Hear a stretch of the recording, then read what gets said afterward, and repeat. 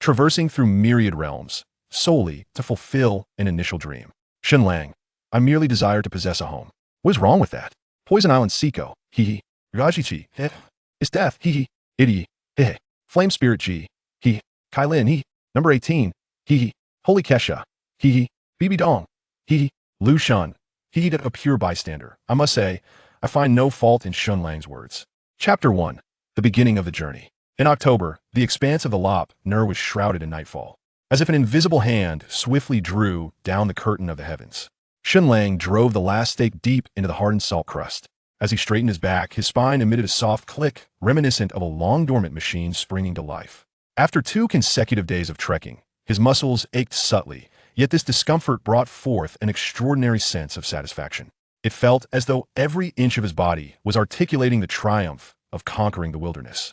His tent, a professional-grade adventure model, resilient against winds and sands, stood like a solitary island in this desolate expanse, defiantly resisting nature's mercilessness.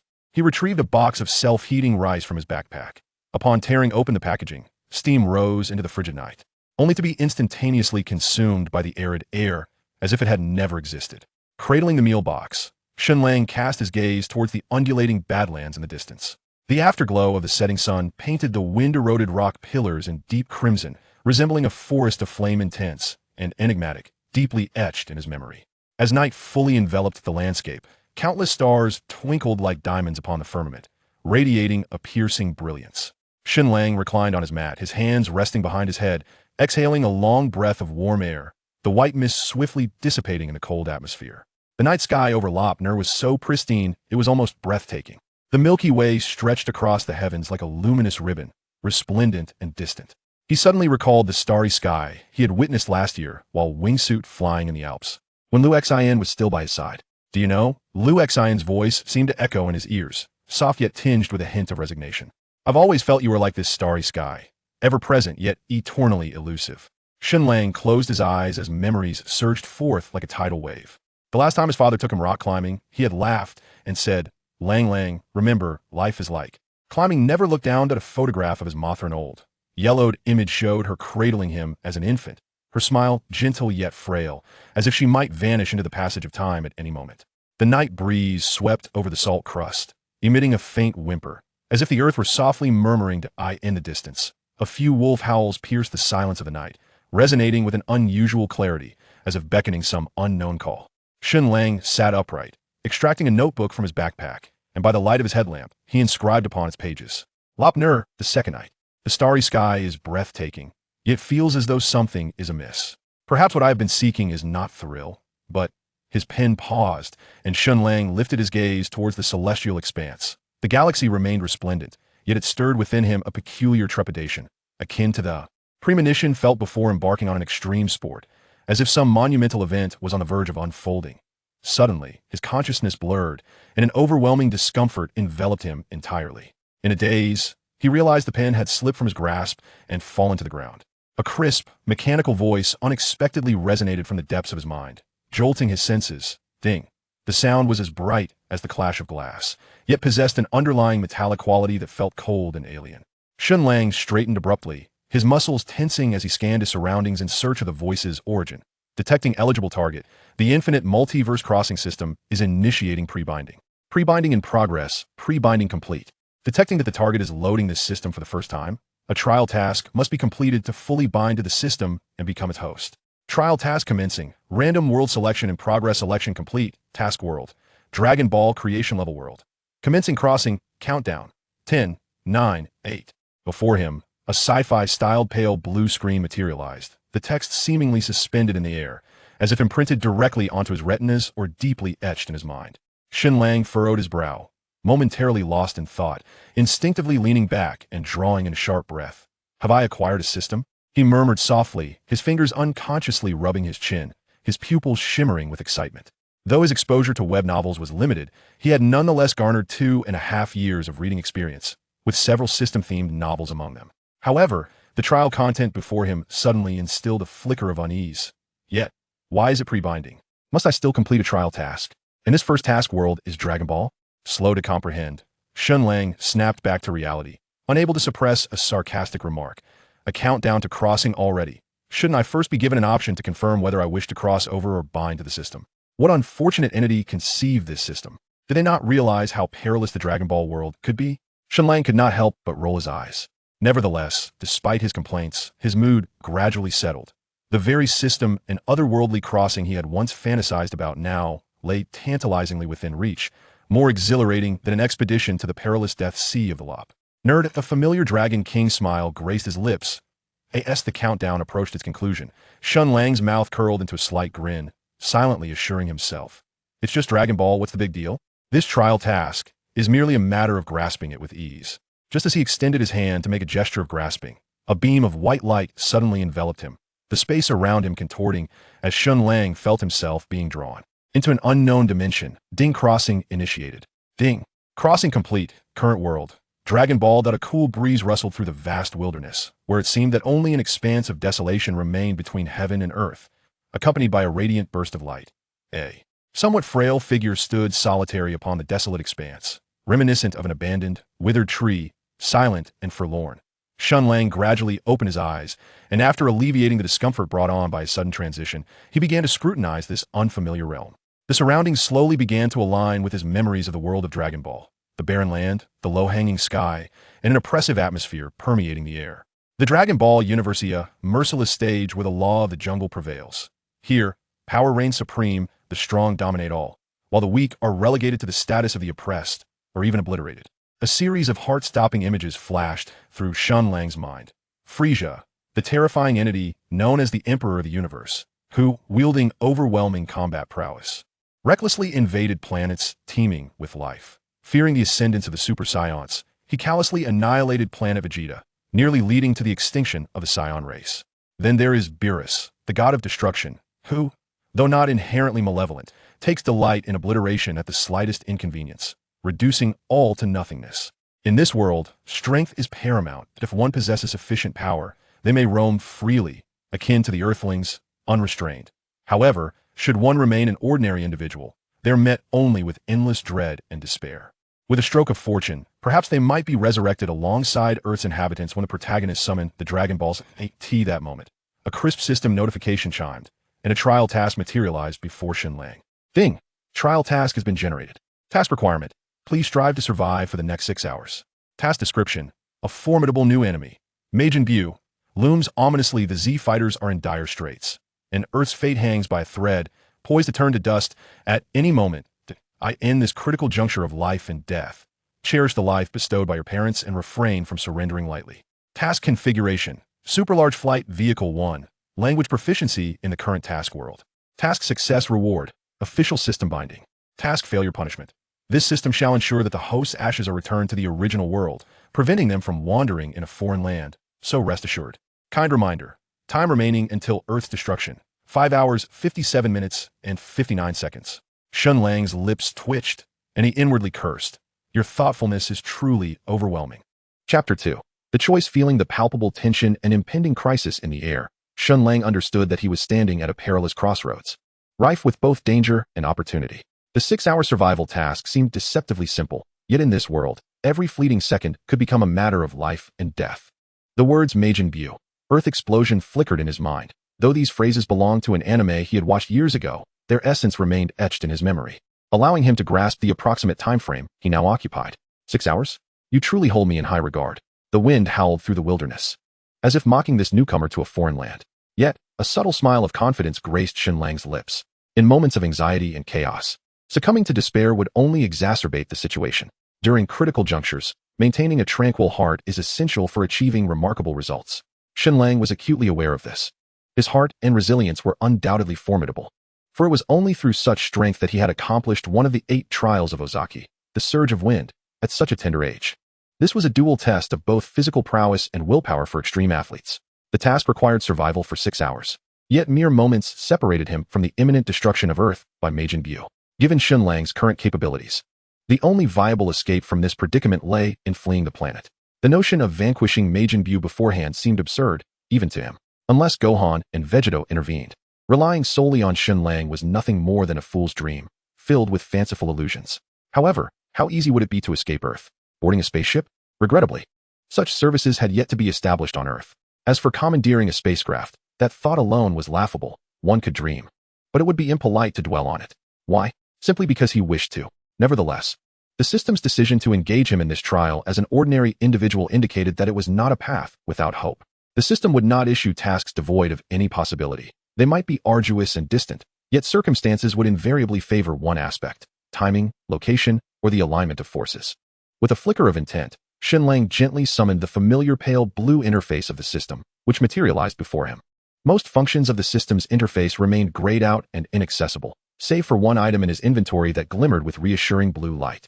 Channeling his focus, he opened the inventory to reveal the super-large powerful aircraft mentioned in the task configuration. Was the name super-large powerful rather casual and unrefined? A slight twitch at the corner of his mouth betrayed his amusement, yet he proceeded to extract it. With a resounding pop, a sleek, silver-hued spacecraft, exuding a sci-fi allure, materialized before him. Shen Lang reached out to caress the cold metallic surface of the vessel, his eyes brimming with curiosity and intrigue. As he concentrated on examining the aircraft, a line of icy text abruptly appeared above it. Super-large powerful aircraft, maximum speed, 1000, attribute, can withstand one fatal attack, 11. So it is indeed true. Shen Lang murmured to himself, a glimmer of understanding shining in his eyes. Although the majority of the system's functions are temporarily inoperative, the tools provided by the system can still be examined for their attributes. This enables him to better utilize these instruments and devise more effective strategies. Upon opening the hatch and stepping into the cockpit, he felt an overwhelming sense of familiarity as he grasped the steering wheel. The operational data of the aircraft seemed to be directly infused into Shen Lang's mind, allowing him to master the machine with ease. The fact that all data and operations were seamlessly transferred into my consciousness is rather impressive, he mused, a rare smile gracing his resolute face. He gently caressed the control panel and murmured, "Unfortunately, the map function is still unavailable." After a brief moment of contemplation, Shen Lang had already outlined a general course of action. Escaping Earth was his primary objective. However, before that, he must confront a more pressing crisis: the massive energy wave attack unleashed by Majin Buu in the sacred world of the Kais. This assault had nearly obliterated all of humanity on Earth, making it imperative for him to devise a strategy to survive this calamity. He estimated that only 2 to 3 hours remained before Majin Buu unleashed his full power, and such a wide-ranging, precise attack would likely afford him some operational leeway. With a furrowed brow, Shen Lang absently rubbed his chin and spoke softly to himself. Recalling the events from Dragon Ball, he noted that those who survived this catastrophe included not only the warriors present in the sacred world, but also formidable martial artists like Tian Shinan, who had the capability to evade such energy blasts. It seemed the only other survivor was the invincible Mr. Satan, who had never met his end. Oh, and there was also a dog that had been saved by Buu. Yet, Shen Lang understood that he was entirely different from these characters. Lacking the strength of a warrior and the protagonist's aura that surrounded Mr. Satan, he realized that attempting to replicate their feats and relying solely on his wits to evade this disaster would likely be a futile endeavor. Faced with Majin Buu's energy wave attack, with his current abilities being far inferior, he would probably not even have time to react. Although the massive spacecraft boasted features such as autopilot, energy shields, and emergency evasive maneuvers, Majin Buu's power surpassed that of a Super Saiyan 3. Whether the spacecraft could withstand an assault of that magnitude remained uncertain.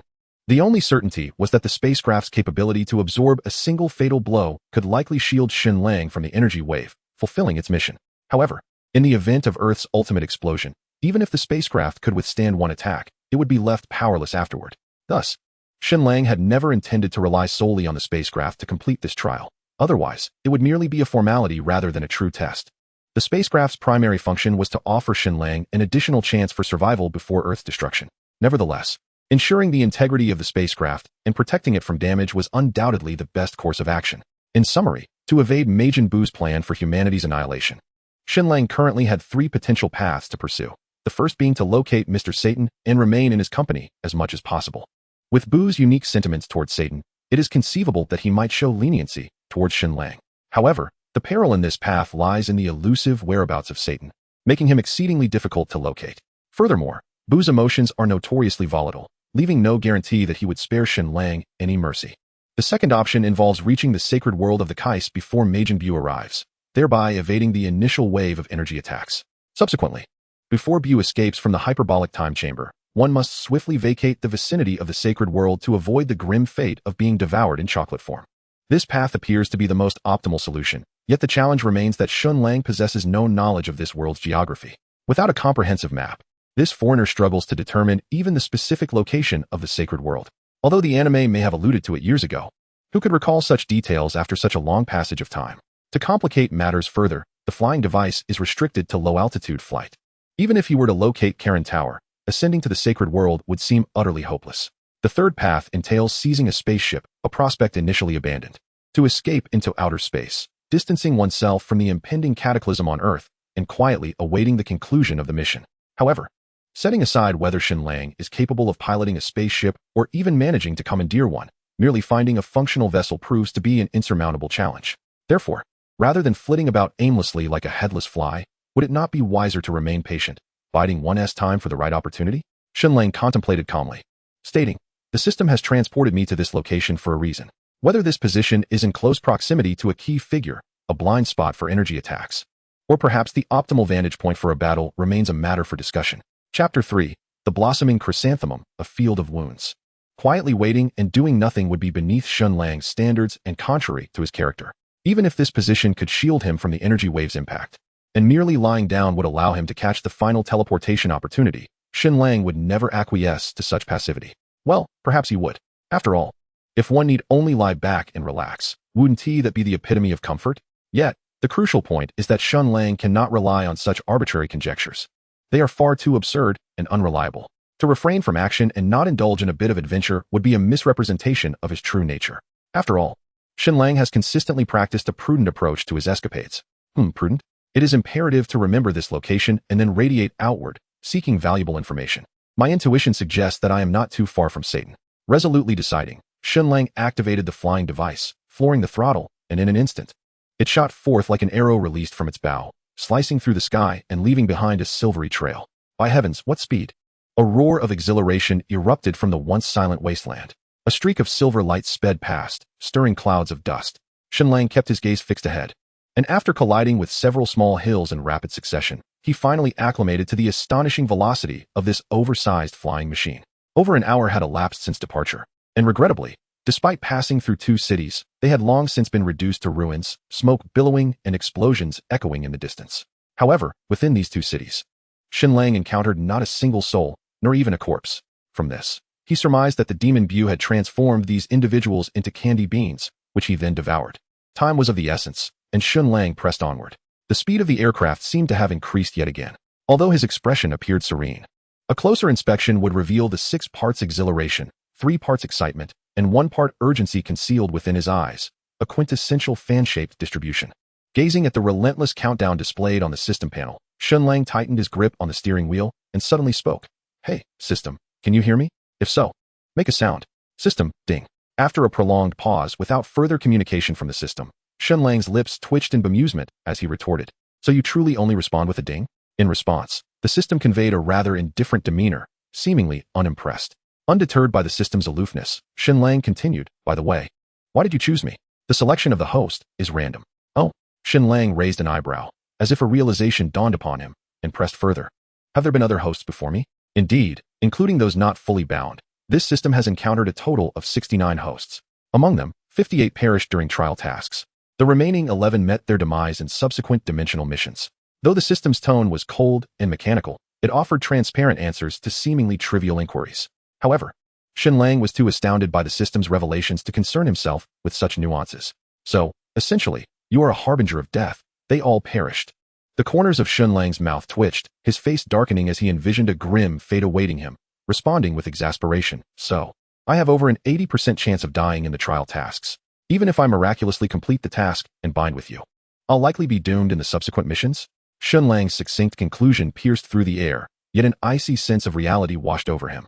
Despite his self-assured belief in his extraordinary talents, his intelligence, courage, and wisdom far surpassing the average, he had lived a life of privilege, with every endeavor seemingly effortless, achieving remarkable results in all he undertook.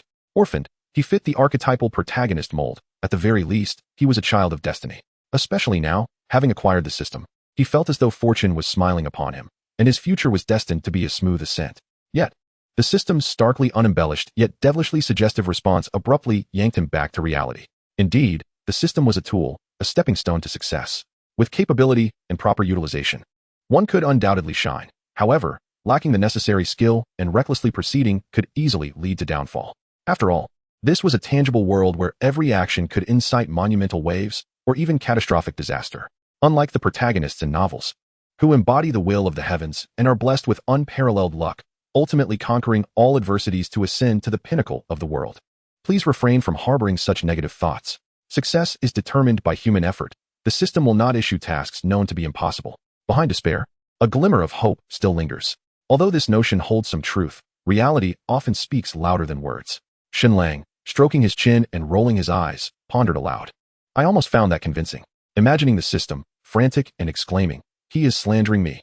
Shen Lang, reflecting deeply, calmed his mind and focused on piloting. Regardless, having embarked on this irreversible path, overthinking would only serve to trouble the mind of the unworthy. The most pressing concern now was to navigate through the trial tasks. Everything else was inconsequential. Yearning for freedom? Quite possible, as long as one's strength was formidable enough to obliterate adversaries with a mere gesture. How could one follow in the footsteps of predecessors?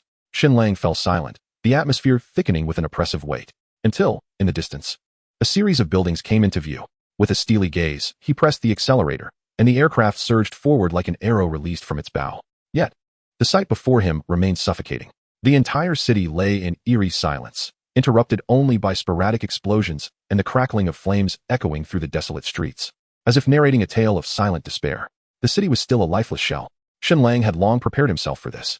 Slowing his speed, he navigated the aircraft slowly through the city, his eyes scanning the surroundings like a hawk, attempting to glean useful information from the shattered streets, collapsed buildings, and the occasional intact screen. However, aside from fragmented news broadcasts and trivial information, he gleaned nothing of worth. Stopping the aircraft in front of a supermarket, Shen Lang resolved to scavenge for supplies. After all, having endured an entire day of walking in the original world, he was utterly exhausted. After a hasty meal to satiate his hunger, he barely rested before being thrust into this new realm, followed by 3 grueling hours of frantic piloting. At that moment, Shen Lang's energy was at an all-time low, desperately needing sustenance to revive his spirit. With swift efficiency, he devoured a portion of fast food obtained at no cost and downed a bottle of energy drink, feeling significantly revitalized. A glance at the countdown timer on the system panel, now less than 3 hours, elicited a resigned shake of his head as he turned back to the aircraft. Time was of the essence. Indeed, just as he finished his lamentation, a blinding red light suddenly enveloped the sky, a massive chrysanthemum blooming above, followed by a torrential downpour. Countless waves of energy surged like raindrops, rapidly magnifying in Shen Lang's pupils. His heart raced, and he hastily activated the aircraft's energy shield and emergency protocols. Although he had entertained reckless notions before, he ultimately suppressed them with rational decisiveness. His life was his own. He must steady himself and refrain from folly. Countless waves of energy raged across the surface of the earth, attempting to annihilate billions of humans. Even the formidable Majin Buu would struggle to precisely control the landing points of each energy wave. Yet, as the old adage goes, in times of poverty, precision strikes. In times of wealth, overwhelming firepower. Clearly, in this regard, Majin Buu was exceedingly affluent. The wealth was enough to bring tears to Shen Lang's eyes. At the very moment when a dozen energy waves were about to descend, the previously still aircraft suddenly erupted into chaotic motion like a frenzied steed. The instantaneous acceleration was overwhelming. Despite the protective mechanisms in place, Shen Lang felt a wave of discomfort surge through him, his stomach churning.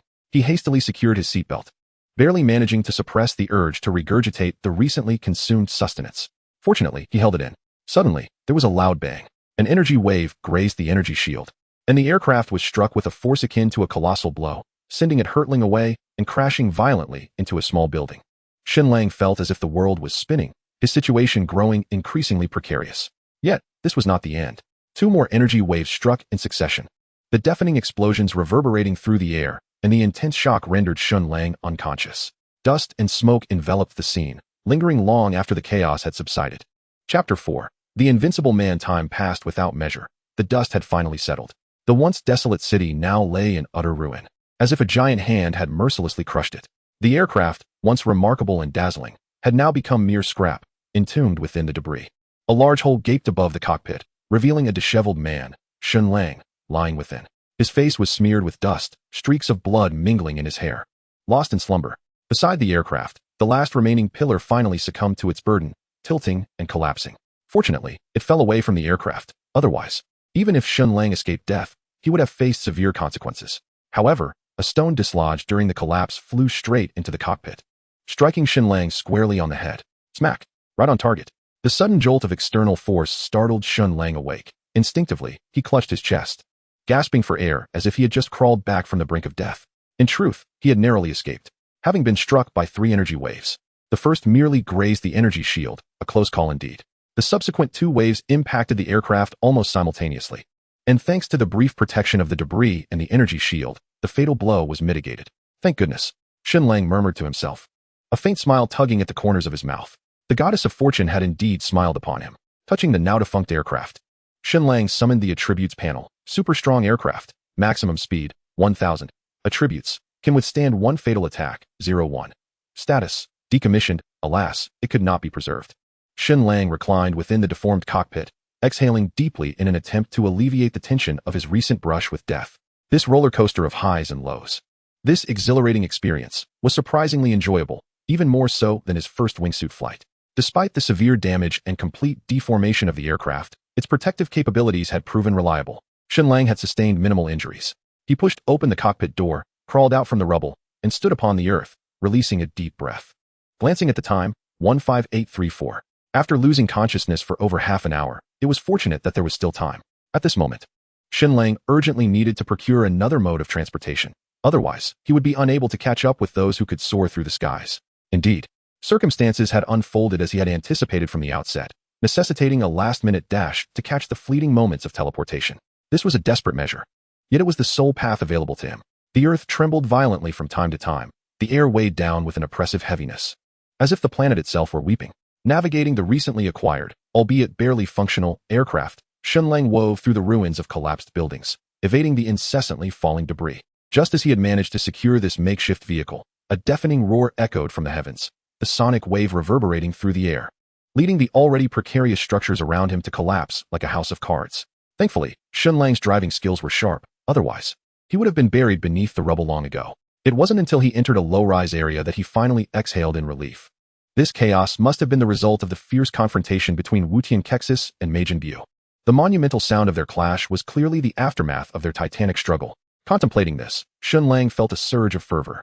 The mere frailty of the human form could wield such cataclysmic power. It was truly exhilarating.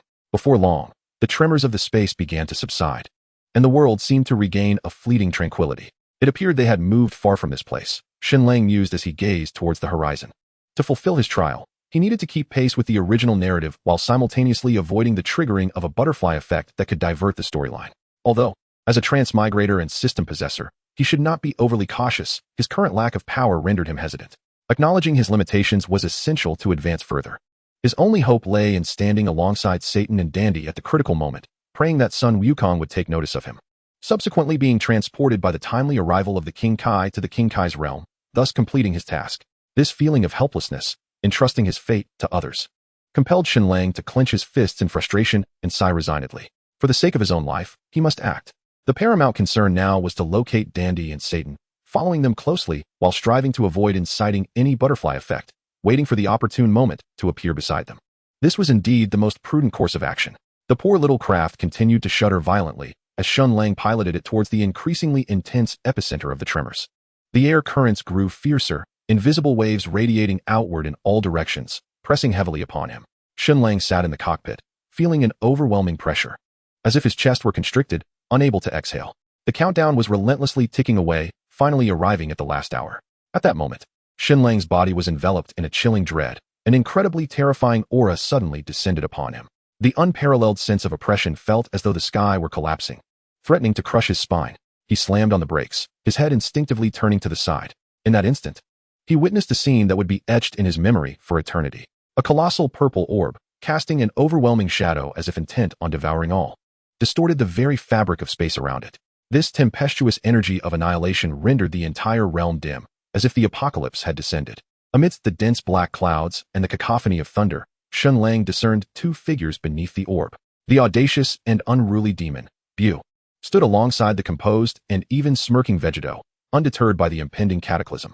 This scene struck Shen Lang with profound impact. In the face of such peril, he knew he must first achieve his own objectives. Forcing himself to regain his composure, he scanned the surroundings and eventually spotted Dandy and Satan, who were also fixated on the battlefield from a corner. Everything was in place. All that was needed was the right moment. If he could just find a safe distance away from the collision of these 2 formidable beings, he would be secure. One thought echoed in his mind: survive. Thus, under the gaze of the onlookers, the mesmerizing, ominous purple energy sphere began its slow descent. with hair flowing in the wind, the invincible man, adorned with an unwavering smile, confidently extended his hands and steadfastly blocked the colossal energy blast. The earth shattered beneath the onslaught, and violent winds wreaked havoc as Shen Lang sought refuge behind his craft. Intently observing the spectacle before him, he was determined not to miss a single detail of this extraordinary scene. Here you go. Vegito suddenly unleashed his energy, brutally propelling the sphere forward before delivering a final kick that detonated it in the cosmos. An even more ferocious wave of energy surged forth, and Shen Lang felt as though his small craft had been slightly dislodged from its trajectory. He hurriedly retreated inside the vehicle, though shielded. The force of the blast still sent it tumbling several meters, leaving him disoriented. Nothing could compare to the craftsmanship of the system's vehicles, he mused silently. Just then, Vegito appeared in the sky with almost instantaneous speed, confronting the demon Bu from afar.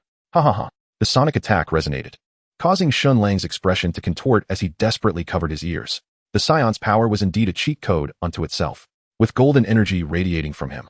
Vegito finally transformed into a Super Saiyan. Incredible, Shen Lang marveled. Chapter 5, Mission Accomplished, Return. An exquisite display of power and velocity unfolded, each strike resonating with visceral romance. The sky was filled with countless afterimages, each collision echoing like thunder, as the ferocious energy waves lifted the rocky ground into towering tsunamis. Their speed was so astonishing that it eluded the naked eye, leaving only the explosive flashes of energy to trace their battle in the void. The earth trembled. The sky ignited. This was a clash beyond the reach of mortals, a pinnacle of combat that animation could scarcely depict. Yet, all of this was merely Vegito toying with the demon Bu. The invincible Vegito, the mightiest Gogeta from another dimension, these were not mere boasts. Under the weight of absolute power, you could stir no tempest. The worldview of Dragon Ball is such that the chasm of battle power cannot simply be bridged by sheer force. A mere difference of one level creates an insurmountable divide. Regrettably, the Scion's inherent arrogance and pride are on full display at this moment. Even though Vegeta possesses an overwhelming advantage, he refrains from directly vanquishing Majin Bu. It seems he wishes to rescue Gohan and the others. Perhaps one could consider him a good father. Shen Lang remains silent, merely sighing in despair. He is troubled, yet he does not voice his anguish. Were it not for his unfamiliarity with Goku and the others, he would have leapt forth to implore, please, take him down with a single blow. Your son can be revived by the Dragon Balls. Is it too much to ask for me to suffer less? Alas, this remains but a fleeting fantasy. He can only stand by, watching the quintessential Saiyan combat display unfold before him. Before long, the battle between Vegeta and Majin Bu approaches its climax. Believing he has seized an opportunity, Majin Bu gleefully absorbs Vegeta, dancing in the air like a child who has just received a new toy, reveling in chaotic delight.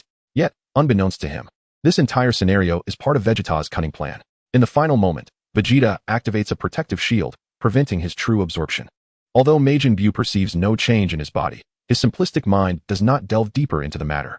Thus, he continues his unrestrained rampage through the skies, occasionally swooping down to cities, carelessly unleashing energy blasts, or bursting into food establishments to indulge in gluttony. Dandy cautiously trails Majin Bu's energy signature, gripping Satan tightly.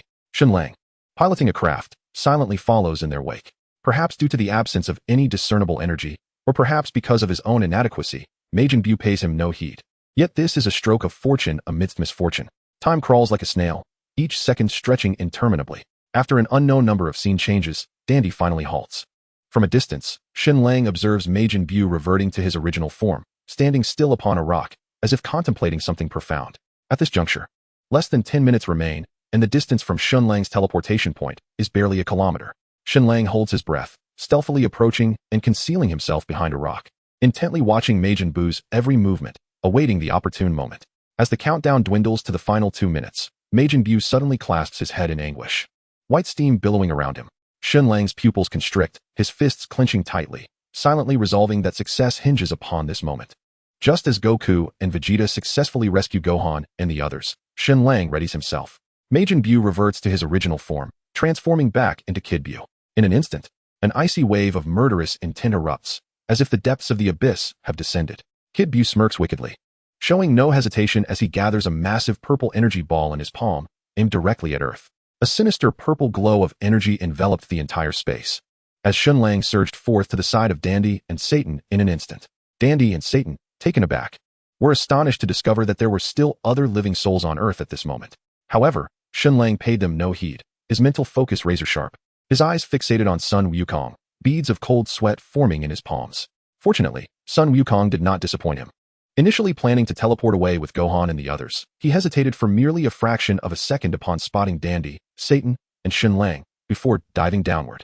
Sun Wukong urgently shouted, "Quick, grab hold of me." Yet, just as Shen Lang and the others reached for Sun Wukong, the destructive energy blast was nearly upon them, leaving no time to execute the instantaneous move. In a moment of dire urgency, a brilliant light flashed. The Supreme Kai, who had been observing the unfolding drama, finally made a dazzling entrance, seizing Sun Wukong and Vegeta, whisking them away once more into oblivion. At this moment, the countdown had dwindled to a mere 100 seconds. After a brief moment of dizziness, Shen Lang felt his body grow heavy, crashing heavily to the ground, his backside aching. "We made it. But Gohan and the others are still on Earth." Sun Wukong sat on a rock, his expression filled with frustration as he regained his strength. "Kakarot, why did you not rescue Trunks and the others first, instead bringing along these 3 useless individuals and this wretched dog?" Vegeta's fury erupted, gripping Sun Wukong by the collar. Having already lost his wife, now he faced the death of his only son, driving the once proud Saiyan prince, who had fully integrated into Earth life, into madness. Sun Wukong found himself at a loss for words. Indeed, this was his fault. As Vegeta and Sun Wukong argued, a sudden beam of light descended from the heavens, and the inconspicuous Shen Lang vanished from sight, as if he had never existed. The others exclaimed, "What in the world?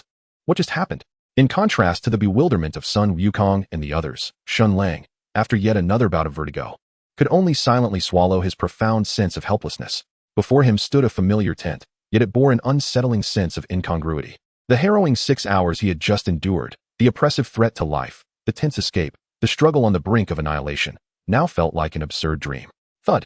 Exhausted in body and spirit, Shen Lang collapsed heavily onto the sleeping mat, his chest heaving violently, cold sweat soaking his back. "I survived. I truly survived." He looked down at his battered hands, his fingertips still trembling. The soreness in his muscles and the mental exhaustion served as stark reminders that all of this was painfully real. Ding! A chilling electronic voice suddenly resonated within his mind. "Congratulations, host, on completing the trial task. The system is now officially bound. Binding initiated. Binding complete." Immediately, the system's tone shifted to a cheerful cadence, even tinged with an oddly endearing familiarity. "Congratulations, host, on successfully binding. All permissions of this system have been unlocked. Please check your attribute panel and claim your rewards, dear." The last term of endearment caused Shen Lang's lips to twitch. What a peculiar sensation this system evoked, reminiscent of a Taobao customer service representative. Where did your aloof persona go? Chapter 6, Battle of the Week? Perhaps it is better to not even engage? The flickering reward notification on the system interface acted like a potent stimulant, instantly dispelling Shen Lang's drowsiness.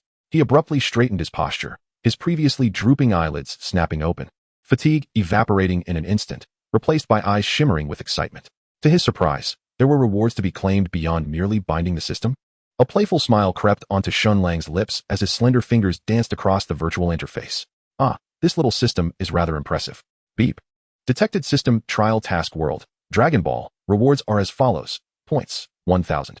Unlock Chi type. Training system of Dragon Ball world. Saiyan bloodline. Ordinary. The succinct 3 lines of text instantly drew Shen Lang's gaze to the final item. Saiyan bloodline. This bloodline, symbolizing boundless potential within the Dragon Ball universe, conjured the rebellious figure of Vegeta and his cataclysmic battle prowess in Shen Lang's mind. That wild spirit of defiance against the heavens and earth was deeply imprinted in his memory. Without a moment's hesitation, Shen Lang retrieved the syringe containing the Saiyan bloodline. The transparent vial, filled with a pale golden liquid, shimmered under the moonlight, as if it harbored boundless power. His hand, gripping the syringe, trembled slightly, eyes glinting with undeniable desire. Saiyan bloodline, a unique bloodline of the Dragon Ball world. Note: the ferocious factors within the bloodline may affect the user's consciousness, but upon breaking the bloodline shackles, one can transform into a Super Saiyan, gaining an exponential increase in strength. Potential rating, level. Usage, intravenous injection, gentle reminder. The fusion process may be a tad uncomfortable. Reading the gentle reminder in parentheses, Shen Lang couldn't help but roll his eyes. "Are you quite certain it will only be a tad uncomfortable?" He scoffed, skeptically muttering, "Surely. It must be a million times more uncomfortable. Do you take me for a Navi fool?" Situated in the desolate expanse of the Lop Nur, Shen Lang suppressed the overwhelming urge to inject immediately and cautiously returned the syringe to the system space. His attention then shifted to the orb known as Chi type. It radiated a soft blue glow, neither glaring nor scorching, but rather exuding a comforting warmth, akin to returning to a maternal embrace. Well, at least it could serve as an emergency light, Shen Lang jested, before cautiously inquiring. "By the way, Fusing this won't also be a million times uncomfortable, will it? No. Chi-type fusion is governed by rules, completely painless, rest assured. It even provides explanations. Shen Lang weighed the orb in his hand, noting that it paradoxically made him feel less assured. The once cold and mechanical system suddenly seemed to exhibit a hint of emotion, prompting Shen Lang to tease it. Imagining the adorable sight of the system sprite pouting and stomping its feet made Shen Lang smile broadly. Suddenly, Shen Lang made an unexpected move. He directly placed the chi type into his mouth. Although the orb appeared rather large and solid, it was surprisingly not choking. It was icy and cool, melting instantly upon contact, devoid of any awkwardness. Simply put, exquisite. Shen Lang smacked his lips in satisfaction. The system inquired, "Do you not think your actions are rather presumptuous?" Shen Lang held a deep trust in the system, dismissing the conspiratorial notions often found in novels as mere nonsense. However, the integration of Saiyan bloodline was a different matter entirely.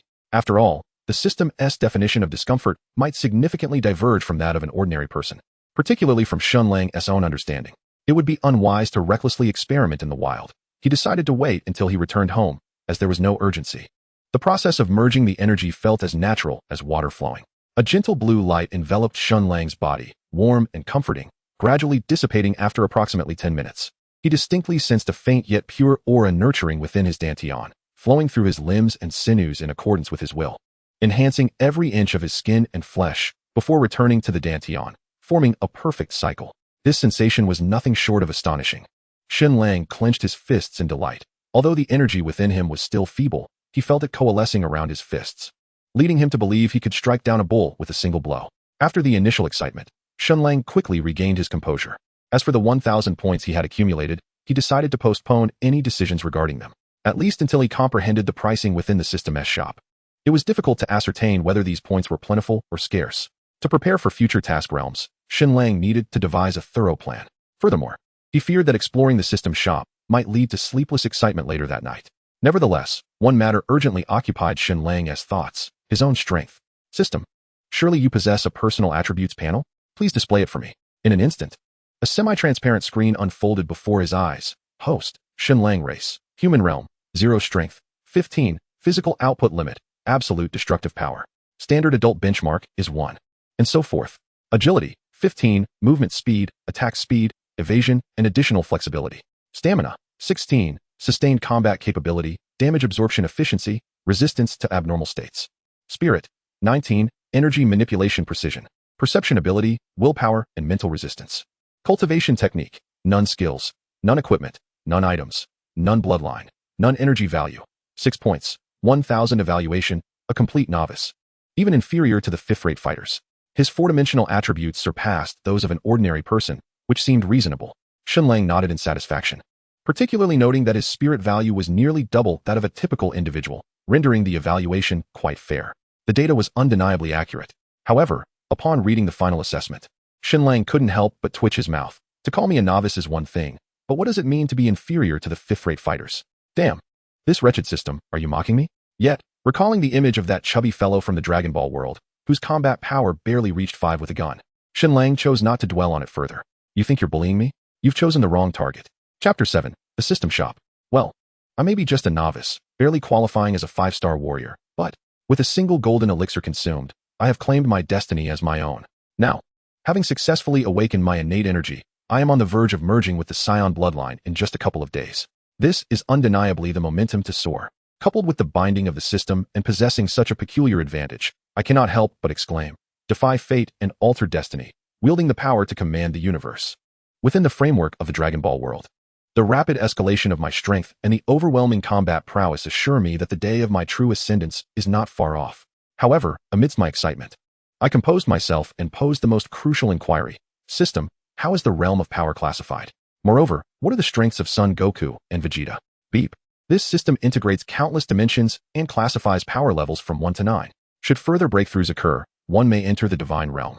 However, this divinity is not to be confused with another, and at present, the host need not concern themselves with this realm.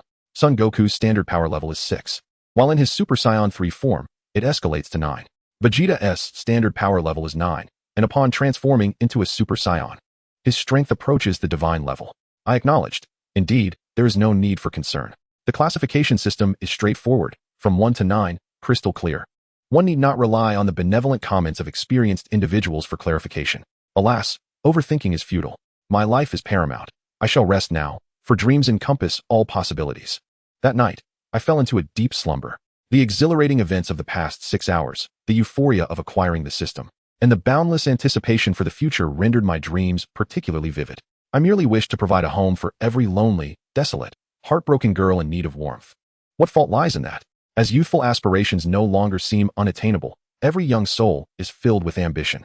The following morning, rejuvenated and invigorated, I tidied up briefly, cleared away the clutter, and shouldered my pack to embark on my journey home. Along the way, I found myself engrossed in studying the system, my mouth watering at the sight of the myriad of offerings in the shop. Indeed, these systems often entice one with grand promises in the early stages. Martial arts, Changchun skill, level 1, 300 points, essential for health and longevity. Chi body source flow, level 3, 2,500 points, second to none, one of the 8 extraordinary techniques. Burning decision, special technique, can be upgraded, cap at level 6, 3, 5 million points, devours foreign fire, limitless potential. Transformative freedom technique, divine quality, forget it. Unaffordable, the signature of the Emperor of Ruin, do you think you are worthy? Skills, great fireball technique, 500 points, the Uchiha clan's ancestral fireball. Treasure of kings, 4, 5 million points. The king shall sever limbs, the king shall crush skulls, the king shall bring joy to the world. Turtle School Kamehameha, 180. 000 points. The essence of Master Rashi's teachings, a soul-piercing blast. Potency varies with the user's strength. Revive, my beloved. Causality skill, 300. 000 points. Simply shout it out loud to resurrect a loved one. Note, use with caution, as it may lead to social death. Earthly transformation of 72 changes. Divine quality, I am a being beyond your reach, akin to the great sage, do you even dare? Equipment and items. Suspenders, 1 point, essential for singing and dancing. Explosive talismans, 5 points, similar to Naruto, indispensable for domestic travel or nefarious deeds.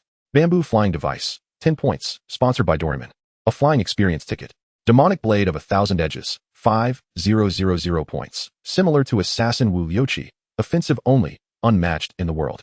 Devil fruit, 10,000 points. There are no worthless devil fruits, only inept users smirking. Million-year soul bone, 100,000 points. Top-tier cheat from Doloa continent. But beware of being targeted by Tang Buddha. You have already chosen the path to death. Eastern Emperor Bell, Tai, I miss you dearly, a treasure from the primordial chaos. A longing for the Eastern Emperor Tai's first Yuan Wei. Furthermore, the system shop boasts an array of auxiliary elixirs, bloodline talents, battle mounts, and special services, leaving one dazzled. Alas, the landlord's purse is empty. Shen Lang sighed, resolved to be frugal. Enhancing one's strength is imperative, yet blindly exchanging points before truly entering the task world is unwise.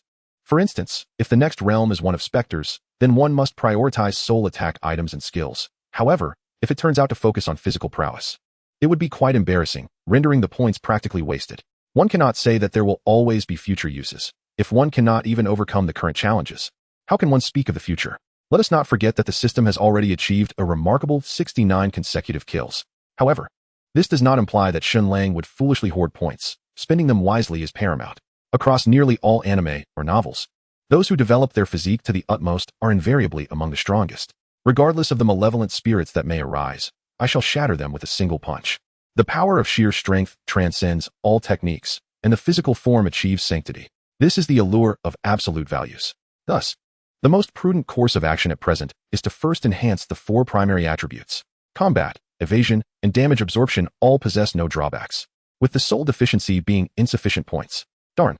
Upon investigation, Shen Lang discovered 2 methods to enhance attributes. One is through persistent training, the other is through hanging around.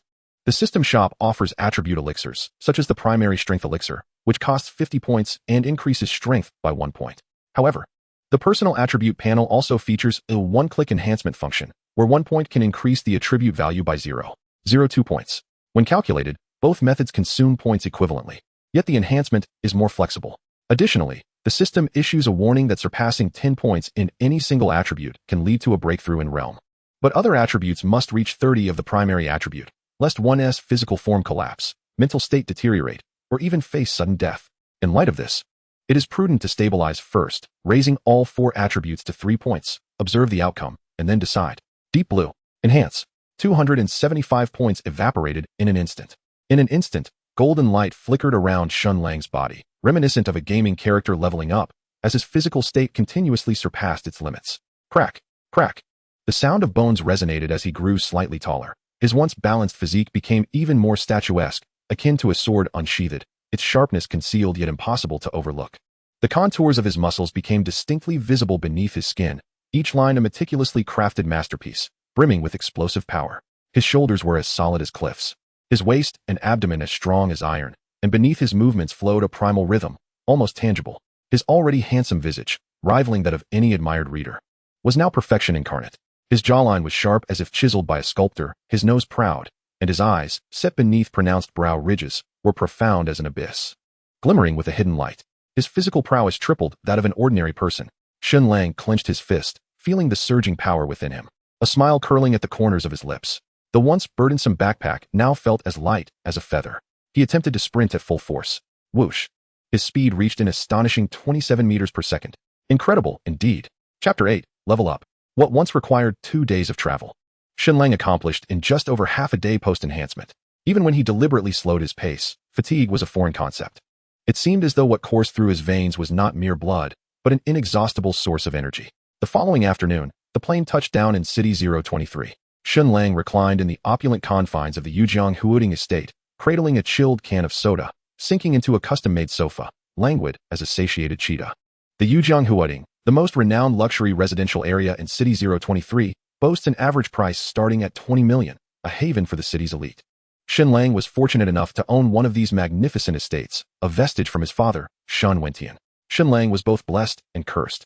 From a young age, he was the epitome of a model child, excelling academically, possessing extraordinary intelligence, and exhibiting remarkable independence.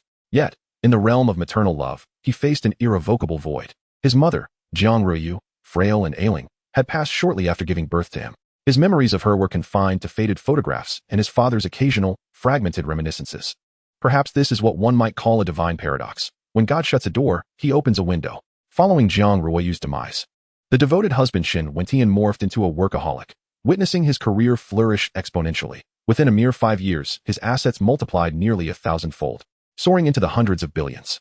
He subsequently ventured into extreme sports, and tragically, during an accident when Shen Lang was 14, he departed this world forever. It seemed, perhaps, that Shen Wentian had always cared solely for that door that had been shut. Fortunately, in his pursuit of extreme sports, Shen Wentian had wisely invested the majority of his wealth in Shen Lang's name across various industries, ensuring an annual dividend exceeding 1 billion, liberating the young and lonely Shen Lang from the burdens of survival. Although his father's passing plunged him into a long period of despondency, he ultimately thrived, buoyed by his exceptional intellect and independent spirit, living more splendidly than anyone else, with a nonchalance that incited envy and resentment, prompting others to wish for his downfall in favor of their own ascendance. Regrettably, the one who ultimately triumphs remains Shen Lang, a mere child at heart. Today is October 5th, during the National Day holiday.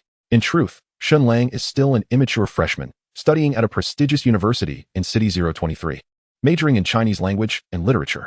His choice of this field was solely due to its relatively easy coursework and the abundance of female students. Disenchanted with worldly matters, Shen Lang shows little regard for the significance of university or major. Living a life free from financial worries, he is annually burdened by substantial dividends. To him, money has long since become a mere string of numbers. I harbor no interest in wealth. Instead, he finds fascination in ancient culture, firearms combat, and extreme adventures. In his spare time, Shen Lang often dedicates merely a month or two to master a particular skill, achieving remarkable proficiency. Now, with a system at his disposal, his gaze has shifted towards the myriad realms of existence. Time is of the essence. After regaining his composure, Shen Lang retrieves a test tube containing Saiyan bloodline. The cold needle poised against his arm's vein. He injects. In the first second, it feels as though magma has surged through his veins. With a sharp gasp, Shen Lang arches his back, his fingers sinking deep into the sofa's armrest, the leather protesting under the strain. Excruciating pain erupts from the injection site, akin to electrified wires frantically coursing through his body, every muscle spasming. By the third second, his bones emit a disconcerting creaking sound. Clenching his teeth tightly, he presses his forehead against his knees, cold sweat rapidly soaking his shirt. His spine feels as if it is being disassembled and reconfigured by an invisible force. A strange throbbing pain radiating from his coccyx, as if some dormant gene is awakening. In the 10th second, visions invade his consciousness. Fractured images flash amidst the agony. Memories of a warlike nation battling across the stars, a giant ape transforming under the full moon, and the surging battle prowess gained from repeated near-death experiences. These memories, foreign to him, are being forcibly inscribed into his mind. Shen Lang suddenly tilts his head back, swallowing a cry of pain as his entire being surges with energy. The glass on the coffee table shatters, the television screen erupts with fine cracks, and every electrical device in the room emits a piercing static noise. By the 30th second, the storm calms. Shen Lang collapses onto the sofa, gasping for breath, only to discover a faint blue aura coalescing around his palm. The armrest of the sofa is now contorted, and shards of glass litter the floor. Ding! Fusion of Saiyan bloodline complete. The bloodline fusion does not significantly enhance the user's attributes, but does provide some minor improvements. As Shen Lang examines his attribute panel, he notes varying levels of enhancement across all 4 dimensions. Endurance has surged to 45, strength follows at 41, agility at 39, and mental acuity remains stagnant at 31, indicating no growth whatsoever. Indeed, the minds of Saiyans are predominantly muscle. It is no wonder that ordinary Saiyans lose their rationality upon transforming into giant apes. This system is quite the burden. Is this merely a tad uncomfortable? Such suffering is hardly less than being drawn and quartered. Shen Lang can only shake his head in disbelief. Had it not been for the prior enhancements to both his physical and mental fortitude, he would have genuinely feared that he might not endure this trial. Fortunately, the elevation of his capabilities was tangible, with a substantial number of points remaining. Shen Lang resolved to endeavor to augment his endurance to the maximum of 10, aiming to transcend his current realm. The breakthrough into a new dimension represents a significant metamorphosis in life, promising a qualitative leap in combat prowess. His decision to prioritize the fortification of endurance was not solely predicated on its existing superiority, but also on the understanding that greater endurance would substantially enhance his survivability. The augmentation of physical resistance and recovery capabilities would significantly increase his margin for error, while fortifying agility might also elevate his survival odds. Its primary benefits lay in evasion and escape. However, it rendered him somewhat fragile and overly reliant on reflexes, resulting in a low tolerance for mistakes. Reality is not a game, and a single misstep could lead to total catastrophe. Naturally, if circumstances allowed, Shen Lang would prefer abilities akin to an indomitable body, one impervious to defeat or death. When an adversary is incapable of bypassing his defenses or poses no existential threat, is evasion even necessary? Clearly not. Skeptical?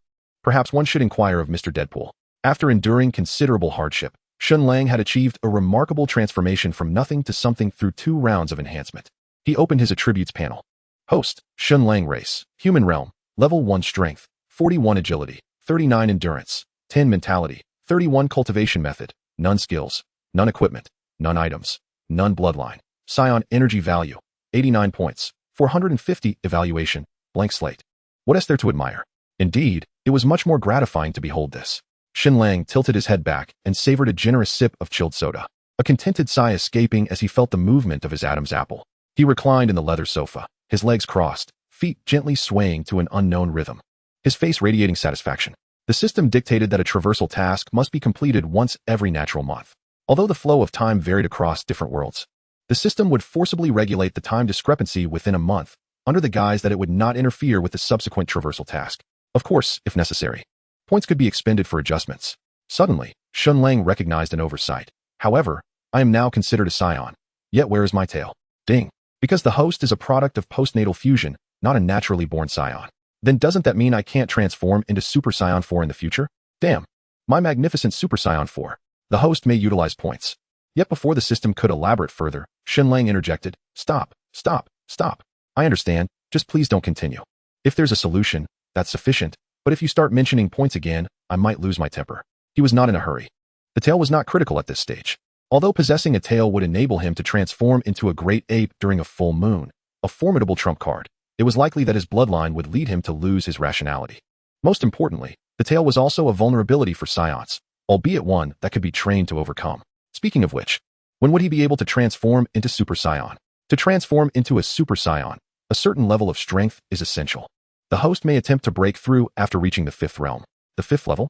A long and arduous journey lies ahead. Chapter 1. The flowing realms and the ironclad, disciplined morning mist envelopes the surroundings, with dew droplets suspended in the air.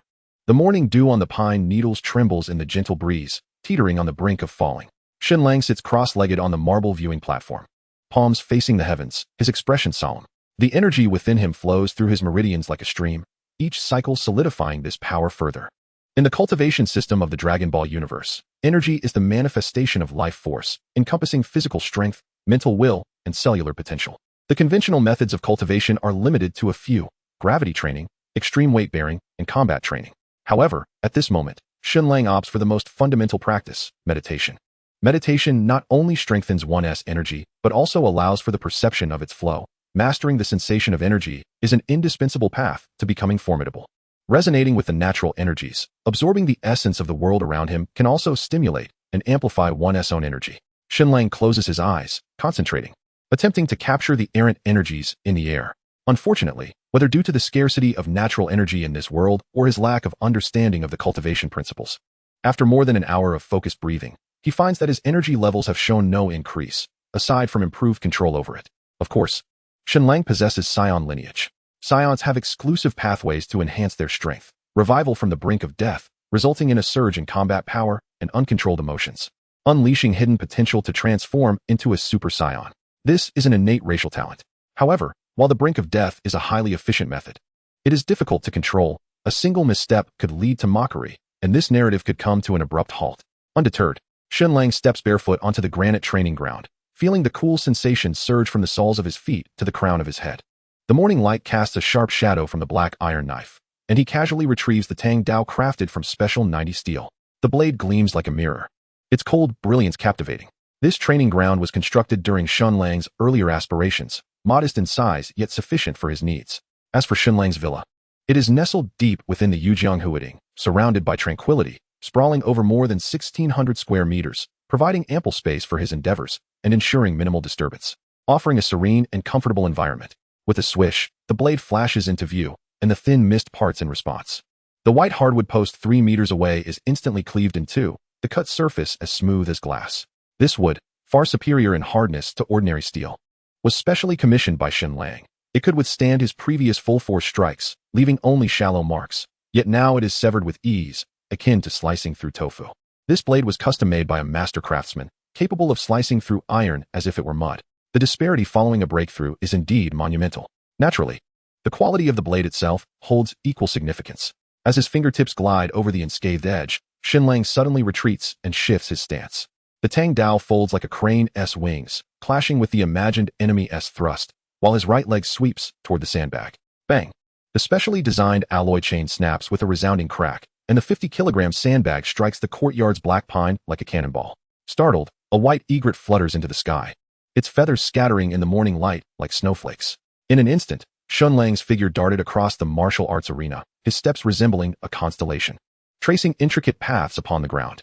At the moment his toes lightly touched the granite, he vanished like a specter, reappearing 3 meters away. The Tang Dao blade sliced through the morning light, unleashing a silvery arc. The throat of his imagined adversary erupted in a mist of crimson, as if the dew had been shattered by the force of the blade. With a swish, amidst the flickering lights of the sword, Shen Lang sometimes resembled a dragon, gracefully sweeping through the air with his Tang Dao. At other times, he embodied a ferocious tiger, his fists and feet conjuring a fierce gale. The specially crafted alloy dummies erupted with sparks, and the steel columns, capable of withstanding a truck's impact, bored deep, vicious gashes. Most astonishingly, his breath remained remarkably steady throughout. It was only when the sun reached its zenith that Shen Lang abruptly ceased his movements. The Tang Dao returned to its sheath with a resonant clang, the echo lingering in the courtyard. The leaves, swept up by the blade's wind, finally began to cascade down, with a few still suspended in the air being silently cleaved in twain by the residual blade aura. At lunchtime, the housekeeper Su Wanlin's pupils momentarily widened as she received the list prepared by Shen Lang. The 5 pages of A4 paper were densely filled with requests: 100 military rations, 100 tactical medical kits, 10 swords, bows, and firearms, 100 combat uniforms, 100 disguise masks, 10 reconnaissance drones, infrared night vision version, and an all-terrain armored vehicle. Even a motorhome? Wait a moment. Sir, what are you planning? Su Wanlin, well aware of Shen Lang's eccentric tastes, typically prepared an array of peculiar items for him. But this time the quantity was truly staggering, and the range of required supplies was overwhelmingly comprehensive. For camping, Shen Lang replied, fork in hand, smiling innocently. For a duration of 1 month. This was a modest preparation for the upcoming task world. Given the unpredictability of that realm, he had compiled a lengthy list that encompassed nearly every conceivable necessity. Aside from the military supplies that were notoriously difficult to procure, he had nearly exhausted his thoughts. The system generously provided a complimentary backpack and storage space, so there was no need for him to scrimp on such trivial expenses. Although the system shop offered a plethora of items, why waste precious points on matters that could be resolved with money? Very well, sir. Su Wanlin elegantly tucked away the list. As a highly paid housekeeper with a seven-figure salary, she was well-versed in the art of discretion and, after a slight bow, turned to leave. It was prudent not to involve oneself in every task. Delegating responsibilities allowed for greater peace of mind.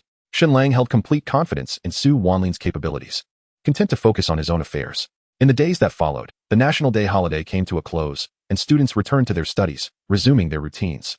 However, Shen Lang was a notable exception, adhering to a nearly regimented schedule. Each day was marked by intense training, particularly in mastering his chi. He diligently analyzed scenes from anime where Son Gohan instructed Videl, all to expedite his learning of the flight technique. The disparity between those who could fly and those who could not was profoundly significant, especially at lower levels of mastery. Dominating the skies allowed for both offense and defense, while those who remained grounded were merely targets for others. In his leisure moments, Shen Lang predominantly immersed himself in watching anime, following dramas, and reading novels. Not for any other reason, but to gain an edge should he ever traverse into those worlds. This routine persisted until the end of November, when, after meticulous preparation, Shen Lang was finally ready to embark on his journey once again. On November 30th, the day of his crossing, as the system's prompt echoed in the air, Shen Lang was toying with a butterfly knife from his tactical belt. Ding! Task World Selection in progress. Selection complete. Target World. High School of the Dead, Lower Tier World. The crossing is about to commence. Please prepare, host. Ah, so it's this classic apocalyptic series, Shen Lang mused in astonishment. After all, the transient nature of systems across worlds contrasted sharply with the steadfastness of High School of the Dead. During this time, he had perused several novels of Infinite Worlds, nearly all beginning with High School of the Dead, thus embedding a vivid memory of this realm in his mind. Shen Lang had even sought out resources for the anime and manga, thoroughly reviewing them, particularly fond of the purple-haired sword-wielding girl and the voluptuous school nurse. Seiko Busujima's resilience and grace, alongside Shizuka Marikawa's endearing naivety, left him quite enamored. An indescribable thought flickered in his mind, prompting Shen Lang to assert, "Ahem, system. I must clarify that I am merely here to complete a task. Establishing a harem is merely incidental." The system fell silent for 3 seconds before presenting a notification. Detected fluctuations in host's moral values. Suggestion to exchange for the title Paragon of Virtue. Limited time offer. 998. As a blinding light engulfed his vision, Shen Lang's last proclamation echoed in his mind. I've already crossed over. What is wrong with wanting to provide a home for beautiful maidens from another world? In the realm of infinite worlds, abstaining from a harem. Did they think him a weakling? Chapter 2. The darkness of humanity. As the 37th clash of bamboo swords resonated through the dojo, Seiko Busujima finally became convinced that the Chinese exchange student before her had yet to exert his full potential. As the heir of the renowned Busujima Swordsmanship School, her keen eyes could detect even the slightest flaw. The wooden sword sliced through the morning light, creating a silver arc as she unleashed a secret technique aimed directly at Shen Lang's right shoulder. This strike could cleave through 3 overlapping tiles, and under normal circumstances, Shen Lang would have blocked it with a standard stance, allowing her to exploit the recoil for a follow-up move. However, today, the man who always wore a gentle smile suddenly took a half-step back. It was this very half-step that revealed the truth to Seiko Busujima. Shen Lang's bamboo sword, seemingly raised in haste, possessed a precision that sent a shiver down her spine. The tip grazed the acupoint on her wrist, sending a prickling sensation like electricity coursing from her fingertips to her elbow. This was no mere coincidence. Such precise strikes could only be executed by a martial artist intimately familiar with the human body as meridians. Yet, as the numbness faded, Seiko's wooden sword had already firmly struck Shen Lang's chest guard. In this bout, Seiko Busujima emerged victorious. However, the nature of this victory felt eerily unsettling. Her palm throbbed painfully, as if truly severed by a sharp blade. With a deep gaze fixed on the smiling man before her, she turned and walked towards the resting room, followed leisurely by Shen Lang. A gentle breeze wafted through the window, caressing the heated bodies of the two individuals who sat facing each other. The fragrant aroma of tea enveloped them, their silence imbued with an unspoken understanding. Shen Lang, known as Shinjun, felt the delicate breath of Seiko Busujima, who leaned slightly forward. Each time you block, your right shoulder drops by precisely half a centimeter. Her fingertips traced along Shen Lang's forearm, gradually ascending until they rested on a particular spot on his bicep, where the rhythm of muscle contraction echoed the cadence of swordsmanship. And so, Shen Lang raised an eyebrow, neither affirming nor denying her observation. I wish to witness the true Shinjun, Seiko declared, her gaze fierce with martial intent. Ready for an unreserved confrontation. That day will surely come. Shen Lang took a sip of tea, a profound smile gracing his lips. And it shall arrive swiftly. They exchanged knowing smiles, falling into a comfortable silence as the essence of tea lingered between them. Unbeknownst to Seiko, Shen Lang's gaze flickered over her exquisite profile before sinking into contemplation. The system's task had been issued the moment he arrived in this realm. Beep. Current world. High School of the Dead. Mission requirements. Eliminate 100,000 corpses and escape from Shenzhen City. Mission progress. 0,100,000. Rewards. 500 points. Gravity ring. 10 free attribute points. Failure penalty. If you can fail at this, you should just leave the group. Time limit. 15 days. Eliminating 100,000 corpses? Shen Lang furrowed his brow, instinctively critiquing the daunting task. That number was staggering. Even if it were 100,000 pigs, the effort would be exhausting. Moreover, these were corpses that could not touch him. What? The corpses can't breach my defenses? Oh, in that case, it's manageable. Even if they lined up for him to strike, he would have to tirelessly slay nearly 28 of them every second for close to 28 hours. After a moment of contemplation, Shen Lang devised a plan: gather the corpses and deal with them in one fell swoop. As for escaping Shenzhen City, that seemed considerably easier. Yet, casting a glance at Seiko Busujima before him, a hint of pressure crept in. His current strength was merely at the initial stage of level 1, strong compared to an ordinary individual, but still limited. If he were unexpectedly ambushed by a high-caliber sniper rifle targeting a vulnerable spot, or even subjected to missile fire, he could easily meet his demise. Of course, should he sense the attack in advance, he could harness his internal energy for defense. However, given that it was an ambush, the principle of a single lethal strike applied. Wouldn't you agree? The crux of the matter was that his current energy was not particularly robust. In simpler terms, it was weak and insufficient for prolonged combat. After all, it had been artificially enhanced without the benefit of years of rigorous training. If he were to accompany Seiko, alongside Shizuka Marikawa, whom Shen Lang had set his sights on, the challenge would become even more formidable. It said that one should not fear the improbable, but rather the inevitable. Should he encounter a group armed with firearms, he might be able to safeguard himself, but the two women would be far more vulnerable. What? Why must I include both of them? Isn't it obvious? I, Shen Lang, am simply a man with a penchant for beauty.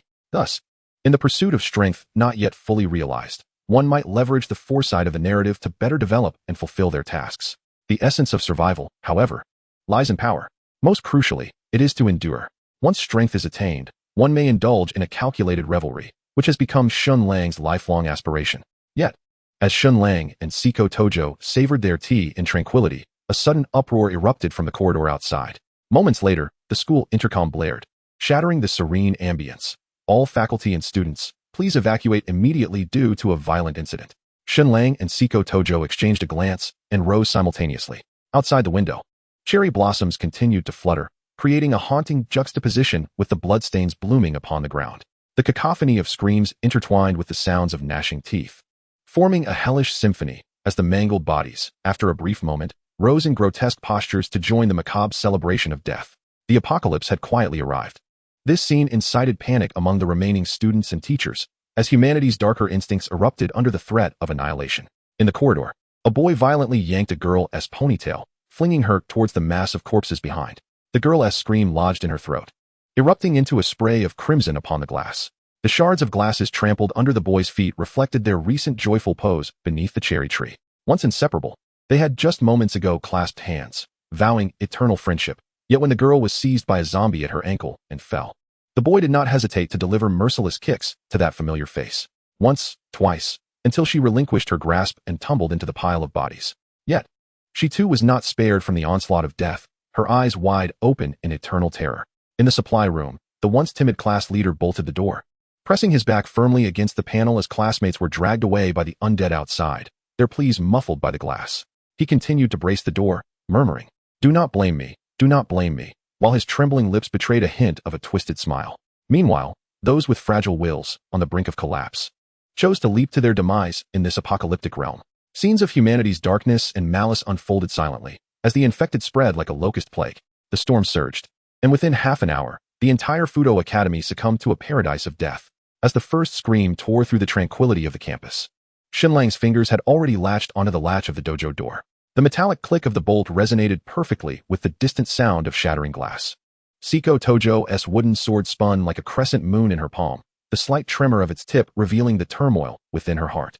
Yet, standing beside Shen Lang, her voice regained the steadiness befitting the captain of the Kendo Club. These creatures, resembling zombies, are now an unstoppable force. Shall we carve a bloody path? As she uttered these words, a flicker of crimson ruthlessness flashed in her eyes.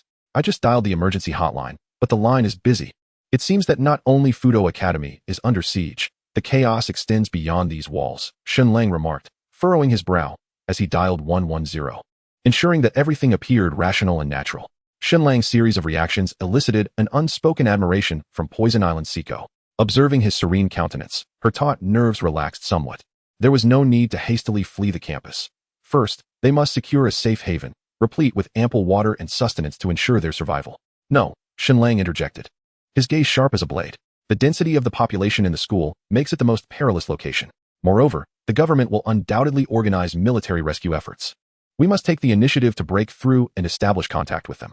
If the world is engulfed in a zombie outbreak, our best chance lies in retreating to a sparsely populated island, where survival becomes more feasible.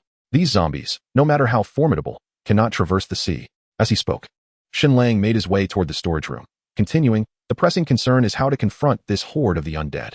Should we evade them as much as possible, or simply eliminate them with efficiency? You are right. Our foremost priority is survival, Poison Island Siko replied, trailing behind him.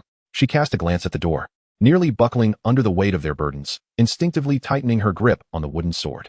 Using a wooden sword won't suffice. Here, take this. Suddenly, Shen Lang retrieved 2 glinting tang swords from the storage cabinet, tossing one toward her. Is this a real sword? Poison Island Siko's pupils dilated in astonishment. You actually hid this at school? That is not like you. In her memory, Shen Lang had always been an exemplary student, not only excelling academically, but also demonstrating sincerity, integrity, and humility. Though he occasionally displayed an unpredictable streak, often provoking others in clever ways, his true strength remained elusive. Undeniably, he was a person worthy of trust, both in friendship and love. Alas, she felt unworthy of him. Poison Island Siko's perception of Shen Lang was, in fact, a product of a system simulation that crafted his identity. Transferring to Fujimi Academy in their senior year and sitting in the same class as Poison Island Siko, he later accepted her invitation to join the Kendo Club. Their months of close companionship had forged a bond that transcended ordinary friendship. Chapter 3, Jurikawa's World-Class Shizuka. Together, they entrusted each other's backs, forming a flawless defensive circle amid the clash of blades. Each of Poison Island Siko's strikes carved through the air with lethal precision, while Shen Lang's tang sword darted like a silver serpent, swift and fierce. Their cooperation was seamless, quickly tearing a bloody path through the encirclement of the dojo.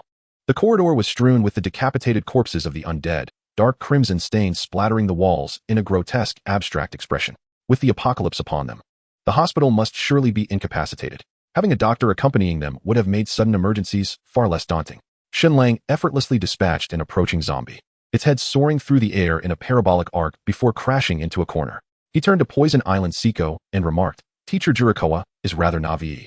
I find it hard to trust her completely. Indeed, Poison Island Siko agreed, flicking the blood from her tang sword. In unison, they quickened their pace. They were all too familiar with the direction of the infirmary, as training in the Kendo Club inevitably resulted in injuries.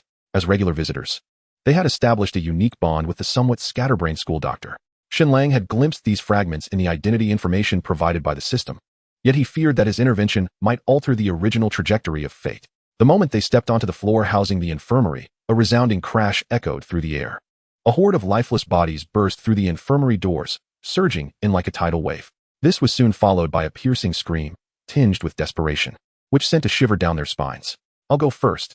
Before Shen Lang could finish his sentence, he darted forth like an arrow released from its bow. To Poison Island Siko, the scene before her seemed to blur, as Shen Lang's figure covered a distance of several meters in an instant, the blade of his sword slicing through the air with a mournful wail. By the time Poison Island Siko arrived, the infirmary was already a scene of carnage. With Shen Lang standing amidst the blood-soaked floor, droplets of crimson cascading from his blade, blooming like grotesque flowers upon the ground. It's all right, Juchuan-sensei, Shen Lang said gently, looking towards the golden-haired school doctor, who cowered in the corner, her eyes tightly shut in fear. His peripheral vision caught sight of a bespectacled boy, barely clinging to life. His neck marred by a gruesome bite wound, blood gushing between his fingers. Shen Lang sighed internally. He was a man of spirit, but alas. Ah, Shen Lang, I'm so glad you're here. I was terrified just now. Zhu Chuan Shizuka opened her eyes like a startled fawn, and upon recognizing the familiar face, instinctively patted her heaving chest. This gesture stirred something within Shen Lang, compelling him to clear his throat tactically as he turned to approach the dying boy. The boy's pulse was faint, the severed carotid artery heralding the countdown to death. Shen Lang, mindful of this, refrained from excessive words and spoke gravely. If you do not wish to become one of them, I can help you find peace. Thank you, please. The boy's pupils began to dilate, yet a serene smile graced his lips. Though tinged with regret, there was no hint of remorse upon his face. Wait, what are you going to do? Zhuchuan Shizuka attempted to advance, but was halted by Poison Island Siko. The violet-haired girl shook her head gently. To uphold a man's dignity is the essence of womanhood. Observing the school doctor's tearful gaze, she added, you must understand the fate of those who have been bitten. Though Zhuchuan Shizuka was somewhat naive, she was not foolish. The fate of those bitten was evident within the academy's grim realities, and thus she fell silent, refraining from further interference. Shen Lang inhaled deeply, nodding once more at the boy before him. The glimmer of his blade sliced through the tense atmosphere, and with a swift motion, he severed the head from the body. Blood gushed forth, and Shen Lang caught the falling head, silently placing it beside the corpse. This marked Shen Lang's first act of taking a life, distinct from merely dispatching the undead. The weight of extinguishing a vibrant existence settled heavily upon him, an overwhelming discomfort coiling around his heart. Yet, relying on his formidable mental fortitude, he forcefully suppressed this unease. His lips, tightly pressed, turned pale, while a subtle, almost imperceptible, sanguine hue flickered in his eyes, a manifestation of the primal ferocity that lurked deep within his veins. Suddenly, a warm hand gently covered the back of his hand, which was tightly gripping the tang knife. He did not know when Siko Busujima had arrived at his side. The warmth radiating from her fingertips felt like a clear spring, washing away the tumultuous darkness within his heart. Rest assured, I am fine. Shen Lang managed to smile, quickly regaining his composure as he stated with calm assurance. This place is not safe. We must depart promptly. Understood, Siko replied softly, while Zhuchuan Shizuka, who had already organized the necessary medical supplies, nodded in agreement repeatedly like a chick pecking at grains. The world-class spectacle was dazzling. It was the first time he realized he could feel dizzy from the spectacle. Just as the trio prepared to set off, Shen Lang glanced at the crisp sound of Zhuchuan Shizuka's polished shoes with each step and couldn't he help but advise. Teacher Zhuchuan, do you have any spare clothing and shoes in the infirmary? Yes, I do. Why do you ask, Shen Lang? Zhuchuan Shizuka inquired, her delicate fingers resting on her crimson lips, tilting her head in confusion. Your shoes are rather loud. If possible, please change into a pair of sneakers. Moreover, that skirt is not suitable for a hasty journey. Upon Shen Lang's reminder, Siko also recognized the issue, and after exchanging a glance with Shen Lang, she promptly took Zhuchuan Shizuka to the changing room. Shen Lang stood guard at the door, organizing their next steps while checking the system. The main quest was to escape from Chuanzhou City and eliminate a sufficient number of corpses. Unexpectedly, there was a delightful surprise. Points. Each corpse slain would yield 0.03008 points, approximately 1/10 of its combat power. Indeed, the combat power of these corpses was remarkably low, even inferior to that of an average human. Corpse, strength, 13 agility, 0.6 stamina, 12 mental, 0.1 evaluation, appears fierce, yet aside from slightly superior biting and wrist strength, its combat power is lesser than that of an ordinary person. It was bewildering how such feeble corpses could lead to the downfall of this world. Although the points obtained from a single corpse were meager, their quantity could compensate for quality, allowing for a lucrative accumulation of points. Furthermore, the recent male student also granted Shen Lang an additional 0.09 points. However, Shen Lang believed himself to be neither a virtuous hero nor a bloodthirsty demon. He would not recklessly slaughter ordinary people simply because of his formidable strength. On the path to becoming stronger, one might resort to unscrupulous means. Yet Shen Lang's conscience would never allow for such depravity. If one cannot maintain their true self and keep their intentions clear, they risk becoming a slave to power. At that point, would Shen Lang still be Shen Lang? Before long, when Zhuchuan Shizuka emerged in her new attire, Shen Lang's eyes brightened. The athletic outfit accentuated her alluring figure perfectly, neither excessively revealing nor lacking. It subtly showcased her graceful curves and undeniable fullness in motion. Her golden ponytail swayed gently with each step, shimmering like honey under the sunlight. Let us depart. Shen Lang withdrew his gaze, twirling the tang knife in a beautiful flourish before stepping out first. At the end of the corridor, dozens of corpses wandered aimlessly, seeking their prey. Chapter 4, Convergence. The lethality of naivety. Shen Lang and his companions stood at the stairway, holding their breath as they observed the wandering corpses below. The entire academy had devolved into a hellish landscape, with distant, anguished screams occasionally piercing the silence, only to be abruptly silenced. The corpses, drawn by the sounds, exhibited a momentary agitation before reverting to a state of bewilderment, swaying aimlessly like puppets with severed strings. It appeared that they responded to sound, albeit requiring a certain intensity to be drawn in. In a hushed tone, Shen Lang leaned closer to Siko and Shizuka, his warm breath brushing against their ears, causing Siko's earlobes to faintly blush. Yet, she quickly regained her composure, attentively listening to his analysis. What about their sense of smell? Their vision? Shizuka inquired earnestly, tilting her head, her delicate fingers resting on her lips. Shen Lang, aware of the corpse's characteristics, feigned analysis as he pointed to a few corpses facing them, whispering, "We are within their line of sight, yet they remain unresponsive, indicating that they either cannot see us or possess an extremely limited range of vision. As for smell, we cannot ascertain that at this moment." Wow, Shen Lang is so impressive. Shizuka clasped her hands together, her eyes sparkling with admiration. As an airhead, she often felt her intellect lacking outside of her medical expertise. Siko also nodded slightly, growing more convinced of this calm and perceptive man. "I will test this hypothesis to facilitate our future movements." Shen Lang signaled for the two women to remain in place, then cautiously descended the staircase. Siko furrowed her brow but did not intervene, only softly reminding, "Be careful. If there is any danger, retreat immediately." Shen Lang responded with a reassuring smile before quietly slipping into the throng of corpses. Meanwhile, members of the main cast were also struggling on the precipice of life and death across the academy. On the rooftop, Miyamoto Rei clutched Kamishiro Takashi's arm, tears streaming down her face as she trembled. "Takashi, he has." Kamishiro gritted his teeth, the metal baseball bat in his hand quivering slightly. In front of them stood Inoue Hiroki, Miyamoto's current boyfriend, now transformed into a ghastly corpse. Kamishiro inhaled deeply and swung the bat with force. Bang! The skull shattered. Blood splattering. Miyamoto collapsed onto the ground, weeping uncontrollably. Kamishiro stood silently beside her, his fists clenched until they turned white. Despite their earlier disagreements, she soon threw herself into his embrace, and they held each other tightly. "Inoue Hiroki, I don't know why, but I suddenly feel so unwell." Remaining on the rooftop for an extended period was unwise. Utilizing the high-pressure water from the fire hydrant, the two forcibly broke through the encirclement of corpses. Inside the materials room, the military enthusiast Hirano took a deep breath, cold sweat beading on his forehead. With his remarkable aptitude for firearms, he ingeniously assembled a nail gun using a power drill, nails, and a compressed air canister, leading Takagi Saya out of danger. The makeshift nail gun continued to fire as Takagi Saya, sheltered behind Hirano, utilized her keen intellect to discern the corpse's sensitivity to sound. Despite her lack of athletic prowess as a young lady unaccustomed to combat, stricken by fear, hesitated to engage in battle, while the introverted and reclusive only found his fighting spirit upon grasping a firearm. However, the act of firing a nail gun generated a cacophony that inevitably attracted the undead, entrapping them in a vicious cycle. Initially, the number of corpses was manageable, but as time passed, the distant figures began to encroach, and the nails within the gun dwindled. Reloading consumed precious moments, and the advancing horde drew ever closer.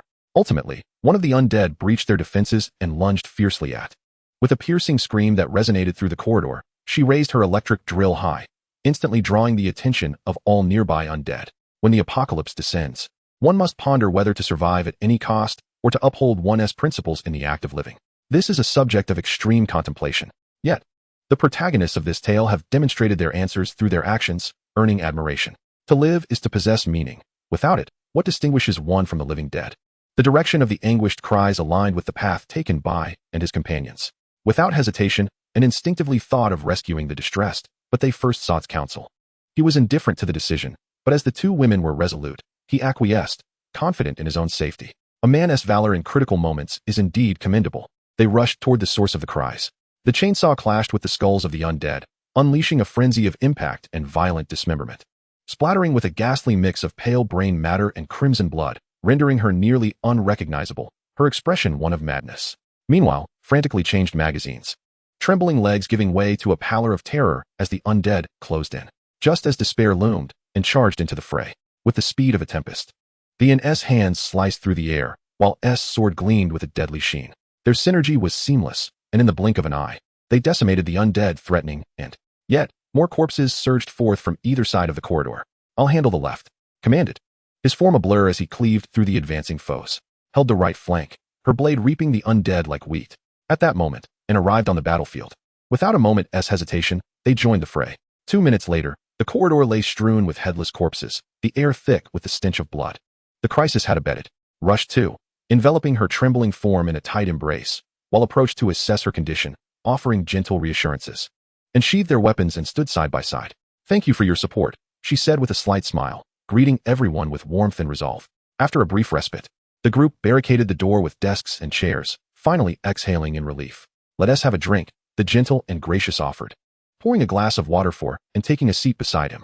"Thank you," he replied, his gaze lingering for a moment on her exquisite profile. Suddenly, as if a thought had crossed his mind, he rummaged through his pocket and produced several pieces of chocolate, tearing open the wrappers and presenting them to her. "Here, Replenish your energy. Tokisaki Siko paused momentarily, a subtle smile gracing her lips. Strangely, she did not reach out to take them. Instead, she gently lowered her head. Her delicate fingers brushing aside the strands of hair that had fallen by her ear, her soft lips parting slightly as she nibbled on the chocolate. Seeing this, Shen Lang was taken aback for a moment before bursting into laughter, allowing her to savor the treat at her leisure. Suddenly, he noticed a few strands of hair slipping down her forehead, and, almost instinctively, he reached out to tuck them behind her ear. The roots of Tokisaki Siko's ears instantly flushed with a rosy hue. Shen Lang, she wants to eat too. Zhu Chuan Jingxiang suddenly leaned in from behind, her soft, ample figure pressing against his back, the fresh scent of herbs wafting tantalizingly in the air. Shen Lang swallowed hard, not daring to turn his head, silently offering her a piece of chocolate. In this position, he feared that a mere glance could leave an imprint on her delicate cheeks. Naturally airhead, yet so compelling. He thought, silently applauding her. I'm so tired right now. You need to feed me. Zhu Chuan Jingxiang pouted playfully, opening her cherry-like lips in anticipation of Shen Lang's offering. This scene made Tokisaki Siko's lips twitch slightly. She quietly accepted the chocolate, casting him a glance before resuming her meal. The others were drawn in as well, their stomachs betraying them with audible growls. Observing this, Shen Lang had no choice but to distribute a piece to each person. He then tore open another wrapper, turning to feed Zhu Chuan Jingxiang once more. By noon, after a prolonged struggle and escape, their energy was severely depleted, and everyone felt the pangs of hunger, their conditions far from ideal. Delicious, she chewed contentedly, her fullness swaying gently with each motion, sending a subtle sensation down Shen Lang's back. An inexplicable sensation of pressure against his back. Truly, a bittersweet agony. He took a deep breath, striving to suppress the restlessness within him. This airhead charm was undeniably potent. Shen Lang was no novice, although he had only experienced love once. He had savored all the nuances of that first romance. However, since graduating high school and amicably parting ways with his first love, he had not indulged in such experiences for several months, leaving him somewhat unsteady. Chapter 5. The Musician Who Commands Corpses. Inside the office, everyone sat in a circle, silently swallowing the food they had scavenged. The urgent news scrolling on the television only heightened the atmosphere of tension. The entire nation had succumbed. The crisis of the apocalypse was now unavoidable. Ultimately, echoing the original storyline, Tokisaki Siko proposed that everyone band together, break out of the campus, check on their families, and finally find a sufficiently safe haven. Shen Lang was indifferent. As long as Tokisaki Siko and Zhu Chuan Jingxiang were with him, that was all that mattered. As for Komuro Takashi and the others, he held little concern. However, he could perhaps leverage Komuro Takashi's protagonist aura, which might facilitate a smoother and safer journey. Moreover, possessing foreknowledge of the original narrative was a significant advantage during these weaker times. Primarily, there lingers a question in Shen Lang's mind regarding the existence of a so-called world consciousness. Should he, as an outsider, be discovered? Would it be possible for a small boy to suddenly fall from the sky as he walks? That would certainly be disastrous. One must assume that the system is reliable. Correct? If circumstances allow, he could intervene to assist others along the way, yet ensuring their own safety remains paramount. Siko T proposed a decisive course of action. The notion that there is strength in numbers was their initial consideration. Although Shen Lang instinctively wished to refute this, he ultimately swallowed his words upon reflection. While numbers alone do not guarantee strength, those lagging behind in the group might afford precious moments to those in the lead. As the group readied themselves, moving aside the tables and chairs that served as barricades, Siko T spoke with a grave demeanor. Let us confirm once more, we must avoid unnecessary confrontations. If we can evade, we shall do so, even if it means taking a roundabout route. We must not create any unwarranted noise. The group exchanged silent glances, reaching a tacit understanding. Shen Lang and Siko T shared a knowing look before simultaneously pushing open the heavy office door.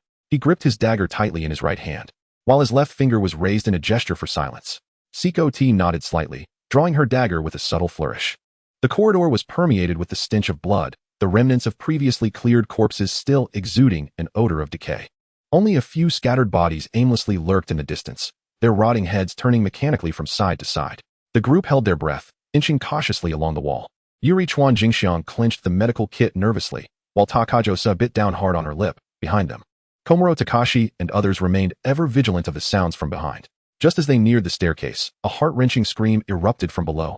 Help! The sound wave rippled through the air like a stone cast into still water, triggering an immediate chain reaction.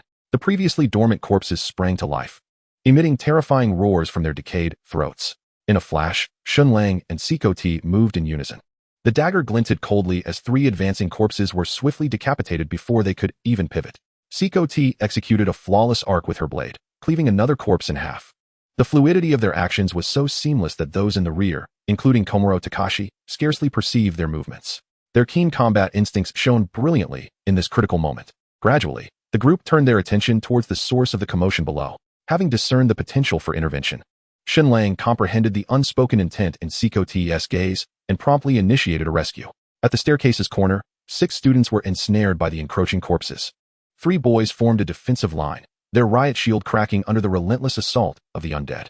"Hold firm," the leading boy urged, veins bulging on his forehead as adrenaline surged through him. The shield echoed with each violent impact. Suddenly, a decayed hand broke through their defenses, its nails nearly grazing his pallid face. With a swift motion, 2 steel nails soared through the air, precisely piercing the eye sockets of the corpse. Concurrently, Shen Lang leaped down from the handrail like a hawk, his dagger cutting through the dimly lit corridor, leaving trails of silver. Above, Siko T executed an aerial strike, and as her blade descended, several heads fell to the ground in response. As the last corpse fell, 6 survivors collapsed onto the ground, their lips trembling incessantly. Shen Lang stepped forward swiftly to halt the boy who was about to express his gratitude. "Do not speak loudly." His sharp gaze swept over the exposed skin of each individual like a spotlight, inquiring, "Is anyone bitten?" No. The girls hastily rolled up their sleeves to prove their innocence. After a quick examination, Miyamoto Rei nodded in confirmation to Shen Lang. Tokishima Siko sheathed her knife, stating softly yet with a reassuring strength, "We must escape from here. Shall we go together?" Their heads bobbed in agreement like garlic being pounded, hope rekindling in their eyes. The group suddenly expanded to 13, creating a palpable crowd in the narrow corridor. Shen Lang gathered the new members, lowering his voice. "Remember 3 things. First, tread lightly. Second, no talking. Third," his gaze swept over the bomb-proof steel fork. "When moving with metal objects against the wall, be mindful not to make a sound." As they reached the corner on the 2nd floor, the sight before them stole their breath away. The 1st-floor hall resembled an anthill, densely packed with intertwined corpses, decaying bodies nearly filling the entire space. "There are quite a few," Komuro Takashi murmured softly. "Anyway, these creatures only react to sound. If we are cautious, we can slip past easily," Takashiro Saya scoffed. Having conducted a simple experiment on the corpse's weaknesses, she had received further confirmation from Shen Lang during their time in the office. "No, it's too dense. If we encounter an accident while passing through, we would be besieged from all sides by the corpses," Shen Lang decisively countered. Glancing again at the boy holding the bomb-proof steel fork, he distinctly remembered that the original plot had led the corpses from the entire school to converge here because of that boy. Although he was not afraid of the corpses, he was wary of the unpredictable. Others might not care, but he remained concerned for the safety of Tokishima Siko and Jurikawa Shizuka. However, it was evidently impossible to persuade the boy to relinquish his fork. In this apocalyptic world, weapons were the assurance of life. No one would foolishly abandon their armament. Thus, Shen Lang deemed it futile to exert effort in that direction and instead chose to pivot his thoughts to a solution for their immediate predicament. "Stay here. I will go upstairs to create a noise elsewhere," drawing those things below away. He scanned the group, finally fixing his gaze on Tokishima Siko, speaking softly. "When the corpses below move away, take the opportunity to run toward the parking lot, but remember to keep your noise to a minimum to avoid accidents. I will catch up with you as soon as possible. I will wait for you at the parking lot." With the modesty befitting a woman, she did not impede him. Her violet eyes swirled with complex emotions, yet her expression remained resolute. There was no doubt in her mind that had he not appeared, Tokishima Siko might have waited indefinitely. Shen Lang paused momentarily, then smiled. "I won't keep you waiting long." He turned to the others, instructing, "Remember, no matter what happens, do not look back. Head straight for the parking lot." Jurikawa Shizuka suddenly grasped his shirt, her golden hair shimmering even in the dim light. "Shen Lang, please be careful." Of course. Only the faintest 2 words remained as Shen Lang resolutely ascended to the 2nd floor. Before long, a hefty textbook plummeted from the window above, landing on the blood-stained ground with a dull thud. The sound rippled through the air like a stone cast into stagnant water, instantly drawing the lifeless bodies nearby to turn in unison, their decayed necks emitting a sickening crackle. Shen Lang stood in the shadows, his fingertips gently caressing the spine of a 2nd textbook. As the corpses were about to reach the first fallen book, he flicked his wrist, sending another copy of English slicing through the air, landing precisely atop a stone pillar 5 meters away. Thud! The impact once more redirected the horde of undead, as if they were puppets manipulated by invisible strings, advancing forward once again. Shortly thereafter, a 3rd book, Chemistry, traced a perfect parabola through the air, its pages fluttering and splattering a pool of dark blood. The movements of the corpses grew increasingly rapid. Shen Lang resembled a conductor, while the undead played the role of stumbling musicians. They pushed and clawed their way towards the source of the sound. Gradually, the mass of corpses vanished behind the teaching building. His tactical diversion was executed flawlessly, yet it required a delicate balance. The noise could not be too soft, lest it fail to garner sufficient attention, nor could it be too loud, for fear of attracting distant hordes. However, with precise control of this balance, he could effectively guide the undead's trajectory, creating a safe passage. Unfortunately, in the original narrative, this so-called protagonist group, including the self-proclaimed genius Sayaka Takashiro, only realized later. With the prompting of an innocent female police officer, that sound could be used to manipulate the undead. The horde below had been cleared, and Seiko Busujima surveyed the group, nodding in acknowledgement as she led the way, her tang dao in hand, leaving behind a striking silhouette. Surprisingly, the boy wielding the pitchfork proved to be unexpectedly reliable at this moment. Each step taken with utmost lightness, the pitchfork held parallel to his body, making not a single sound. The path remained nearly unobstructed. Aside from a few impaired corpses missing limbs, everyone needed only to slightly detour to avoid them. Safely reaching the bus, left behind were those dismembered arms futilely grasping at the air, attempting to suffocate it in their desperate hunger. Chapter 6. Breaking out of campus. Driver's license, driver's license. Jiochuan Shizuka rummaged through her wallet in a frenzy, her golden hair swaying gently with her movements. One might ponder, in the midst of an apocalypse, was it truly necessary to be so meticulous? When she finally settled into the driver's seat, her amber eyes widened in astonishment. This dashboard is completely different from my car. Her slender fingers traced circles in the air, as if deciphering a complex mathematical equation. Accelerator, brake, or... The interior of the bus was silent enough to hear her rapid breaths. Suddenly, a wave of uncertainty about her driving skills washed over her. What to do? Online assistance was urgently needed. In that moment of realization, she smacked the steering wheel. This is the ignition. As the engine roared to life, the bus jolted violently. Shen Lang stood at the edge of the teaching building's rooftop, gazing down at the dense mass of corpses below. He slowly raised both hands, palms facing each other, as a deep blue energy began to swirl rapidly, distorting the air around it due to the intense heat. A faint smile played on his lips as he thrust his arms forward. An energy sphere, the size of a basketball, shot forth, erupting into a terrifying energy storm at the center of the corpse horde. A thunderous explosion resonated, shattering every glass within 100 meters. While blood and flesh rained down like a torrential downpour, Shen Lang had already leaped back, jumping from the rooftop before the shockwave could reach him. With a delicate touch of his toes, he landed gracefully on the ground. Beside the school bus, Seiko Tojo's fingers instinctively tightened around the hilt of her sword, her knuckles turning pale.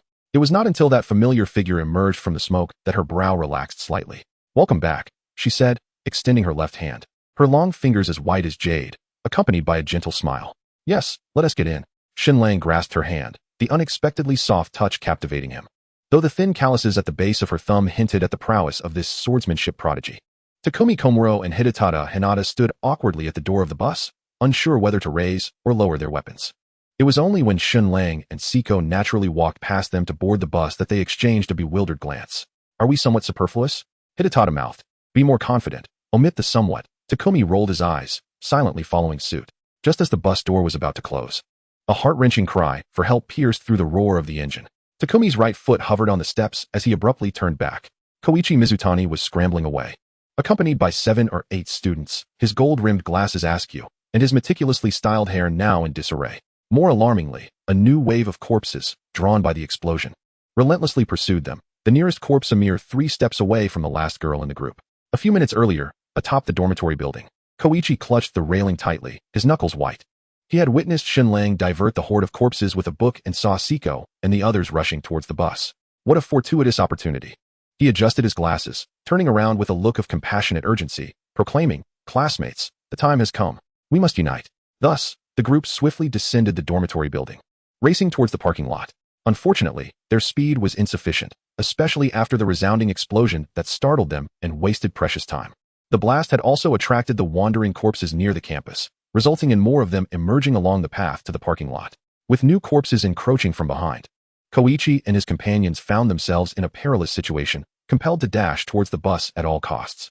In the process, 2 students sacrificed their lives. Inside the school bus, Seiko and Shen Lang occupied the 3rd row. She glanced out the window, her brow slightly furrowed.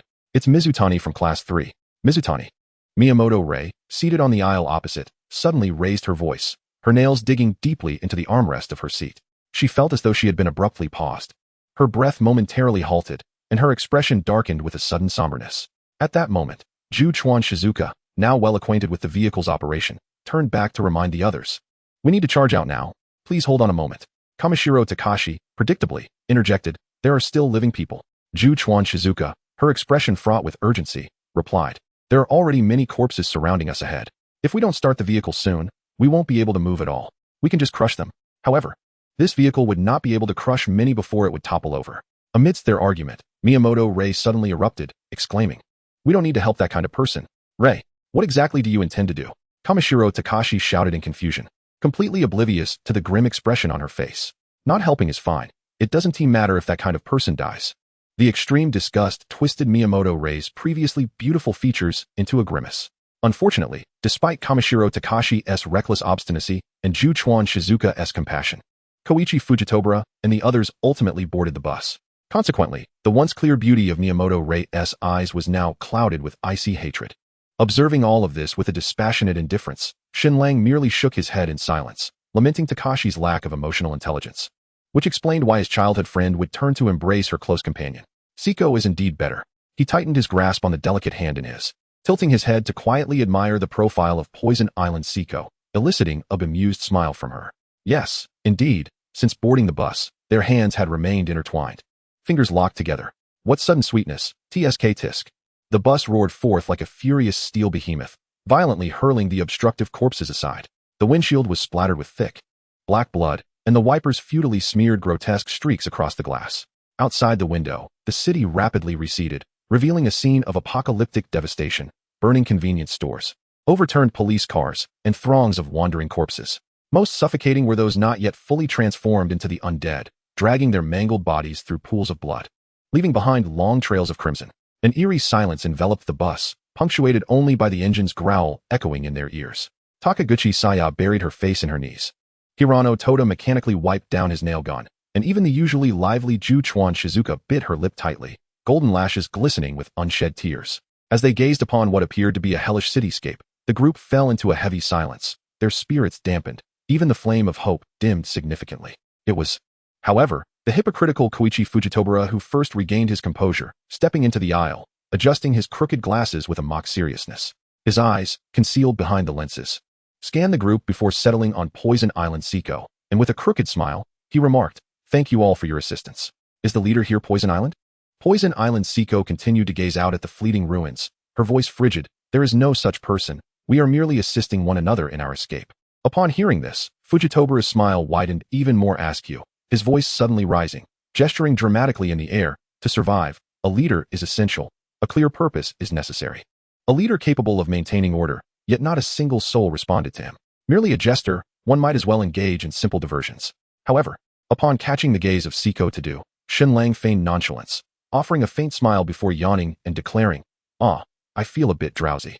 With that, he tilted his head and rested on her shoulder, shutting his eyes.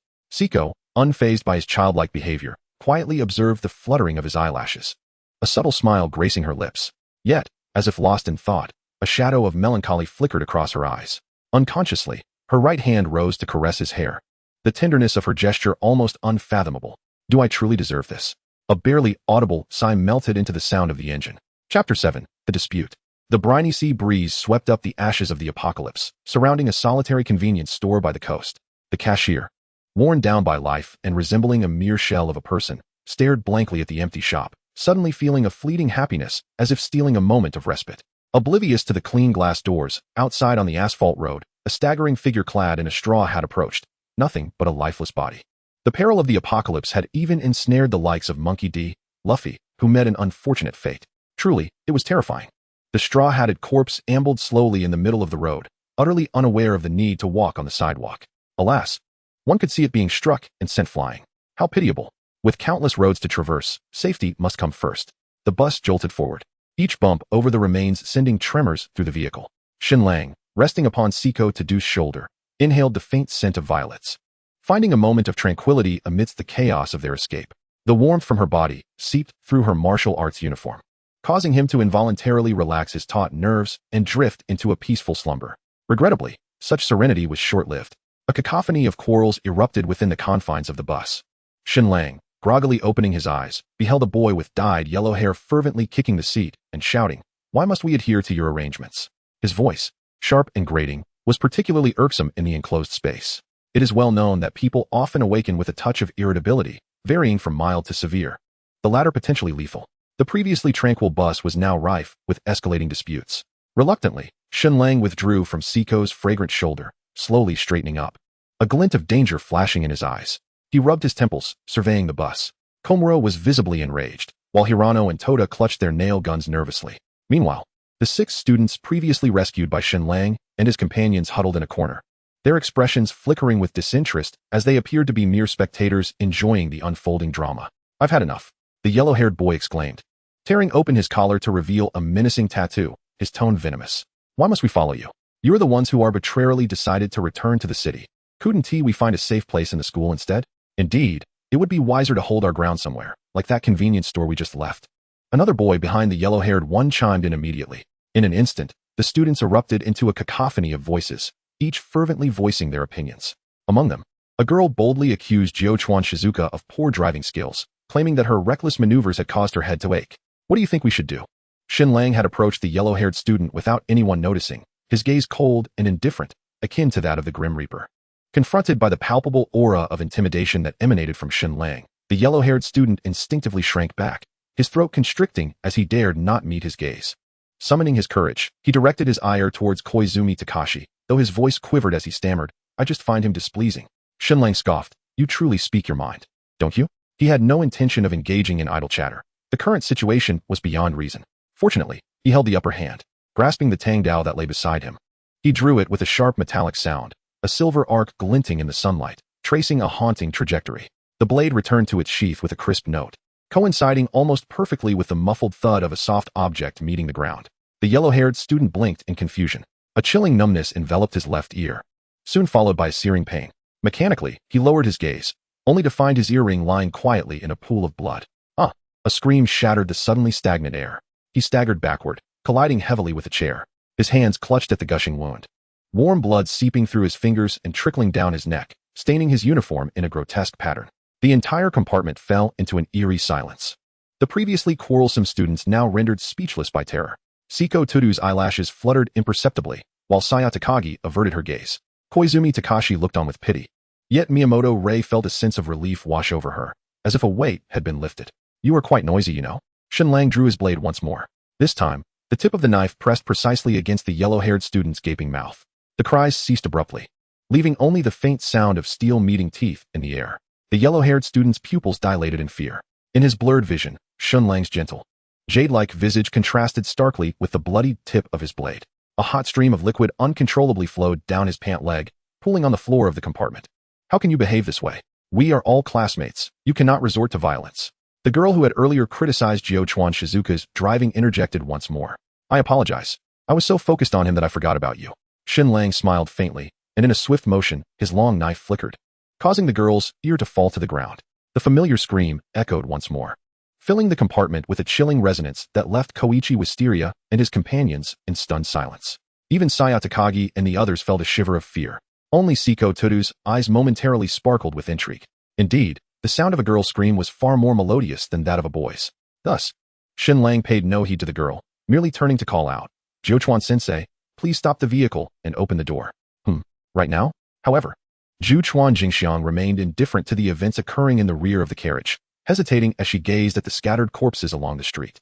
"It's merely a handful of dead bodies. It won't matter much," Shen Lang remarked with a smile. Yet, this smile sent a chilling shiver down the spines of everyone in the back of the carriage, for they sensed that something ominous was about to unfold. The very next moment confirmed their apprehensions. "Now, you have 2 choices. Exit the vehicle voluntarily, or be thrown out by me."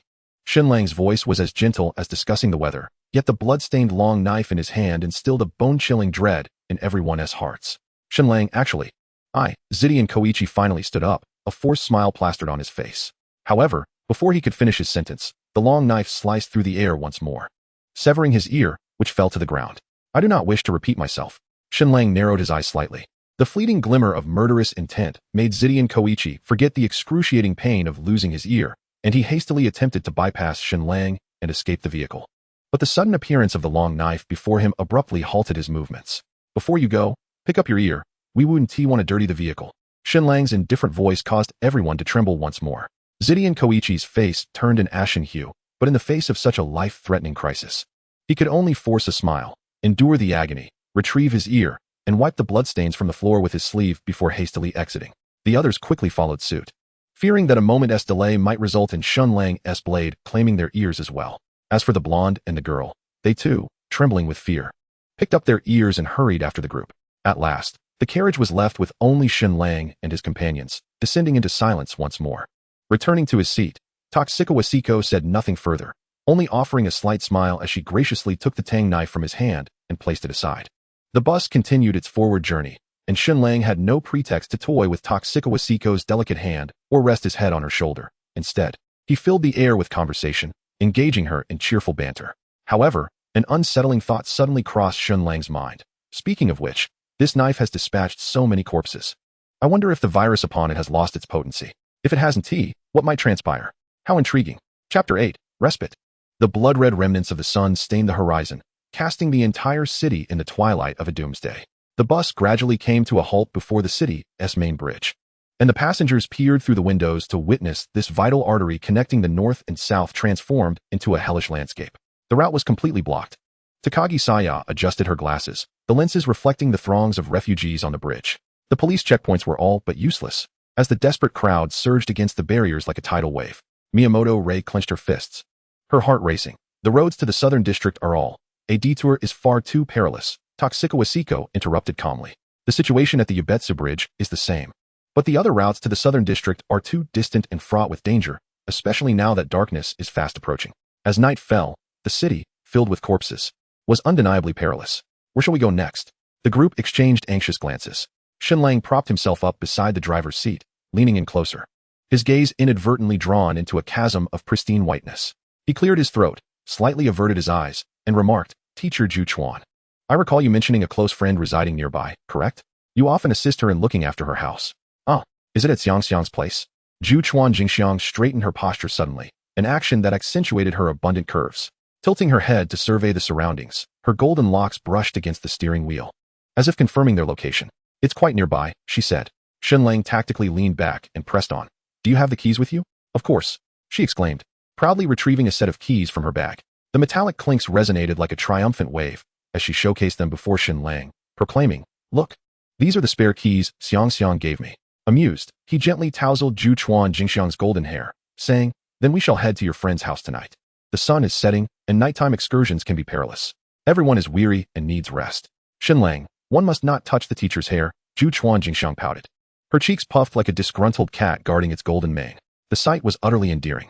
Yes, Shen Lang chuckled, retreating to his seat. Catching a glimpse of Dudu Siko gently tapping her knee with the scabbard, a habitual gesture of hers when in high spirits. The riverside luxury apartment revealed its superior security system in the twilight. The alloy gates automatically locked, the floor-to-ceiling windows were fortified with bulletproof glass, and surveillance cameras were omnipresent. As Ju Chuan Jingxiang effortlessly swiped her card to enter, the police badge hanging by the entrance jingled melodiously. After indulging in a hearty meal, the sounds of running water and the laughter of the girls soon echoed from the bathroom. Takagi Saya's voice drifted through the walls. "Teacher Jingxiang, yours can actually float." In the living room, Hirano Toda was fervently attempting to manipulate the lock of a safe with a screwdriver, the lenses of his glasses reflecting a fervent gleam. The moment the safe door swung open, he gasped in astonishment. Neatly arranged on a black sponge mat were 11 semi-automatic rifles, 25 sniper rifles, an Ithaca 37 shotgun, and even a hunting crossbow. Instantly transformed into a firearm enthusiast, he was forcibly dragged into the study by the suddenly robust figure of Takashi Koizumi before he could fully comprehend the situation. "Chrysanthemums wilt, and the ground is strewn with injuries. Just a jest," he muttered. Meanwhile, Shen Lang lay idly on the sofa, perusing the gains of the day. Task progress, 873100000. Points, 49,365. Pondering with his chin in hand, he mused, the points awarded for corpses are woefully inadequate. He had already devised plans for which nature-type devil fruit to exchange for next. The upper limit for devil fruits was not high, peaking at a mere level 4. However, their practicality was immense, and their worth in self-preservation was commendable. Shen Lang had not forgotten that a staggering 69 predecessors had fallen victim to the system's tyranny. This left him feeling quite insecure. One must either swiftly acquire overwhelming power, rendering all risks irrelevant, or devise a strategy for survival. Otherwise, being ambushed and meeting a swift demise would be nothing short of infuriating.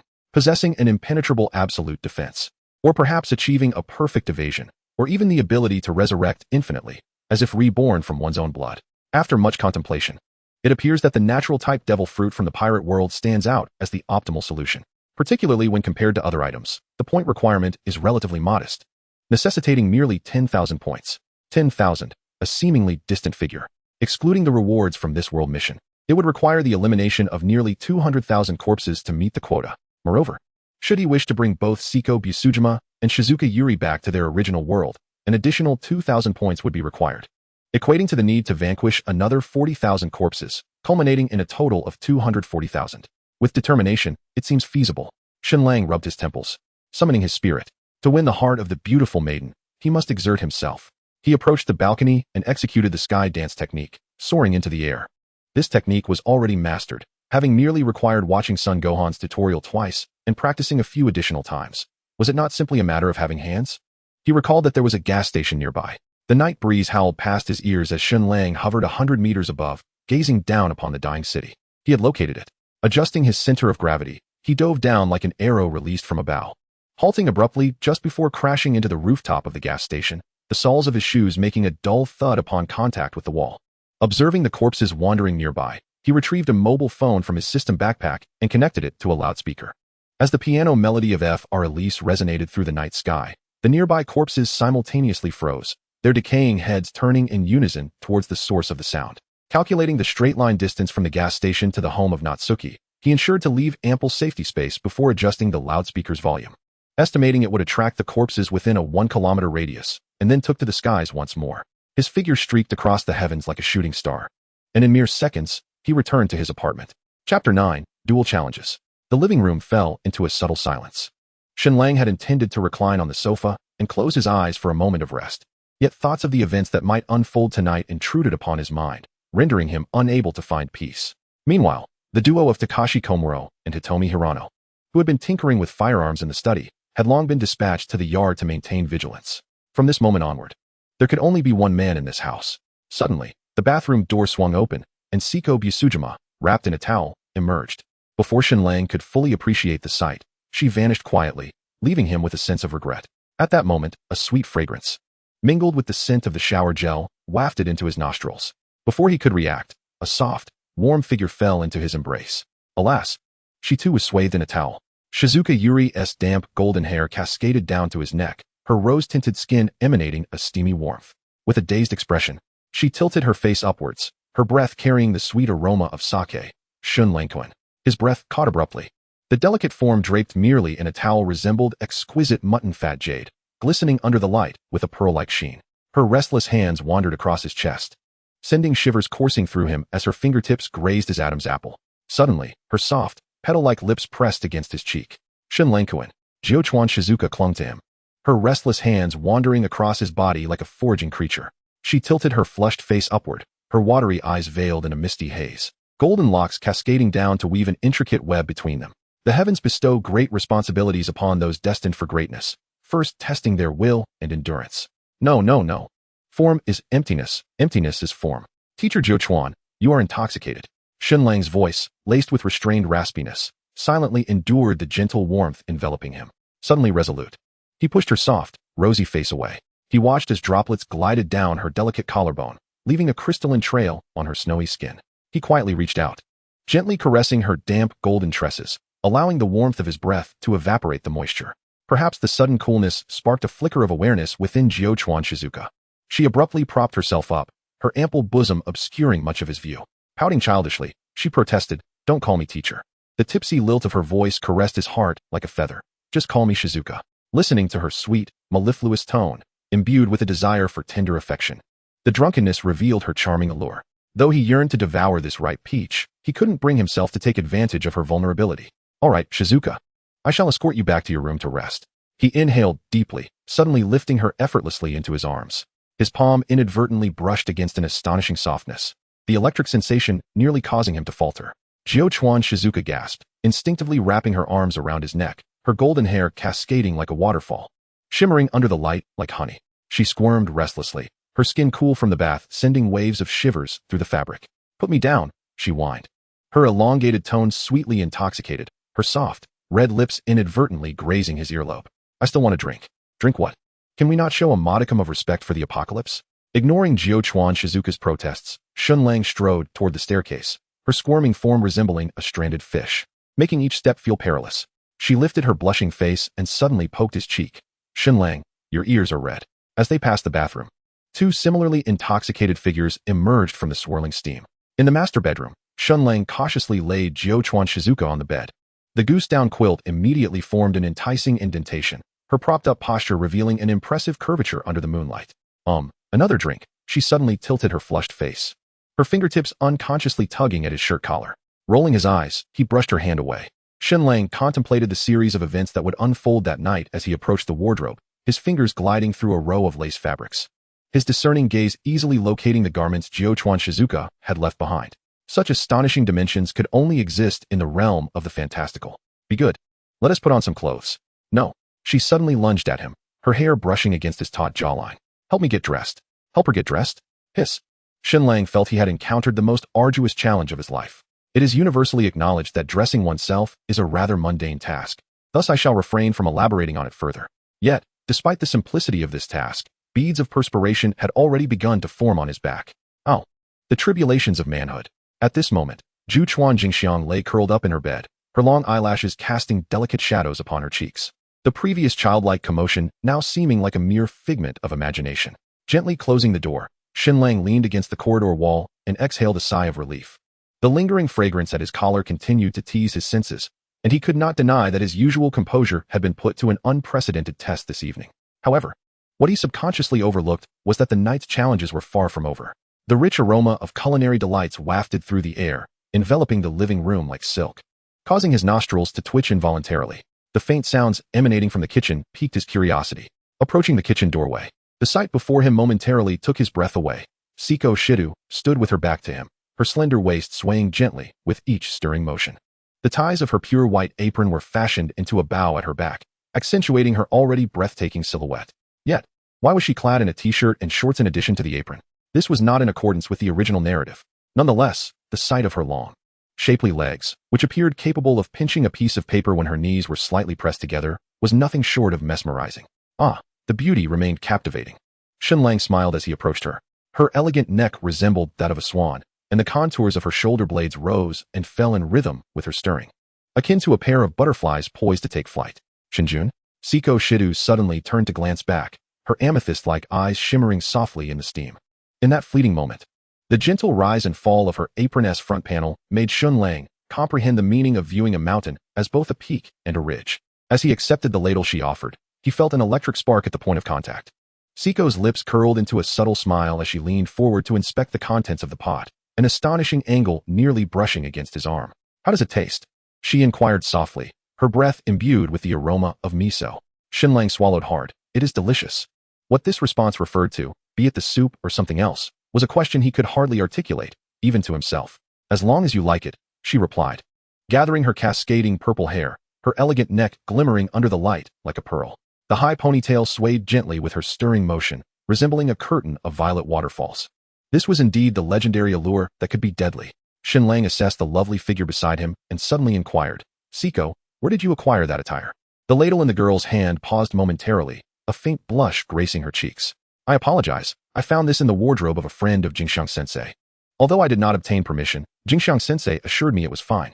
As she looked down, a few stray strands of hair fell delicately upon her exquisite collarbone. Unfortunately, it doesn't fit very well. Such is the nature of urgency, Shen Lang remarked, his gaze wandering involuntarily. Indeed, after speaking, he dried the moisture from his hands, turned to leave, and casually remarked, wait a moment, I'll go fetch something. Observing his retreating figure, Siko Tojo's lips curled into a faint smile, her spoon elegantly tracing arcs in the rich soup. Her amethyst-like eyes sparkled with a gentle mirth. This girl, who commanded an intimidating presence in the kendo dojo, now revealed a rare hint of shyness.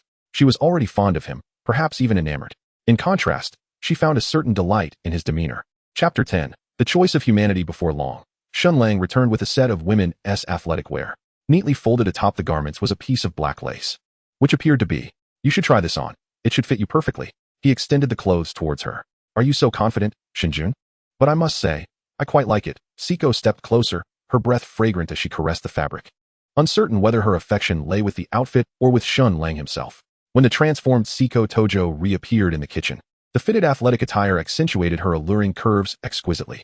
Shen Lang's gaze lingered on her astonishing silhouette for a moment, silently marveling. Indeed, as the captain of the kendo team, her poise is truly exceptional. The striking measurements of her form harmonized beautifully with her grace. It was neither exaggerated like Jukawa Shizuka's, which might impede movement, nor was it devoid of a deadly allure hidden within elegance. This perfect fullness resembled her stance with a sword, graceful yet imbued with the power to sever steel. Are you satisfied with what you see? Siko suddenly turned, placing the chopped vegetables into the pot.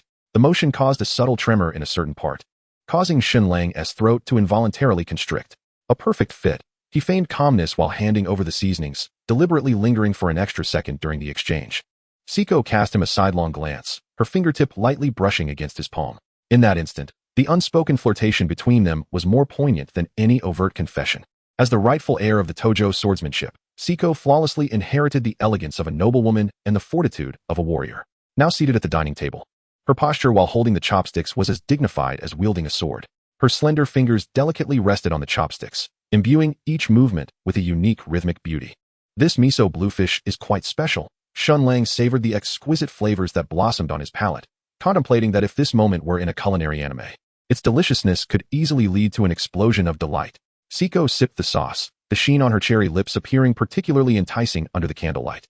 His gaze instinctively followed the soft parting of her lips, conjuring images of the passionate kiss they had shared in the kitchen moments prior. The sweetness lingering between her lips was more intoxicating than any dish before him, whether it was the natural flow of emotions or a sudden surge of ardor within. Their relationship had officially taken a romantic turn. Alas, it was unfortunate that his uncooperative hands sought to ascend to new heights, Shen Lang thought bitterly. The tender embrace and the intertwining of their tongues had been so blissful, leaving an indelible aftertaste. It is entirely the fault of these hands that startled Siko, causing her to shyly push him away. The regret of interrupted memories lingered in the air when Siko suddenly lifted her gaze, her amethyst-like eyes shimmering with a mischievous glint. Shinjun, your gaze is quite impolite, she remarked, deliberately slowing her chewing. The way her tongue delicately licked the tips of her chopsticks made Shen Lang's breath catch. Do eat properly, he replied. At your command, my officer. He exaggeratedly saluted, eliciting a soft laugh from Siko as she covered her mouth. The candlelight danced upon her exquisite collarbone, creating enchanting ripples that accompanied her laughter. One could not help but wonder when the officer might exclaim, "Fire at will." As the two enjoyed their late-night meal in tranquility, others were occupied with their own activities. In the study, Takashiro Saya was curled up on the leather sofa, deep in slumber, her glasses askew on her nose. In a corner of the yard, the quarrel between Miyamoto Rei and Komuro Takashi gradually turned into sobs. In the bedroom, Kurikawa Shizuka's golden hair flowed like a waterfall, unconsciously clutching her pillow to her chest. Her nightgown had ridden up to her thighs, revealing skin as lustrous as pearls. Her murmurs in her sleep carried a sweet lilt. Shen Lang is not suitable. Meanwhile, the bridge had descended into a nightmarish tableau. Despite the military police erecting 3 lines of defense, the surging crowd surged forth like a flood breaching its banks. A woman cradling an infant was knocked to the ground, instantly overwhelmed by countless feet. The riot shields warped under the pressure, and the officers' shouts were drowned in the cacophony of weeping. Bang! The first gunshot rang out like the opening notes of a symphony. What followed was a relentless volley of gunfire, weaving into a grim requiem. Yet, behind the bridge, a relentless tide of corpses surged forward, compelling the survivors to frantically rush toward the lines of defense. In their desperation for survival, they had already trampled countless individuals beneath their feet. This was the celebration of an apocalypse, the prelude to madness following the collapse of order. The uproar on the bridge resembled a hellish concerto. The cries, gunshots, and the roar of engines intertwined, tearing at the last vestiges of civilization's modesty. Strangely, the tide of corpses that should have surged forth was sparse, as if restrained by some invisible force. From a high vantage point, one would witness a chilling sight. Thousands of corpses gathering around a gas station miles away, their decaying arms outstretched toward the night sky, their pale eyes reflecting the speakers atop the buildings. Beethoven's Moonlight Sonata flowed from that distorted source, playing a haunting dirge amid the carnage of the apocalypse. The bodies swayed to the melody, their rotting vocal cords emitting dissonant howls. Occasionally, a corpse in the front would be toppled by its kin, instantly crushed into a pulp. Yet more corpses continued to join this grotesque pilgrimage. The music enveloped the area, composing a suffocating poem of death. Not only the bridge, but also the vicinity of Shen Lang's apartment was witnessing various tragic spectacles. Standing at the edge of the balcony, Shen Lang and Siko observed the street below, where rioters were reveling in the chaos of the end times. The gunfire, screams, and the roar of engines melded into a symphonic portrayal of hell. Look over there. Siko suddenly grasped the railing tightly. In the adjacent courtyard, a small girl, no more than 7 or 8 years old, wept inconsolably upon the body of a man lying in a pool of blood, while a small white dog barked futilely at the approaching corpses. Nearly 100 lifeless bodies surged from either side of the street, converging at the entrance of the courtyard. If this continued, the child would be torn apart, her nails dug deeply into her palms. Despite her unwillingness, reason dictated that human strength was limited. Reckless impulses would only endanger herself and those around her. This was the harsh reality. Shen Lang observed the slight tremor in Siko's body and could distinctly feel her internal struggle. He grasped her cold hand firmly and spoke softly. "Siko, you should first turn off the lights. The bright illumination will attract the living nearby." "All right." As darkness enveloped the balcony, Shen Lang's voice was as gentle as a feather. "I will save her." "No." She abruptly clutched his clothing, her violet eyes shimmering with tears of conflict. "There are too many corpses below. It will be difficult to save her, and it might endanger us instead. This is not the right decision." Indeed, reality did not unfold like a novel where miracles abound. Shen Lang was not a saint, destined to rescue every soul in distress, yet extending a helping hand, as far as one's abilities allow, especially to a child, should not warrant hesitation. "Were you not eager to witness my true strength during the day? Now is your opportunity." Shen Lang deflected her gaze, and in the depths of her eyes, a mysterious smile played upon his lips as he gently arranged her wind-tossed hair. She paused, staring intently at the man before her. His voice was light and airy, yet it conveyed immense confidence. "Are you sure? I do not wish for you to be harmed." Siko replied, regaining her composure, her eyes serious. "Of course, I am not like King Yu of Zhou, who would court danger merely for the sake of a smile. Avoiding perilous situations is a principle I uphold." He lightly brushed her pert nose and suddenly laughed. "Except in your case. Then you must be cautious." Hearing Shen Lang's reply, her face brightened with a smile. "I will go summon Komuro Takashi and the others to prepare for your support." "No need. They are weary. Let them rest peacefully. Your presence as my audience suffices." Shen Lang grasped her hand, and as she gazed at him in astonishment, he beckoned, and the Tang Dao hanging in the living room soared through the air, landing steadily in his grasp. More astonishing was the sight of his body slowly lifting off the ground, his garment fluttering in the moonlight. Before she could intervene, his figure dove like a falcon.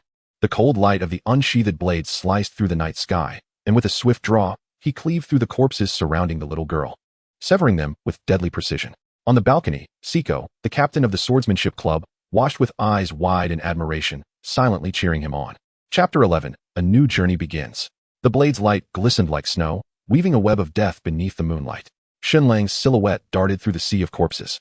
With each flash of cold brilliance, heads soared into the sky. His movements were precise to the point of cruelty, as if he were not slaughtering but performing an intricate art. The young girl, Alice, stood frozen in place, tears crystallized upon her cheeks. The whimper of the white dog cradled in her arms abruptly ceased, as the creature's instincts rendered it acutely aware of the formidable man before them. Siko's nails dug deeply into her palm, as a master of the sword. She understood all too well the terrifying efficiency of such slaughter, an apex beyond the realm of humanity.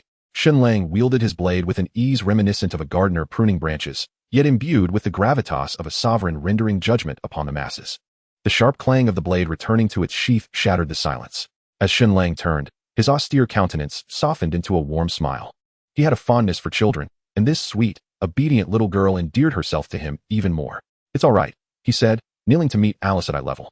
"Big brother, you're so amazing," Alice exclaimed, her tear-filled eyes sparkling with admiration despite the sorrow etched upon her delicate features. "Can we say goodbye to Daddy?" Shen Lang gently caressed Alice's small head. Alice's tears surged anew as she lunged towards the lifeless body on the ground. Shen Lang quietly stepped back, granting the father and daughter their final moments of solitude. Beneath the moonlight, the little girl, whose life had been irrevocably altered, trembled like a fragile leaf. Woof! The sudden bark of the little dog jolted Shen Lang back to reality. He bent down to lift the small creature, cradling Alice in his other arm. As they soared into the air, the girl's startled gasp compelled him to tighten his embrace. Upon returning to the balcony and setting Alice and the dog down, Siko eagerly leaped into his arms, exuding a charming demeanor. "Are you a superhero, big brother?" A certain naive little girl tugged at his sleeve, her clear eyes reflecting the starlight. The dog chimed in with a couple of barks. Shen Lang chuckled, playfully flicking her forehead with his fingertip. "Of course not. I'm merely a tad stronger than the average person." Siko suddenly lifted her gaze, her violet eyes swirling with intricate emotions, not detachment, but rather curiosity. "It seems I've never truly understood you. Would you like to know me?" he asked, taking her small hand in his, gazing deeply into her eyes. Siko's affirmative reply felt like a drop of honey falling into the lake of his heart, sending ripples surging within his chest. He longed to envelop her in his arms at that very moment. The memory of her tender lips lingered in his mind, intoxicating him far more than the finest sake. Woof! The little dog's untimely bark disrupted the tender atmosphere. Alice gazed up, her cherubic face brimming with curiosity. Siko, aware of Shen Lang's intentions, felt her ears flush with a sudden warmth, and she swiftly evaded his advance. With a child present, she would not allow him to act improperly. She bent down to take Alice's hand, her hair cascading down, revealing a glimpse of her porcelain neck before Shen Lang. Together, they moved into the room. Outside, the apocalyptic flames tinted the night sky a deep crimson, while an eerie tranquility enveloped the interior. Shen Lang shook his head with a soft laugh, casually closing the door behind them. Moonlight filtered through the sheer curtains, draping the living room in a veil of silver frost. Siko was gently narrating something, her low voice mingling with Alice's innocent inquiries. He closed his eyes to listen, an involuntary smile gracing his lips. The young girl, exceptionally skilled in the art of swordsmanship, now revealed a tenderness that was truly enchanting. She gently wiped away the sorrow nestled within Alice's innocent heart. As the night deepened, Shen Lang observed the two yawning and chuckled, suggesting, "Let us discuss matters tomorrow. Siko, you should take Alice to rest. What about you?" After a day of intense battles, she was indeed weary. Someone must remain vigilant. Besides, I already napped during the day and am not tired now. With a slight smile, he gestured towards the master bedroom. Teacher Jiuchuan's bed is quite spacious. You two can squeeze in together. All right. Siko said little more, gently leading the increasingly drowsy Alice into the master bedroom. Once the door closed, Shen Lang settled into a cross-legged position. His internal energy flowed like a gentle stream, albeit faint, yet persistently growing. Dawn would eventually break, and the sun would rise. When light pierced through the darkness, it unveiled the most authentic facets of humanity. Amidst a congregation of lifeless bodies surrounding the gas station, a small mushroom cloud suddenly billowed above the city. The entire city of Zhu seemed to awaken instantly, serving as a reminder to the lost and bewildered souls that the apocalypse was far from over, and indeed, was escalating. As Shen Lang returned in the morning light, the system notification chimed crisply in his mind. 50,120 corpses, 2,528 points. He could not help but feel a sense of satisfaction. Such was the definition of efficiency. In the apartment, the explosion had roused everyone from their slumber. Alice curled up in Siko's embrace, who tenderly stroked her disheveled short hair. After a simple breakfast, they readied themselves for departure. "Let us go," Shen Lang commanded succinctly. The group boarded Nanri Koori's Hummer, its dark exterior gleaming coldly in the morning sun. The interior space was ingeniously arranged. Jiuchuan Shizuka appeared surprisingly adept at the wheel. Takagi Saya shielded Alice in the passenger seat. The sound of metal clinking from the weapons hung on Hirano Toda, and Komuro Takashi echoed from the roof. "And you need rest," Siko insisted, firmly pressing his head onto her lap. The warmth of her thigh seeped through the fabric, mingling with a faint scent of violet. As the vehicle jolted, a soft part inadvertently brushed against his forehead, eliciting a stifled laugh from Miyamoto Rei. This was indeed a lap pillow, and Shen Lang suddenly felt a bit drowsy. Regrettably, due to his position, he could not face Siko's delicately flat abdomen, which left him slightly disappointed. The bounty from the gas station not only yielded substantial rewards, but also rendered the streets, previously teeming with wandering corpses, oddly desolate. However, the abandoned vehicles and devastated ruins impeded their progress, forcing them to seek alternative routes. The city of Zhu and the Yubabashi remained bustling with crowds. Reluctantly, the group opted for a waterway. The Hummer was amphibious, a testament to Nanri Koori's resourcefulness. "We're about to enter the water, everyone hold on tight." The medical officer's naturally airy tone was drowned out by the splashes. Siko instinctively tightened her hold on Shen Lang, but her remarkable softness inadvertently pressed against his cheek. The river water splashed against the car window, creating translucent ripples that rendered the scene increasingly ambiguous. In response to Siko's playful pout, Shen Lang instinctively pursed his lips. The banks of the river were distanced by nearly 1,000 meters. The current flowed somewhat swiftly, yet it posed little hindrance. Crossing would require a mere 10 minutes. Suddenly, Jiuchuan Shizuka began to hum a tuneless melody. Alice swiftly joined in, her youthful voice resonating within the confines of the vehicle. Even Takashiro Saya awkwardly kept time, filling the car with an atmosphere of light-hearted joy. As the Hummer roared onto the opposite bank, an eerie tranquility enveloped them. The streets were astonishingly tidy, devoid of even a single wandering corpse. The serene thoroughfare, free from smoke and bloodshed, seemed utterly incongruous with the apocalypse, presenting an illusion of calm and peace. However, by midday, the once bustling streets lay desolate, and this uncanny sight did little to ease anyone's vigilance. Takashiro Saya's home was located in the central area of Nishimachi, making her the closest among them and the first stop on their agenda. Under her guidance, the vehicle continued toward the second block. Yet, as they approached, her expression darkened, and her heart tightened with trepidation. The corpses encountered along the way appeared to converge toward the second block, increasing in number. Chapter 12, Seiko's Relinquishment. The sky above the second block seemed shrouded in an invisible pall of gloom. As the Hummer penetrated further, the density of the corpses multiplied exponentially. They surged from every alleyway, crawled out from shattered display windows, as if drawn by an irresistible summons. This was troubling. Takashiro Saya's nails left deep crescent marks in her palm. The corpses were sensitive only to sound. What force was continuously luring them? Here too, how vexing. Gazing at the throngs of corpses at the end of the road, Juchuan Shizuka cried out in distress. She then sharply turned the steering wheel, the tires screeching against the pavement as they veered into a right-side junction. At the next intersection, a left turn led them onto a main road, wide and spacious, where the distribution of corpses was comparatively sparse. Filled with foreboding, Takashiro Saya struggled to maintain her composure as she continued to direct them. If avoidance was not an option, they would have to forge a path to survival through sheer force. As the Hummer surged onto the main road, the sight before them caused everyone to hold their breath. On the expansive 8-lane highway, the corpses writhed like a tide, all moving inexorably in the same direction. They pushed and clawed at one another, yet maintained an uncanny centripetal motion. Hold on tight. Juchuan Shizuka pressed the accelerator to the floor. The 4-ton steel beast roared as it crashed into the mass of bodies, the windshield instantly coated in dark blood. From the roof came the sound of Kamishiro Takashi retching, while Miyamoto Rei clutched the handrail tightly, her knuckles turning white. Suddenly, a glint caught her eye. A steel cable. The screams of Miyamoto Rei and Seiko's warning echoed simultaneously. Juchuan Shizuka frantically twisted the steering wheel, the Hummer skidding sideways amidst the cacophony of grinding metal. The steel cable sliced through the vehicle like a blade, severing the corpses caught in between. Viscera and shattered bones splattered, tracing eerie arcs beneath the sun. Hit the brakes. Ease off the accelerator. Hirano Tadaka shouted in a state of panic. In a flurry of frantic movements, the flustered Shizuka Jukawa managed to halt the vehicle just as it was about to careen uncontrollably into a wall. However, the force of inertia flung Miyamoto Rei from her seat, her body tumbling across the asphalt before crashing into a pile of cardboard boxes.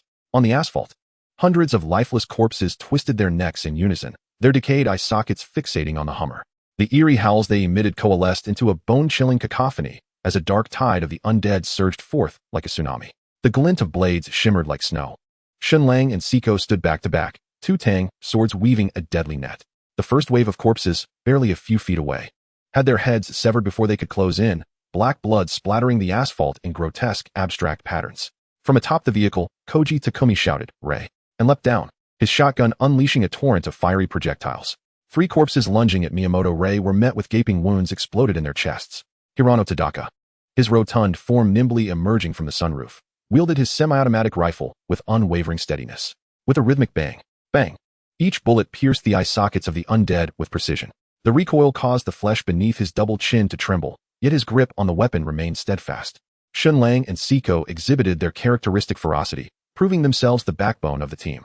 Their synergy was flawless. Every sweeping strike from Shen Lang created opportunities for Seiko, while her elegant spins and slashes deftly filled the gaps in his defense. However, whether it was the pent-up rage from the previous night or the primal bloodlust coursing from the Saiyan lineage, his pupils gradually tinged crimson, and his movements grew increasingly wild. Wherever the Tang sword passed, corpses fell like wheat before the scythe.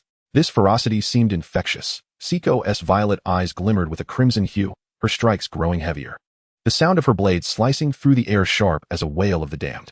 She unleashed the bloodthirsty nature suppressed by rationality, sharp and relentless. Unbeknownst to them, they had strayed dozens of meters from their vehicle. As the last obstacle fell, an eerie silence enveloped them for a fleeting moment. Soon after, more undead poured forth from the alley, encircling them once more. "Open fire," came Hirano Tadaka's distant roar. Amidst the Hummer, the timid Takashiro Saya gripped her handgun with trembling hands, pulling the trigger under the guidance of the military enthusiast. A barrage of gunfire momentarily staved off the oncoming horde. Yet the ammunition dwindled at an alarming rate. Suddenly, a change occurred with Seiko. Her blade's momentum faltered. Her stance remained flawless. Resembling a page from a swordsmanship manual, her right arm extended like a crane's wing, her left fingertips gently resting on the hilt. Yet, the fluid motion that should have followed hung suspended just inches above the head of a petite corpse, unable to advance. It was the lifeless body of a girl, perhaps 7 or 8 years old. The faded sailor uniform was caked in mud, yet the crooked bow miraculously remained intact. Most haunting of all, in its decaying hand, it clutched a weathered teddy bear, dark red fingerprints still staining its fur. Clink! A bead of cold sweat cascaded down Seiko's delicate jawline, shattering into crystalline stars upon the edge of the blade. Her pupils contracted sharply, and her body trembled uncontrollably. This scene did not escape the keen observation of Shen Lang, who immediately recalled the subsequent events of the original narrative, understanding the sudden cause of her distress. It was a manifestation of a common post-traumatic stress disorder, a symptom that had previously afflicted the protagonists. However, this was merely a psychological aberration, not a grave concern, requiring only rest. Yet, on the battlefield, such a state could lead to irrevocable consequences. Fortunately, Shen Lang remained steadfastly by her side.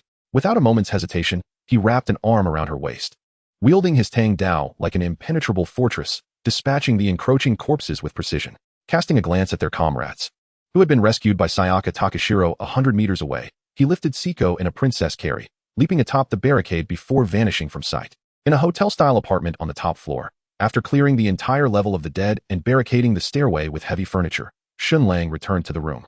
He beheld Siko curled up in the corner of an ornate European-style bed, her disheveled purple hair cascading down, obscuring much of her face. This girl, typically poised and elegant, now appeared as fragile as a snowflake on the verge of melting, stirring a pang of sorrow in his heart. Gently, he embraced her, brushing the stray locks from her forehead, his voice softer than moonlight. No matter what you encounter, I shall always be by your side. Shen Lang understood her plight. The immediate priority was to unravel the turmoil that entangled her heart. Really? In the depths of darkness, Siko seemed to sense a glimmer of light, instinctively reaching for it. Indeed, he affirmed, tenderly cradling her face, his gaze unwavering and his tone resolute. Regardless of who I am, even if I am ugly and filthy, will you still stay with me? Siko suddenly grasped his wrist with surprising strength, her bewildered eyes reflecting a newfound hope as they locked onto his. In response, he enveloped her in an unexpected embrace, resting his chin atop her head. No matter who you are my Siko. I will always be with you. Never depart. The most profound declaration of love occurs when one is ensnared in darkness, shrouded in despair, and there exists that singular person who boldly pierces the gloom, unwaveringly pulling you back from the abyss. For Siko in this moment, Shen Lang was that individual, the one who brought her light and allowed her to stand once more in the sunlight. Her rigid form gradually softened. As Shen Lang lifted her face again, he noticed that her amethyst-like eyes had regained their luster. Suddenly, she leaned forward, and as their lips met, salty tears mingled at the corners of her mouth. This kiss was both awkward and fervent, akin to a lost traveler savoring the first sip of water upon discovering an oasis. The moonlight quietly shifted, casting their entwined shadows upon the wall, reminiscent of an ancient painting. Outside, the smoke of the apocalypse continued to spread, yet in that moment, in this corner, even time seemed to pause. Chapter 13, A Harmonious Partnership in Labor. The silvery moonlight cascaded through the floor-to-ceiling windows, casting geometric patterns of the window frames upon the wooden floor. Two silhouettes nestled together at the threshold of light and shadow, as Shen Lang's fingertips rhythmically combed through Siko's long hair, listening to the suppressed sentiments of her heart flow forth like the melting snow. She was kind, pure, yet haunted by the bloodthirsty shadows of her past. However, no one is without flaws. Where there is light, darkness inevitably lurks in the corners. Even the wisest of ancient sages bore the darkness of humanity, albeit concealed within the recesses of their souls. He took Siko's hand and pressed it against his heart, allowing her to feel the thunderous rhythm of his heartbeat, his breath warm. I love the entirety of you. The graceful neck during tea ceremonies, and the hair that dances during strikes. Her pupils quivered, and she suddenly realized that the dark side she had long suppressed was, in his eyes, a treasure. A perfect swordsman ought to wield a bloodthirsty blade. Shen Lang lowered his head and kissed the crown of her hair, inhaling the faint scent of violets. Siko's eyelashes fluttered like butterfly wings. It dawned on her that she appeared so flawless in his heart. When their lips met once more, she tentatively extended her tongue, savoring the tenderness of his kiss. The gentle caress and soft murmurs resonated like a beautiful melody. His hand slipped beneath the hem of her garment, and he could distinctly sense her breath hitch. This lingering touch was utterly uncontrollable. Suddenly, the intimate atmosphere was interrupted by a prolonged sound of bubbling. Siko's face flushed crimson, her forehead pressed against Shen Lang's chest, unwilling to lift her gaze. His laughter reverberated through his chest, eliciting a playful pinch at his waist in response. I'll go prepare some food, he announced, attempting to rise, only to be tugged back by the hem of his shirt. In the moonlight, the contrast between her flushed ears and her feigned composure was striking. No laughing. Women can be creatures of exquisite fragility. Even the strong-willed Siko was no exception. In the apartment's kitchen, although well-equipped, the power had been cut, and there was no gas supply. Shen Lang, undeterred, conjured an entire set of kitchen utensils before Siko's eyes. She gasped in astonishment, covering her cherry lips as pots. A cast-iron pan and other cookware materialized like magic, shimmering softly in the moonlight. This is spatial ability. You may understand it as a power akin to those found in novels or anime. he said with a mischievous wink, his smile imbued with affection. Once the task was complete, Shen Lang would take her away from this world, hence some abilities need not be concealed. How marvelous, Siko mused, marveling at the wonders of the world. Yet, this extraordinary man was hers, and a sense of pride welled within her. Have you ever tried huaxia cuisine? Shen Lang skillfully cleaned the ingredients. Although they had been washed prior to entering the spatial realm, and time held no concept there, his penchant for cleanliness compelled him to rinse them once more before cooking. As for the source of the water, naturally, it was self-supplied. Siko gently shook her head. She usually prepared her own meals. Then you shall have a delightful dinner tonight, Shen Lang grinned, confident in his culinary skills despite never having formally studied the art of cooking. I am quite looking forward to it, she replied, her diligent nature prompting her to assist in the preparation of the ingredients. The two busied themselves by the sink and under the warm glow of the lights. She occasionally glanced at the man beside her, her bright violet eyes filled with admiration. As the saying goes, when a man and woman work together, the task feels less burdensome. Recently, having openly expressed their feelings for one another, this young couple reveled in the joy of cooking together. Their unspoken understanding led to playful splashes of water on each other's faces, creating a particularly warm atmosphere beneath the tranquil sky. Two flickering candle flames illuminated the dining table, adorned with simple, homely dishes. Siko took delicate sips of the fragrant chicken stew with mushrooms, and under Shen Lang's mischievous gaze, she opened her mouth slightly to receive a spoonful of vividly colored, spicy mapo tofu. Instantly, the fiery flavor erupted on her palate. She inhaled sharply, her eyes glistening with tears, her soft cheeks flushing a delightful shade of pink. The sight of her fanning her mouth with her small hand only accentuated the allure of her naturally rosy lips, making one yearn to savor them. How does it taste? Shen Lang inquired with keen interest, observing her exquisite face as he offered her a glass of water. She gently accepted it, but did not drink. Instead, her eyes sparkled as if she had discovered a new treasure. It's so numbing, so spicy, yet utterly delicious. Then I shall make it for you often, he replied with a subtle smile, though he refrained from promising to do so every day, as he knew that such a commitment was beyond his reach. A man must honor his word. Shen Lang would not make promises lightly. All right, Siko responded with a sweet smile, her tone slightly playful. I want you to teach me, and in the future, I will cook for you. Then I shall be fortunate indeed, he teased, reaching out to tuck a stray strand of hair behind her ear. The flickering candlelight cast their shadows on the wall, weaving an unspoken poem. Moonlight cascaded like water onto the freshly made bed. Siko lay against Shen Lang's chest, her purple hair cascading like a waterfall, forming a mysterious galaxy on the pristine white sheets. Suddenly, she propped herself up, the arc of her hair enveloping them in a private shadow. Her fingertips traced the outline of his collarbone, her voice soft as a feather brushing against skin. I feel as if I am dreaming. Shen Lang placed his palm over her cool hand, his fingers gliding across her palm. And how does this sensation feel? In an unexpected move, he rolled over, enveloping her beneath him. Is this still a dream? Siko's response was to grasp his collar and kiss him fervently, a fervor more potent than any words could convey. As the sun rose high in the sky, having already taken its place in the eastern hemisphere for several hours, the two within the room remained blissfully asleep. The midday sun filtered through the sheer curtains, leaving mottled golden traces on the disheveled sheets. Memories of the previous night flooded back, causing her ears to flush crimson. The absurd positions, the shameful pleas, and his insistence on her repeating certain phrases all became vividly clear in the morning light. Shen Lang's sleeping face appeared unexpectedly pure. The morning light cast a gentle glow over his sharply defined silhouette, with eyelashes creating delicate shadows upon his cheeks. And even his breath was as light as a feather's caress. Siko, compelled by an unseen force, drew closer. The man tightened his arms around her in his sleep, drawing her deeper into his embrace. Outside, sparrows twittered, while she chose to bury herself once more in the comforting warmth of his hold. Chapter 14. Conflict. Siko stood before the dressing mirror, her slender fingers deftly fastening the buttons of a purple silk shirt. The loose hem swayed gently with her movements, inadvertently outlining the breathtaking curves of her waist and hips as she turned. Shen Lang leaned against the doorframe, his gaze lingering on the faint red marks adorning her neck. The blood-stained sheets from the previous night had been meticulously folded and stored in the system space, as if preserving a moment of exquisite conquest. Have you seen enough? She suddenly turned, her violet eyes glimmering with a rare playfulness. This is just the beginning. Shen Lang raised his hand to gently brush her nose, stealing a fleeting touch on her mint-flavored lips freshly brushed. Let us go. It's time to visit the Takashiro household. He elegantly gestured for her to proceed. Before Siko could fully comprehend his intentions, he swept her up in his arms, one hand cradling her knee and the other supporting her back, lifting her effortlessly. Siko gasped, instinctively wrapping her arms around his neck as a rush of wind enveloped them, and they leapt from the window.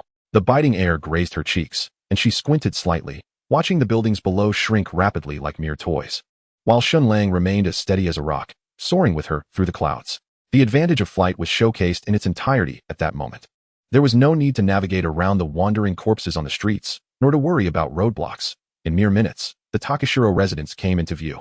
After landing in a concealed corner, they were met by several fully armed guards, their cold weapons cautiously aimed at the pair. Following a thorough examination and temperature checks, and only after confirming they were uninfected, the guards finally cleared a path, leading them deeper into the courtyard. As they stepped into the inner courtyard, Shen Lang sensed several familiar presences. Indeed, Jikawa Shizuka and the others had received word of their return and were eagerly awaiting them. Upon seeing the two return safely, the tension among the group finally eased.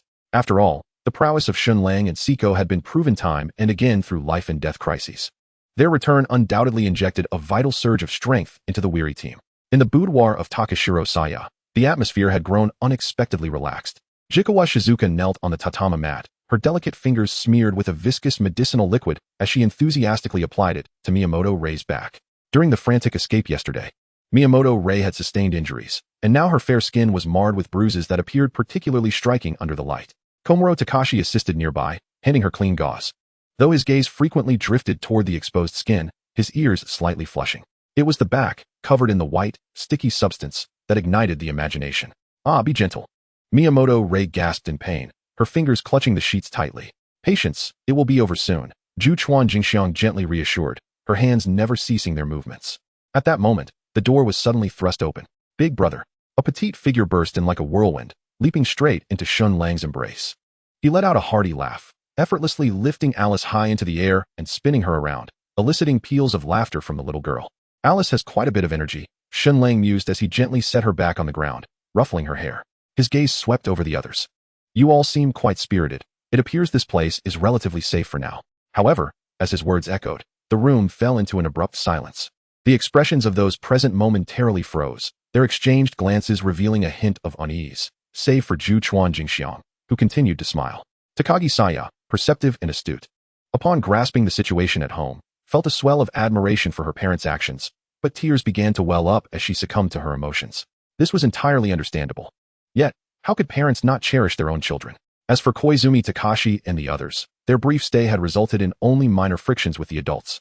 Thus they were relatively content with the secure environment. Nevertheless, it was merely a matter of time. Human emotions were one aspect. The rudimentary state of the defense mechanisms was another. Much like in the original narrative, any slight oversight could unleash a catastrophic tide of the undead, overwhelming the place in an instant. The gathering of these individuals came to an unceremonious end after Takagi Saya's father, the domineering and solitary right-wing elite leader, returned home. Since arriving at the Takagi household, Shen Lang and Siko had been inseparable. The unspoken understanding and the subtle displays of affection between them had not gone unnoticed by the astute Takagi Saya. With a sly smile, she pushed up her glasses, her pink twin tails swaying gently. During the room assignments that evening, she deliberately placed the two of them in the most spacious guest room at the end of the corridor. Casting a meaningful glance as she departed, this room has particularly excellent soundproofing. Siko's ears flushed a deep crimson, while Shen Lang simply accepted her thoughtful gesture with composure. As night fell, the Takagi estate gradually succumbed to silence, broken only by the occasional chirping of insects and the distant sound of patrolling footsteps. Yet, within one room, a different scene unfolded. Lang. Siko's voice was imbued with an unprecedented softness, her slender fingers delving deeply into Shen Lang's back muscles. The moonlight streaming through the paper window, cascading over her smooth skin. The sword-wielding maiden, typically fierce and poised, now revealed a captivating allure that left him entranced. He marveled at her fervor, whether it was the blush-inducing requests or her daring postures. Siko embraced them all without reservation. Each of her breaths, each whispered word, resembled the most enchanting melody, drawing him deeper into a state of euphoria. You seem particularly passionate today, Shen Lang murmured, gently nibbling on her earlobe. A flicker of shyness danced in Siko's dreamy violet eyes, and as she experienced the sweetness of forbidden fruit, she tightened her embrace around him even more. It's because it's you. The forthcoming days appeared to be divided into two distinct realms. During daylight, the masses congregated to devise strategies and exchange intelligence. By night, the guest room at the end of the corridor transformed into a secret garden, solely belonging to two souls. Naturally, Shen Lang would occasionally venture to certain locations to set traps for the deceased, awaiting the subsequent harvest. Nevertheless, unforeseen events often lurked just around the corner. On this particular day, the collision of two teams nearly ignited the long-simmering tensions among them. Morning light cascaded over the artificial lake, creating shimmering ripples. Shen Lang casually tossed breadcrumbs into the water, enticing the koi to leap eagerly. Siko leaned against his shoulder, a faint smile gracing her lips. Big brother. Sister Siko. Alice stumbled towards them, her golden curls matted with sweat against her flushed cheeks. Quick, go save brother Hateda. Exchanging a glance, the two sprang into action. Upon arriving at the courtyard, the sight before Shen Lang caused his gaze to turn icy. Hirano Hateda cowered in the corner like a frightened cub. Clutching a sniper rifle tightly, 5 adult men surrounded him, their ties hanging loosely from wrinkled suit collars, yet exuding an air of superiority. What is a child doing with a gun? The leader of the group reached to grasp the rifle's barrel, his watch glinting harshly in the sunlight. This is borrowed from someone else. Hirano Hateda stammered in protest, his bloodshot eyes peering through his glasses. Resources should be allocated to those who are useful. Sneered another man with a beer belly, kicking aside the scattered bullets on the ground. Like us, the adults. The sound of Shen Lang's footsteps made them turn. That is enough. His voice was soft, yet rendered the air palpable with tension. Senior Shen Lang. Tears welled in Hirano Hateda's eyes. The man in the tie scrutinized Shen Lang, clad in casual attire, and scoffed. Where did this young brat come from?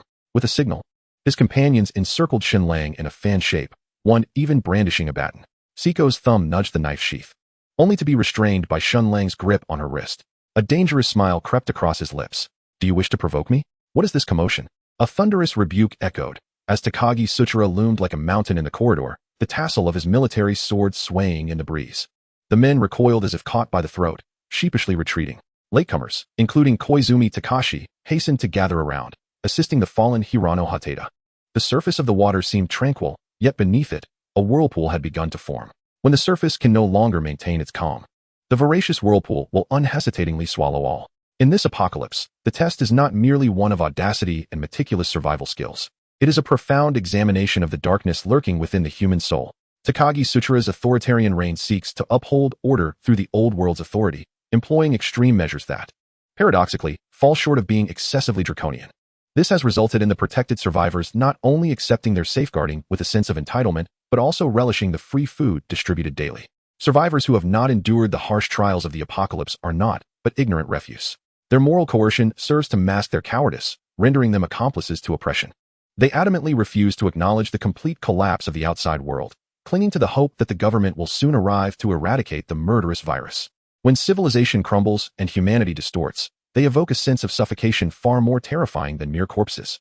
This is humanity, perpetually repeating its mistakes, too fearful to confront reality in times of despair. Chapter 15. The Composure of the Main Palace.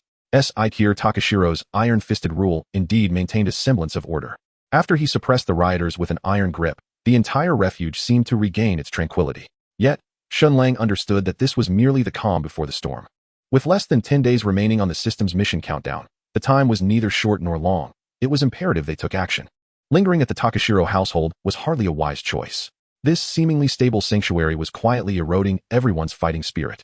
One of the initial goals that bound them together was to ensure the safety of their families. Now, only Sayaka Takashiro had fulfilled that wish. While Takashi Komuro and Rei Miyamoto were already anxious with longing, Siko's father was far overseas, and her only concern at this moment was Shen Lang. Shizuka Kurukawa's parents had long since passed, and Hairi Toda's were in a distant land. Thus, the focus of their forthcoming actions naturally fell upon Takashi Komuro and Rei Miyamoto. After several days of recuperation, Rei Miyamoto finally regained her strength and ability to move freely. In Sayaka Takashiro's chamber, they sat in a circle, each pair of eyes gleaming with resolute determination. Rei and I have made our decision, Takashi Komuro declared, inhaling deeply as his gaze swept over each face. Today, we will search for our parents. This was a matter between the two of them, and they wished not to involve anyone else, deeming it too perilous. However, they had already agreed in the school office to assist each other in confirming their family's safety, and they could not abandon that commitment now. Not to mention, Siko's samurai spirit would not permit it, and Shen Lang would never break a promise. His life motto was to fulfill what he had pledged. Moreover, there was a certain creature named Omu who needed to stretch the word count and weave the plot.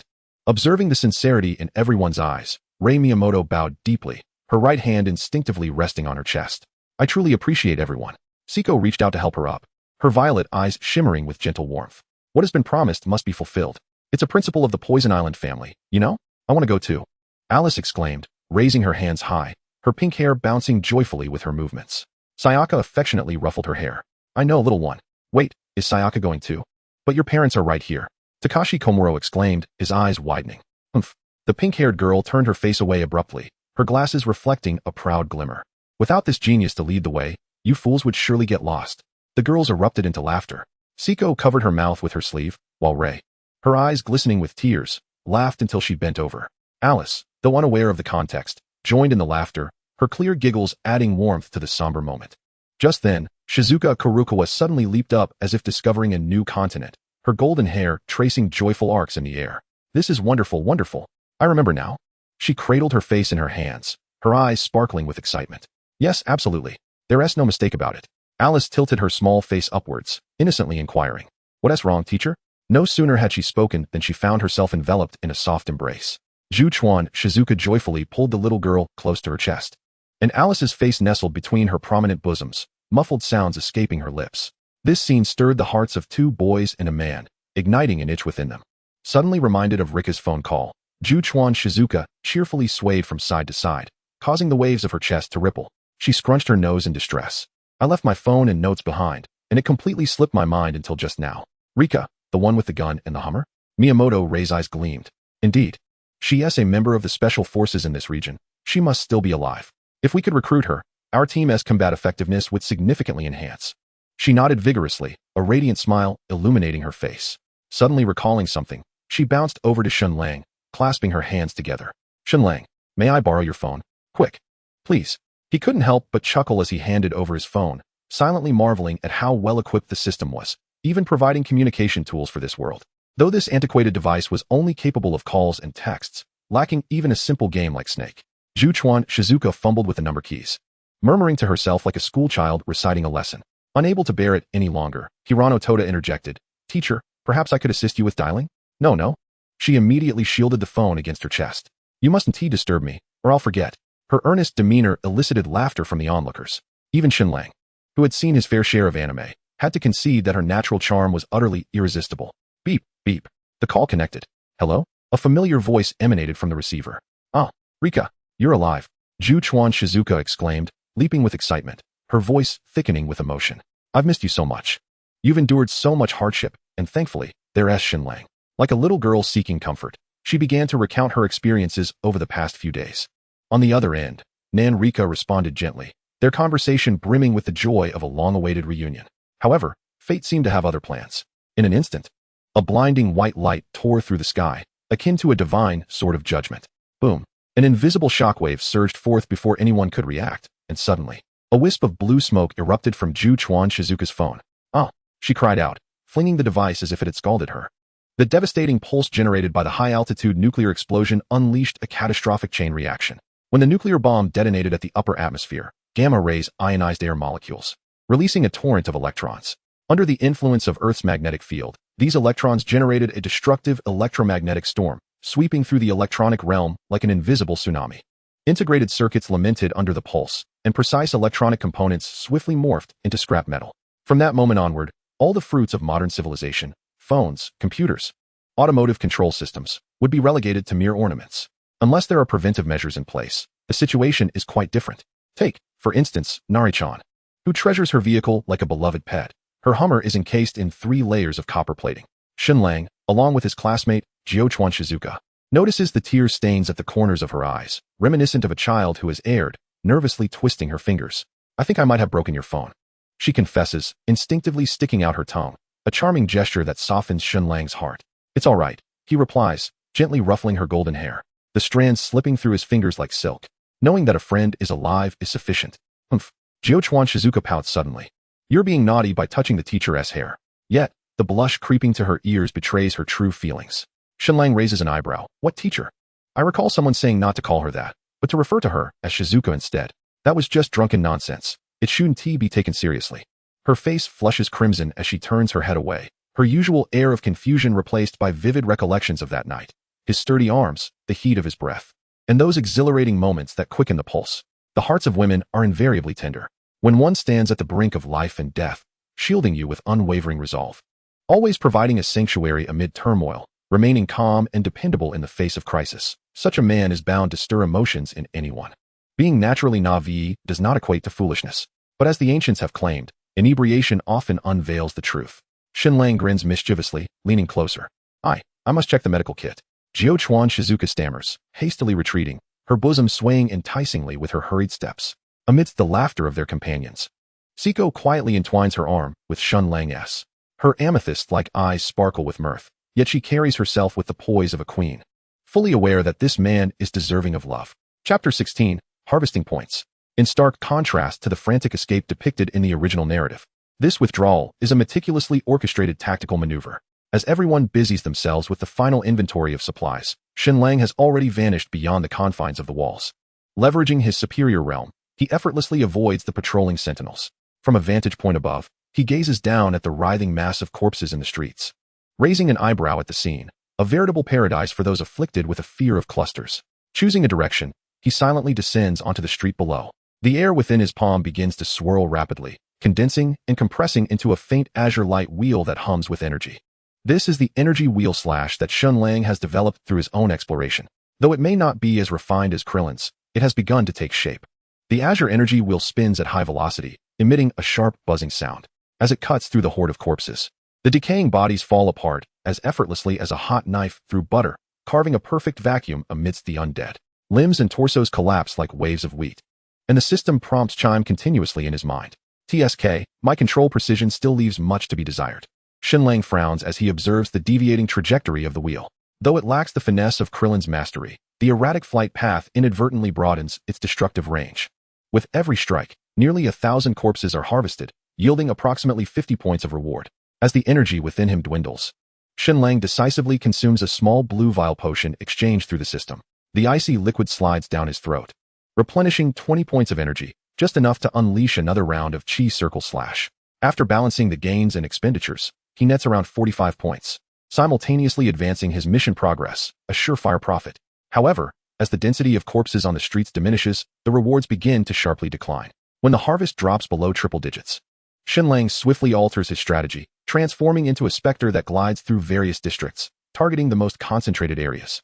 Thus, supported by the small blue vial, he tirelessly continues to reap. As the data panel glimmers with delightful brilliance, mission progress, 1385241000000. Current points, 7,035. 2 words, exhilarating. Returning to the mansion, Shen Lang presents a reconnaissance drone to the pink-haired girl, smiling. Next, it's your stage. Humph. At last, a chance for this genius to shine. Takashiro Saya adjusts her glasses, her fingertips dancing over the remote control, maneuvering the drone to execute a series of intricate maneuvers.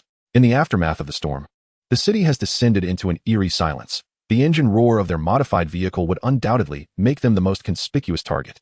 Yet, the high-frequency hum of the drone's rotors serves as a dinner bell for the sound-sensitive corpses. By precisely controlling the sound source's distance, she can guide the tide of the undead like a shepherd. This is the rhythm mastery of a physics prodigy. Are we all prepared? Shen Lang's gaze sweeps over his ready companions. Siko gently caresses the scabbard of her sword, nodding slightly. Miyamoto Rei checks her magazine and signals affirmatively. Takashiro Saya adjusts her glasses, the drone controller primed, and Juchuan Shizuka embraces Alice, exuberantly exclaiming, "Let's go." No unnecessary words are needed. The group exchanges knowing smiles and ascends into the modified military Hummer. With the roar of the engine, Juchuan Shizuka spins the steering wheel. The vehicle tracing a graceful arc, off they go. The tires crunch over gravel as they speed toward the Eastern Police Station. In the rearview mirror, the Takashiro residence gradually shrinks, while ahead, the drone's buzzing has already diverted the first wave of wandering corpses. Chapter 17. Oh no, is Shizuka in danger? In a city bereft of modern technology, the steel behemoth of the Hummer roars down the desolate streets, akin to a beacon in the darkness, guiding the corpses onward. Once a seamless 6-lane highway, it has now become a graveyard of metal. In the wake of the storm, thousands of vehicles remain eternally stranded on their path of escape. Some lie overturned, their windshields shattered like spiderwebs.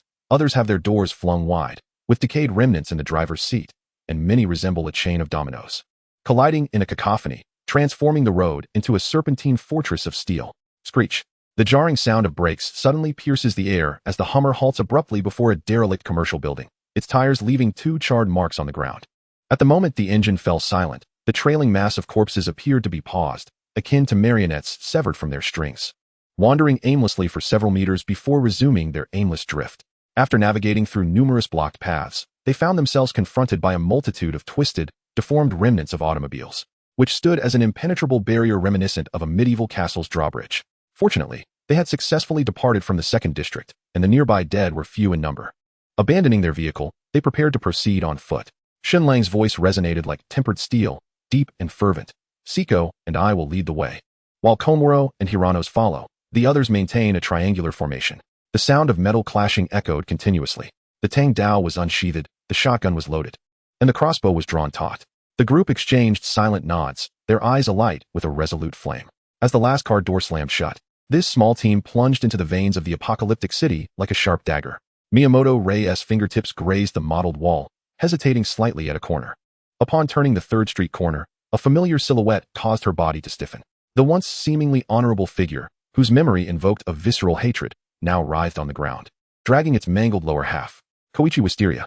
His suit was tattered beyond repair, half of his facial skin drooping to reveal grotesque bone, yet he maintained a nauseatingly hypocritical smile. Wisteria. As Rei's lips twisted into a strange curve, the shotgun pressed against the decaying skull, a flicker of morbid delight danced in her eyes. Bang! As the smoke cleared, an abstract painting made from brain matter and shattered bones adorned the wall. Rei's trembling fingers brushed against the heated gun barrel, releasing a sigh of relief. The dying sun bled crimson, staining the shattered street in a deep scarlet hue. Shen Lang and his group treaded upon the glass shards, each step eliciting a delicate crunch. Turning past an abandoned gas station, 5 armed thugs emerged from the shadows, the one with a scarred face and a bald head grinning with yellowed teeth. Oh look! A delivery right to our doorstep. His gaze, as slimy as maggots, crawled over Siko's long legs encased in combat gear, then fixated on Shizuka Jurikawa's prominent curves. Girls, come play with us, and I guarantee you'll, in a flash of cold steel. Shen Lang's Tang Dao transformed into a silver lightning bolt, piercing through the chests of 2 men with a deafening whoosh. The blade, still unspent, pinned the corpses against the concrete wall, blood oozing through the cracks in grotesque patterns. Before the remaining 3 could pull their triggers, Shen Lang had already closed in like a specter. A swift chop shattered one man's throat, while his right leg swung like a battle axe, severing another's knee. As the last man raised his weapon, Siko's Tang Dao traced a crescent arc, the head spinning away into the debris, its face frozen in disbelief. Scum! Siko flicked the blood from her blade, her violet eyes sparkling with a cold, murderous intent.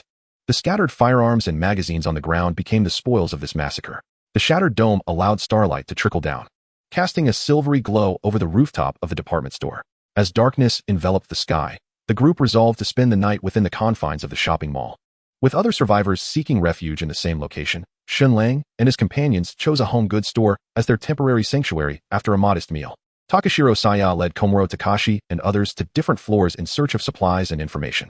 Shen Lang, leisurely pulling Siko along, ascended to the rooftop, finding a comfortable position with his head resting on her lap, inhaling the unique fragrance of violets that lingered around him.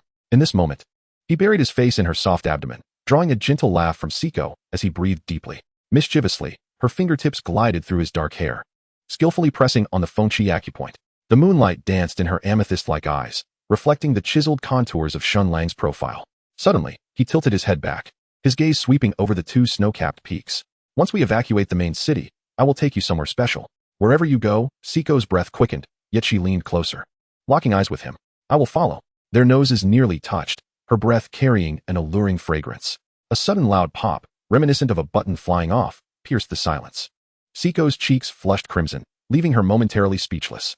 Miyamoto Rei and Takashiro Saya, accompanied by Alice, ventured to a bicycle specialty store. After a brief discussion, they quickly reached a consensus to utilize bicycles for their impending journey. The bicycles were light and nimble, ideal for navigating congested streets, and emitted minimal noise, thus not attracting the attention of the undead. To their surprise, Takashiro Saya discovered firecrackers in a fireworks shop, which proved more effective than drones for diverting the attention of zombies in close proximity. After replenishing their supplies, they took Alice to select some fresh clothing. Meanwhile, Komuro Takashi and Hirano Tadu noticed the intern officer Nakagawa Mami being harassed by a group of survivors. Hirano Tadu handed her his service pistol, deliberately announcing the number of bullets was equivalent to the number of people present. This act temporarily quelled the unrest, but also sowed seeds of danger. For the timid Nakagawa Mami, the pistol felt more like a death warrant than a safeguard. Among the watchful survivors, this weapon could very well invite her demise. In the furniture store, Jukawa Shizuka was soundly asleep on a display bed, her golden hair cascading over the pristine sheets. At that moment, a burly man crept closer, his eyes glinting with depravity. He unsheathed a dagger, its blade glimmering coldly in the moonlight. The sound of furniture crashing awakened Jukawa Shizuka, groggily rubbing her eyes. She quickly recoiled into the corner, her hands protectively clasped over her chest. What do you want? What do I want? The man sneered, brandishing the dagger. Sleeping here is just an invitation for someone to take advantage. I assent it? If you cooperate, it might lessen your suffering. And no, I'm just exhausted, Jikawa Shizuka stammered, shaking her head in panic. Enough of your nonsense. The man lunged, thrusting the dagger into the mattress as he leaned in closer. You will either obey, or... Chapter 18. Is the danger others? Then there's nothing to worry about. The bull-headed creature could never truly be bull-headed, at most. It would allow the protagonist to be the bull for others. After descending from the rooftop with Siko, Miyamoto, Rei, and others eagerly took her to select clothing. Upon realizing that Jikawa Shizuka had not returned with him, but rather was resting alone, Shen Lang promptly set out to find her. As he re-entered the furniture store, he unexpectedly encountered a man with dubious intentions, a dangerous glint flashing in his eyes. How dare you lay a hand on my people? Before the thought could fully form, he appeared before the man like a specter. Shen Lang. Upon seeing him suddenly materialize, Jikawa Shizuka's eyes brimmed with tears, and she scampered behind him like a startled fawn, murmuring her relief at his arrival. You too? Why are you out here all alone without taking care of your safety? He turned to her, offering gentle reassurance, though he playfully tapped her forehead with his finger. But I was just so tired, and you all had your matters to attend to. She shyly stuck out her tongue, comforted by Shen Lang's presence, feeling that everything would be all right now.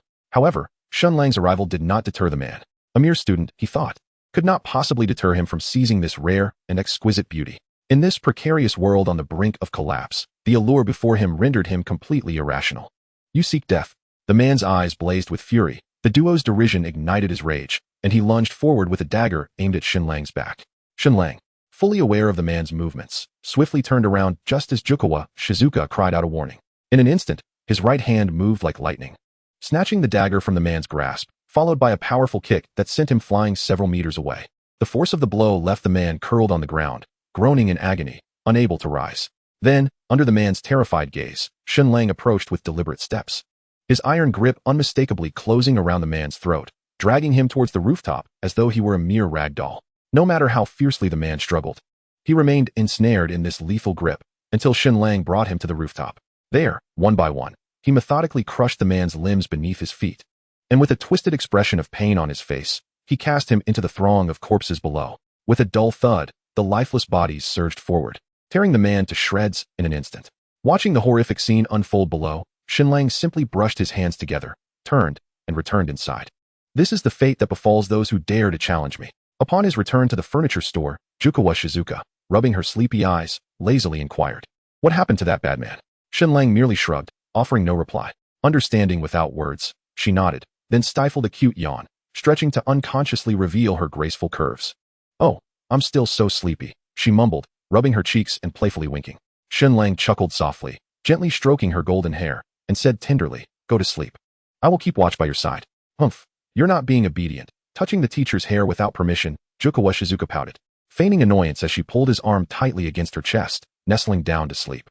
Shen Lang, bemused, looked at the softness of his arm enveloped in her embrace, silently bearing the burden of the moment. This was a matter I must shoulder alone. As dawn began to break, Shen Lang was roused by a commotion, rubbing his temples.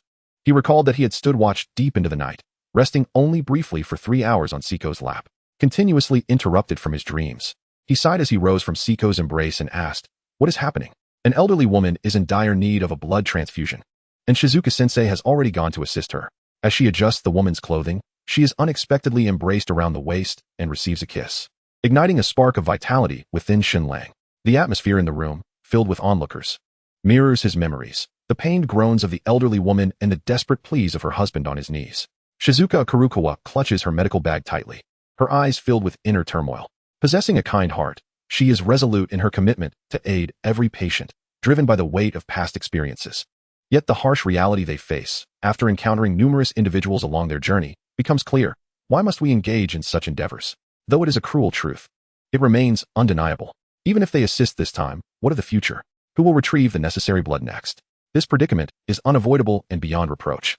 Shizuka yearns to provide care, yet as a doctor, she cannot procure blood alone, nor will she recklessly place her teammates in peril. Just as everyone finds themselves in a quandary, the police officer, Mami Nakoka, steps forth without hesitation. Her badge gleams on her chest as she stands tall, declaring, "Please inform me what is needed." Whether one deems her foolish or naive, at this moment, she commands the respect of all present.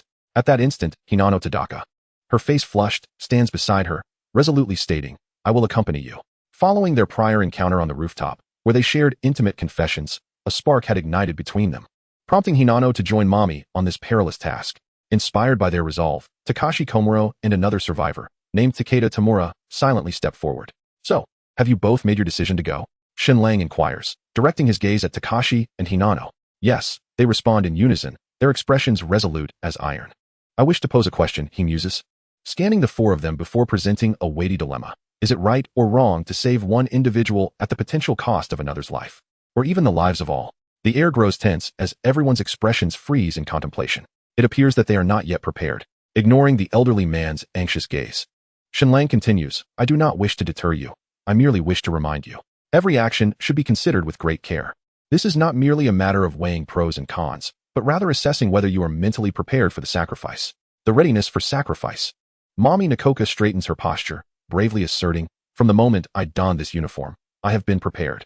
Senior Shen Lang, since Mommy is going, I shall join her as well. This is my resolve. Hinano Tadaka suddenly raises her voice, causing tears to well up in the police officer's eyes. I cannot ascertain whether I am truly prepared for this sacrifice. However, since it is a commitment we have made, it must be honored. This is what you seniors have taught me. Takashi Komuro clenches his fists, his nails digging into his palms, but after a brief moment of inner conflict, his gaze hardens with determination. Finally, the last survivor chuckles nervously. I cannot let myself be outdone by the youth and the ladies. Shen Lang nods. In that case, I shall accompany you on this journey. Meanwhile, a few devices to attract the undead were discreetly placed along the route, preparing for the subsequent evacuation and point collection. He had been walking steadily, ensuring a good gathering of enemies, while also increasing the word count.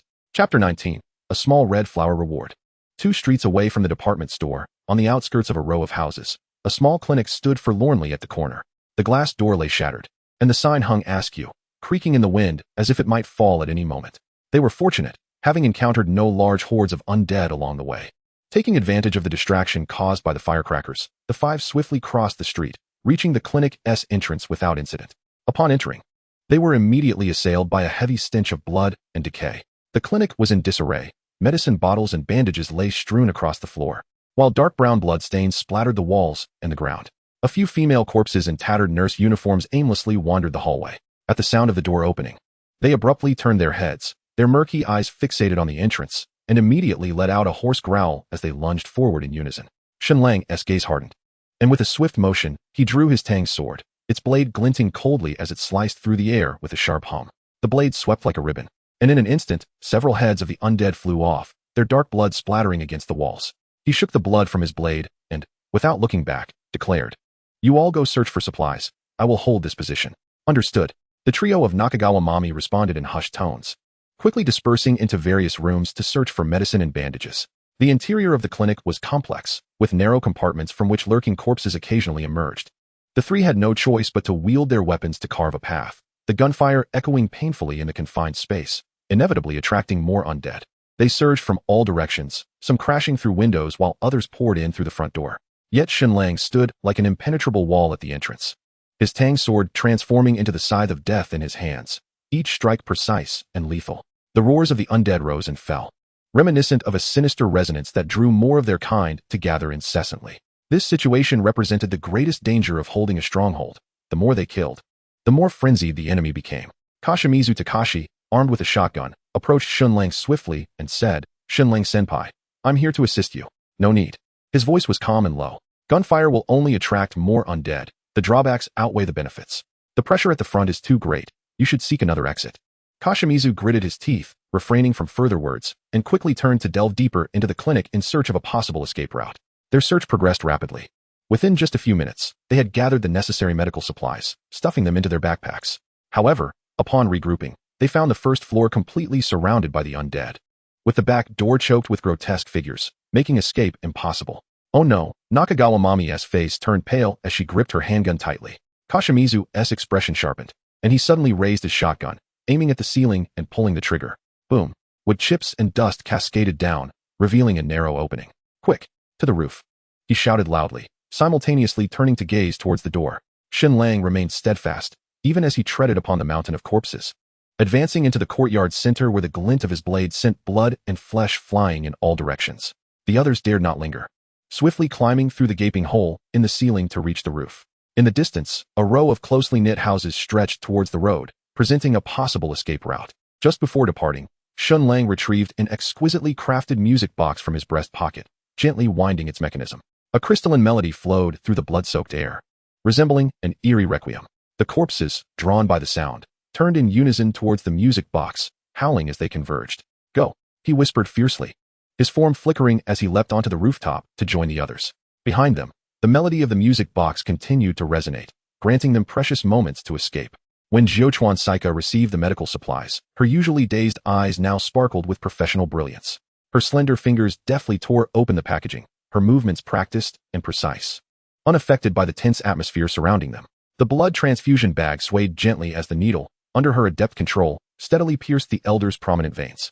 The room was filled only with the sound of ticking, as everyone held their breath, fixated on the elderly man's pallid visage. Gradually, a hint of color returned to his gaunt cheeks, and his weak breathing became steady and robust. Jiuquan Saika exhaled a sigh of relief, her golden hair clinging to her cheeks with sweat, oblivious to it all. Suddenly, she turned to Shen Lang, flitting towards him like a jubilant canary, her soft palm playfully ruffling his hair. "The teacher is going to give you a grand commendation." Shen Lang, caught off guard by her affectionate gesture, rolled his eyes in exasperation. "Is this what you call a commendation? Huh?" Jiuquan Saika tilted her head, her index finger tapping her cherry lips, causing her white lab coat to sway gently with the movement. "How about a little red flower as a reward?" "Hey, I'm not a kindergarten kid," he chuckled, gently pinching her pert nose. Miyamoto Rei and Siko exchanged amused glances, while Takashiro Saya turned away, covering her mouth, her shoulders shaking with suppressed laughter. The warm sunlight streamed through the slatted blinds, casting mottled shadows on the floor, and in that moment of tranquility, it seemed to isolate them from the impending doom outside. "It's time to set off." Shen Lang withdrew his hand, turning to Miyamoto Rei, his gaze sharpening once more. "The East Police Station shouldn't be far, right?" "Yes. On foot, it will take about 20 minutes. She clenched her fists, her knuckles paling from the exertion. The longing and trepidation in her eyes as she gazed out the window spoke volumes. "Then let us prepare to depart. We cannot afford to linger here." No sooner had he spoken than a heart-wrenching scream erupted from the adjacent conference room, the anguished cry of Nakagawa Mami. The senior, whom she held in high regard and had believed would bring salvation, had now become one of the fallen, staggering towards them all. As Shen Lang and the others entered the conference room, they collided with Nakagawa Mami, who was fleeing in disarray. "What are you dawdling for? Hurry up and chase after her," Shen Lang exclaimed, slapping the dazed Hinata Toda on the back. His chubby face flushed crimson as he hesitated, stammering, "But how is it that you once vowed she was your awakening, yet now you falter?" Shen Lang smirked, his tone unexpectedly earnest. "Women are inherently fragile beings. It is precisely in such moments that men must resolutely stand behind them, becoming their unwavering support." "I understand now, Senior Shen Lang." His words struck a heavy chord in Ping Ye's heart. He inhaled deeply, the determination rekindling in his eyes behind the lenses, and his corpulent form surprisingly agile as he rushed out. Witnessing this scene, the onlookers exchanged knowing smiles, silently giving Shen Lang a thumbs up. Siko lightly tossed her long hair, the violet strands shimmering like satin in the setting sun. "Let us first gather our belongings. Once Ping Yi is finished, we shall depart immediately." Chapter 20, East Police Station. As Shen Lang and his companions readied their gear, Ping Yi and Toto approached, leading the now composed Nakagawa Mami. The young police officer's uniform still bore traces of tears, yet her gaze had regained clarity. "I wish to become your companion and walk with you," she said, her voice trembling yet resolute. Just as the group prepared to respond, a heart-wrenching scream erupted from the first floor of the mall. The shattering of glass mingled with the anguished growls of zombies, echoing like the tolling of hell's bells. "What is happening? Why are the corpses flooding in?" Nakagawa Mami's face turned ashen as she instinctively reached for her sidearm. Shen Lang swiftly seized the survivor, who was scrambling up the stairs. The terrified individual, eyes wide with panic, cried out incoherently, "It's madness. That guy killed those who tried to reason with him and opened the main entrance." The atmosphere froze. "Tak." Shen Lang's low growl snapped the dazed group back to reality. "Use the drone to divert the corpses outside the mall. Shizuka, lead the others to push the bicycles to the fire escape. Siko, hold this position with me. We must buy time." There was no hesitation, no doubt. The trials of survival in this apocalypse had honed the team into a finely tuned machine. Tak Saya dashed to the window as the drone swooped down to the first-floor plaza, its sirens blaring, drawing a throng of zombies away. Shizuka led Miyamoto, Rei, and Alice toward the parking area, the little girl pedaling her chosen pink tricycle, executing a graceful drift to position herself at the front of the group. Shen Lang and Siko each guarded a stairwell, their blades flashing as they carved a path for the fleeing survivors. "Almost there, retreat." She nodded in understanding, grasping Tak Saya's hand, and within moments, they vanished down the corridor. Shen Lang skillfully hung an old-fashioned megaphone from the beam on the second floor, the instant he pressed the switch. The blaring sirens resonated throughout the entire floor. The survivors, witnessing Shen Lang's prowess in dispatching the undead, felt a spark of hope ignite within them, hastily following in his wake. "Take us with you," someone pleaded from their knees. He wiped the blood from his blade and replied coldly, "Go to the rooftop and await rescue." His tone brooked no argument. Tak Saya adeptly led the remaining corpses away from the fire escape. Once assured of their safety, the group emerged from the depths, bicycles in tow. The footsteps echoing in the stairwell were unnaturally heavy, as if treading upon the hopes of the Forsaken. Following the plan established the previous night, Shen Lang commanded the group to advance, leading the charge. The formation quickly solidified. Zhu Chuan Jingxiang piloted the drone alongside Takashiro Saya, while even little Alice pedaled her tricycle closely behind, and the remainder burdened with supplies and weapons hastened forward. Suddenly, a chilling cry for help pierced the air. The man who had opened the mall's doors lay sprawled atop a vehicle, his trousers soaked and surrounded by a horde of corpses. "Forgive me, please, I beg you," he cried, tears streaming down his face as he knelt in supplication. Nakagawa Mami's bicycle screeched to a halt. "What should we do? Should we save him?" Her voice trembled with uncertainty. Without turning, Shen Lang replied, "Because of him, over 20 survivors in the mall have perished, all bitten to death by the undead. Are you truly willing to save him? A gentleman does not intervene in such matters." The lesson had been vividly imparted to Koizumi Takashi and his companions by Koizumi Hiroshi and others. Thus, the group fell into a heavy silence, grappling with their choices. But isn't saving lives the duty of the police? Nakagawa Mami gripped her handlebars tightly. "The police's duty is to deliver justice." Shen Lang's voice was colder than steel. "Let him pay with his life. It is the best tribute to the deceased." Hirano Toda gently pressed down on her trembling shoulder. "Let us move on." With one last glance at the figure engulfed by the tide of corpses, Nakagawa Mami gritted her teeth and pressed down on the pedals. The sound of crunching bones echoed in the wind, swiftly silenced beneath the rolling wheels. The East Police Station, once a bastion of order and authority, now lay in shambles. Shattered remnants were strewn across the ground, and newspapers fluttered in the breeze with a haunting rustle. Several headless corpses lay sprawled in pools of blood, dismembered limbs scattered about. The dark crimson stains spreading across the pale tiles, resembling a grotesque abstract painting. The entire building radiated an eerie stillness, broken only by the mournful wails of the wind that swept through the shattered window frames, as if lamenting the souls lost within. After securing their bicycles, the 9 of them stood in silence before the building, feeling as though the entire world had forsaken them. The air was thick with the stench of decay and rust, a nauseating reminder of their grim reality. Miyamoto Rei gazed up at the once familiar structure, her heart pounding violently, threatening to burst from her chest. Her fingers unconsciously clenched the hem of her clothing, knuckles whitening from the strain. How could it have come to this? Her voice quivered, her complexion pale as parchment. Though she had anticipated the decay, she did not expect it to be this dire. "Predicted?" Koizumi Takashi murmured softly, causing Miyamoto Rei's pupils to constrict sharply. "What do you mean?" Her voice rose suddenly, terror surging like a tide within her. "Calm down. Do not frighten yourself," Shen Lang interjected, his steady tone acting as a balm. "The numerous tire tracks on the ground indicate that the police may have already taken action. It may not be the worst-case scenario." Siko gently patted Miyamoto Rei's shoulder, speaking softly. "Let us enter and see. Perhaps Uncle is inside, or he may have left behind some clues." Inside the police station, chaos reigned even more than outside.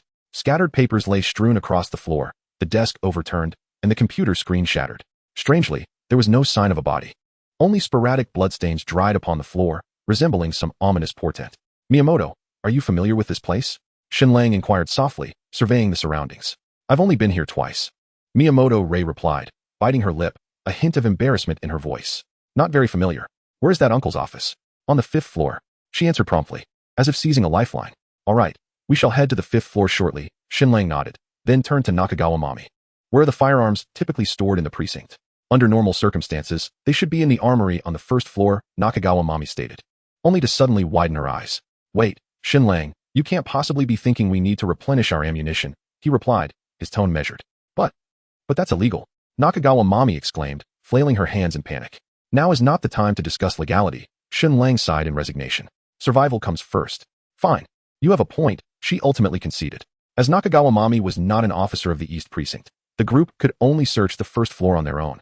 Along the way, a pair of corpses resembling a couple suddenly lunged from around the corner, swiftly dispatched by Siko. Before long, they located the armory.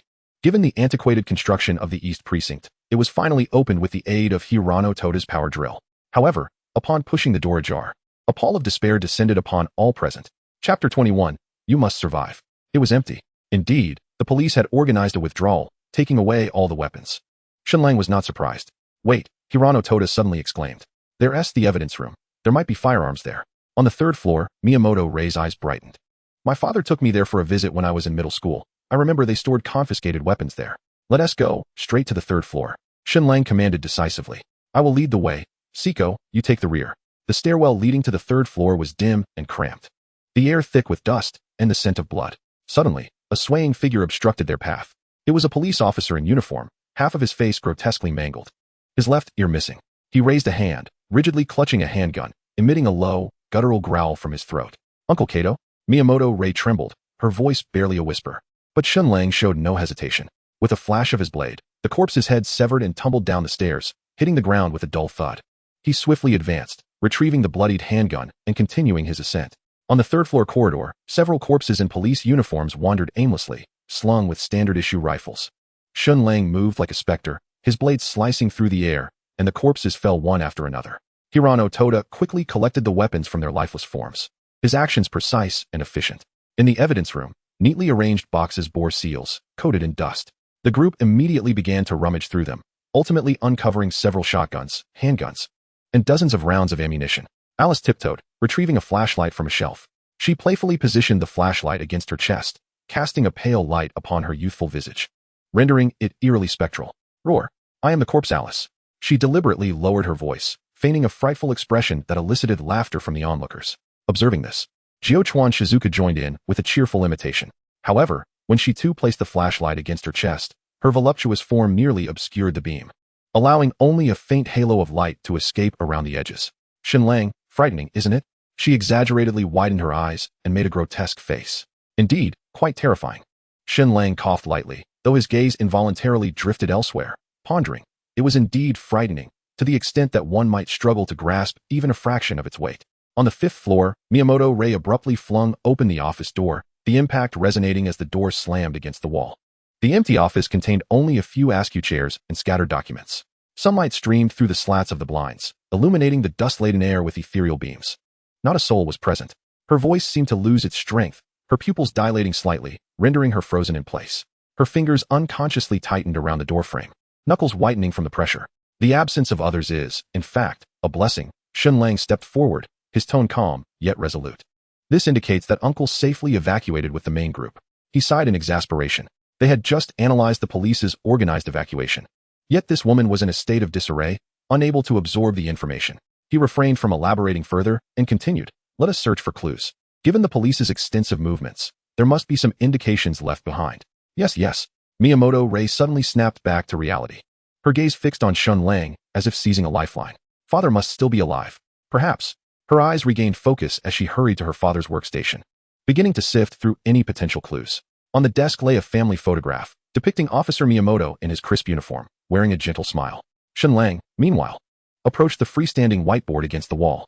For some reason, it had been flipped, displaying its back. He adjusted it to its rightful position. Survivors, please proceed to Shinbed 3rd Elementary School. 11 bold black characters stood out against the board, the hastily scrawled handwriting remarkably clear. This writing is my father's. Ray's scream shattered the silence. She abruptly turned, rushing into Koishikawa Takumi's embrace, tears streaming down her cheeks. How wonderful, truly wonderful. Father is still alive. He is alive. Takumi clumsily caught her, his face reflecting a relieved smile. The atmosphere in the room instantly lightened. It appeared that both Miyamoto's father and Koishikawa's mother were at Shinbed 3rd Elementary School. Shen Lang surveyed the group. The only matter left to ascertain is the whereabouts of Miyamoto's mother. However, before that, he rapped on the whiteboard. We must understand why the police selected this location as a gathering point. Is it a temporary shelter? Or an evacuation site? Most importantly, is there a time constraint? Takaguchi Saya adjusted her glasses, the lenses glinting with a sharp light. If it is an evacuation operation, there must certainly be a deadline. The command center. She suddenly raised her voice. Miyamoto, where's the command center? It's on the top floor. Miyamoto Ray wiped away her joyful tears, her voice still tinged with a hint of choking emotion. The group immediately set off, their footsteps echoing in the empty stairwell. On the top floor, the command center awaited. A massive electronic screen dominated an entire wall, accompanied by a control console brimming with buttons. The indicators of the National Emergency Alert System were still flashing, a testament to the dedication of those who had held their posts until the very end. Taksaya hurried to the main console, her fingers dancing across the keyboard. Information cascaded across the screen like a waterfall, an overwhelming array of alerts, evacuation orders, and disaster reports. There was so much that it was momentarily difficult for her to focus, beads of sweat forming on her forehead. Let me give it a try. Alice bounced over, standing on tiptoe to randomly press a key. The screen abruptly switched. The self-defense forces would execute a withdrawal operation in Shinbed City on the 25th, with the assembly point at Shinbed 3rd Elementary School. The evacuation window was limited to that day from noon to 2 o'clock. "Well done, little one," Tak Sayao exclaimed, pinching Alice's cheek in excitement. Shen Lang ruffled Alice's hair, turning to the others as he declared, "The objective is clear. By noon the day after tomorrow, we must accomplish 2 tasks. Locate Miyamoto's mother, and then rush to Shinbed 3rd Elementary School." His gaze swept over each face. "Time is of the essence. But we can certainly succeed." Meanwhile, in the waters of Shinbed Bay, the Maritime Self-Defense Forces Akaji was stationed. The sky was overcast, leaden clouds hanging low as if ready to plunge into the sea. The salty sea breeze whipped up foam, crashing against the hull with a dull thud. Nanri Kaori leaned against the railing of the escort ship, her windproof lighter flickering to life, illuminating her weary yet sharp features. She lowered her head to light a cigarette, inhaling deeply as sparks flickered in the twilight. The curling smoke was dispersed by the sea wind, her gaze piercing through the mist towards the faint outline of Shinbed City in the distance. Once aglow with lights, it was now shrouded in a mournful darkness. Clutched in her hand was a mission briefing. The task was to guide survivors to evacuate from Shinbed 3rd Elementary School. Nanri extinguished her cigarette, a smile curling at the corners of her mouth. She had volunteered for this mission, motivated not only by her duty as a soldier, but also by the hope of reaching the somewhat oblivious school doctor who might still be trapped in the city. Gently, she caressed a photograph in her pocket, the last memory from their recent vacation together, whispering, "You must survive." Suddenly, the sea wind picked up fiercely, scattering her unfinished words. She turned and walked toward the center of the deck, the helicopter blades beginning to spin slowly, producing a deafening roar. Chapter 22, Miyamoto Kuriko. Dark clouds loomed like leaden weights above the city, enveloping Shinbed City, as if an invisible giant hand had pressed it into a shadowy abyss. The oppressive heat before the storm thickened the air, making each breath feel labored, while distant thunder rumbled ominously. Shen Lang and his companions stepped into a convenience store beside the police station to catch their breath and regroup. Outside the glass display, a sudden deluge descended, fragmenting the world into indistinct shards. The crowd swiftly rummaged through the shelves for umbrellas. When Siko donned the sleek black high-collared raincoat, all eyes were drawn to her.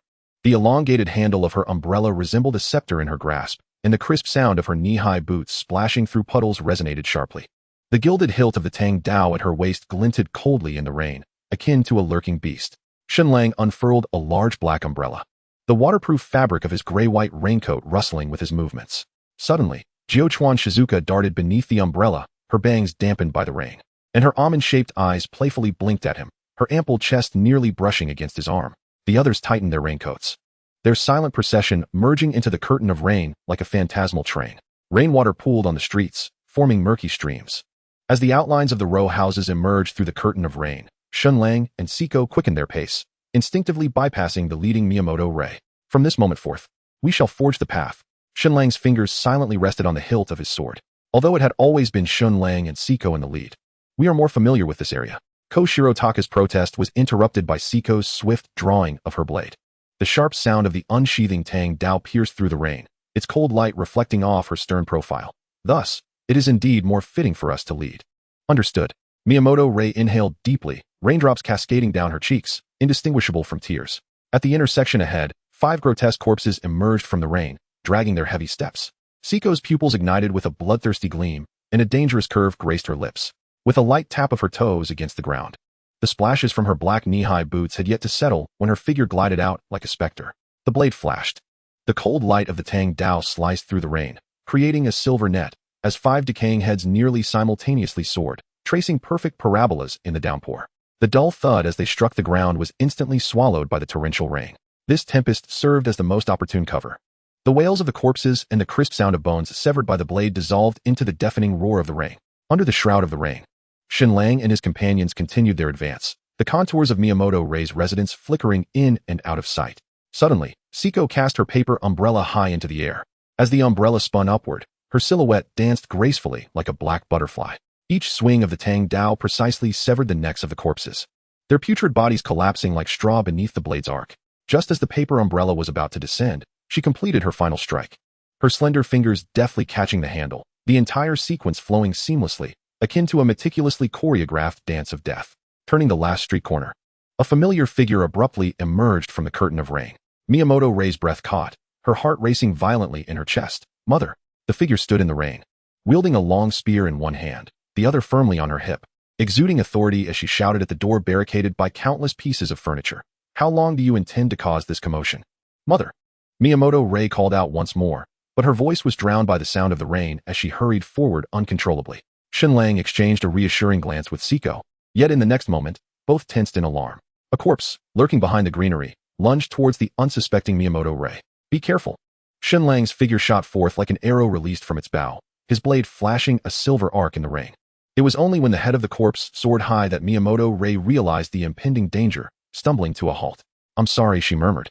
Her head bowed in shame, raindrops cascading from her hair. Thank you, Senior Shen Lang. Next time, be cautious, he replied, flicking the blood from his blade. A subtle smile gracing his lips. Now go. Miyamoto Rei nodded earnestly, her steps becoming light as she turned away. The rain-soaked uniform clung to her back, yet could not conceal her exhilaration. In the distance, Miyamoto Kariko seemed to sense something, her hand gripping the gun trembling slightly. In the torrential downpour, her angry shouts were largely swallowed by the rain. She glared at the tightly shut door, her long gun impatiently tapping against the ground. Suddenly, a hurried splashing sound approached from behind. Are they coming again? She thought, whirling around with the gun poised for a thrust. However, upon recognizing the figure, her weapon clattered to the ground. Mom. Rei. Miyamoto Rei flung herself into her mother's embrace like a fledgling bird returning to its nest. Miyamoto Kariko's trembling hand brushed her daughter's drenched hair, her eyes glistening with unshed tears. Yet, this tender moment was fleeting. As she noticed the group following closely behind, she swiftly shifted into her enthusiastic homemaker mode. Oh my, is that you, hero? Siko inclined her head with the distinctive grace of a samurai family, her demeanor dignified. Shizuka Jukawa followed suit, bowing deeply, but her exuberance caused her ample bosom to jiggle uneasily. Observing this, Miyamoto Kariko hurriedly retrieved her long gun, awkwardly bowing as if wielding a tea whisk. Oh dear, how polite of you, she exclaimed loudly, only to inadvertently poke the end of her gun against a nearby mailbox with a thud. Miyamoto Rei covered her face in distress. Mom, you look like you're performing in a period drama, she murmured, her ears flushed crimson. The warm reunion was soon interrupted by reality as Miyamoto Rei inquired about her mother's earlier outburst. Mom, you do realize that shouting will attract the corpses, right? Miyamoto Kariko puffed her cheeks in a petulant manner. But I risked going out to find food for them, and when I returned, they wouldn't let me in. She angrily jabbed her long gun into the ground, splashing water everywhere. At first, everyone worked together, but ever since the power went out, things have taken a turn for the worse, with strange people infiltrating and rallying everyone. Such occurrences had become commonplace in the apocalypse, and the group had grown accustomed to them. At that moment, Komuro Takashi stepped forward, rainwater cascading from his straw hat. Aunt, let us escape together. Miyamoto Kariko suddenly clasped her face with both hands, twisting her body playfully. Oh dear, that invitation sounds like we're eloping. However, in the next moment, her expression shifted back to seriousness, her ability to change her demeanor astonishingly swift. Yet, fleeing must be directed towards a clear destination. In the current state of affairs, merely surviving is grossly insufficient. Takashiro Saya adjusted her glasses with precision. The self-defense forces are scheduled to execute a brief evacuation operation at Shinbed 3rd Elementary School the day after tomorrow. To bolster her credibility, she added, we have already confirmed this with the Eastern Police Station. This is likely the first and last rescue operation.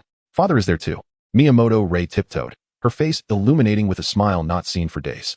Mother of Takashi should also be at Shinbed 3rd Elementary. Miyamoto Kariko's eyes sparkled with excitement as she turned and shouted toward the tightly shut window. Hey, did you all hear that? The self-defense forces are coming the day after tomorrow. Yet those residing in the comfort of their surroundings remain skeptical. Even with Koizumi Takashi's declaration of identity and presentation of facts, all that greeted him was the persistent patter of rain. Chapter 23, Thunderstorm.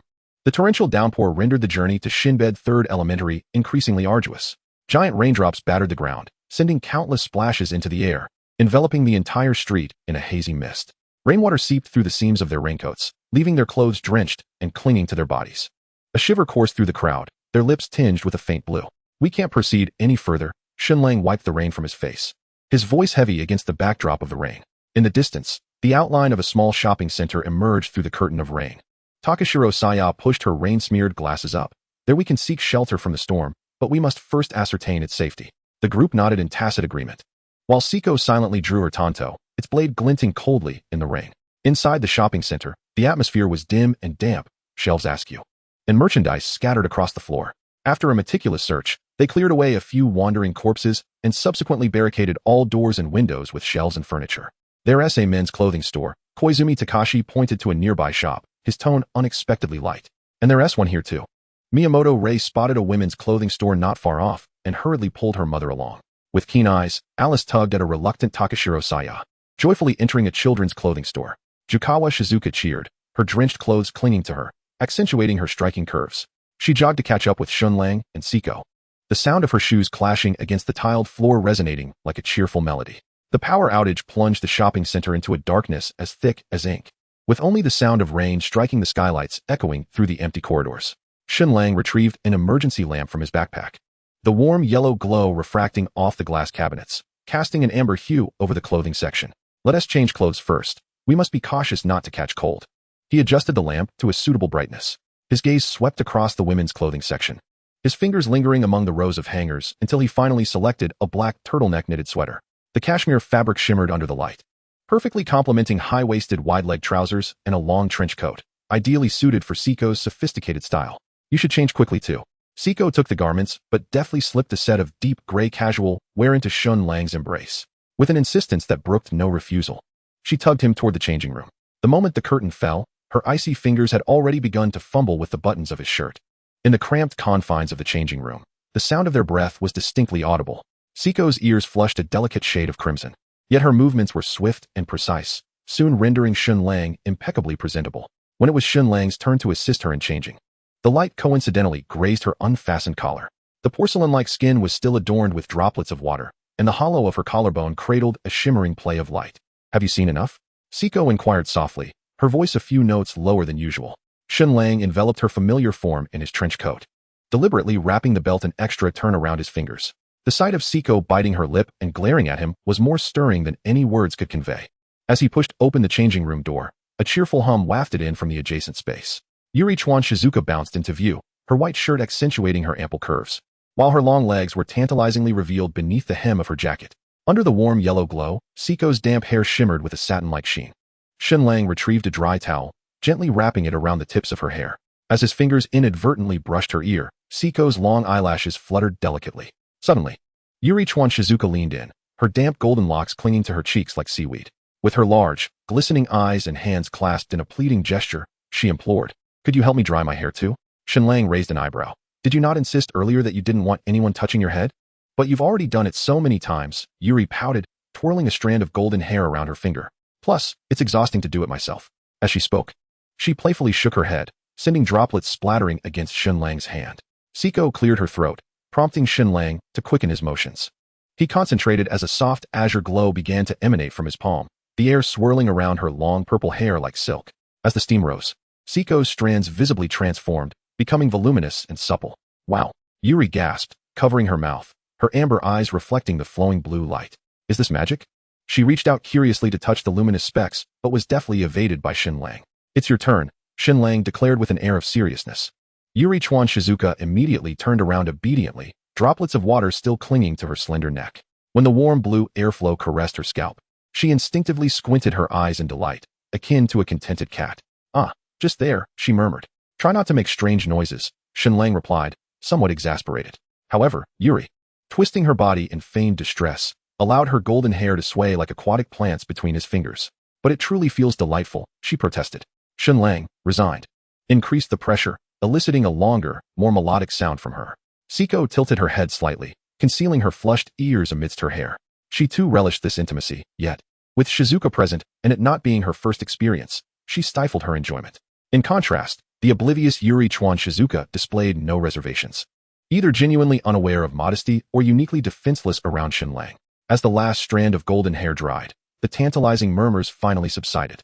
Shizuka, still lingering in her thoughts, shook her head gently, the remnants of blue energy swirling in her hair.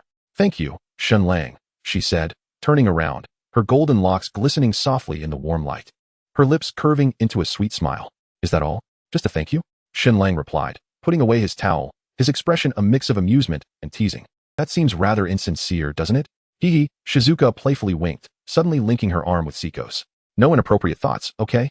With that, she pulled Seiko along briskly towards the others, a faint fragrance trailing behind her.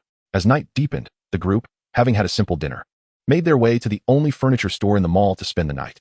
5 spacious double beds were neatly arranged, sufficient for 10 individuals to rest. Takahiro and Hino were squeezed onto one bed, while Shen Lang naturally shared a bed with Seiko. The doors and windows were tightly sealed, and several warm-toned lamps cast a cozy glow throughout the store. Exhausted, the group soon drifted into slumber, with only the sound of their rhythmic breathing breaking the silence of the darkness. Suddenly, a blinding flash of lightning split the night sky, followed by a deafening roar of thunder. The entire mall trembled under the cacophony, the glass windows vibrating ominously. The group was instantly awakened. Alice's startled gasp piercing through the darkness. "It's just thunder," Shen Lang's voice rang out clearly amidst the chaos. He felt Siko's hand silently grasp his wrist, her fingertips growing slightly cold. The rain intensified, tapping against the building like countless tiny claws, creating an unsettling atmosphere that made sleep elusive. Chapter 24. The Exchange of the Devil Fruit. The thunder crashed like the hammer of a deity, stark white lightning flickering through the gaps, dancing within the room. Amid the downpour, countless corpses lay with decaying faces turned skyward, their gnarled arms stretching mechanically towards the heavens, emitting a chilling wail. Alice clutched Sayaka Takashiro's arm tightly, burying her small face in the embrace. After being startled awake multiple times by Shizuka's suffocating presence, she no longer dared to share a bed with the school nurse. At that moment, Shizuka curled up alone at the edge of her bed, feeling a chasm between herself and the unfamiliar Maki Nakoka. Another clap of thunder struck, causing Shizuka to shudder. Indeed, she was afraid of thunder. Biting her rosy lip, she surveyed her surroundings, her gaze eventually landing on the bed across the room, the man who always made her feel safe. Shen Lang lay on his side, whispering to Siko, the warm light casting delicate shadows across his sharply defined profile. Suddenly, soft warmth slipped under the covers and pressed against him from behind. While Shen Lang's fingers were still entwined in Siko's hair, the familiar sensation of two soft pressures was overwhelming. He could even feel the rapid beating of her heart through the fabric. "Shizuka?" As he turned, his nose nearly brushed against her lips. Shizuka's damp eyelashes fluttered like a rain-soaked canary. I'm scared." Siko propped herself up, her purple hair cascading like a waterfall. She quietly observed Shizuka's fingers gripping Shen Lang's clothing and then gently brushed aside the golden strands clinging to Shizuka's cheek. "It's just thunder. There's nothing to fear." Shen Lang's palms softly patted Shizuka's back, encountering a patch of cold skin. The ever-vibrant school nurse now curled into a small ball, reminiscent of a shivering stray cat caught in a downpour. Zhu Chuan Jingxiang buried her face into Shen Lang's shoulder, the familiar scent gradually easing her tension. A subtle transformation seemed to have quietly unfolded since the onset of this apocalyptic era. Once maintaining a safe distance from men, she now found solace in the embrace of this man, as if it were the most natural thing in the world. Perhaps some feelings had begun to blossom the moment Shen Lang rescued her in the school infirmary. The trope of a hero saving a damsel may be cliché, yet it remains timeless. "Sleep now." Finally, Shen Lang, stiff as a statue, conceded defeat. With his left arm cradled by Siko and his right ensnared in the softness of Zhu Chuan Jingxiang, he resembled a martyr nailed to a cross. Outside, the thunder faded, leaving only the hypnotic rhythm of raindrops tapping against the glass and the steady breaths of the two girls. Suddenly, Siko playfully nipped his earlobe before planting a deep kiss on his cheek. The dawn light pierced through the clouds, gilding the remnants of last night's storm. Shen Lang awoke in a haze, feeling Siko's rhythmic breathing against his left arm, her petite form curled like a kitten in his embrace, a hint of sandalwood lingering in her hair. His right arm, however, found itself in a more tender predicament, as Zhu Chuan Jingxiang had wrapped herself around him, her golden locks cascading over his chest. Unconsciously, she nuzzled her cheek against his shoulder, each breath carrying a sweet warmth that brushed against his neck. More perilously, his arm was ensnared between her voluptuous curves, enveloped by her warm skin. Zhu Chuan Jingxiang murmured in her sleep, her soft lips grazing his chin. Shen Lang's body tensed instantly, a physiological reaction catching him off guard. He stared at the ceiling, mentally reciting calming incantations until Siko's suddenly open violet eyes met his gaze. "Good morning," Siko said in a melodic tone, her fingertip tracing a circle on his chest. At that moment, Zhu Chuan Jingxiang also stirred awake, her face flushing crimson upon realizing her position, yet surprisingly, she did not scream. As she lowered her head to adjust her disheveled collar, the indentations on her collarbone resembled some ambiguous mark. After they both rose to freshen up, Shen Lang watched their retreating figures, the lingering sensation of their touch causing him to squint.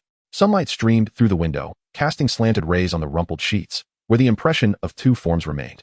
"The hunt begins," Shen Lang murmured to himself, his figure swiftly appearing outside the shopping mall. In preparation for the upcoming military stationing at New Bedford Elementary School, he needed to exchange for the devil fruit as a precaution. In this chaotic world, while the military and police were reliable, Shen Lang never entrusted his safety to the goodwill of others. Utilizing his aerial maneuvering technique, he took to the skies, beginning his search for traps set along the route. The nearest bait point was the department store he had previously frequented. A fierce battle had erupted near the mall, ravaged by gunfire and brutally struck by missiles. Those who had lingered on the rooftop should have been rescued by now. The wailing of sirens persisted, and the vicinity of the department store had become a sea of corpses, teeming with the decaying dead, far exceeding 10,000. Shen Lang floated in midair, gazing down with a glint of brilliance in his eyes. These were all walking points. He raised his arms high, a luminous sphere of energy coalescing in his palms. As the energy orb gradually descended, a violent shockwave instantly obliterated the corpses within a radius of several dozen meters, reducing nearly 2,000 bodies to ashes. Points: 10,125. Observing the energy gauge swiftly depleting, Shen Lang furrowed his brow and swallowed a small blue vial. Yet, in an instant, the outer corpses filled the vacuum created by the explosion. This won't do. My current strength is insufficient, and my efficiency is woefully low, Shen Lang murmured to himself, then retrieved a homemade mixed bomb from the system space and hurled it fiercely to the ground. Boom! A fierce chemical reaction triggered an explosion, instantly annihilating the corpses within a 5-meter radius. Even more deadly were the flying nails and steel balls, piercing through the heads of the surrounding throng like a storm of death. The system's notification chimed repeatedly, and the points continued to rise. A satisfied smirk curled Shen Lang's lips as he nodded approvingly. Then, with hands that danced like a pianist, he tossed bombs in quick succession, seemingly without restraint. The combination of potassium permanganate and glycerin, along with inexpensive iron nails as fillers, was low in cost yet remarkably effective against swarms of corpses. The sound of explosions echoed continuously, and the tide of the dead receded at a visible pace. By the time the last bomb fell, over 10,000 corpses had transformed into more than 650 points, quietly resting in the system's interface. Tossing bombs required a certain finesse. Without a moment's delay, Shen Lang darted like a streak of lightning towards the next gathering of corpses. After several rounds of bombardment, the system's notification finally rang out. Current points: 10,023. System: exchange for a devil fruit. Chapter 25, Thunder Fruit, worse than excrement. Ding. Please select an attribute category: natural, superhuman, or animal. Natural, Thunder Fruit. Without hesitation, Shen Lang made his choice. The notion that there are no worthless devil fruits, only incompetent users, is mere nonsense.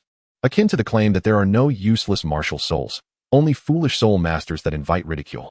A divine martial soul with innate full soul power can easily reach the rank of a title Dolaw at level 90 with normal cultivation. However, one with only level 0.5 innate soul power, akin to a pig that can only fart, will struggle through a lifetime to barely achieve level 29. In light of this comparison, can one still claim there are no worthless martial souls? Naturally, the same applies to devil fruits. Although the Thunder Fruit is not the most potent of devil fruits, it is indeed a commendable choice for Shen Lang at this moment. Ding. Exchange successful. Please retrieve from the backpack. The fruit that appeared in the system backpack was a vibrant golden hue, its spiraling patterns shimmering with an electric sheen. The bright yellow skin bore lightning-like designs that seemed alive, faint crackling sounds audible. Its appearance was quite appealing. Shen Lang's Adam's apple bobbed as he recalled the horrifying descriptions of the fruit's taste in anime. Taking a deep breath, he steeled himself. Damn it. I'll just pretend it's excrement. The moment his teeth pierced the skin of the fruit, a wave of rotting sweetness exploded in his mouth. The flesh resembled decaying pumpkin, viscous to the point of stretching, each mouthful enveloped in a metallic, rust-like stench. As if one were chewing on a mass soaked in bile-infused muck.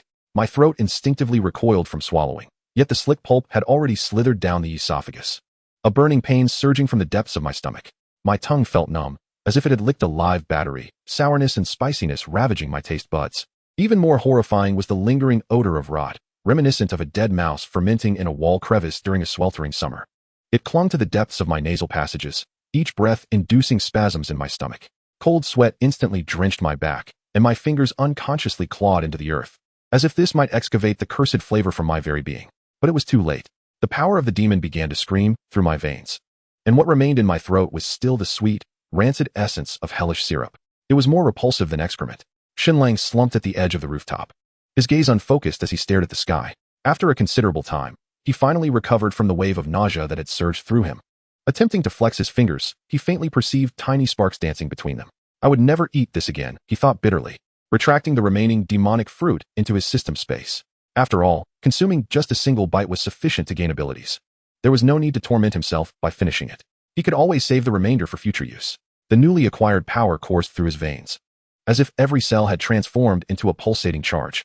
With a flicker of intent, his right arm instantly became a dazzling bolt of lightning, crackling arcs scorching the air with a burnt aroma. Shen Lang's eyes sparkled with eager anticipation. Before he could utter another word, his body had entirely elementalized. The blinding lightning streaked across the sky, traversing 1,000 meters in an instant, only to lose control and crash violently into a nearby office building. Concrete debris exploded around him as Shen Lang, dazed and disoriented, crawled from the wreckage, his hair still emitting wisps of smoke. The speed had been overwhelming, and he shook his buzzing head, struggling to suppress the urge to try again. This time, he shot straight toward the heavens. In the blink of an eye, he soared above 10,000 meters. However, an intense wave of discomfort engulfed every corner of his body. The rapid drop in pressure caused his bodily fluids to boil. Acute hypoxia set in, and the frigid temperatures immediately affected him. Despite having consumed the thunder fruit and experiencing slight enhancements in his four-dimensional attributes, he was still too inexperienced to disregard the challenges of his current level. As the lightning spiraled downward, reforming into human shape, Shen Lang knelt on one knee, coughing violently. A rusty taste surged in his throat, yet the corners of his mouth curled into an excited grin. The adverse effects of high altitude gradually dissipated with the rhythm of his breath, though the lingering numbness in his fingertips served as a reminder of his limitations. Once the discomfort had completely faded, Shen Lang stretched languidly. Meanwhile, in District 2, Takagi Sutura and others were executing their withdrawal operation, heading toward the west coast. Shen Lang did not reveal himself, instead turning toward the sea airport. Before departing, however, he set a device to attract corpses. Listening to the overwhelming waves of sound emanating from the high city estate, along with the relentless tide of corpses encroaching upon it, Shen Lang resolved to postpone his harvest for a few more days. The blinding sunlight illuminated the remnants of the seaside airport, where bodies lay scattered haphazardly across the runway, intermingled with the charred wreckage of warplanes, as staggering figures surged like a relentless tide. The air was thick with the acrid scent of aviation fuel mingled with the stench of decay. Suspended above the control tower, the crackling energy at Shen Lang's fingertips illuminated his stern profile. Faced with such an immense throng of corpses, his makeshift explosives felt woefully inadequate. Taking a deep breath, he suddenly spread his arms wide. Boom! The thunderous power within him erupted forth, coalescing at an altitude of 100 meters into a storm cloud nearly 50 meters in diameter. Within the obsidian clouds, blue and white lightning danced wildly, casting alternating shadows and illuminations upon the airport. As the first bolt of lightning struck, the entire runway trembled. Dozens of corpses were instantaneously carbonized in the million-volt surge, the shockwave propelling surrounding bodies several meters away. Following swiftly were the second and third strikes, each a divine sort of judgment cleaving through the mass of the undead. Carving deep, charred furrows, the dead howled towards the heavens, their rotting arms futilely grasping at the sky. Their ignorance culminated in a grotesque perfection of slaughter. Shen Lang's vision began to blur as the excessive discharge drained his stamina severely. After downing 2 vials of a cerulean elixir, a refreshing chill coursed from his throat to his limbs, restoring his vigor. He commanded the storm clouds to churn anew, unleashing a tempest of lightning even more ferocious than before. By the time the last corpse was reduced to ashes amidst the electric blaze, the runway was marred with craters resembling meteorite impacts. Collecting the over 3,000 points just accrued, Shen Lang vanished in a flash of lightning, leaving behind only the molten glass on the runway as proof of the divine retribution that had transpired. The returning lightning meandered through the clouds as he deliberately avoided the bustling areas of the city. At each densely populated location, he strategically placed his corpse-attracting devices. These unassuming contraptions would operate for 72 hours, sufficient to draw in a considerable number of bodies. His elemental form darted between buildings, initially shattering several glass facades with sharp turns. By the 17th abrupt halt, he had gained a rough mastery over the arc of the lightning. Although he still occasionally collided with the exterior walls of unfortunate structures, he at least managed to steer clear of the load-bearing columns. Upon returning to the shopping mall, it was evident that the others were ready. On the familiar bed, Siko and Jikawa Shizuka sat side by side, the sheets meticulously smooth without a single wrinkle. Then, she lowered her voice, her purple hair cascading to conceal her flushed ears. Jikawa Shizuka covered her lips with her sleeve, a peculiar smile dancing across her eyes and brow. As Shen Lang approached, both fell silent, yet their eyes sparkled with mischief. What could they possibly be so delighted about? A smirk tugged at Shen Lang's lips, exuding a playful malice. Secrets, they chimed in unison, their voices trailing off melodically. Jikawa Shizuka even playfully winked with her left eye, causing her lashes to flutter like butterfly wings. Siko, seemingly unfazed, arranged her sword sheath, a lingering smile still gracing her lips. Chapter 26, The Sweetness of Peach. The road leading to the third primary school was eerily quiet. Scorched corpses lay scattered across the asphalt, each body frozen in a pose of anguished screams, their charred fingers stubbornly pointing skyward. The air was thick with the acrid scent of ozone mingling with decaying flesh. It was peculiar. Miyamoto Rei kicked aside a charred corpse at the roadside, carbon fragments scattering beneath her boot. They had encountered remarkably few living dead along their route. Perhaps the heavens have taken pity, Shen Lang mused nonchalantly, and last night as thunderstorms struck them all down. At his words, the group managed to muster faint smiles. while Juchuan Shizuka clapped her hands innocently, exclaiming, if only it could obliterate them all. Siko's gaze shifted thoughtfully to the man beside her. Her intuition hinted that this was Shen Lang's doing, and indeed, it was his handiwork. On the return journey, he wielded his newly acquired thunderous power, reducing the corpses along the way to mere ash. What should have been a treacherous journey was completed in less than an hour. As the sight of the school gate, piled high with obstacles, came into view, a dazed expression spread across the faces of the group. They had finally arrived.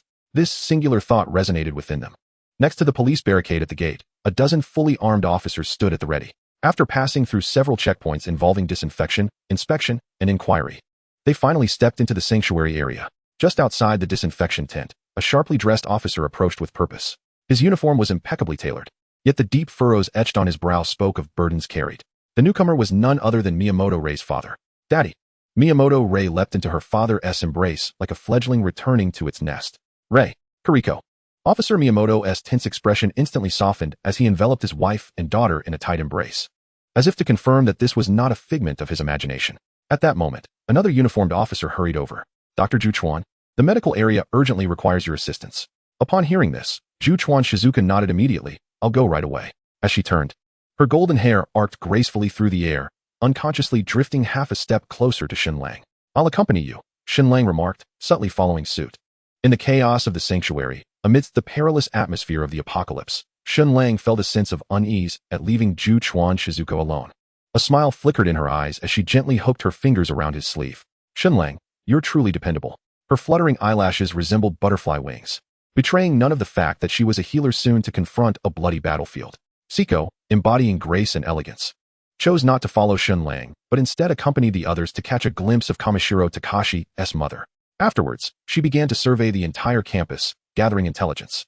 Her slender figure glided through the makeshift tents, the dagger at her waist swaying gently, her stunning visage and exquisite form drawing many lingering gazes. Order reigned within the sanctuary, with armed soldiers patrolling to maintain a facade of restraint among the survivors. However, in the shadows of an adjacent corner, two tattooed men exchanged glances before quietly trailing after her enchanting silhouette. As Siko deliberately turned into a secluded corner, the two could hardly contain their eagerness and immediately lunged forward. The blade flashed like a crescent moon before she sheathed it, her bloodthirsty gaze shifting to one of disdain as she departed without a backward glance, utterly satisfied. The sun dipped low in the west, and the moans within the medical tent persisted. Countless injured and ailing individuals, beset by age and illness, overwhelmed the scant staff, rendering them unable to cope. Shizuka Kurukawa's white coat was already drenched in sweat, her golden hair disheveled against her pale cheeks. The intensity of her labor left her with scarcely a moment to eat, and only the sporadic breaths from Shen Lang provided her with the fortitude to remain upright. During this time, several patients with ill intentions, their lecherous smiles barely formed, were struck by the electric arcs concealed at Shen Lang's fingertips, leaving them convulsing and in need of urgent care themselves. As night fell and all patients succumbed to a deep slumber, Shizuka Kurukawa finally collapsed onto a folding chair. She leaned weakly against Shen Lang's shoulder, the scent of disinfectant mingling with a faint trace of her natural fragrance. With a yawn, the aroma of a sandwich jolted her awake, and she eagerly bit into the food. Shen Lang watched her cheeks bulge and couldn't resist brushing the crumbs from her mouth with his knuckle. You should eat, Shizuka Kurukawa said suddenly, grasping his wrist and pushing the half-eaten sandwich toward his lips. Under the gaze of her amber eyes, Shen Lang, unconcerned, took a bite. They shared this simple dinner until the starlight spilled into the tent. When Shen Lang magically produced another sandwich, Shizuka Kurukawa let out a small whimper like a creature, yet obediently opened her mouth. Sated and content, she rubbed her belly and suddenly tilted her face upward. The warm light flickered in her amber pupils, transforming her previous innocence into a glimmering allure. I truly owe it all to you today, Shen Lang, she said, her toes dancing, her tone light, though her ears flushed crimson upon their eyes meeting. Familiarity blossomed into a deeper bond, having been saved by Shen Lang, relying on him during their escape, sharing a blanket last night, and his quiet support today. These feelings had silently taken root and flourished. Shen Lang leaned closer, a mischievous grin on his face. Simply saying thank you lacked sincerity. Shizuka Kurukawa seemed oblivious, lost in thought, her fingers unconsciously twisting the hem of her clothing. Do you know? When I was temporarily transferred from the university hospital to Fujimi Academy, I resolved to accomplish one thing. Her voice was soft, as if afraid of disturbing something. What is it? Shen Lang held her cool hand. To heal every patient. Shizuka Kurukawa lifted her gaze, her beautiful eyes shimmering with tears, yet radiating unwavering determination. Shen Lang gently brushed aside the stray hair from her forehead. You have already achieved that. Thank you. She replied with a faint smile, then softly recounted a tale from her past. It was an incident that occurred during her clinical internship at the Military Medical University. Both of her parents were soldiers, gravely wounded in the line of duty and perishing before her eyes. This struck her deeply, but thankfully, with Nanri Kaori's companionship, she emerged from the shadows. However, the shadow continued to haunt her, causing her to make frequent mistakes at work, which ultimately led to her temporary reassignment as the school nurse at Fujimi Academy. As she began to recount her past, Kurukawa Shizuka gradually relaxed. When she mentioned Nanri Kaori, she suddenly planted a kiss on Shen Lang's cheek, exclaiming, "This is today's reward." It was a bit off. A kiss here would be even better. Shen Lang chuckled, gesturing to his lips. No way, she retorted. Her face flushed as she turned away, only to pivot back with her hands on her hips and a playful tilt of her head, asking, "Shen Lang, be honest. Do you like the teacher?" "I do," he replied. "Good. You have good taste." Kurukawa Shizuka nodded with satisfaction, teasingly adding, "Then it counts as you confessing to the teacher first." "What does that mean?" Shen Lang found her expression amusing. "Well, Kaori once said that when a couple is together, the man must confess first. This way, the woman can take the lead later." Kurukawa Shizuka lifted her chin slightly, revealing her delicate, fair neck with a hint of pride. "Is that so?" Shen Lang playfully pinched her nose, then wrapped his arm around her waist, leaning closer to her face and smiling. "So can I take this to mean that you accept my confession?"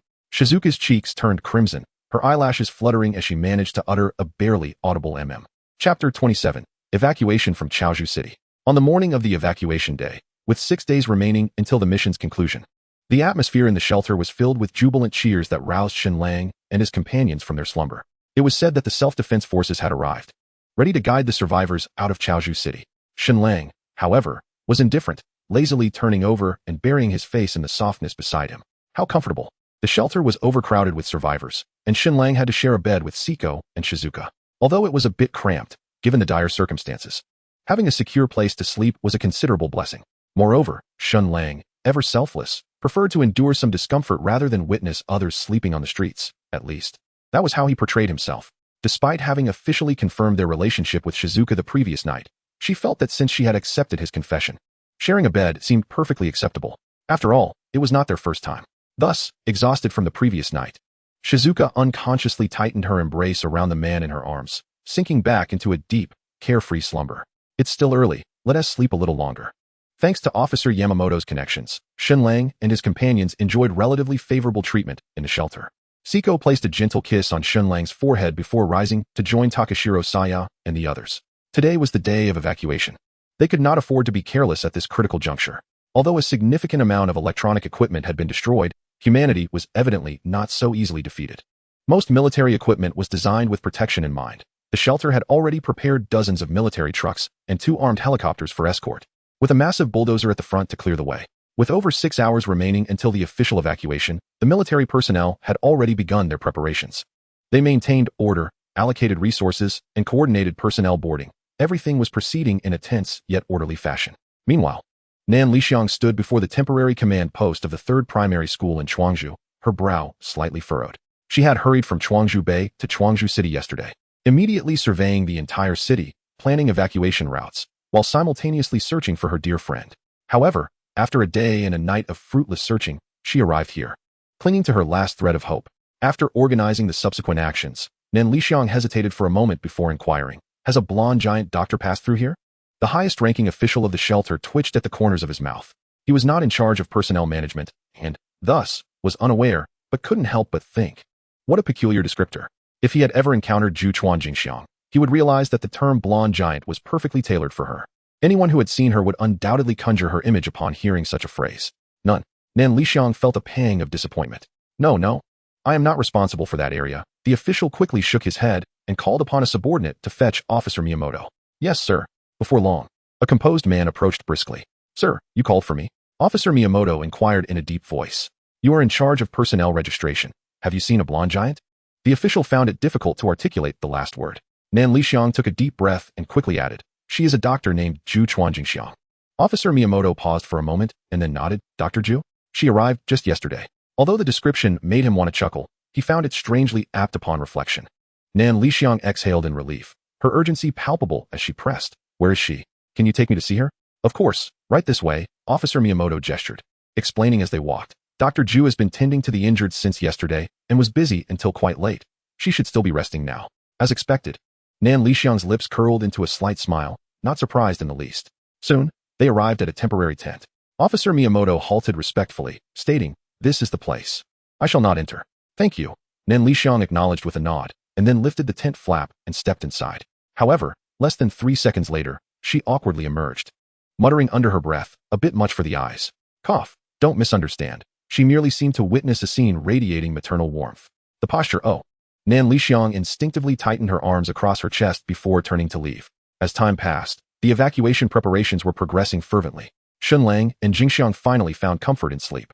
After several days apart, the two friends were joyfully reunited. Shen Lang, sensing the moment, discreetly withdrew, granting them privacy. They playfully teased one another, exchanging tales of their experiences since the apocalypse began. Naturally, Jingxiang embellished certain details. Upon hearing the stories, Nan Lixiang developed a keen interest in Shen Lang. In fact, she had heard his name from Jingxiang's phone during the outbreak.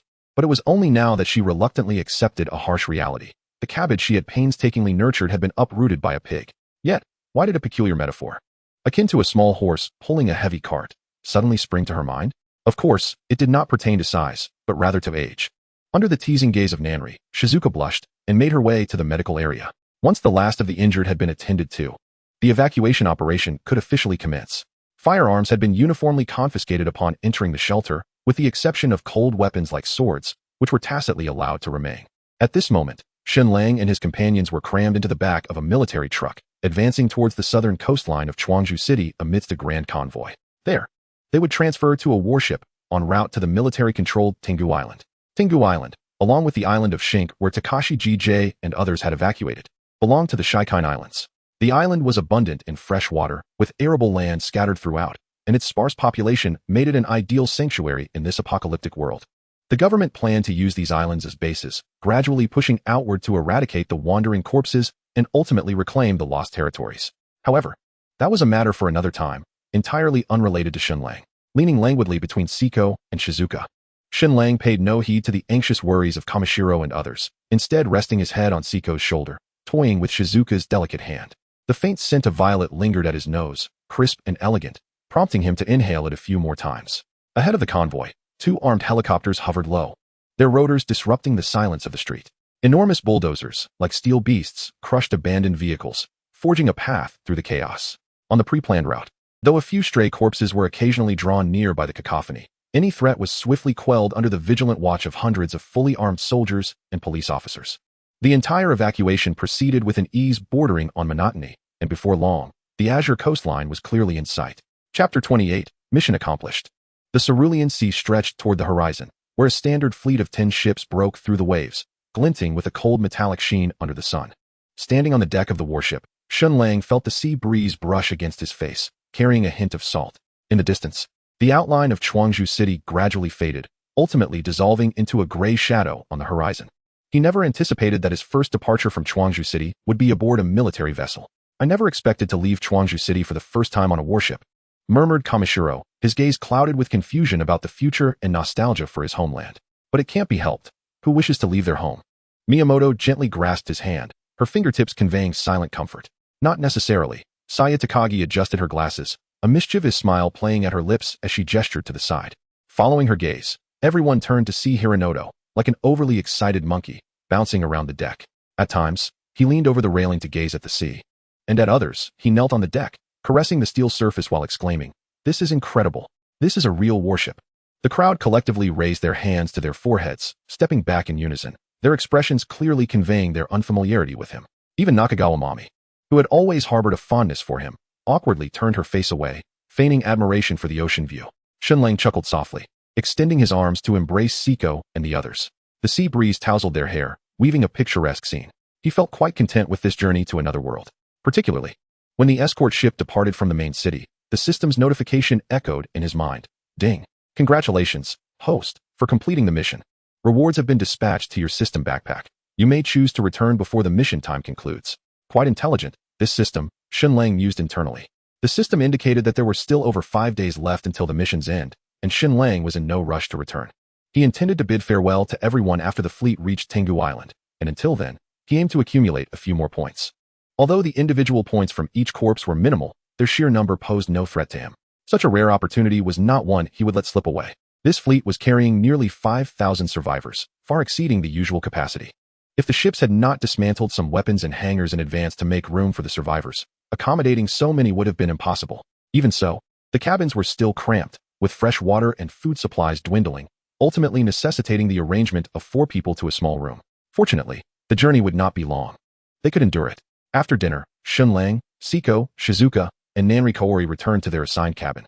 The room was cramped, dominated by 2 bunk beds, and the air was tinged with a faint scent of machine oil. Kaori, when we reach Tengu Island, you should come with us, Shizuka suddenly said, wrapping her arms around Nanri Kaori's. Shen Lang had already shared his plans with Siko and Shizuka to take them to another safe world. Although initially incredulous, they eventually accepted after Shen Lang adamantly asserted his ability to traverse worlds. What? Are you trying to recruit me? Kaori teased, raising an eyebrow and lightly poking Shizuka's forehead. Oh, Shizuka's eyes brightened, her hands clasped together. That way we can be together forever. Kaori sighed, bemused by her friend's naivety. Her standards for a partner had always been stringent, either a true man of great stature or someone who could outshoot her in her proudest domain. Despite Shizuka's extravagant praise of Shen Lang, she had yet to witness it firsthand, leaving her with lingering doubts. With that thought, she couldn't help but glance at Shen Lang, her gaze laced with scrutiny. He merely shrugged, smiling in silence. Come on, just come with us, Shizuka implored, playfully shaking Kaori's arm like a spoiled cat. Kaori did not respond directly. Instead, she frowned and asked, Go where? The whole world has fallen, aside from these remote islands. Where else can we go? Hee, it's south, not to another place, Shizuka whispered conspiratorially in her ear. It's to another world. A world devoid of corpses, utterly secure. A world of transcendence? Nanri Xiang paused, instinctively reaching out to touch Shizuka's forehead. There's no fever. Why is she speaking nonsense? Hee, I had the same reaction back then. Shizuka cradled her face, giggling foolishly as if ensnared in a blissful reverie. Observing her best friend's demeanor, Nanri Xiang let out a resigned sigh. She then turned her gaze toward Shen Lang, her eyes imbued with a look of reproach, as if to say, Is it you who has turned my Shizuka into a fool? What Shizuka claims is entirely true. Shen Lang met her gaze with unwavering calmness, his tone steady yet authoritative. I possess the extraordinary ability to traverse worlds, and I am not originally from this realm. This world has already succumbed to ruin, yet I can guide you away from it. Although the system does not impose a strict prohibition against revealing its existence, Shen Lang had no intention of divulging everything. It was not a matter of mistrust towards Siko and the others, but rather a question of necessity and propriety. They merely needed to be aware of his capability. A secret remains a secret precisely because only the individual involved is privy to it. Otherwise, it becomes mere information. Witnessing Shen Lang's earnest and solemn expression, Siko and Shizuka found no reason to dispute him, especially in light of the world's current state. The notion of someone possessing the ability to traverse realms seemed increasingly plausible. After a moment of contemplation, Nanri Xiang suddenly inquired, Can you take more people with you? I understand your sentiments, Shen Lang replied, shaking his head with regret. Unfortunately, the cost is too great for me to bear. Even if I could, I would not do so. He had never considered himself a saint. Taking Siko and Shizuka along was due to their significance in his life, while Nanri Xiang was simply an additional consideration. Should she choose to, she might one day become his woman, making her inclusion entirely justifiable. As for others, he chuckled softly. How presumptuous of me. Nanri Xiang slightly bowed her head, then smiled in acceptance. Yet, this is for the best. At least Shizuka will remain safe. Suddenly, she clenched her fist and shook it in front of Shen Lang. Remember, if you dare to mistreat her, I shall not let you off the hook. Though the threat bore little weight, given the chasm of a world between them, she could not help but voice it. Rika clung to Shizuka like a koala, pleading, Please, come with us.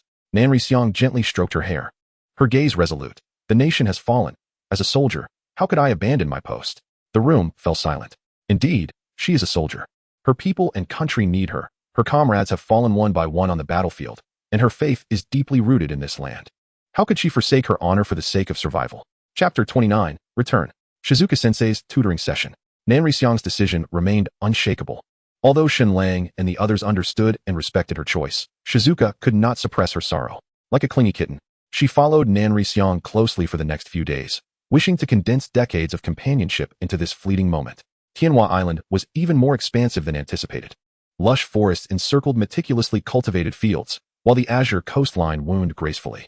The island's original inhabitants, along with the survivors gradually evacuating, now numbered nearly 1 million. Under the stringent control of military and police forces, societal order is meticulously maintained, resources are allocated according to labor, and rudimentary schools and medical facilities are gradually being restored. However, Shen Lang does not confine himself to the assigned quarters. Like a solitary wolf, He traverses the perilous areas of the fallen territory by day, fervently collecting points from the corpses. By night, he returns punctually, embracing Siko as he drifts into slumber. During this time, Shen Lang makes a point to visit several military bases, looting any usable weapons and ammunition.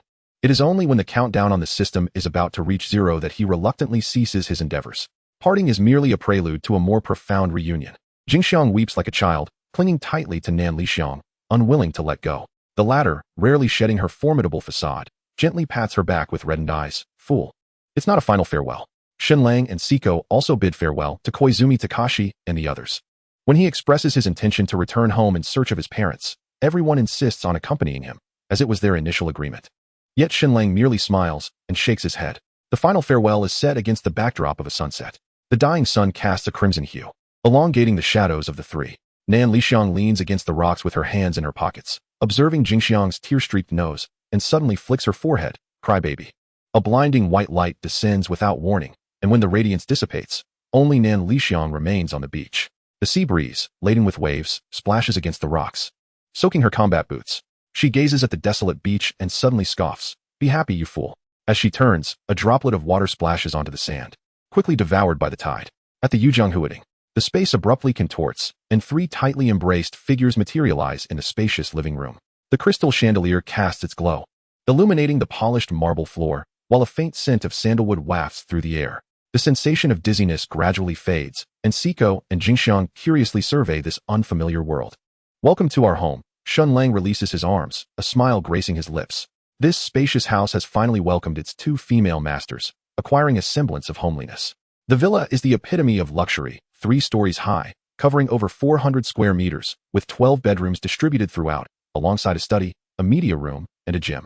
As Shen Lang leads the two women through the second-floor bedroom area, Jingxiang's eyes suddenly light up, as if she has discovered treasure, and she dashes toward one of the rooms. Hee, I love this one, she exclaims, twirling joyfully, her light golden hair radiating a gentle halo in the sunlight. Shen Lang's smile falters. What is so special about this room? The master bedroom is far more spacious, easily accommodating all 3 of us. As he reaches for Siko's hand, she subtly evades his grasp. The room next door suits my preferences better, Siko retorts with a charming glare, her ears slightly tinged with pink. I'll go tidy up first. With that, Siko strides out of the room, her footsteps echoing rapidly on the floor. Siko is not oblivious to Shen Lang's intentions. As before, the 3 merely slept together, but the thought of long-term cohabitation ignites a blush across her cheeks. It appears that at this juncture, Siko is not indulging you either. Suddenly, Shizuka leaned close to Shen Lang's ear, her warm breath tantalizing his senses. However, the teacher is always open to welcoming Shen Lang for supplementary lessons. With a sly smile, she was about to slip away when Shen Lang swiftly pulled her back. In a whirl of motion, her delicate form fell into the embrace of the man. Oh, her cherry lips were unexpectedly sealed, her pearly teeth deftly pried apart. The two tumbled onto the plush bed. Outside the door, a returning Siko witnessed this intense scene and silently closed the door. She gently caressed her flushed cheek, secretly relieved.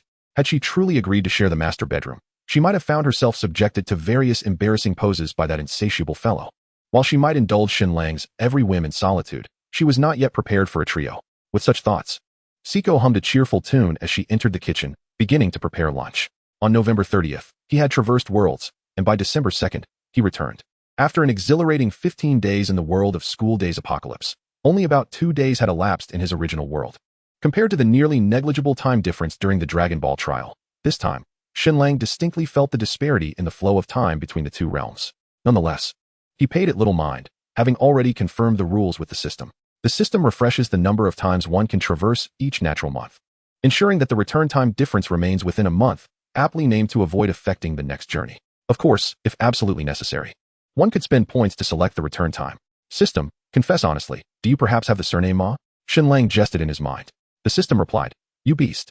After a full 2 hours, the intense battle gradually subsided, and the bedroom finally returned to tranquility. Shizuka lay languidly upon the disheveled sheets, her fair skin tinged with a delicate pink, as if her very bones had been extracted. She blinked her large, misty eyes, the profound affection within them nearly spilling over. Humph, Shen Lang is truly lecherous. She lightly tapped his firm chest, her innocent face radiating satisfaction, her voice as sweet as melted honey. Do you like it? Shen Lang gently pulled her closer, a mischievous smile playing on his lips. I do, Shizuka replied without hesitation, her sparkling eyes dancing with playful mischief. Next time, it can be even better. Oh, who was just crying and saying no. Shen Lang chuckled, pinching her petite nose. Feeling bold now? She proudly lifted her snowy neck, akin to a pleased little cat. Yet, when Shen Lang feigned an intention to continue, she immediately panicked. No, that's enough. The teacher was joking. With that, she rolled to the edge of the bed, wrapping herself in the blanket like a sushi roll, leaving only her pair of pitiful eyes exposed. The teacher needs to sleep. Really, it's too much. All right then, rest well. Shen Lang placed a kiss on her smooth forehead. I'll go check on Siko. Quickly now. As the door gently closed behind him, Shizuka stretched like a satisfied cat, clutching the pillow still warm from his presence.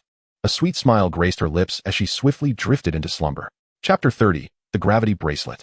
As Shen Lang descended the stairs, invigorated, Siko was just placing the final dish on the dining table. Upon noticing his solitary arrival, the violet-haired maiden rolled her eyes in playful exasperation. The two had indeed indulged themselves excessively. The verdant leaves of vegetables were adorned with a sprinkle of white sesame, while beside them lay golden, crisp tempura, and the enticing aroma of miso soup wafted in the sunlight. How delightful! Shen Lang twitched his nose, his gaze oscillating between the table and the cook. Siko stifled a giggle and served him a generous bowl of rice, the glistening grains forming a miniature mountain. Siko's culinary skills were nothing short of extraordinary. Each dish was a feast for the senses. Her poised presence at the table further enhanced the allure, prompting Shen Lang to devour the splendid spread with gusto, contentedly patting his belly. Frankly, with such a bountiful meal, one could hardly fathom how a Saiyan's appetite was constructed. In stark contrast to Shen Lang's hearty consumption, Siko maintained the graceful demeanor befitting a lady of noble lineage. Her chopstick technique was both refined and proper, each bite savored delicately, her every movement exuding the elegance of an aristocrat. This lunchtime affair was particularly delightful, as they simultaneously set down their utensils and locked eyes. The mutual sparkle of happiness was unmistakable. While clearing the table, their hands occasionally brushed against each other amidst the bubbles. Siko suddenly grasped Shen Lang's wrist. Teach me how to use the smart air fryer, will you?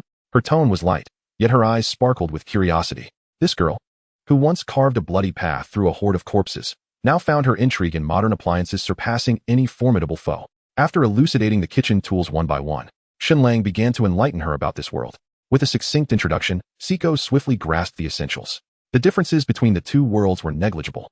If the world of the Academy Apocalypse were likened to a timeline, this place resembled a peaceful branch extending 10 years along that line.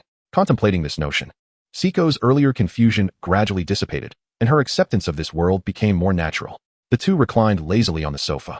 Shen Lang casually switched on the television and selected a romantic film. Gentle visuals flowed across the screen, narrating a beautifully poignant tale.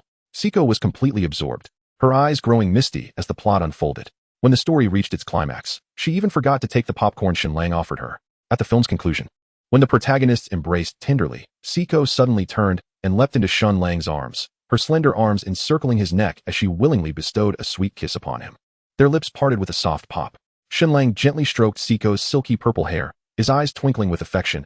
I never expected you to be moved to tears. This isn't the Siko I know. Girls are inherently sentimental. Siko pouted playfully, her rosy lips forming a slight pout, imbued with a hint of teasing.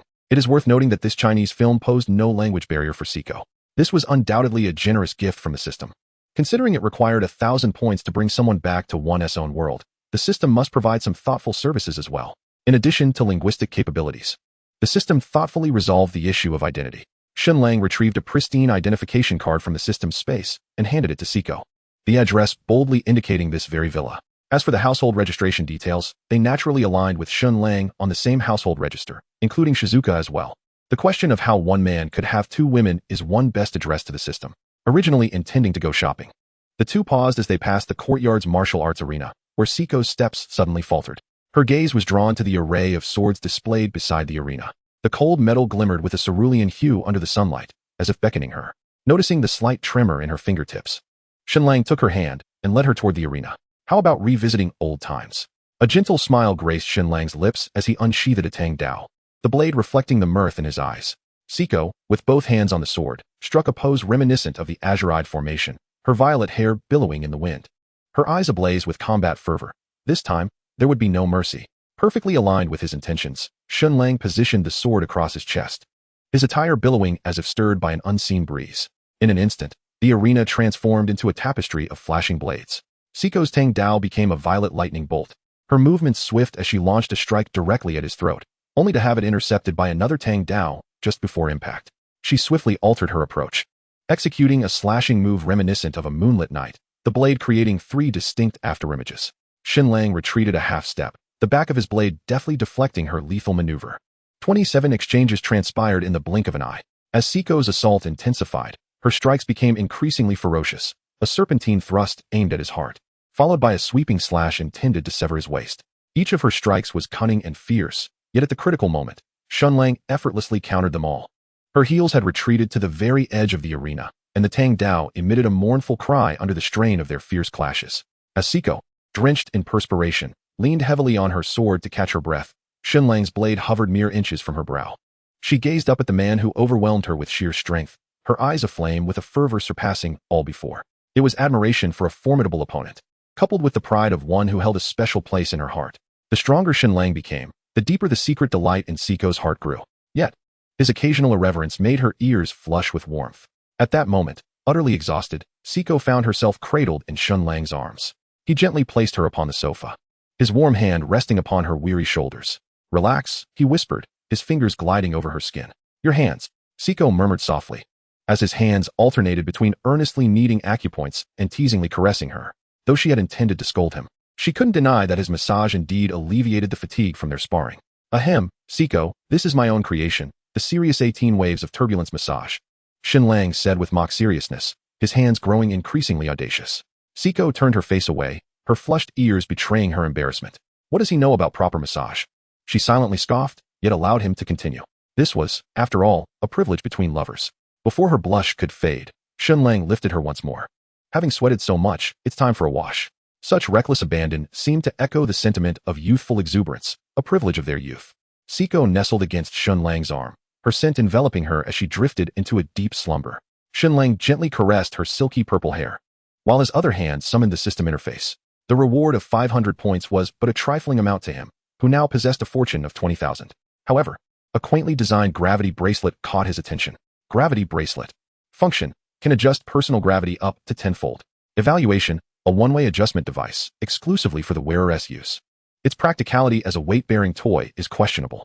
Shen Lang's lips twitched slightly as he weighed the bracelet in his palm. If it could expand the gravitational field to encompass his entire being, it would indeed serve as a hidden ace. If it could alleviate his own gravity, it would make travel significantly more efficient. Alas, this contraption merely increased weight, at best functioning as a mobile gravity chamber. What would it be like to ride atop someone under 10-fold gravity? Yet, aside from Seiko, there was no one else around. A true gentleman would never use his beloved as a test subject. Upon further reflection, couldn't he simply stand on a scale for a test? Shen Lang shook his head in resignation. It seemed the antics of Shizuka and Seiko had rendered him somewhat muddled today. Chapter 31, Level 2. Exchange for the Taoist Manual. After storing the gravity bracelet within the system space, Shen Lang's gaze fell upon the 10 distributable attribute points.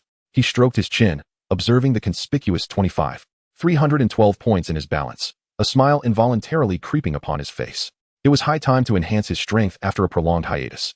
Recalling the frenzied days of amassing points in the world of the school days apocalypse, he still felt a shiver of trepidation. Over 500,000 corpses had rendered him nearly numb. Embracing Seiko at night, while using devices to attract the undead, and during the day, consuming bottle after bottle of energy recovery potions, he had become a veritable machine of slaughter. Now, merely seeing the small blue bottles in his backpack made him feel queasy. Nevertheless, diligent effort yields ample rewards. Shen Lang reassured himself. It was finally time to indulge a little. Deep Blue, allocate points. Ding. Each attribute point requires the expenditure of 100 points. What? Shen Lang nearly leaped from the bed. Had the price increased? It had doubled. Warm reminder. As 1's realm increases, the points required for attribute enhancement will correspondingly rise. This is a normal setting. Damn. I had intended to advance directly to the pinnacle of level 3. Shen Lang lamented, raking his fingers through his hair in disappointment.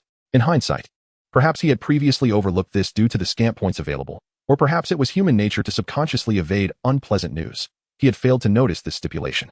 The system has maintained this price for many years. So, I should reflect on my own shortcomings then? Shen Lang rolled his eyes, yet felt powerless to argue.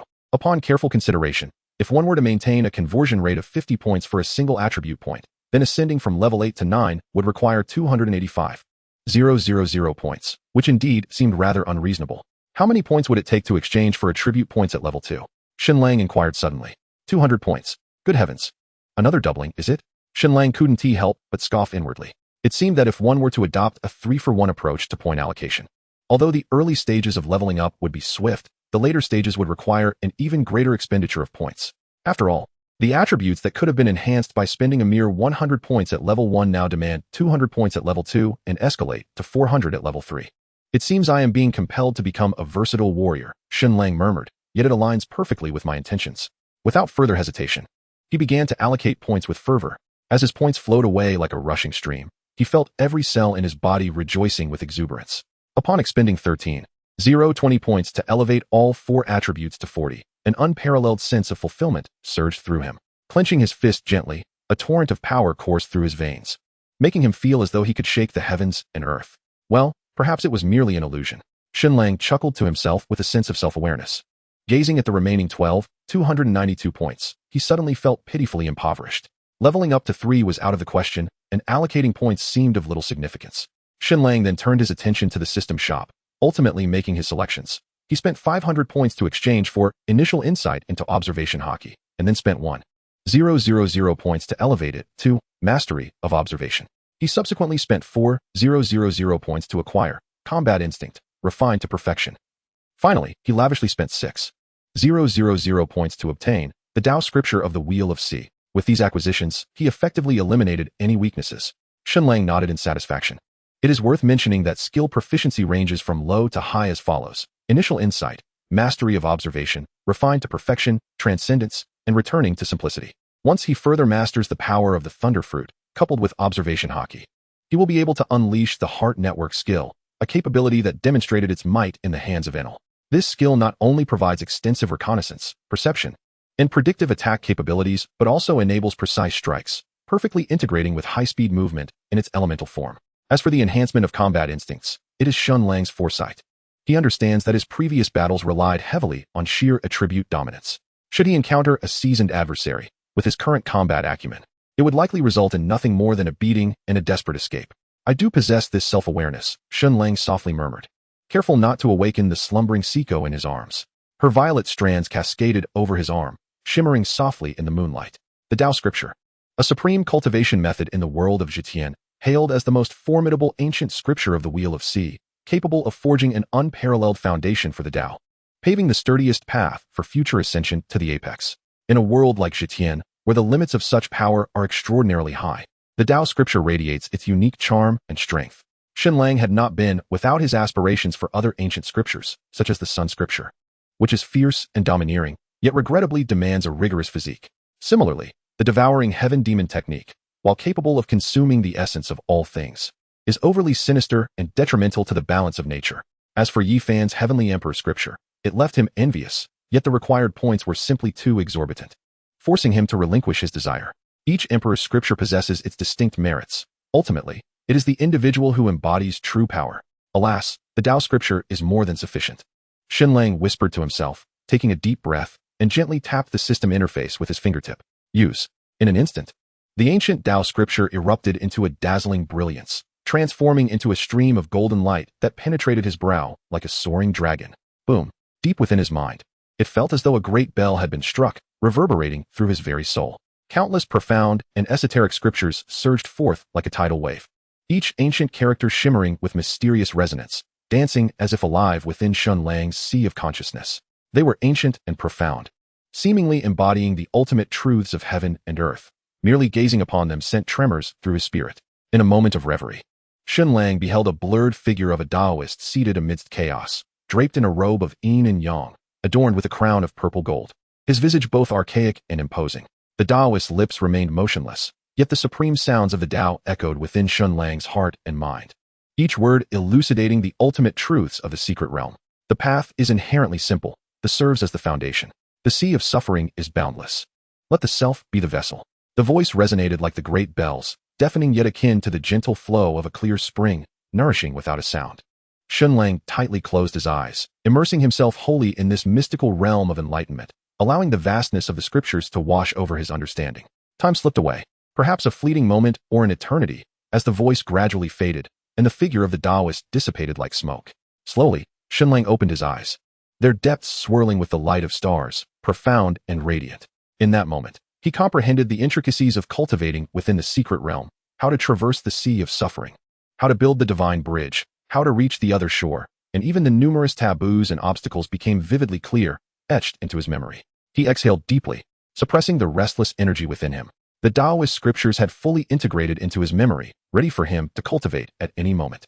With this thought, Shen Lang unhesitatingly allocated all 10 of his remaining attribute points. In an instant, a surge of power coursed through him. His muscles, bones, and meridians felt as though they were being reforged, every inch of flesh rejoicing. Shen Lang summoned his attribute panel, his gaze sweeping over the rapidly rising figures. A satisfied smile gracing his lips. Host, Shen Lang. Race, human. Realm, level 2. Strength, 40. Agility, 40. Stamina, 50. Spirit, 40. Technique, Tao scripture of the. Skills, Sky Dance Technique. Chi Circle Slash. Thunderfruit. Observation Hockey. Combat Instinct. Equipment, none. Items, Small Blue Potion X2, Small Red Potion X10. Bloodline, Saiyan. Energy value, 487. Points, 792. Evaluation, finally shed the novice identity, possessing some strength. At last, he felt a semblance of self-preservation. Shen Lang sighed in relief and turned to gaze at the peacefully sleeping Siko beside him. Her breath was steady, long eyelashes casting delicate shadows in the moonlight. Her lips curled in a faint smile as if lost in a beautiful dream. With a gentle smile, Shen Lang carefully lay down and embraced her softly. Soon, his consciousness began to blur, and he sank into slumber. Outside, the night breeze caressed the air, the shadows of trees swaying. The entire world fell silent, leaving only the harmonious rhythm of their breathing intertwined in the tranquil night. Chapter 32. Sensing the Wheel of Life. Morning light filtered through the sheer curtains, casting dappled shadows upon the wooden floor. Shen Lang reached out to touch the empty space beside him, still imbued with Siko's unique scent of violet. Shen Lang emerged from his bedroom, yawning, to find 2 enchanting ladies nestled on the sofa, engrossed in the morning program. Jingxiang, resembling a koala, clung to Siko, who cradled a bag of potato chips in her hands. This flavor is absolutely delightful, she exclaimed, her golden locks cascading onto Siko's shoulder. Suddenly, Jingxiang offered the chips to Siko's lips, urging her to taste. Just as Siko was about to comply, her peripheral vision caught sight of Shen Lang leaning against the staircase. The morning light adorned her purple tresses with a golden hue, and a gentle smile graced her lips as she greeted, "Good morning." Rising, the sleeves of her outfit fluttered, releasing a fragrant breeze, while the belt at her waist accentuated her graceful silhouette. Siko made her way to the kitchen, returning shortly with a steaming breakfast, perfectly fried eggs, toast toasted to perfection, and freshly squeezed orange juice. As Shen Lang took his first bite of the egg, Jingxiang bounced over with enthusiasm. "Shall we go out and play today?" Her amber eyes sparkled with anticipation. Shen Lang smiled, feeding her the remaining egg. "Absolutely. It's the perfect opportunity for you both to fully experience the world." He added, "We can also gather some essentials and clothing." His fingertips inadvertently brushed against her soft lips. Hom. Jingxiang nodded vigorously, her golden hair swaying with the motion. "I even used your toothbrush this morning." She playfully stuck out her tongue, showcasing a mischievous grin. Siko gracefully nodded, her purple hair cascading over her shoulders, and her lips curving into a tender smile. After swiftly finishing his breakfast, Shen Lang ruffled Jingxiang's hair as he stood. "Let us go." The sleek Kulina smoothly slid into a parking spot on the commercial street, and Jingxiang eagerly flung open the car door, her golden hair creating a dazzling arc in the sunlight. She flitted between boutique shops like a jubilant lark, and soon, Shen Lang's arms were laden with shopping bags emblazoned with luxury brands. Suddenly, Jingxiang seized a perfume sample and spritzed it lightly on Siko's elegant neck. The purple-haired maiden, caught off guard, shivered slightly, eliciting giggles from the sales assistants nearby. The desire for beauty is indeed a natural trait of women. Even without makeup, they radiated stunning charm, yet occasionally indulged in a touch of cosmetics. Of course, this was nothing like the clumsy application seen in certain versions. Shen Lang's gaze drifted to the lingerie section, noting the adorable flush that crept onto Siko's ears when she picked up a black lace bra, identical to the one he had gifted her previously. "I'll take these," he declared generously, pointing to the display, deliberately selecting a few nearly transparent lace pieces under Siko's embarrassed gaze. After all, money was no object. He leaned closer to Siko, whispering, and watched with satisfaction as the blush spread to her collarbone. When the trunk could no longer accommodate another paper bag, Shen Lang seized the opportunity, while the coast was clear, to stow away their spoils into the system space. Just then, Jingxiang tugged at his sleeve, pointing at the long queue outside a hot pot restaurant. "That looks so lively." The 2 stunning beauties walking down the street seemed to radiate their own spotlight, causing passers-by to pause. Some boys accidentally collided with lampposts, while girls covertly compared themselves to the duo. Ultimately, all that remained were exclamations of admiration. They truly resemble goddesses stepped out from an anime. In the midst of a gathering where Shen Lang found himself embraced on both sides, he inevitably became the target of countless envious glances, as if they wished to see him suffer in his glory. Within the hot pot restaurant, the steam enveloped them, and Jingxiang, her eyes tinged with red from the spiciness, could not resist popping the freshly cooked tripe into her mouth. Siko, with an air of elegance, sipped her chilled plum juice, her porcelain skin glowing with a delicate blush. The sight of the two occasionally fanning themselves brought a gentle smile to Shen Lang's eyes. In the aquarium tunnel, Jingxiang leaned against the observation glass. Her nose slightly reddened from pressing against the cool surface. "Look," she exclaimed, pointing at the swiftly gliding manta ray, her golden locks catching the light as she turned. As Siko tilted her head back, the shadow of a whale shark gracefully passed over her finely sculpted jawline. Shen Lang naturally took her cool hand in his, their fingers intertwining, feeling her fingertips gently reciprocate his grip. Inside the Ferris wheel cabin, the setting sun bathed the space in an amber hue. Jingxiang excitedly pointed at the diminishing buildings below, suddenly stifling a small yawn, her head tilting to rest against Shen Lang's shoulder. On the other side, the fragrance of Siko's violet-scented hair brushed against his neck. The city below began to shimmer with lights, the neon reflections dancing upon the intertwined silhouettes of the trio. Thus concluded their day of leisure. Carrying the slumbering Jingxiang, whose warm breath brushed past his ear, Shen Lang felt a profound sense of contentment. Siko walked beside him, occasionally adjusting the hem of Jingxiang's garment that had slipped. The moonlight elongated their shadows as they approached the bedroom door, where the simultaneous closing of two doors made Shen Lang absent-mindedly touch his nose. It seemed they could not share the same bed after all. With a sense of disappointment lingering in his heart, he gently opened Jingxiang's door.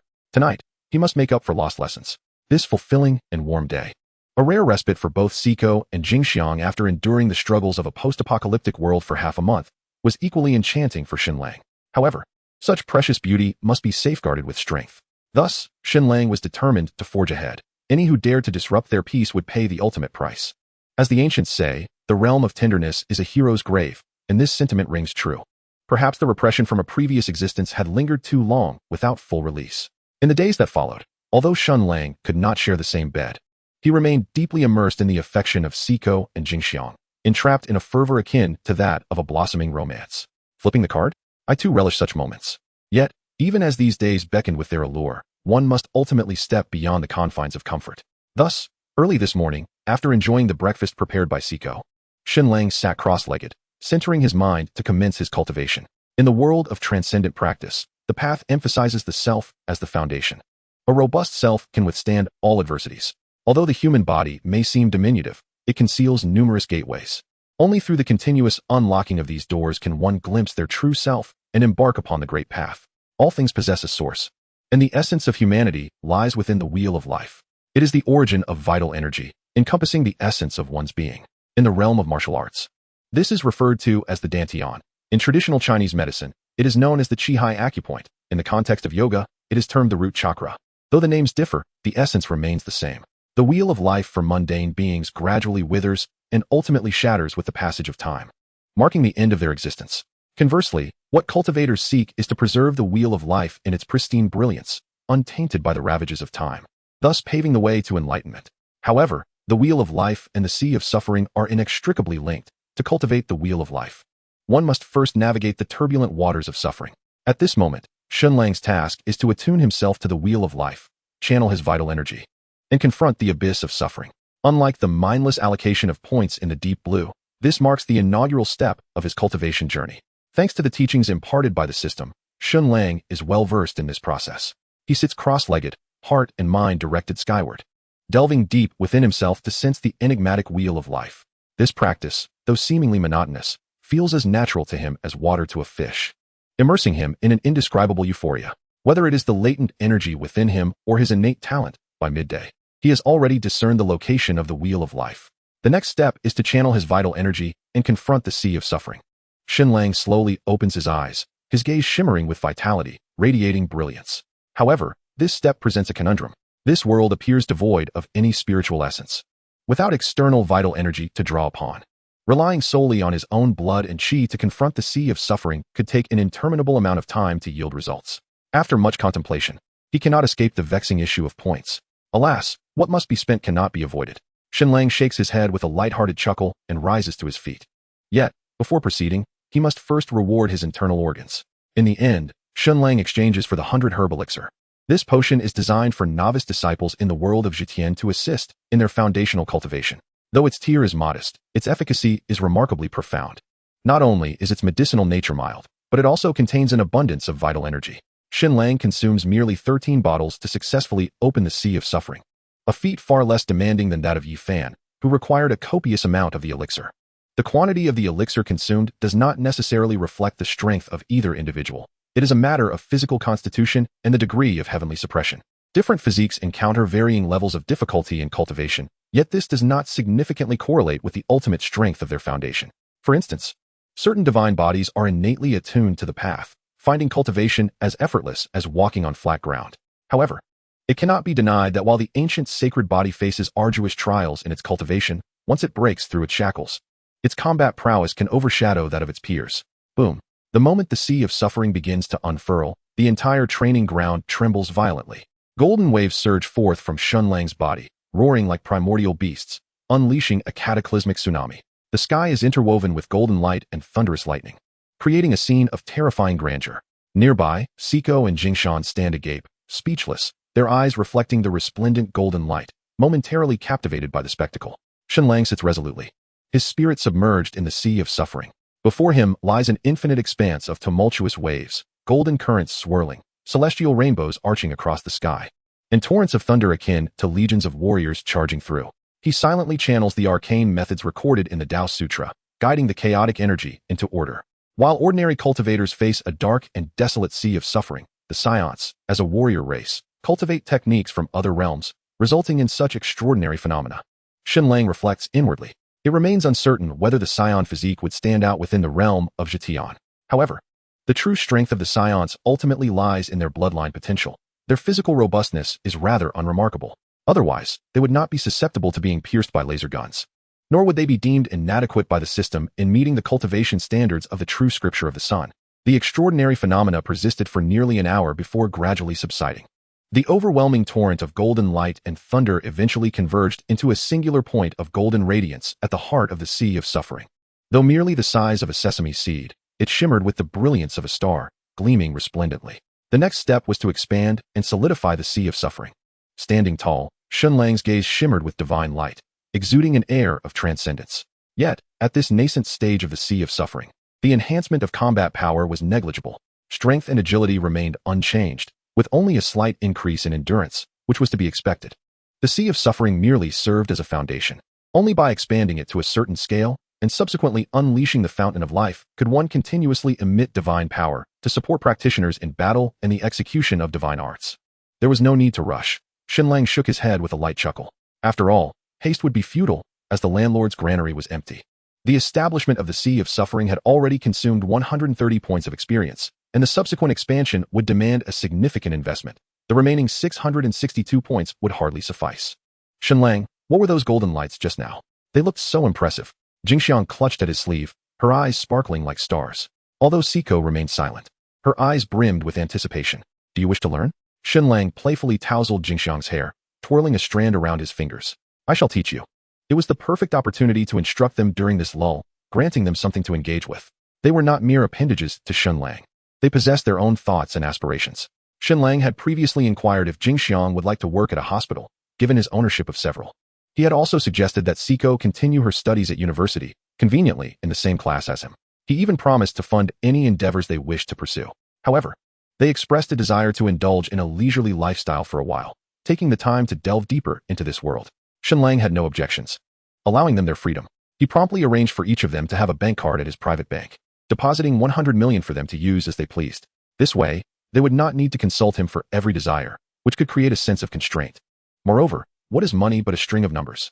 His interest in wealth was minimal. In the following days, Shen Lang devoted himself to guiding the two in the path of cultivation. From the intricacies of bodily meridians to the surrounding secret realms, he meticulously analyzed the essentials of cultivation, including the nature of the wheel of life and the prohibitions of practice. It is worth noting that the system indeed favored those brought back by Shen Lang using his experience points. Not only did it grant them advantages in language and identity, but it also transcended the world's limitations, allowing them to cultivate techniques from other realms. Siko, hailing from a prestigious swordsmanship lineage, possessed remarkable intuition and quickly grasped the essentials, being the first to sense the existence of the wheel of life. Jingxiang, though slightly slower, was well acquainted with human anatomy as a doctor. Under Shen Lang's detailed explanations, She soon successfully identified the wheel of life as well.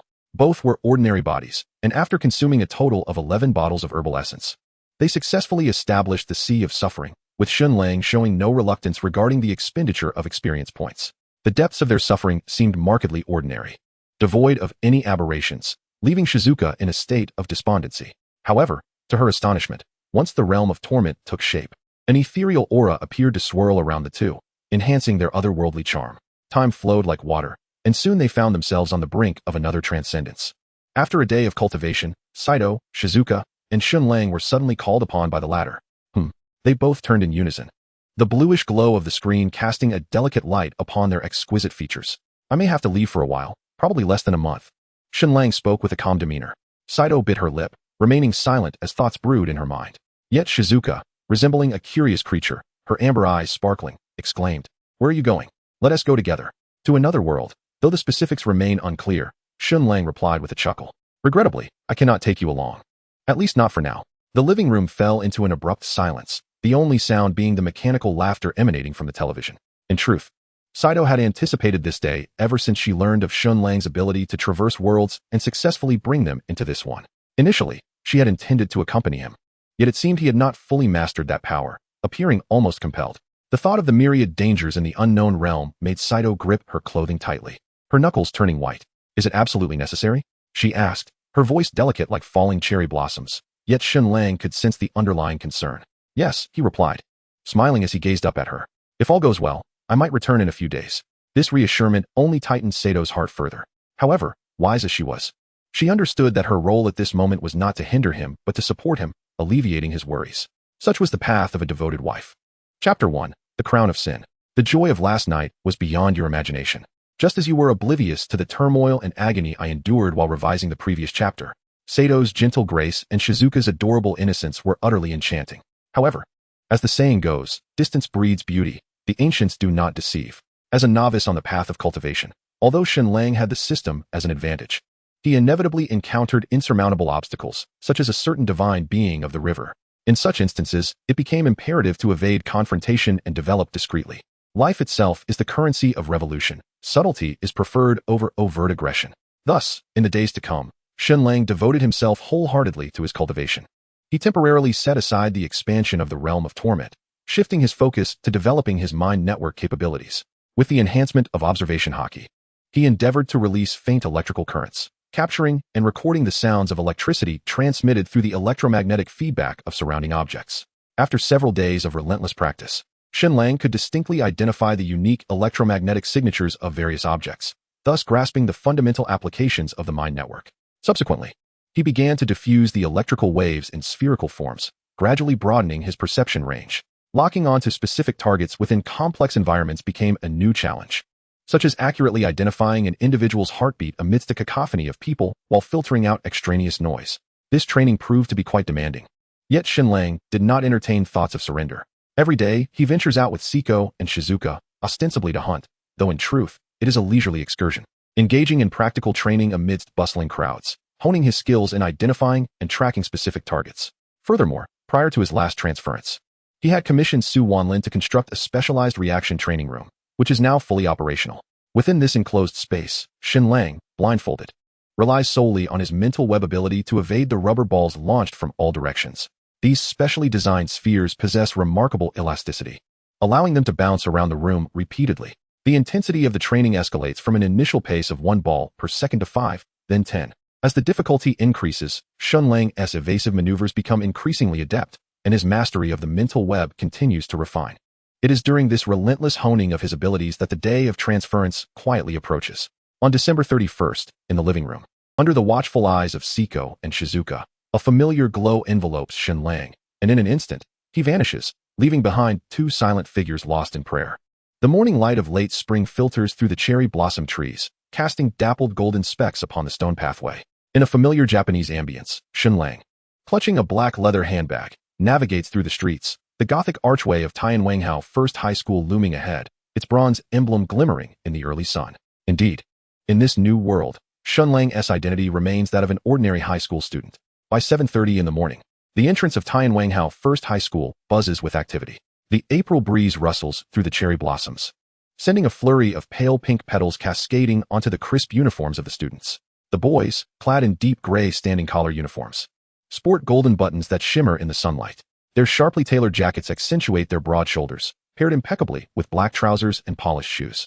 As they march in unison up the stone steps, some carry their bags with one hand, animatedly debating the results of last night's game, laughter ringing out joyfully. Groups of girls stroll together, dressed in navy blazers over pristine white shirts, their red neckties swaying gently with their lively strides. The pleated skirts flutter lightly in the morning breeze, quickly suppressed by their delicate fingers. "Wait for me," cries a girl with a ponytail, quickening her pace to catch up with her friends, her black knee-high socks elegantly encasing her calves. They huddle together, sharing a single notebook, occasionally bursting into soft giggles. As Shen Lang meanders through the campus, he stretches languidly, a yawn escaping him, the lingering bitterness of last night's red wine still present on his palate. Memories resonate like plucked strings. Seiko's ruby-tipped fingers and the glimpse of Shizuka's snow-white collar evokes subtle shivers along his nerves. He instinctively touches the fading bite mark on his neck, suddenly feeling a constricting tightness from his uniform tie. Alas, he must bid farewell to that gentle hero's tomb. Just then, a fragrant breeze, a blend of rose and mint, sweeps past him. Golden hair cascades like melted sunlight, the ends curling with graceful elegance. She glides by with the poise of royalty, her red necktie tied like a medal of honor, the hem of her pleated skirt meticulously resting 3 centimeters above her knees. This is perfection measured with precision. Her alabaster neck, subtly revealing blue veins, captivates far more than any jewel. "Behold, it is Lady Arisha." "Hush! Do you wish to attract the attention of the disciplinary committee?" Whispers ripple through the crowd, as he gazes upon the striking silhouette, exuding an air of noble aloofness. Shen Lang cannot help but let a subtle smile grace his lips. The Dragon King has arrived. Clear the way. This individual is none other than Arisha, the queen of the esteemed Academy of Worship, renowned as the foremost institution in Tianwang province. Beautiful, formidable, yet imbued with an elusive detachment. The world in which Shen Lang finds himself is woven from a tapestry of blood and tears, a crown of thorns that signifies sin. The appearance of Arisha is akin to a stone cast into tranquil waters, instantly captivating the attention of numerous students. However, as the bell for class rings abruptly, the students hasten their pace, their deep gray uniforms merging into a tide that surges toward the academic building. Yet, Shen Lang maintains his languid gait, ambling toward the designated class 3 with unhurried grace. Upon pushing open the back door, the instructor merely glances up momentarily before resuming the well-prepared lecture. Shen Lang strides directly to the rear of the classroom, claiming a seat by the window, carelessly tossing his bag onto the desk, too apathetic to retrieve his textbooks. He rests his chin on one hand, his gaze drifting toward the cherry blossoms cascading outside. This sequence of actions does not escape the notice of his classmates, including the front row seat occupied by Arisha. She tilts her head slightly, her exquisite features betraying a flicker of unmasked disdain. It is hardly surprising, for within the identity assigned to Shen Lang by the system lies the indisputable label of a reckless troublemaker. This stands in stark contrast to Arisha, who has been raised with a silver spoon in her mouth, excelling in every aspect. Yet, amidst her evident distaste, there lingers an almost imperceptible tinge of envy. In his original world, Shen Lang was a paragon of excellence, consistently earning accolades as a model student. Now, in this alternate realm, he is unjustly burdened with such a disreputable image, a profound humiliation. Unable to tolerate this any longer, Shen Lang resolves to temper his demeanor. The monotonous lessons induce a drowsiness that envelopes him, and the presence of entirely male classmates intensifies his feeling that attending school is a sheer waste of time. Were it not for the need to ascertain the current temporal juncture, he would not have crossed the threshold of the school. After all, in his original life, he had already harbored a lack of enthusiasm for education, and this sentiment is only magnified in this foreign world. In his ennui, Shen Lang resorts to accessing the system's task interface once more. Task requirements: acquire the origin stone, purify the revelation virus. Task content: this world has faced a misguided evolution. The origin stone, of unknown origin, has tainted the consciousness of this realm. Please, host, save this world. Task rewards: 5,000 points, world blessing, exclusive to the power of kings. 1 random purple skill, 1 random purple item, 40 free attribute points. Failure penalty: none. Task deadline: 5 months. Chapter 2. Arisha of the Academy of Worship. A task devoid of penalties indeed seems to evoke a sense of delight. After all, who does not relish the sensation of freedom, unencumbered by constraints? The task assigned by the system, unexpectedly, required Shen Lang to assume the role of a savior, which took him by surprise. However, as he meticulously examined the task rewards, a subtle smile crept upon his lips. Initially, Shen Lang harbored little interest in the renowned king's power from guilty crown. After all, Such abilities would lose their efficacy once they departed from the current world. No matter how formidable, they were merely fleeting. Yet, the reward of world blessing prompted Shen Lang to reconsider. The system had expressly labeled it as exclusive to King S power, which surely held significant meaning. Based on Shen Lang's understanding of the system, although it sometimes indulged in mischief, it never engaged in futile endeavors. Could the world blessing allow King S power to transcend the confines of its world? Shen Lang pondered, a flicker of excitement gleaming in his eyes. If this were indeed the case, such an ability would merit further exploration. While Shen Lang was lost in his thoughts, the school bell rang abruptly, causing the classroom to erupt with life. Students clustered in groups, laughing and frolicking, the spirit of youth permeating the air. However, an invisible barrier seemed to surround Shen Lang's seat, preventing anyone from approaching. Not that he minded. In fact, he relished the solitude. Propping his leg casually, he rested his hands behind his head, leaned back against his chair, and hummed a tuneless melody, exuding an air of nonchalance. Yet, this tranquility was soon disrupted.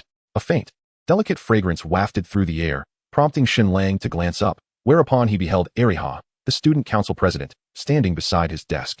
With her arms crossed and her finely sculpted chin slightly raised, she gazed down at him with an earnest expression. Shen Lang, as the president of the student council, I must remind you that your posture and humming during class are detrimental to our esteemed school's century-old reputation. Her voice pierced the air like an icicle. Rather than retracting, Shen Lang leaned back further, his angle affording him a view of her chest, which subtly rose and fell in response to her ire, as well as her nails glimmering with a pearlescent sheen under the sunlight. Oh, President, he drawled, gently tapping his temple with his fingertip. Which rule in the school regulations stipulates the correct posture during breaks? You, Ariha exclaimed, slamming her palm against the desk, causing a pen to leap within its holder.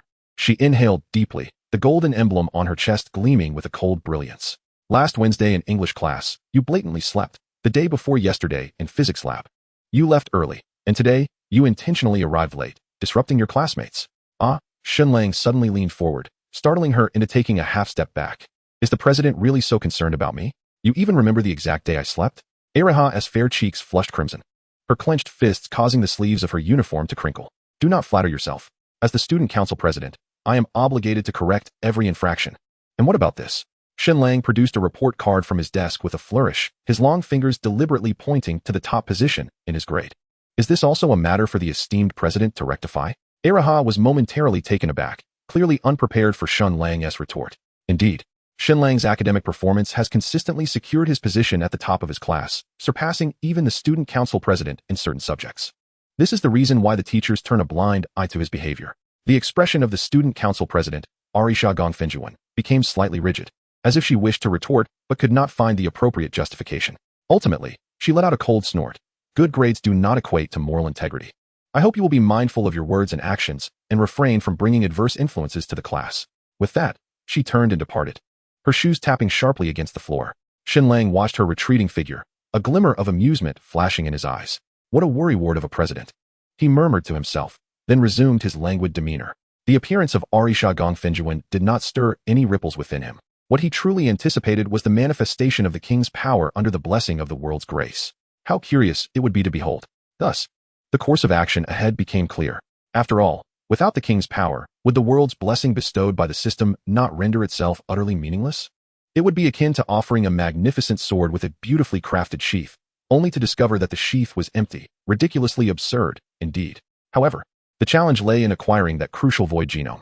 It is known that the void genome is the ultimate creation overseen by DART, the embodiment of the world's consciousness, and its essence serves as the key to select the atom of the new world. In the original timeline, before her brother's birth, Sakura Mami had been preordained to choose Sakura Miku as Adam. Thus, under DART's covert influence, Sakura Miku seamlessly became the first king. Yet, this timid and indecisive youth had evidently disappointed DART greatly. After numerous unsatisfactory performances from Sakura Miku, DART was compelled to activate a contingency plan. He initially selected Shido Shuichiro, and upon his failure, he shifted his support to Kagaya Yagami. What intrigued Shen Lang most was the true power of DART, the embodiment of the world's consciousness. The unknown is perilous. To take reckless initiative would be tantamount to exposing oneself to the gaze of a supreme existence. Given Shen Lang's current strength, such a course of action was anything but wise. Therefore, it would be prudent to let the predetermined narrative unfold naturally. He would wait for Yuzuki Inori to steal the void genome before seizing the opportunity to act. With this thought in mind, Shen Lang promptly set out for the abandoned house frequently visited by Sakura Miku in the original work. He crouched down, his fingertips brushing against the dust-laden windowsill. This place was indeed concealed, explaining why it had become Sakura Miku's secret base. Shen Lang retrieved a miniature surveillance device from his pocket, meticulously installing it in several inconspicuous corners. These devices not only provided real-time monitoring, but also possessed thermal sensing capabilities, ensuring absolute security. Excellent. This would allow him to grasp intelligence from this location at the earliest opportunity. However, monitoring the abandoned house was merely a preliminary move. For Shen Lang to acquire real-time information on the Roppongi Antibody Research Center, he required eyes rooted in the shadows of the city, an indigenous force capable of operating in the dark. This would fundamentally address the issue of the void genome. The Gongfinjuan family, perhaps? A subtle, meaningful smile graced Shen Lang's lips. Indeed, she is quite an admirable prospect. His gaze fell upon the straight-backed figure in the front row. GNGF Nju in Arisha was diligently taking notes, her golden hair cascading like a waterfall. The sunlight streamed through the window, illuminating her profile and sketching an elegant outline. As a traditional Japanese financial conglomerate, the GNGF Nju family not only controls the economic lifeblood of Roppongi, but also maintains a facade of cooperation. Harnessing their intelligence network would facilitate the monitoring of the Antibody Research Center's activities with greater ease. Chapter 3. The game has begun. At present, Shen Lang had no intention of proactively contacting the funeral society. Based on his understanding of the original narrative, as long as he could seize the void genome from Yuki Kyuka, the malevolent Shikigami would naturally come knocking like a shark scenting blood. The immediate priority was to establish a cooperative relationship with the GNGF Njuin family, leveraging their intelligence network to avoid missing critical plot points and successfully orchestrate the acquisition of the void genome. Following that, it was imperative to enhance his strength. Only with sufficient power could he hope to accomplish his tasks. Methodical cultivation? That would be far too slow. The embodiment of the world's consciousness certainly would not be weak. Without adequate strength to support him, he would be courting disaster. To expedite his power augmentation, aside from the near-death experience of the Kasayans, he could only rely on the system, his only lifeline. But how to acquire points? In the world of School Apocalypse, one could easily gain points by slaying the undead. Yet in this realm, Shen Lang's gaze swept over the vibrant faces in the classroom. Was he expected to commit murder? No. The very thought was extinguished before it could take root. Shen Lang was not a narrow-minded individual, nor was he a bloodthirsty one. He would never betray his own principles. Especially after embarking on the path of cultivation, harboring such thoughts would only lead to madness or stagnation, resulting in demise. Perhaps a sudden epiphany struck Shen Lang. He could attempt the ultimate roar. Those mass-produced mechanical monstrosities were not true life forms. They were byproducts of the Insight virus research, birthed from the technology of genomic resonance transmission, controlled in real time by human consciousness. They might yield points. It was worth a try. With this thought, Shen Lang abruptly stood, the chair scraping against the floor with an ear-splitting sound. Shen Lang? The teacher, who had been writing on the board, turned around, adjusting her glasses. Is there a problem? I'm feeling unwell. Shen Lang casually waved his hand and strode towards the door. Instantly, whispers of envy erupted in the classroom. It was unlikely anyone else could leave Sato-sensei's class so casually. Only GNGF Nju and Arisha stared intently at Shen Lang's retreating figure, her pen creaking under her grip. This rule-breaking, arrogant individual somehow managed to secure the top spot in every exam. Having made his decision, Shen Lang immediately set about his course of action with resolute determination. Although he was uncertain of the exact timeline, delay could lead to unforeseen changes. After today's clandestine observations, Shen Lang was convinced that the original plot had yet to unfold. As Shen Lang had previously sought out Sakuma Kiyoshi to examine his personal attributes, he found no markers such as the power of kings in his abilities. Within the sanctuary of the Sakuma family estate, a flash of lightning illuminated the room as Shen Lang silently materialized in the center of the venerable elder Sakuma's study. The sudden sound of a cough startled the elder, who had been engrossed in his work. The unexpected appearance of Shen Lang caused the longtime patriarch of the financial conglomerate to narrow his eyes in shock, causing the teacup in his hand to tremble slightly before he quickly regained his composure. Young man, you dare to intrude upon the Sakuma estate. Are you aware of the consequences? The elder inquired, slowly setting down his teacup, his withered fingers stealthily moving toward the alarm button beneath the table, while his other hand tightened around a katana resembling a cane. Shen Lang chuckled lightly and nonchalantly took a seat in the grand chair opposite him. Consequences? Perhaps something like this? With a mere flick of his fingertip, the elder was horrified to discover that he could not move a muscle. Even more terrifying was the overwhelming aura emanating from Shen Lang, which seemed to freeze the very air in the room, causing the candle flames to cease their flickering. The elder felt an immense weight pressing down upon him, an intense sense of suffocation enveloping his entire being. Cold sweat beaded on the elder's forehead. Years of privilege had nearly dulled his memory of what it felt like to be utterly subdued by absolute power. Outside, dark storm clouds gathered suddenly, thunder rumbled, and a bolt of lightning struck the ancient pine tree in the courtyard. The electric light briefly illuminated Shen Lang's profile, and in that blinding flash, the elder discerned the violet lightning flickering within Shen Lang's eyes. He suddenly realized he was akin to prey in the sights of a primordial beast, experiencing despair for the first time in his life. Now, shall we engage in a proper discussion? Shen Lang's voice was soft, yet it plunged the elder into a chilling abyss. As a relic of an era that embraced the law of the jungle, the elder finally lowered his haughty head before the overwhelming force. As he relinquished his resistance, the oppressive atmosphere dissipated, and the bizarre phenomena outside vanished, as if they had never occurred. The elder gasped for breath, his back drenched in cold sweat beneath his kimono. I require the intelligence network of the Sakuma family, Shen Lang stated directly. In exchange, I can offer military assistance, as well as a supply of military-grade weapons and medical supplies. What precisely do you require me to do? The elder's murky eyes sparkled with intrigue. The upheaval and repression within the nation had left the seemingly towering Sakuma conglomerate precariously balanced.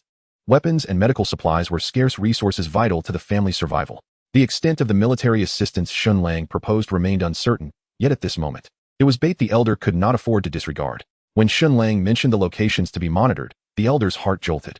These were all critical points and strategic positions. What is your objective? He probed, a tentative curiosity rising within him. He had his suspicions, but, as a cunning strategist, he preferred to hear his opponent reveal their cards. Those who obstruct my path must be uprooted, Shen Lang replied with a light laugh, his gaze sharp enough to pierce the elder's carefully maintained composure. As for how much you can gain during this turmoil, that depends entirely on yourself. A fruitful collaboration awaits us. The venerable patriarch of the Offering Institute rose slowly and bowed solemnly, in the face of overwhelming power and substantial benefits. This astute merchant made the most judicious choice. Whether the collaboration is sincere or merely a faade is of little concern to a wise individual. In any realm, it ultimately boils down to the strength one possesses. Those who wield power naturally attract sycophants and flatterers. As long as Shen Lang can provide ample advantages to the patriarch, he will undoubtedly become Shen Lang's most loyal ally. Should he lack sufficient strength, he would not hesitate to undermine him, regardless of the number of offering institutes involved. Having reached a preliminary agreement, Shen Lang departed from the estate. The patriarch stood by the window, the wrinkles on his face appearing even more pronounced, lost in contemplations unknown. Grandfather? Elisa of the Offering Institute entered, regarding her unusually pensive head of the family with curiosity. Prepare yourself. As the patriarch turned, the lines on his face suddenly smoothed, his eyes glinting with ambition. We are about to welcome a most extraordinary ally. Meanwhile, Shen Lang stood atop the heights of Roppongi, surveying the city that was on the brink of tumult. Arcane sparks danced at his fingertips, and a knowing smile graced his lips. The game has commenced. Chapter 4. Esteemed President, I humbly seek your guidance. In the outskirts of Roppongi, a lockdown zone, the night sky was tinged a dark crimson by the glow of explosions. 3 ultimate roars, like bloodthirsty beasts, effortlessly crushed the concrete structures of abandoned factories with their alloy limbs, the steel framework beneath them groaning under the strain. Within the communicator of the Waigami, a subordinate's urgent breaths filled the air. The district has fallen. I repeat, the district. The transmission abruptly ceased, replaced by the jarring noise of electromagnetic interference. To the 3 o'clock position, the blue mech pivoted even before the command was issued, its particle blade barely intercepting the descending alloy giant blade. In that moment of sparks flying, the shoulder cannons of the other 2 ultimate roars illuminated with deadly blue light. Boom. The shockwave from the explosion sent the funeral society's cover flying, shattered containers swirling through the air like paper. A frantic warning flashed on the virtual screen of the T-Saka. Energy remaining 37. Right leg joint damaged. Ace Shino's agonized scream echoed. Her ultimate roar's left arm hung limply, hydraulic hoses spewing pale green coolant, remnants of injuries sustained 10 minutes prior while covering the underground party's retreat. The commander's mocking voice crackled through the public channel. The little wildcat's claws need trimming. The 3 ultimate roars advanced in a triangular formation, deliberately crushing medical supplies scattered on the ground beneath their feet, glass ampoules bursting into crystalline dust under their iron soles. Suddenly, a dozen targeting lasers illuminated the dark. Waigami spun around, realizing that members of the underground party, who should have retreated, had inexplicably returned, their old assault rifles appearing as mere toys before the mechs. Foolishness made his golden-haired pupils contract sharply. At this distance, the scattering cannon of the ultimate roar could easily vaporize them into a mist of blood. The barrel of the first ultimate roar began charging, its blue light illuminating the emblem on its chest. Without regard for the energy alarm's shrill warnings, Ace Shino's ultimate roar surged forth, the vibrating blade plunging fiercely into the enemy's abdomen. However, the 2 particle cannons had already locked onto her back. Boom. A sudden electromagnetic pulse plunged the entire battlefield into darkness. 3 seconds later, As the backup power activated, everyone was left in disbelief at the sight before them. A figure, cloaked in a black trench coat and wearing a mask of mixed emotions, even donned heavy gloves, was floating 3 meters above the ground, effortlessly gripping the barrel of the ultimate roar. "Hello," a strange male voice echoed over the public channel. "Do you require assistance, gentlemen terrorists?" With a piercing sound of metal contorting, the cannon twisted in Shen Lang's grasp, transforming into a heap of scrap. A brilliant blue light flashed, and the entire ultimate roar erupted into a fireball. As the notification of points being credited resonated in his mind, a satisfied smirk curled at the corners of Shen Lang's mouth. Yet at that moment, another unwilling ultimate roar began to charge its particle cannon, aiming its fire at Shen Lang. "Be careful," Why Kaya instinctively shouted, uncertain whether the cloaked figure was friend or foe. But it was evident they did not belong to either side. "The enemy of my enemy is my friend." Shen Lang deftly evaded, his right hand reaching out as if to grasp the air. The electromagnetic pulse instantly severed the neural link between the ultimate roar and its pilot. A coin enveloped in lightning shot forth from Shen Lang's fingertip, resembling a laser cannon, blasting a hole through the second mech, which erupted in a thunderous explosion. However, this time, Shen Lang did not receive a notification of points being credited. Furrowing his brow in contemplation, Shen Lang shifted his gaze towards the last ultimate roar. "Engaged in battle with I-Ace SH Gammy. Do you need assistance?" he called. "No." Before I-Ace SH Gammy could finish her sentence, a gleaming blue blade pierced straight through the head of the ultimate roar above her. Ding. Points. 35. Just as he suspected, a smile crept beneath Shen Lang's mask. Before the members of the funeral society could react, he soared into the air and vanished from sight. What kind of monster is this?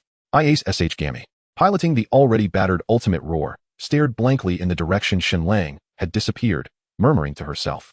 Meanwhile, Kaya quickly gathered his focus, commanding everyone, "Hurry and relocate the supplies.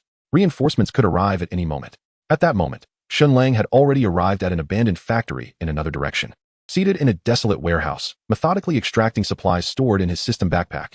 "It's rather troublesome that severing the neural link prevents me from earning points," he mused silently, though he did not genuinely perceive it as a significant inconvenience. After all, the ultimate roar was not alive. Merely acquiring points was already a stroke of luck. As night deepened, the abandoned industrial warehouse area where Shen Lang resided became shrouded in mist. Rusty iron doors slowly creaked open, revealing the elder of the Offering Institute. Leaning on his cane, followed by several black-clad bodyguards and the stern-faced Elisa of the Offering Institute, standing in the center of the warehouse. Surrounded by towering stacks of metal cargo containers, Shen Lang casually lifted the lid of one, unveiling pristine firearms and military equipment inside. The cold metal glimmered under the dim light. These were all items Shen Lang had brought from the world of the Academy Apocalypse. The venerable elder of the shrine nodded in satisfaction, a faint smile gracing his aged visage. Mr. Shen is indeed a man of his word. However, when Aisha of the shrine caught sight of Shen Lang's face, her pupils constricted abruptly, and her fingers instinctively clenched the hem of her uniform. The enigmatic figure, referred to by her grandfather as a special ally, was none other than her classmate, who was perpetually lazy and devoid of discipline.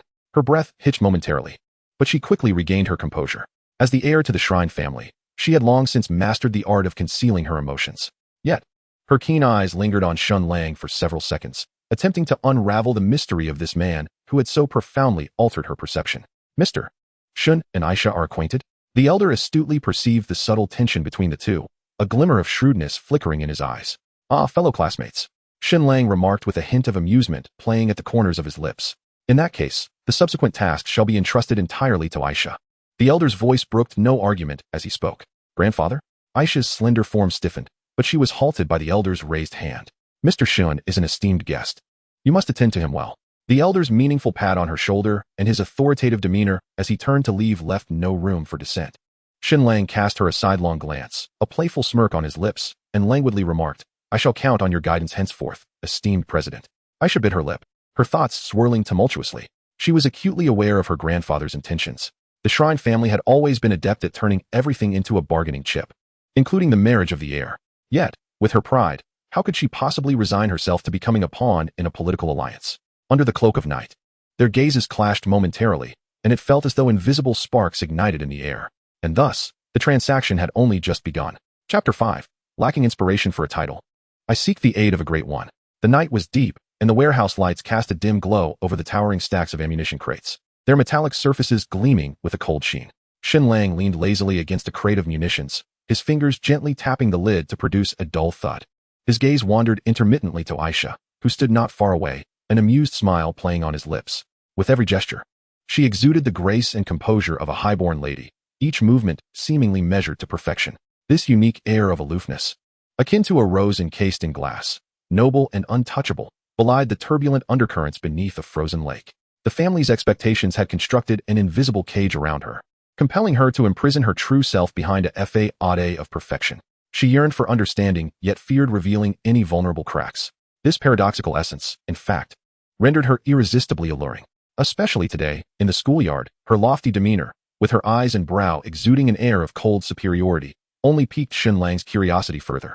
Thus, he deliberately elongated his tone, lacing it with a touch of mockery. So, esteemed president, from this day forth, you shall be my exclusive liaison? Aisha, her expression devoid of emotion, stood with her hands clasped before her, her posture as straight as a pine tree, unaffected by Shen Lang's frivolous demeanor. Please address me as the or Miss Elisa, she corrected coldly, indicating that our relationship was strictly professional, devoid of unnecessary pleasantries. Oh, Shen Lang raised an eyebrow, feigning surprise. I was under the impression that your grandfather wished for us to engage in more profound exchanges. Elisa's fingertips tightened slightly, her knuckles turning pale, yet her expression remained composed. My grandfather's intentions are his concern. My sole responsibility is to ensure the smooth execution of our transaction. She lifted her gaze, her sharp eyes locking onto Shen Lang's. We need to inventory this batch of arms and medical supplies promptly. The subsequent intelligence exchange also requires clarification of details. Shen Lang chuckled softly, leisurely straightening up and stepping closer to her. So formal? He leaned in slightly, lowering his voice conspiratorially. But I believe there could be more intriguing methods of collaboration between us. Elisa's breath momentarily hitched, but in the next instant, she took a sharp step back, creating distance. Her gaze icy and cutting. Shen Lang, please maintain your dignity. Her voice was like a shard of ice, piercing and sharp. If you persist with such tiresome provocations, I shall lose all respect for you. Shen Lang shrugged, seemingly unfazed. All right. Since the esteemed president is so serious, he said, his tone still languid. Let us proceed with the matter at hand. For the next half hour, Elisa worked with remarkable efficiency, completing the inventory of supplies and swiftly drafting the protocols for future intelligence exchanges. Her professionalism and composure took Shen Lang by surprise. This student council president, often aloof in school, handled family affairs with such decisive vigor. We will provide daily updates on the movements, monitoring data from the Antibody Research Center, and patrol routes in the Roppongi blockade. Furthermore, should any incidents arise, we will contact you promptly. Elisa closed her folder, her tone calm. That will suffice. Shen Lang nodded casually, yet his gaze lingered on her face, imbued with curiosity. Elisa felt her ears warm under his intense scrutiny and instinctively bit her lip. Is there an issue? Indeed. Shen Lang's lips curled into a sly smile as he toyed with his communicator. It seems the esteemed president has overlooked a crucial aspect. Elisa suddenly recognized her oversight, a flicker of embarrassment crossing her refined features. However, she quickly regained her composure, exchanging contact information with Shen Lang in a swift and decisive manner, as if the previous lapse had never occurred. You clearly harbor disdain for me, yet you are compelled to engage with me due to your grandfather's wishes. Does that not feel rather constraining? Shen Lang remarked, tucking away his communicator with a mischievous grin. Elisa's fingertips tightened momentarily before she relaxed them. Family interests supersede personal emotions, she replied coolly. As long as our collaboration benefits the family, I will not allow personal feelings to cloud my judgment. Truly a commendable air, Shen Lang mused with a meaningful sigh. However, your grandfather's machinations surely extend beyond mere transactions. Do they not? Elisa's pupils constricted slightly, but she quickly regained her poise. That is his perspective, not mine. Is it? Shen Lang chuckled softly before suddenly inquiring. What if one day he directly commands you to approach me, even resorting to a marriage alliance to bind me as an ally? What would you do? The atmosphere instantly thickened. Alicia's breath quickened momentarily. She instinctively wished to refute him, yet a sorrowful realization dawned upon her. If such a day were to come, she would have no choice but to obey her grandfather's command. Alicia's delicate fingertips dug deeply into her palms. From the very beginning, she had merely been a meticulously crafted pawn of the Zuin family, her existence meant to burn brightly when necessary, illuminating the path for her clan. With this thought, Alicia fell silent, her tightly clenched lips paling as she lowered her head in desolation. However, her pitiful demeanor, embodying the essence of a victim, left Shen Lang feeling somewhat awkward as he scratched the back of his head. He had to admit that he rather enjoyed witnessing her proud and unyielding spirit. Her sharp retorts. Ahem, of course, that was merely a typical male's peculiar interest when faced with an exceptional woman, certainly not. This peculiar fascination was perhaps akin to teasing a hissing cat. Shen Lang found no inclination to offer words of comfort, given their relationship. Such gestures would likely provoke rather than soothe. Thus, he yawned out of boredom, turning away without a glance, stating, "Since our business is concluded, I shall take my leave now. President, do remember to rest early, and feel free to call if anything arises." Shen Lang departed with a certain nonchalance. And it was only after his footsteps had completely faded that Alicia released her tightly clenched fists, casting a cold gaze in the direction of his departure. After finalizing her instructions with her subordinates, Alicia also turned to exit the warehouse.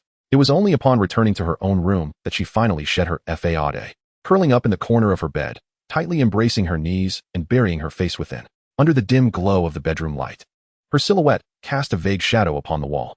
The curled posture rendered her shadow especially petite, akin to a stray cat seeking refuge in a cardboard box. Drenched by rain, exuding a sense of loneliness and helplessness. What noble and elegant student council president, what decisive air, strip away these layers of pretense. And she was merely an ordinary girl yearning for love. Whispering Shen Lang's name, Alicia's gaze became complex. Chapter 6, The Black-Clad Thug. In the ensuing days, Shen Lang refrained from stepping foot in school. During the day, he secluded himself, practicing diligently, activating the gravity bracelet, honing his physique through meditation and grueling physical training. Although his progress was negligible in the short term, Shen Lang was acutely aware that relentless persistence was the only path to true strength.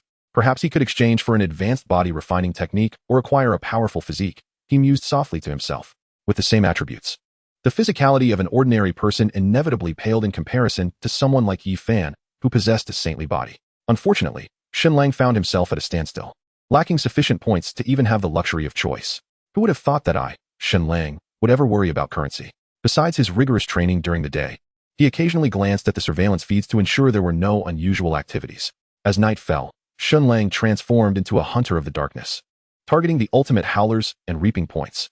In recent days, his actions have not only marked him as a black-clad marauder, but this title has also spread within the funeral home. On a night shrouded in darkness and foreboding, Shen Lang perused the intelligence provided by the offering house, selecting a location to continue his endeavors. The tips of Tong's fingers danced across the keyboard, the blue glow of the virtual screen illuminating her serious visage. The firewall peeled away like layers of an onion, ultimately revealing a segment of encrypted surveillance footage that exploded onto the main screen of the funeral home. In the footage, 7 crimson-eyed ultimate roars wove a deadly web under the cover of night.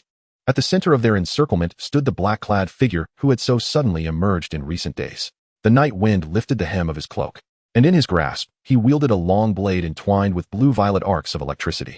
What manner of monster was this? Even though it was not her first encounter, Iace Shumi found herself engulfed in shock, holding her breath. How could a human body contend with an ultimate roar? The footage continued. The pressure of the wind generated by the first ultimate roar's advance stirring Shen Lang's cloak. At the moment the cannon's mouth ignited, his figure suddenly blurred. Bang! The sound of tearing metal pierced the air. When the image regained clarity, that ultimate roar had been cleaved in two, plasma spraying onto the ground like blood. Shen Lang stood atop the wreckage of the ultimate roar, the tip of his blade dripping not blood, but molten metal. His instantaneous explosion approached the speed of light. Tong's tone shifted, incredulity lacing her words. What kind of aberration is this? The ensuing 2 minutes became an unforgettable nightmare for every member of the funeral home. Shen Lang's silhouette left behind afterimages on the surveillance, each flash of his blade accompanied by the dislodging of mechanical components. Most chilling of all was the 6th ultimate roar, which he tore from its power chamber with his bare hands, subsequently hurling it like a sandbag towards the final enemy machine. Amidst the explosive conflagration, the blue-violet electric blade vanished from sight. At that moment, Shen Lang abruptly looked up at the surveillance camera, a taunting smile curling beneath his mask. The next second, the screen was filled with static. This was not the Void's ability, yet the four-dimensional device pushed his glasses, replaying the footage repeatedly. However, even with the power of kings, such a feat seemed unattainable. Yenshin Ya's golden hair fell, obscuring her shadowy gaze. Have you traced his coordinates since he vanished? Tong shook her head urgently. I cannot locate him. It is as if he has disappeared into thin air.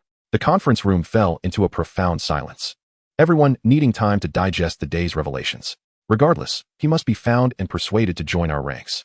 Yenshinya slowly rose, her cold gaze sweeping over the assembled individuals, her voice low yet resolute.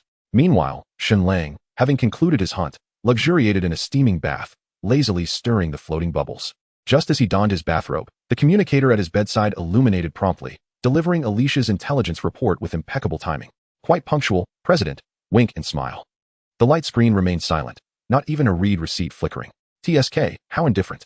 Shen Lang casually tossed the communicator onto the bed, the silk robe trailing gracefully through the air. Lifting the decanter, the dark red liquid swirled in the morning light, and as he tilted his head to drink, The movement of his throat bore an untamed quality. The moment he settled cross-legged on the bed, Shen Lang's demeanor underwent a remarkable transformation. The previous nonchalance was entirely retracted, leaving only the unique focus characteristic of a cultivator etched upon his brow. Upon introspection, the vast sea of suffering had successfully doubled from the size of a single sesame seed to two. Truly a cause for celebration. Admittedly, while this may sound meager, it was merely the result of absorbing the ambient energies of this world, devoid of any exchange for cultivation resources. In stark contrast to the glacial pace of cultivation in the main world, the concentration of spiritual energy here could only be described as a paradise. After vanquishing 26 ultimate howlers, Shen Lang's points finally accumulated to 1462. With a stable source of points at his disposal, he felt no hesitation in promptly redeeming a vial of herbal essence, which he then immersed into his cultivation of the Sea of Suffering. Thanks to the system's unique efficacy, the energies within him and the energies of the Sea of Suffering formed a remarkable symbiotic relationship. Rather than repelling each other, the two energies nourished one another, enabling Shen Lang's cultivation to progress steadily and imperceptibly. Though the process of cultivation was monotonous, the profound sense of empowerment that accompanied his continuous growth was intoxicating. As Shen Lang became fully immersed in his practice, the bright moon outside quietly sank in the west, while the dawn sun began its ascent. Had it not been for the untimely interruption of his communicator, which shattered the tranquility of his cultivation, he might have continued indefinitely. Ding! As the jarring sound of the communicator rang for the 7th time, piercing the silence, a frustrated Shen Lang finally exited his meditative state. Upon glancing at the caller ID displaying Alicia from the Patronage Institute, he couldn't help but chuckle. Oh, the esteemed president has taken a break from supervising morning classes to indulge in leisure. It was the weekend. The communicator relayed a voice filled with vexation. And please refer to me as the Patronage Institute or Miss Alicia, for reasons unknown. The moment Alicia heard Shen Lang's flippant tone, irritation surged within her, rendering it difficult to maintain her usual composure. Shen Lang toyed with the communicator, envisioning the image of the young woman on the other end, nervously clutching her attire. In my homeland, addressing young ladies as Miss is considered rather unfriendly. Even through the communicator, Shen Lang could almost hear the sound of her clenched fists. Alicia took a deep breath and directly stated her purpose. Morgan Manor, 8 o'clock tonight. My grandfather hopes you can attend the banquet. The abruptness of her tone suggested that any additional words might trigger some perilous outcome. Shen Lang stroked his chin, unable to suppress a raised eyebrow. Could it be that she is experiencing her monthly cycle? Alicia's attitude was unmistakably clear. She hardly cared whether Shen Lang would attend the banquet, otherwise she would not have hastily mentioned it before abruptly hanging up. The more she wished for him not to go, the more he felt compelled to attend. A playful smile tugged at the corners of Shen Lang's mouth. This almost rebellious sentiment was not born of any particular motive, but rather a manifestation of the inherent stubbornness within men, an innate defiance that flourishes in the face of opposition. Well, it can be said that it's just a bit mischievous, not in a servile sense, but rather in a straightforwardly cheeky manner. After all, every man has his moments of playfulness, and Shen Lang was no exception. However, he would need to procure an outfit that befits the occasion. Shen Lang caressed his chin, murmuring to himself, when venturing into the world, one's identity is self-bestowed. Lowering his gaze, he rummaged through his pockets and found that his cash was indeed dwindling. However, several hefty gold ingots lay quietly in his system space, a solid currency for traversing the myriad realms. With this thought, Shen Lang straightened his collar and strode toward the nearest jewelry store. Chapter 7. The Banquet. As the sun dipped low on the horizon, Shen Lang stood before a fitting mirror in the mall, adjusting the collar of his deep gray suit. Custom tailoring was out of the question, yet this fitted Armani surprisingly suited him well, accentuating his broad shoulders. Paired with the wine-red tie enthusiastically recommended by the salesgirl, he appeared rather flamboyant. Sir, this ensemble truly compliments you, the salesgirl remarked, handing him a neatly packaged old garment. No need. Kindly dispose of it, Shen Lang replied, elegantly turning away. As he reached the slope by the mall's side entrance, he noticed 3 young girls struggling to push a wheelchair up the incline. The girl with pink hair gripped the handles tightly, her pale cheeks flushed from exertion. The orange-haired girl sat anxiously in the chair, clutching the armrests, while the girl with deep blue hair assisted by pushing off the ground with one foot. Just a bit more effort. It slid back again. The girl in the wheelchair. Ace Shikami suggested softly, her expression apologetic. What nonsense. We agreed to tackle this slope. The pink-haired girl, too, protested, gritting her teeth and pushing harder against the ground.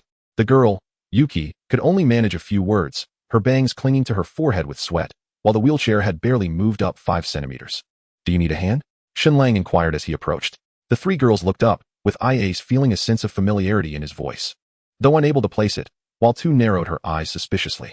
No need. We can manage on our own, she replied defensively. Shen Lang raised an eyebrow. Then without further ado, stepped behind the wheelchair and firmly grasped the handles.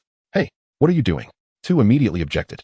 At this pace, you one team make it before dark, Shen Lang said, already exerting his strength to push the wheelchair steadily upward. Yuki, surprised, released her grip and watched as this unexpectedly dapper gentleman effortlessly resolved their prolonged struggle. All right, Shen Lang declared, bringing the wheelchair to a stable halt at the top of the platform, brushing off non-existent dust from his hands. Thank you so very much, Ace exclaimed, bowing her head appreciatively, her orange ponytail swaying gently with the motion. Yuki also gave a slight bow, murmuring, thank you. Although still reluctant, Tu quietly added, thanks.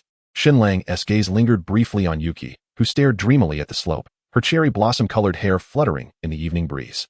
It was a simple task. He waved off casually. After taking a few steps, he retrieved a vibrating communicator, glancing at the banquet invitation from Arisha. Behind him, the girls discussed in hushed tones, that person is quite impressive, dressed in a suit, yet so strong. Though, his attitude leaves much to be desired. A slight smile graced Shen Lang's lips as he continued forward, his impeccably tailored silhouette gradually blending into the twilight. The wrought iron gates of Morgan Manor creaked open slowly in the dusk, emitting a heavy metallic sound. Shen Lang raised his hand to adjust the cuff of his deep gray suit, the watch's hands glinting slightly at 8 o'clock. In the courtyard, the Rolls-Royce Phantom and the Maybach gleamed coldly under the illumination of landscape lights, while bodyguards clad in black suits stood solemnly in various corners, their earpiece wires subtly visible at their collars. Mr. Shun, the elderly butler, bowed respectfully, his gaze lingering briefly on Shun's empty hands. The patron is waiting for you. As he stepped into the banquet hall, the resplendent crystal chandelier illuminated the entire space as if it were midday. Shen Lang accepted a glass of champagne from a server, the amber liquid reflecting the familiar faces of military suppliers, representatives from underground clinic alliances, several logistics magnates, and even 2 spies discreetly placed by funeral homes.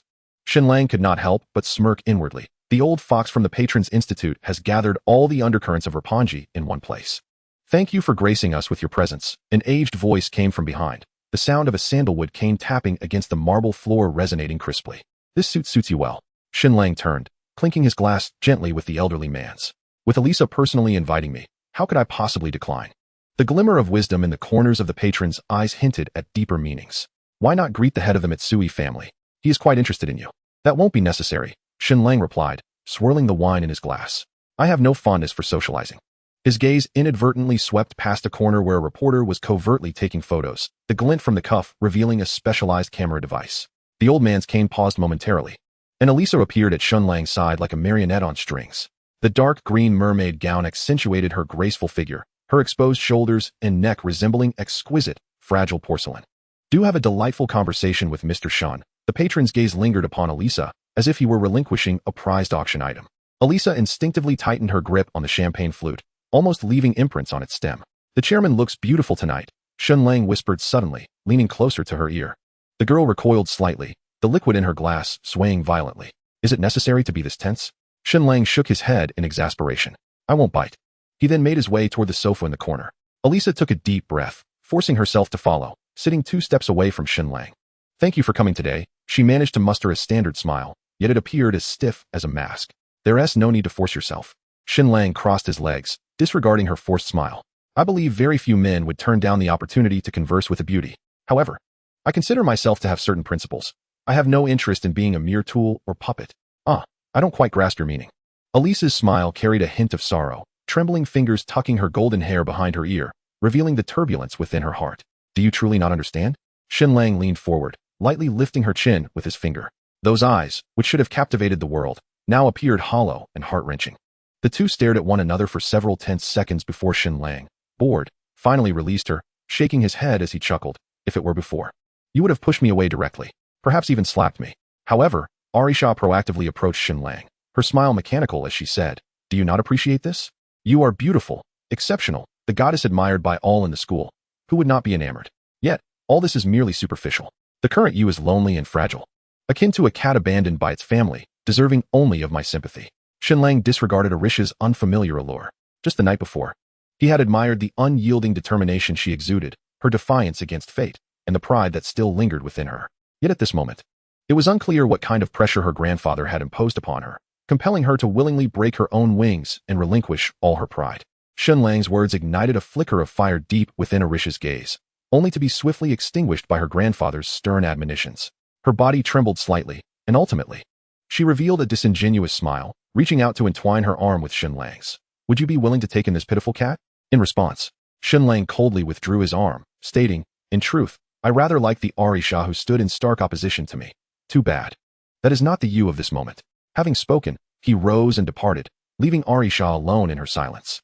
She hung her head, a solitary tear tracing its way down her cheek, refracting broken light beneath the glow of the lamps. Chapter 8. Thankfully, I am merely a second-generation wealthy heir. Arisha curled up alone in the corner of the banquet hall on a velvet sofa, her fingertips unconsciously tracing the rim of a champagne glass. The bubbles within had long since dissipated, leaving behind a tranquil amber hue.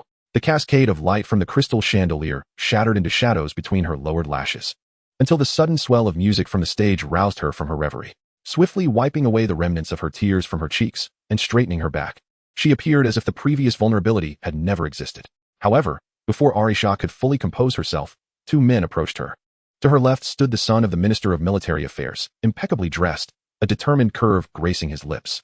To her right was the heir of a certain conglomerate, a half-glass of amber whiskey pinched between his fingers, his gaze brazenly scrutinizing her. Miss Arisha, might we be fortunate enough to invite you to dance? Both extended their hands almost simultaneously, their gestures seemingly gentlemanly, yet imbued with an aggressive undertone. Arisha's fingertips sank into their palms, her knuckles paling as she grappled with her reluctance to accept, feeling unable to refuse outright due to their esteemed statuses. Just as she found herself caught between indecision, a tall figure emerged from the interplay of light and shadow, striding directly past the outstretched hands and firmly positioning himself before her. Apologies. Shen Lang's voice was low and clear, carrying an undeniable authority. She is my dance partner. Before the two could react, Shen Lang grasped Arisha's wrist, pulling the stunned girl from the sofa and wrapping an arm around her waist, leading her into the dance floor. Wait. Arisha gasped against his chest, her voice trembling. The Matsumoto family is important to my grandfather. Silence, woman. Shen Lang's steps were steady and graceful, compelling Arisha to follow his rhythm. The deep green of her fishtail skirt flowing elegantly as she twirled. The lights danced, and the music soared.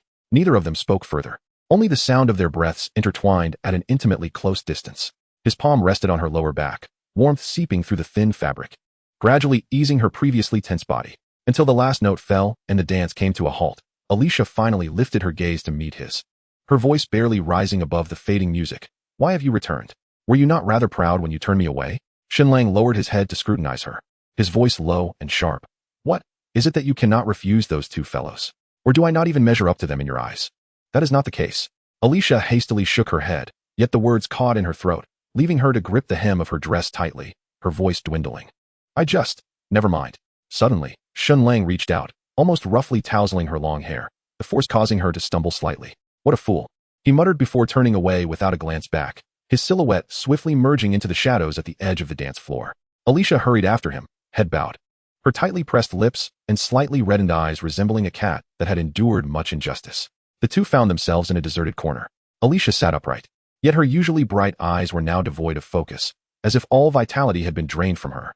Shen Lang raised his glass and drained the champagne, his gaze sweeping over her forlorn appearance, stirring a complex emotion within him.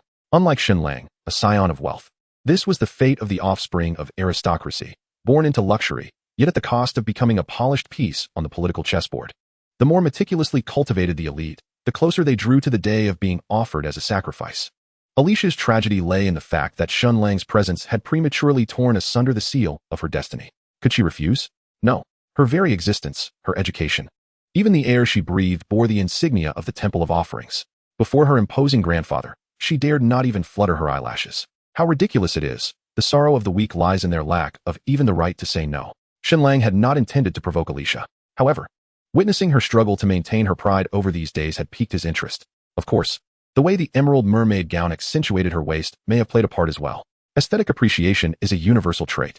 Yet tonight, she was truly disappointing. More than that, she evoked sympathy and pity. Rather than a finely crafted marionette, Shen Lang yearned for a living person who could bite back. It is only through the collision of two complete souls that genuine love can blossom. The glass in Shen Lang's fingers was continuously filled and emptied. Beside him, Alicia maintained her perfect posture, yet her pupils were already vacant, lost in thought. They were not particularly familiar with one another. Superficial connections and profound conversations were cautioned against. Moreover, Shen Lang was, after all, not her. Even if he could empathize with her plight, their differing strengths, positions, and personalities rendered any comfort ultimately feeble. All tribulations must ultimately be faced alone. Shen Lang could extend a hand, but she needed to awaken to her own reality. The banquet continued unabated. In the moment of silence shared between Shen Lang and Elisa, the once lively banquet seemed to have lost its vibrancy. The host, the elder of the offering court, had long since departed, and the military officers along with several key representatives of the financial elite were nowhere to be found. Yet, the guests continued to revel in laughter, as if this extravagant feast would never come to an end. Suddenly, a deafening explosion shattered the merriment.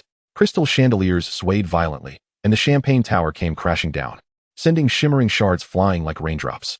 Screams erupted instantaneously, and the crowd scattered in panic like startled birds. Elisa rose abruptly, her gown sweeping over the chairs, her delicate features etched with fear as she looked around in bewilderment. What was happening? A fleet of 10 ultimate roar machines smashed through the stained glass dome, their iron feet trampling the scattered crystal debris, while crimson electronic eyes locked onto the fleeing guests. The metallic armor glinted with a chilling light, and the massive gun barrels slowly turned towards the center of the banquet hall, with the mechanical whirring resonating in the air. The gun barrels suddenly unleashed a torrent of flames, raining down bullets like a violent storm. The sound of bullets tearing through flesh intertwined with the horrified screams of the guests. The marble floor was instantly stained a dark red, with severed limbs soaring through the air, only to crash down into the mingled liquid of champagne and blood. Elisa's pupils dilated as she instinctively grasped Shen Lang's wrist, urging him to flee. At least you have a conscience, Shen Lang thought, allowing her to pull him along, silently grateful that he had not acted in vain to rescue her.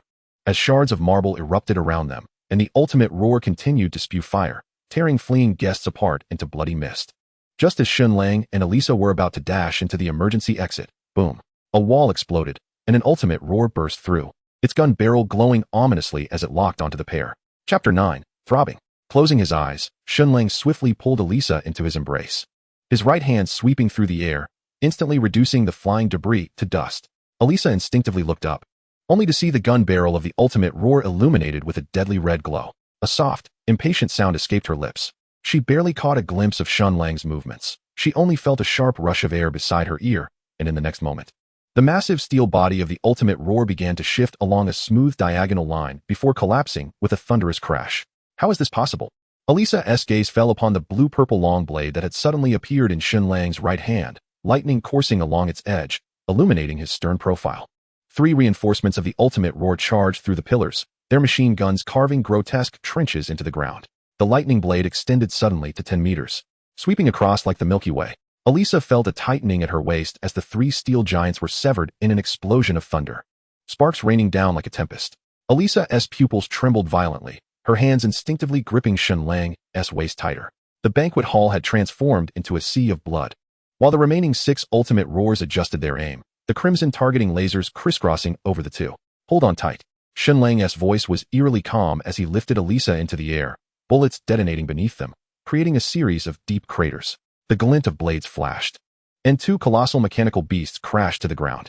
However, the remaining 4, seemingly enraged, unleashed a barrage that wove an intricate web of death. Surprisingly, amidst the hail of gunfire, Arisha found herself gradually calming. The powerful heartbeat of Shen Lang echoed in her ears, and as she lifted her gaze, she beheld his unwaveringly stern profile. An indescribable sense of security welled within her. Suddenly, a surge of lightning erupted from Shen Lang's fingertips. A barrier of intertwining arcs of electricity manifested out of thin air, and with a mere gesture from him, the barrier surged forth like a tidal wave. Bullets vaporized upon contact, and the ensuing shockwave reduced the 4 remaining ultimate roars to charred remnants of iron. Troublesome, Shen Lang frowned suddenly. Following his line of sight, Arisha spotted 3 missiles tearing through the night sky. Before she could utter a cry, she found herself swept off her feet. The ground receded rapidly beneath them, the explosive shockwave lifting her skirt. As a mushroom cloud blossomed in the distance, Arisha realized she was unwittingly gazing at Shen Lang's jawline, her heart fluttering with an unfamiliar thrill. The night breeze carried the fragrant scent of grass and trees as Shen Lang gently set Arisha down on a stretch of open grassland. The moonlight bathed her pale face, gradually restoring its color. Thank you, Arisha murmured, her voice imbued with an unprecedented sincerity, her fingers nervously twisting the damaged hem of her dress. Shen Lang casually waved his hand, dismissing her gratitude. It was but a trifling effort. Leaning against an ancient oak tree, dappled shadows fell upon Shen Lang's sharply defined profile. To live is to ascribe one's own meaning, he mused. Even if the cage is hard to escape, the bird within should still possess the courage to sing. Yet, Arisha bit her lower lip, her pearly white teeth glistening under the moonlight. She lifted her gaze to meet Shen Lang's eyes, but faltered and lowered her head at the moment their eyes met. I cannot. Shen Lang sighed softly. Years of conditioning cannot be unraveled by a few words. Remember. His voice deepened. Refusal is the first step to resistance. How can you know you will fail unless you try? Arisha paused, a flicker of struggle igniting in her eyes. It suddenly dawned on her that this man possessed the power to alter her destiny. Until now, she may not have understood. But tonight's ordeal revealed to her why her grandfather had gone to such lengths to curry favor with him. I want Shen Lang. Arisha abruptly seized his wrist with surprising strength, her voice trembling with fervor. Let me be your woman. The corners of her lips curled into a near-manic smile. As long as it is you, I am certain I can succeed. Whether it was Shen Lang's actions tonight that stirred her feelings or the exhilaration from being saved, she now harbored a pathological dependency on his strength. As long as Shen Lang was by her side, she believed she could escape from her prison. Yet, under the moonlight, her porcelain skin shimmered with a mother-of-pearl sheen, her disheveled gown revealing delicate collarbones. But Shen Lang's gaze grew icy. What difference does it make if you merely exchange one cage for another? He scoffed, shaking off her hand. Alicia staggered to her feet. Her smile intermingled with a pathological madness. This is my own decision, and am I not beautiful? Beautiful indeed. Shen Lang suddenly leaned down, his fingertips lifting her chin. But does your essence truly reside within this shell? Alicia's pupils constricted abruptly, the spark in her eyes wavering like a flickering candle. Enough, Shen Lang interrupted her, his voice gentle yet unyielding. You are weary, it is time to rest. Before Alicia could respond, he pressed a fingertip to her forehead. In the final moment before she succumbed to darkness, she seemed to hear a faint sigh. The beauty lay in his embrace, the moonlight casting a silvery sheen upon her. Yet within Shen Lang's heart, there was not a ripple of emotion. He considered himself no paragon of virtue, yet neither was he a creature driven solely by carnal desires. Recalling the spirited student council president, so radiant and full of light in her eyes, he lamented, but now, how far she has fallen. Gently wiping the tears from her eyes, he lifted her once more and soared towards the shrine of the Kei-Fuku family. Moonlight filtered through the shoji screens, casting mottled shadows across the sleeping Alicia's face. Shen Lang tenderly tucked the blanket around her, his gaze suddenly sharp as a blade. The paper door slid open and shut silently, and Shen Lang's silhouette materialized in the study of the Kei-Fuku patriarch. Amidst the flickering candlelight, the elder sat like a gnarled pine, his murky eyes glinting with shrewdness. You have finally arrived. Thanks to your granddaughter, I have been delayed for some time. Shen Lang took a seat leisurely, as the celadone teapot poured forth a stream of amber liquid. I trust you are still pleased with her? The elder's wrinkles concealed a probing intent. With a resounding clap, the teacup struck the table, cracks spider-webbing across its surface without shattering. I am far from satisfied. Shen Lang's eyes sparked with thunder, each word imbued with icy resolve. I am not a man consumed by lust. It would be wise for you to abandon such base tricks. Outside, a sudden flash of lightning illuminated Shen Lang's profile, casting him in a divine light. The familiar pressure enveloped the elder, cold sweat beading on his brow as he felt himself confronting a tempest of wrath. From this moment forth, Shen Lang's voice resonated as if from the heavens. Do not infringe upon her freedom, understood? As his words faded, a bolt of lightning struck an ancient pine in the courtyard. The acrid scent of charred wood wafted in, and the elder saw his own pale visage reflected in Shen Lang's eyes. Amidst the suffocating pressure, the patriarch managed a smile of relief. I understand. The storm subsided, and the cracked teacup on the table disintegrated into dust, leaving the spot vacant. Chapter 10. The Power of Kings. Time flowed silently. Since that night at the banquet, Shen Lang's informant had changed, and Alicia had ceased all communication with him. Shen Lang continued his life in a steady rhythm. Now, the depths of suffering within him had expanded to the size of a baby's fist, a gentle glow circulating in his dantian, signifying progress in his cultivation. The continuous investment of his efforts had not been in vain, as even his attributes had seen some enhancement. As the score from the daily harvest of the ultimate roar reached a staggering 495 points, Shen Lang unhesitatingly expended 200 points to exchange for 16 points in stamina attributes. Strength, 42. Agility, 42. Stamina, 70. Spirit, 41. Although his primary attributes only met the mid-standard of the second level, the balanced development of his 3 auxiliary attributes allowed Shen Lang's combat prowess to nearly rival the pinnacle of the second level. Coupled with the astonishing power of the Thunder Fruit, Shen Lang couldn't help but declare, from this moment forth, I shall be the foremost among those below level 3. After completing today's extreme training, Shen Lang let the hot water wash away his fatigue, indulging in a delightful stretch. He gently swirled the crystal glass, the dark red liquid refracting a dangerous glimmer under the light. Yet, he pondered the strength of that world's consciousness incarnation. At that moment, the communicator suddenly rang, and the name Eurisha danced across the screen. Shen Lang raised an eyebrow, and as he connected, he was met with the other party's voice. Strained with urgency, an emergency has erupted at Isolation Facility Number 3. Intruders are stealing vital items and are currently fleeing towards the fortress bridge. Understood, Shen Lang replied, a playful smile curling at the corners of his mouth. The wheels of fate had finally begun to turn. Then, Yurisha's voice softened. Thank you, Shen Lang. You're welcome. He chuckled lightly, and the communication abruptly ended. Cloaked in black like a raven taking flight, as the mask of tragedy and comedy enveloped his face. A streak of lightning tore through the night. At the 13th floor window, only a few flickers of electric light remained. Meanwhile, at isolation facility number 3, a girl with long pink hair clutched a test tube tightly, fleeing desperately amidst a hail of gunfire. Dressed in vibrant yet scant attire, her skin shimmered in the brisk air. Behind her, 2 blue-painted ultimate roars relentlessly pursued, their barrels spitting flames as bullets rained down like a tempest. Bang, bang, bang. A barrage of gunfire erupted, and the girl's arm, Yuzuki Kiki, suddenly blossomed with blood. The impact staggered her a few steps, sending her crashing to the ground. Yet, gritting her teeth, she suppressed the pain and rose once more to sprint forward. The faint glow of her invisibility cloak flickered as Yuzuki Kiki blurred again, attempting to conceal herself within the shadows of the night. At last, she surged onto a bridge spanning the bay, her vision suddenly expanding. But before she could catch her breath, 2 more ultimate roars appeared ahead, their dark barrels slowly lifting, locking onto her figure. Surrounded on all sides, there was no retreat. All 4 mechas charged their energy, their muzzles glowing ominously red. Just as they were about to fire, boom. One of the poised ultimate roars suddenly crashed in from the side, forcefully flinging the 2 obstructing mechas aside. Run. Hand over the items to Aya. The urgent yet resolute voice of Shinozaki Aya's crackled through the earpiece. Without hesitation, Yuzuki Kiki nodded in response and dashed forward. However, could the onslaught of the 4 ultimate roars be so easily thwarted? Despite Shinozaki Aya's desperate attempts to hold them back, 2 mechas broke through the blockade, their barrels roaring to life once more. Whoosh, whoosh, whoosh. The bullet grazed the ground, igniting sparks as Yuki Kiri moved like a butterfly, elegantly weaving through the hail of gunfire. However, a stray round narrowly grazed her ear, shattering her earpiece and causing her to falter. Her balance lost. She stumbled and crashed into the guardrail of the bridge with a resounding thud. In an instant, Yuki's consciousness was engulfed in darkness. The test tube slipped from her grasp, tracing an arc through the air. Finaru, who had been leading the way ahead, sensed the disturbance and immediately turned back.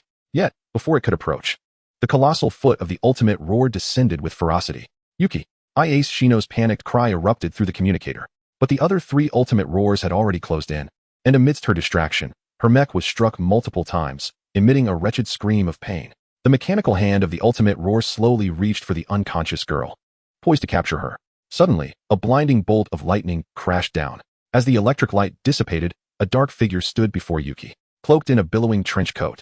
Its mask ominously concealed its features. Shen Lang gazed at the test tube resting silently on the bridge, a smile curling at the corners of his lips. So this is the void genome? He bent down to retrieve the test tube, his fingertips gently caressing the glass surface. Seemingly oblivious to the gun barrels aimed at him by the ultimate roars behind him. Black-clad fiend. A furious roar emanated from within the mech. The man before him had destroyed several of his controlled ultimate roars, and now he dared to turn his back on him with such contempt? Die. The gunfire erupted, bullets pouring forth like a torrential downpour, creating numerous gaping craters upon the bridge's surface. Yet, Shen Lang had long since vanished from sight. You are quite bothersome, you know. A chilling voice suddenly emanated from behind the mech. The pilot barely had time to turn around when the neural link abruptly severed. Ah! A piercing scream escaped, as the hapless pilot within the cockpit lost consciousness, eyes rolling back in defeat. Void genome, a unique creation within the world of Guilty Crown, woven from blood and tears into a crown of thorns, granting the user the power of a king and the ability to extract others' void weapons. Warning: individuals not infected by the Revelation virus will experience genetic rejection upon injection. The host's current constitution can only delay the collapse. A perfect fusion can be achieved by consuming 200 points, awakening a unique void. Shen Lang had already confirmed this with the system. Thus he had deliberately reserved over 200 points. Without a moment's hesitation, he plunged the syringe into his arm. System fuse. Points deducted, 200. In an instant, a profound power surged forth from the depths of his soul. Shen Lang's right arm was enveloped in a silvery glow, a pillar of light piercing the night sky as if a divine miracle had descended. All personnel observing the 3rd isolation facility from afar were struck with awe by this sudden phenomenon. On the back of his hand, a silver imprint slowly emerged, only to fade away quietly. Deep within Shen Lang's consciousness, a pure white light hovered serenely. The power of the king had fully submitted to him. However, the earnest Shen Lang, intent on experimenting with the power of the king, surveyed his surroundings. Aside from the unconscious Yuki, there were merely 3 mechs, devoid of any experimental subjects. Ah, yes, at the moment Shen Lang was merging with the power of the king. The ultimate roar controlled by Ia Shino had already been violently dismantled by the other three mechs.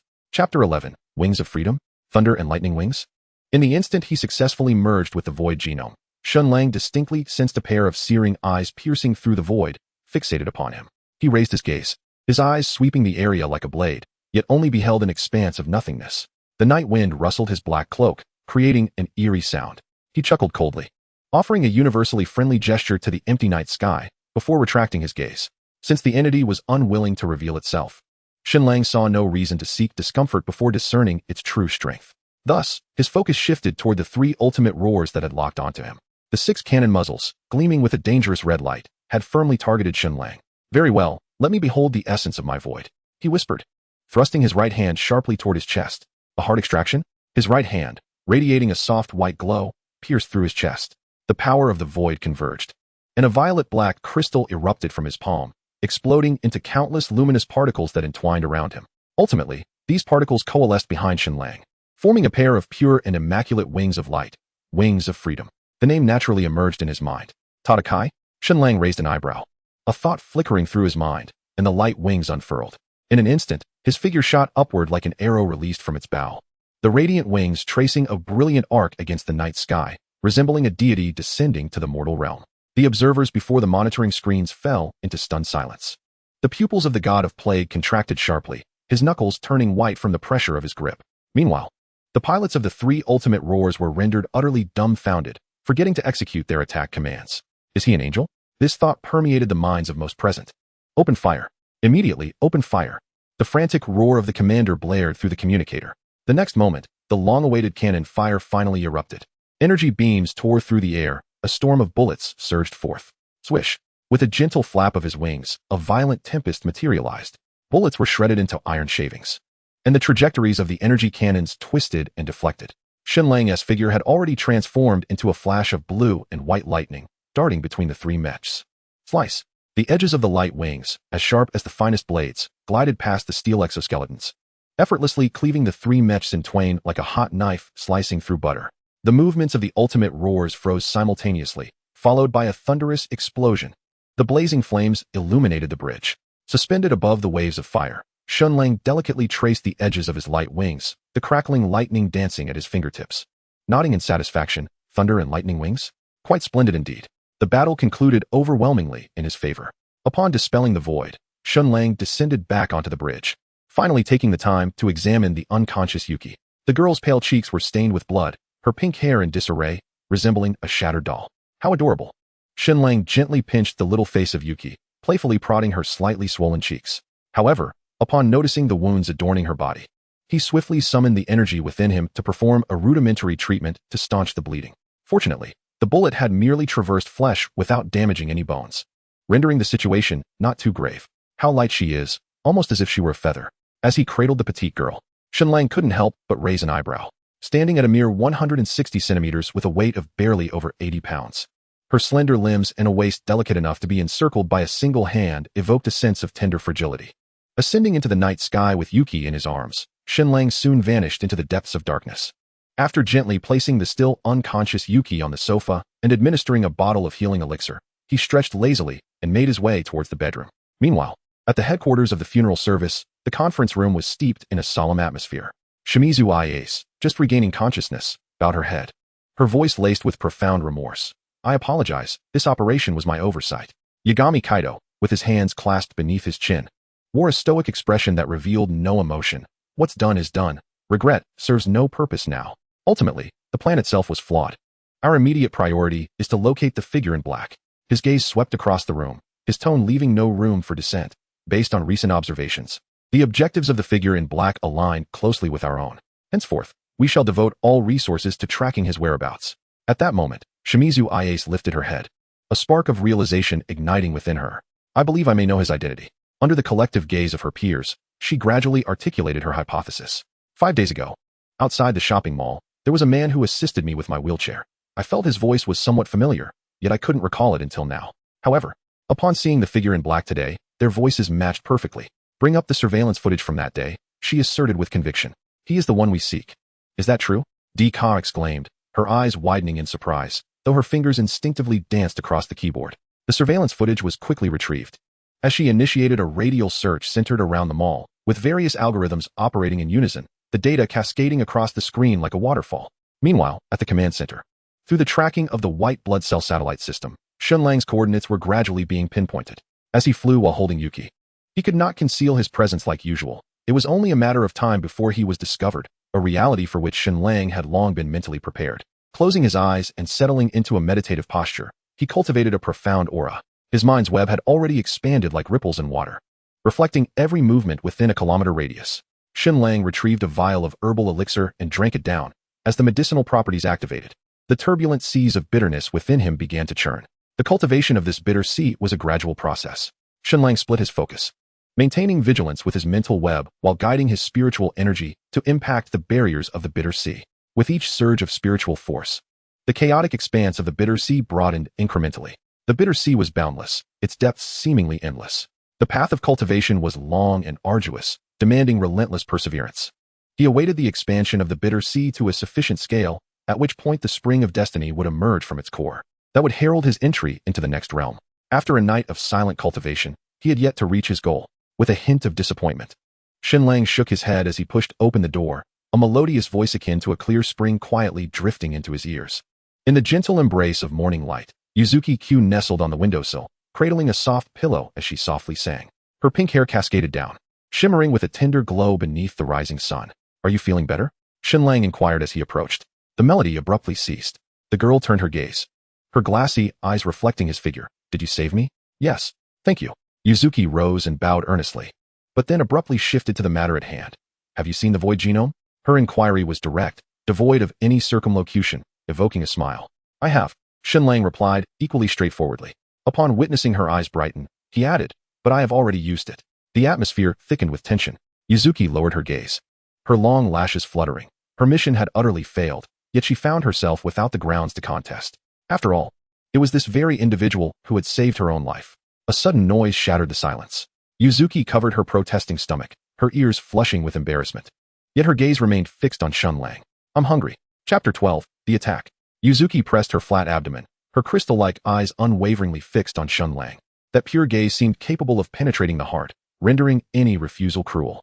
Shen Lang, not yet able to fast, naturally could not forego his 3 daily meals, and he relished the pleasures of fine cuisine. Moreover, the renowned gourmet, Emperor of the Wild, once proclaimed that pure-blooded ferocious beasts pair splendidly with hot pot.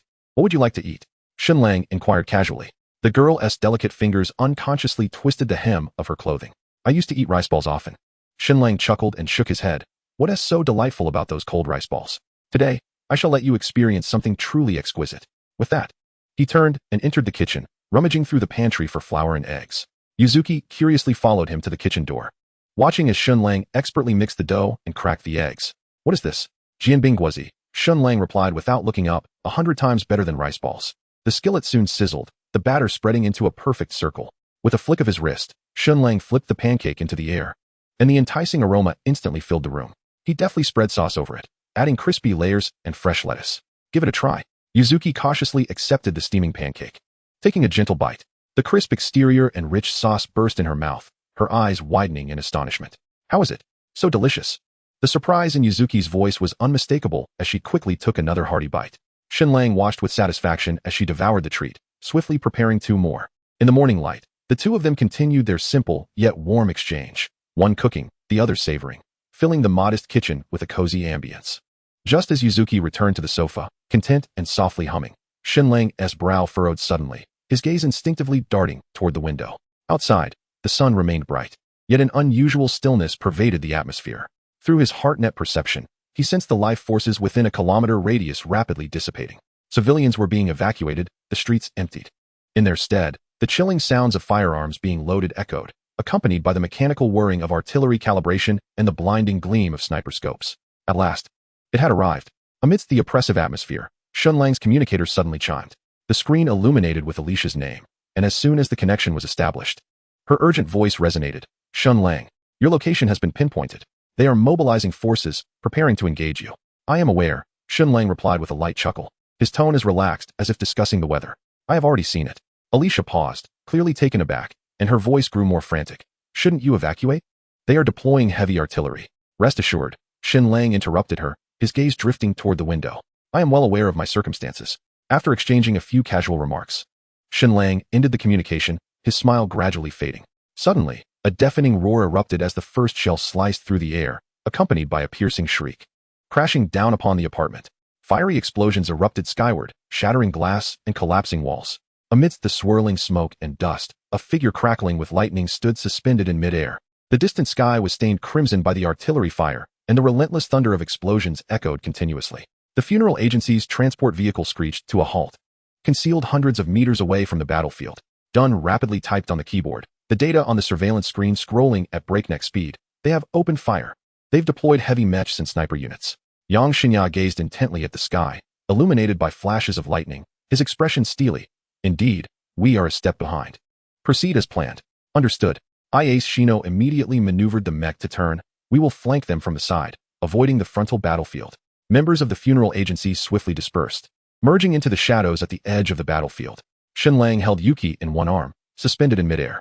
The girl clutched his clothing tightly, her pink hair dancing wildly in the tempestuous winds. Hold on tight, Shen Lang murmured, his eyes scanning the surroundings.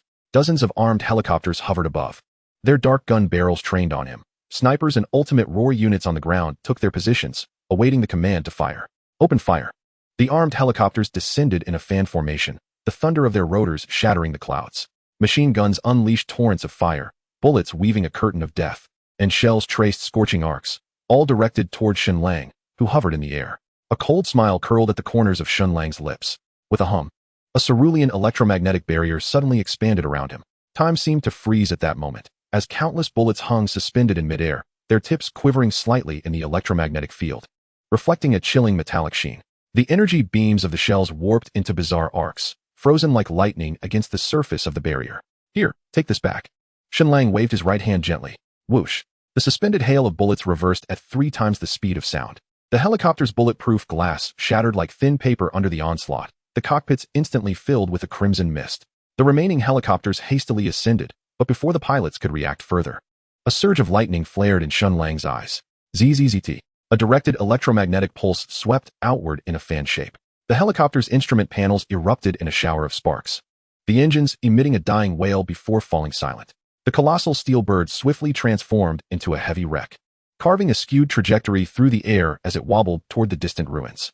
Explosions erupted in succession, casting flickering lights upon Shen Lang's cold profile. In his embrace, the delicate Yuzuki Kiri instinctively tightened her grip on his clothing, her pink eyes reflecting the awe-inspiring counterattack. Yet, this was not the end. A chilling glimmer flashed from the shadows as 12 ethereal lights pierced the air. The specially designed ceramic projectiles tore through the atmosphere, but Shen Lang darted with agility, evading the armor-piercing rounds. The ultimate roar variants illuminated their crimson lenses simultaneously, high-energy lasers weaving a deadly net.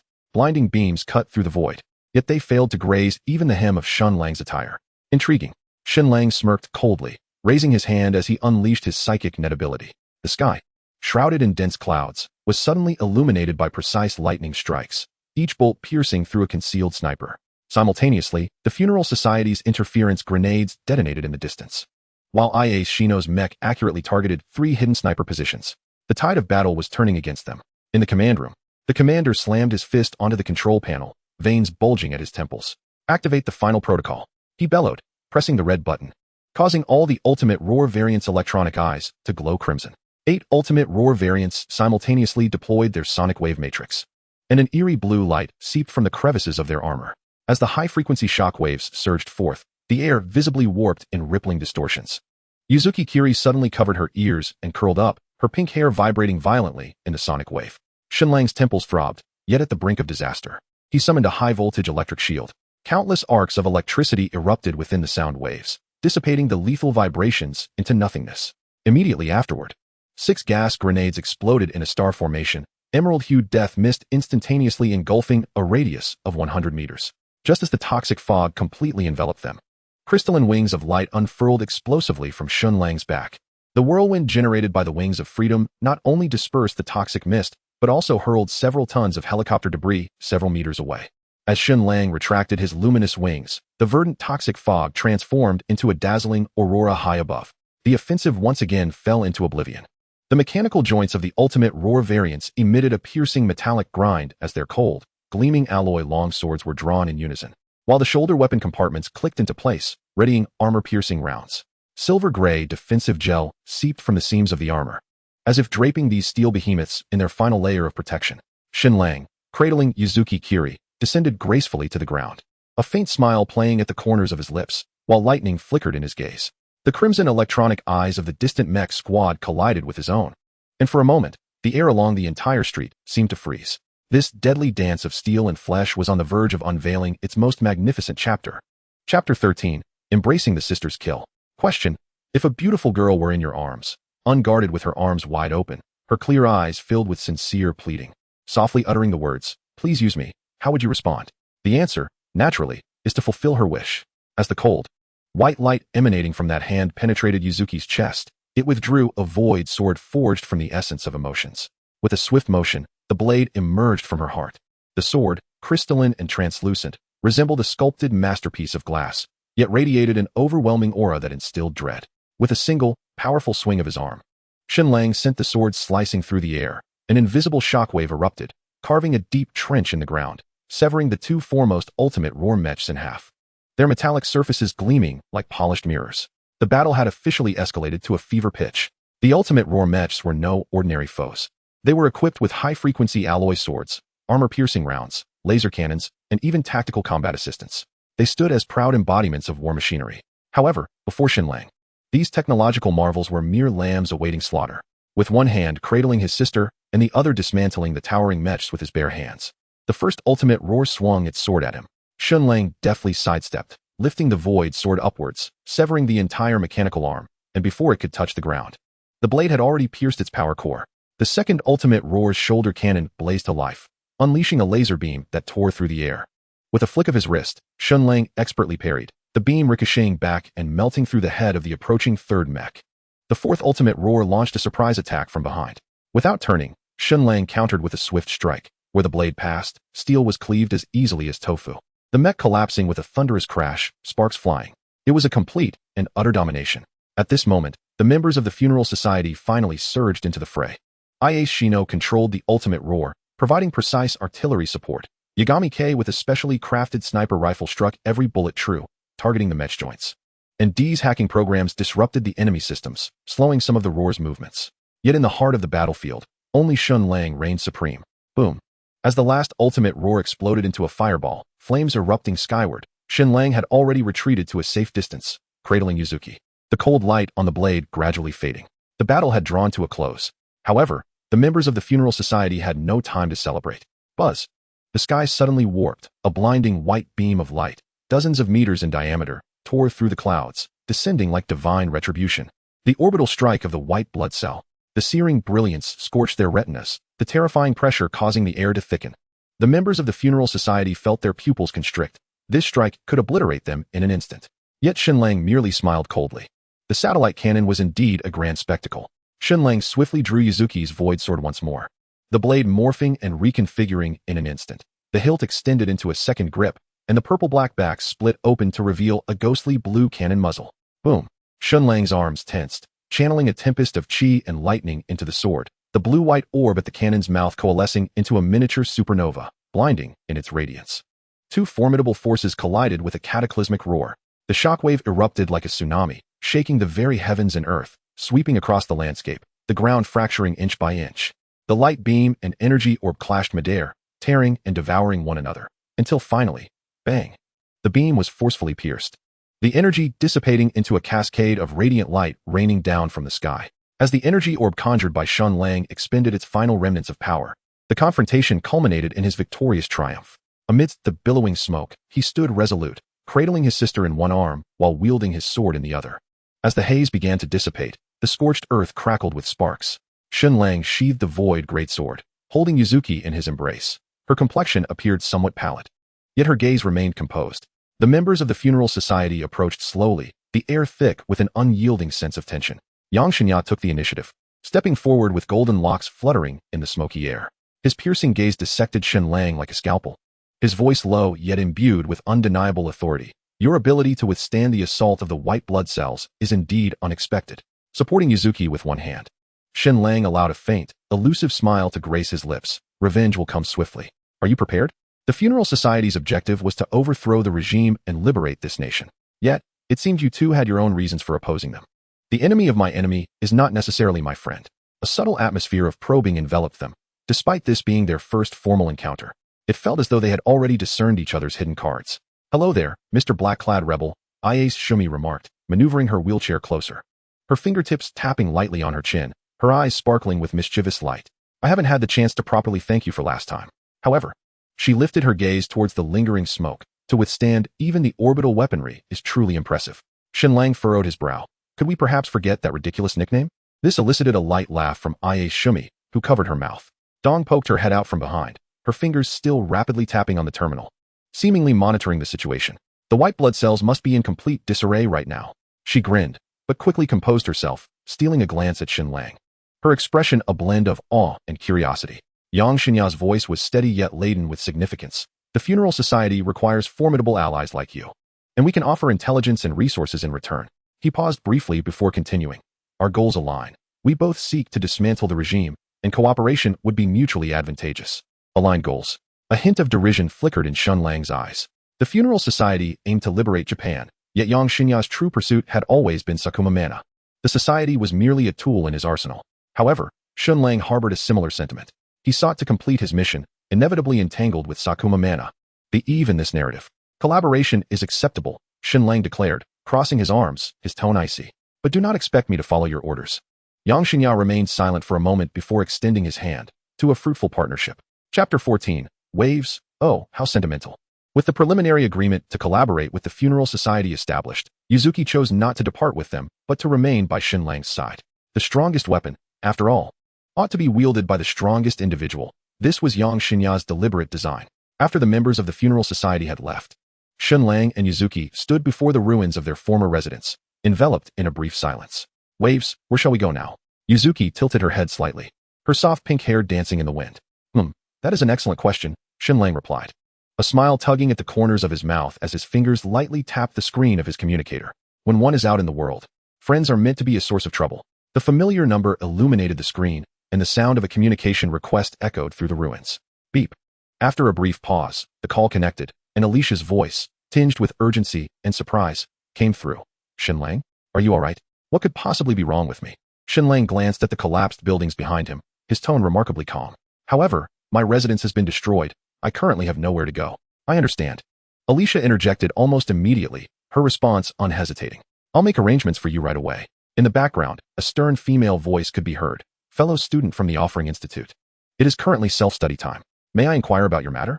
Yet, in response, there was only the sound of hurried footsteps as Alicia seemed completely unconcerned with propriety. Hastily exiting the classroom, Shen Lang raised an eyebrow, nearly able to visualize the scene. The top student Alicia darting out of the classroom under the astonished gaze of her teacher, her flowing hair gently lifting as she ran. Her grip tight on the device, her voice lowered yet betraying her urgency. "Where are you now?" "I'll be there immediately." A subtle smile crept onto Shen Lang's lips, though he quickly composed himself. "No need to rush, focus on your class." He paused, a hint of teasing in his tone. It wouldn't look good for a model student to skip class. On the other end, Alicia's breathing was slightly hurried, as if she were traversing the corridor. Her voice further hushed. "Forget about that. Just tell me your location, and I'll arrange everything." Shen Lang no longer hesitated and provided her with his coordinates. Before ending the call, he could still hear Alicia's hurried footsteps fading into the distance. It seemed that tonight's accommodation was secured. Shen Lang chuckled softly, leading Yuki to their agreed rendezvous. Under the neon glow of the shopping mall, Shen Lang wandered aimlessly with Yuki. They had just exited the arcade. Yuki held a box of takoyaki, nibbling on it daintily, her gaze occasionally drawn to the flickering lights around them. Shen Lang carried several bags of newly purchased clothing in one hand and a chilled cola in the other, his demeanor relaxed as he surveyed the surroundings.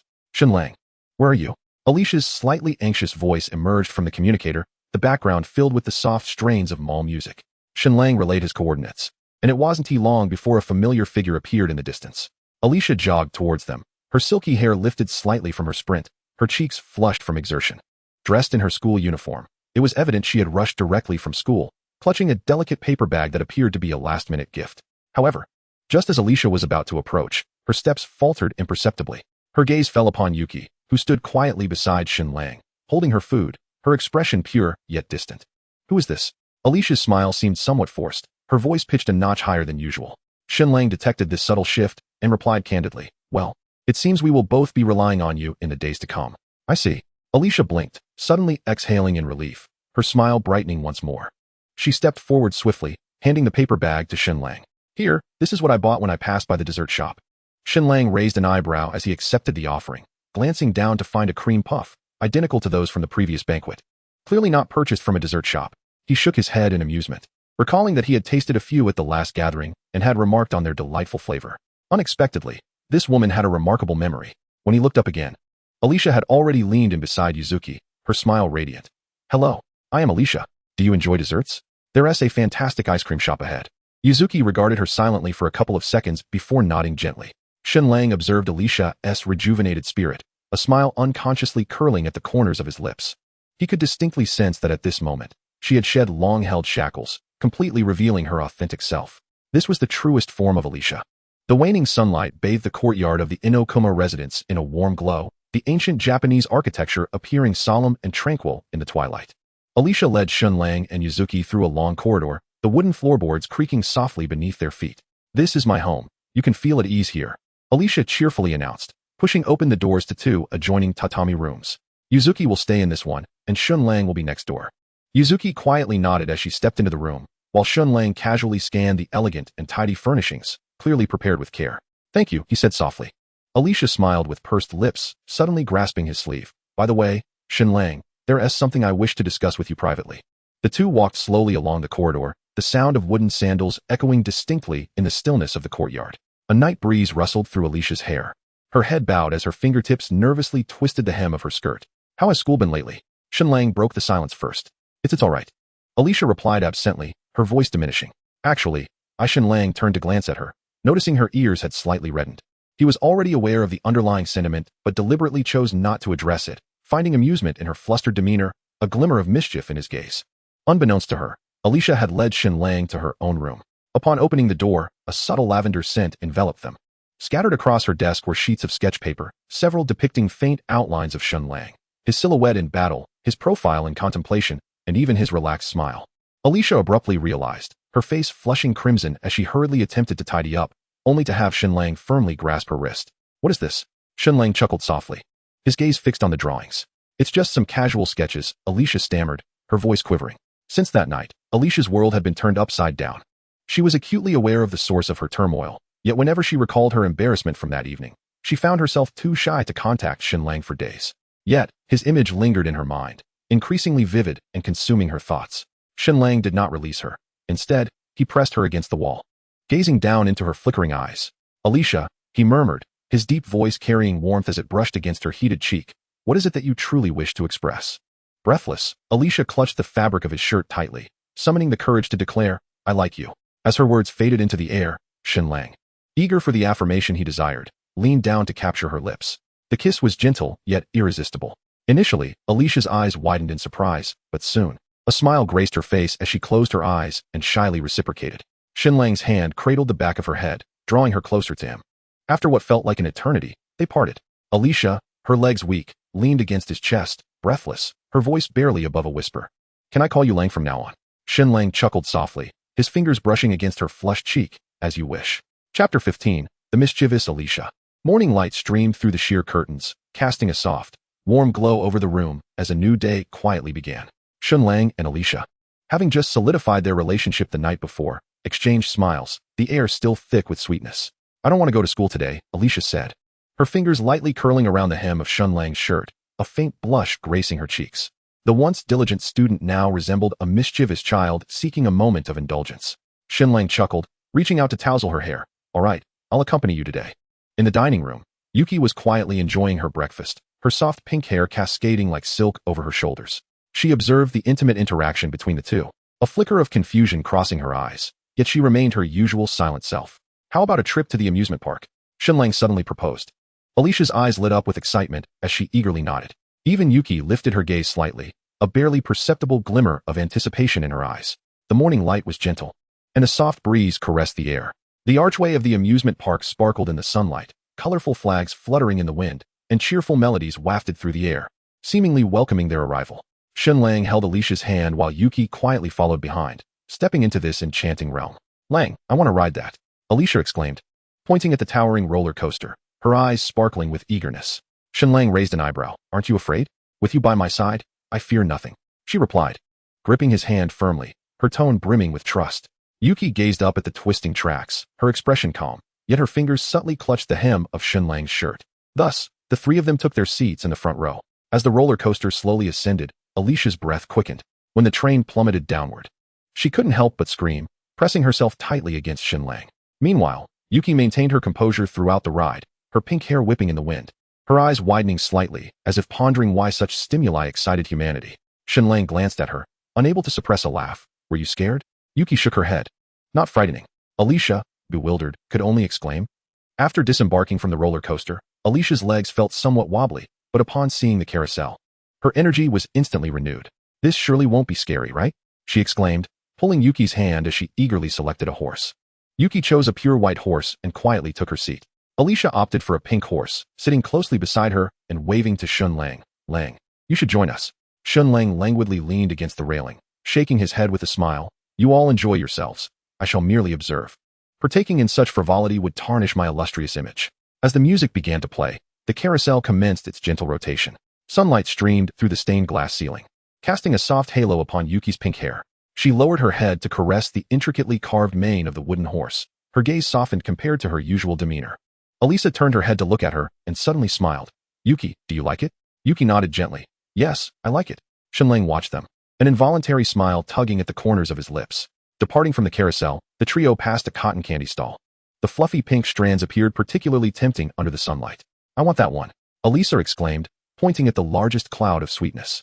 The vendor chuckled as he handed it over, and Alisa eagerly took a bite, sticky strands clinging to the corners of her lips. Shen Lang reached out, using his thumb to gently wipe it away. You've got it all over your mouth. Blushing, Alisa still smiled brightly as she broke off a piece and offered it to him. Want to try? Shen Lang playfully nibbled her fingertip as well, mischievously winking at her. As dusk deepened, the lights of the amusement park flickered to life.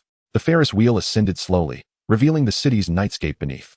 Alisa leaned against the glass, excitedly pointing at the distant neon lights. Lang, look, that's our school.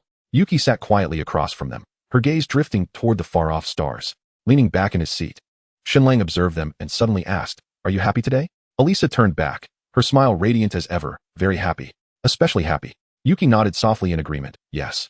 As the Ferris wheel reached its zenith, the stars in the night sky seemed almost within reach.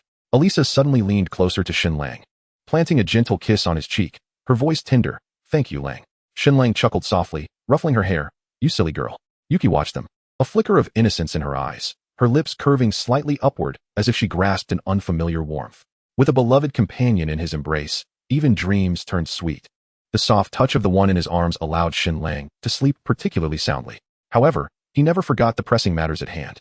Following a disheartening defeat, they had changed commanders, and the newly appointed leader seemed especially attentive to the funeral society, particularly Shen Lang.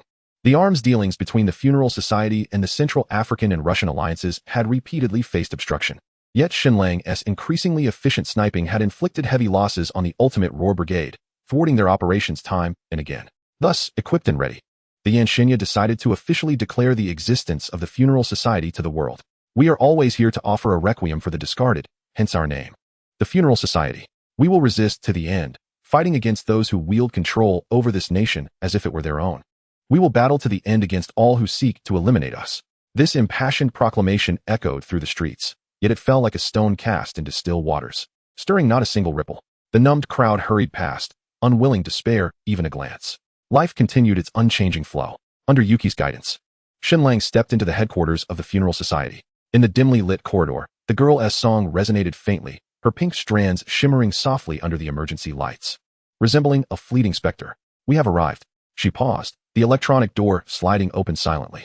In the center of the hall, Yang Xinya stood like a blade, the holographic battle map behind him displaying the three-dimensional structure of the fourth quarantine facility, divided by glaring red markers. Several flickering lights represented heavily guarded checkpoints, lying in wait like dormant beasts, ready for their prey to step in. Shen Lang, Yang Xinya stated directly, this mission's objective is to rescue Qinghu Yen'er. His existence is crucial to our forthcoming actions. Shen Lang raised an eyebrow, his expression unchanged. According to the intelligence, he was confined in the 7th floor confessional. Beside him, Tong swiftly accessed the data, her fingers tapping lightly on the virtual screen. The thermal scan indicated 12 guards on the 7th floor, rotating every 30 minutes. However, The problem lay in the magnified image. A crimson laser grid enveloped the corridor. The chokehold system had been activated. Once triggered, the entire area would be sealed off completely. Yang Xinya's fingertips glided across the screen, the cold light reflecting on his sharp contours. The security system has recently been upgraded. Conventional intrusions will be immediately recognized. We need to create an opportunity that compels them to open the door willingly. Shen Lang's lips curled slightly. For instance, making them believe they've caught a big fish? Precisely, Yang Xinya nodded, feigning my capture. Tong's void can replicate a remotely controlled puppet. When they escort me to the 7th floor, you and IAs can proceed with your actions. Understood, Shen Lang responded nonchalantly. With Shen Lang's capabilities, he could undoubtedly infiltrate and accomplish the task with ease. Elementalization, combined with his ability to meld into metal for movement, made the quarantine facility a trivial obstacle. However, Shen Lang was not merely a caretaker for the funeral society. While the society found value in him, the partnership clearly favored them. Having these individuals engage in some tasks while he discreetly dismantled a few ultimate roars seemed far more advantageous. Coordinated efforts could attract more firepower while alleviating numerous complications. Why not? These individuals had long since disregarded life and death, thus their choices deserved respect. Of course, if it were a beautiful woman, perhaps the circumstance would differ. Chapter 16. Is one-sidedness also called combat? Shen Lang retrieved Tong's void, entrusting it to her control. According to the plan, after scanning and replicating Yang Xinya's puppet, they would deliberately allow it to be captured. Unlike the memory loss of Sakuma Kei, the power of the king was incomplete. From the very beginning, Shen Lang had mastered the power of the king flawlessly, utilizing it with ease, ensuring that he would not incapacitate others when extracting their voids. The entire operation did not require Shen Lang's participation. Thus, he sought a secluded spot with Yuki Kiki and lazily reclined to rest. Yuki sat quietly beside him, softly singing, a melodious voice enveloping the air, yet the lyrics were steeped in sorrow. "O blooming wildflower, please do tell me, why must people harm and fight one another?" At that moment, the sound of wheelchair wheels suddenly broke the silence. The idol Ia's Ayako approached. "You truly are quite leisurely. This is called conserving energy." Adjusting one's state, the song continued to flow, and Shen Lang didn't even lift his eyelids. "What an excellent excuse you found for yourself."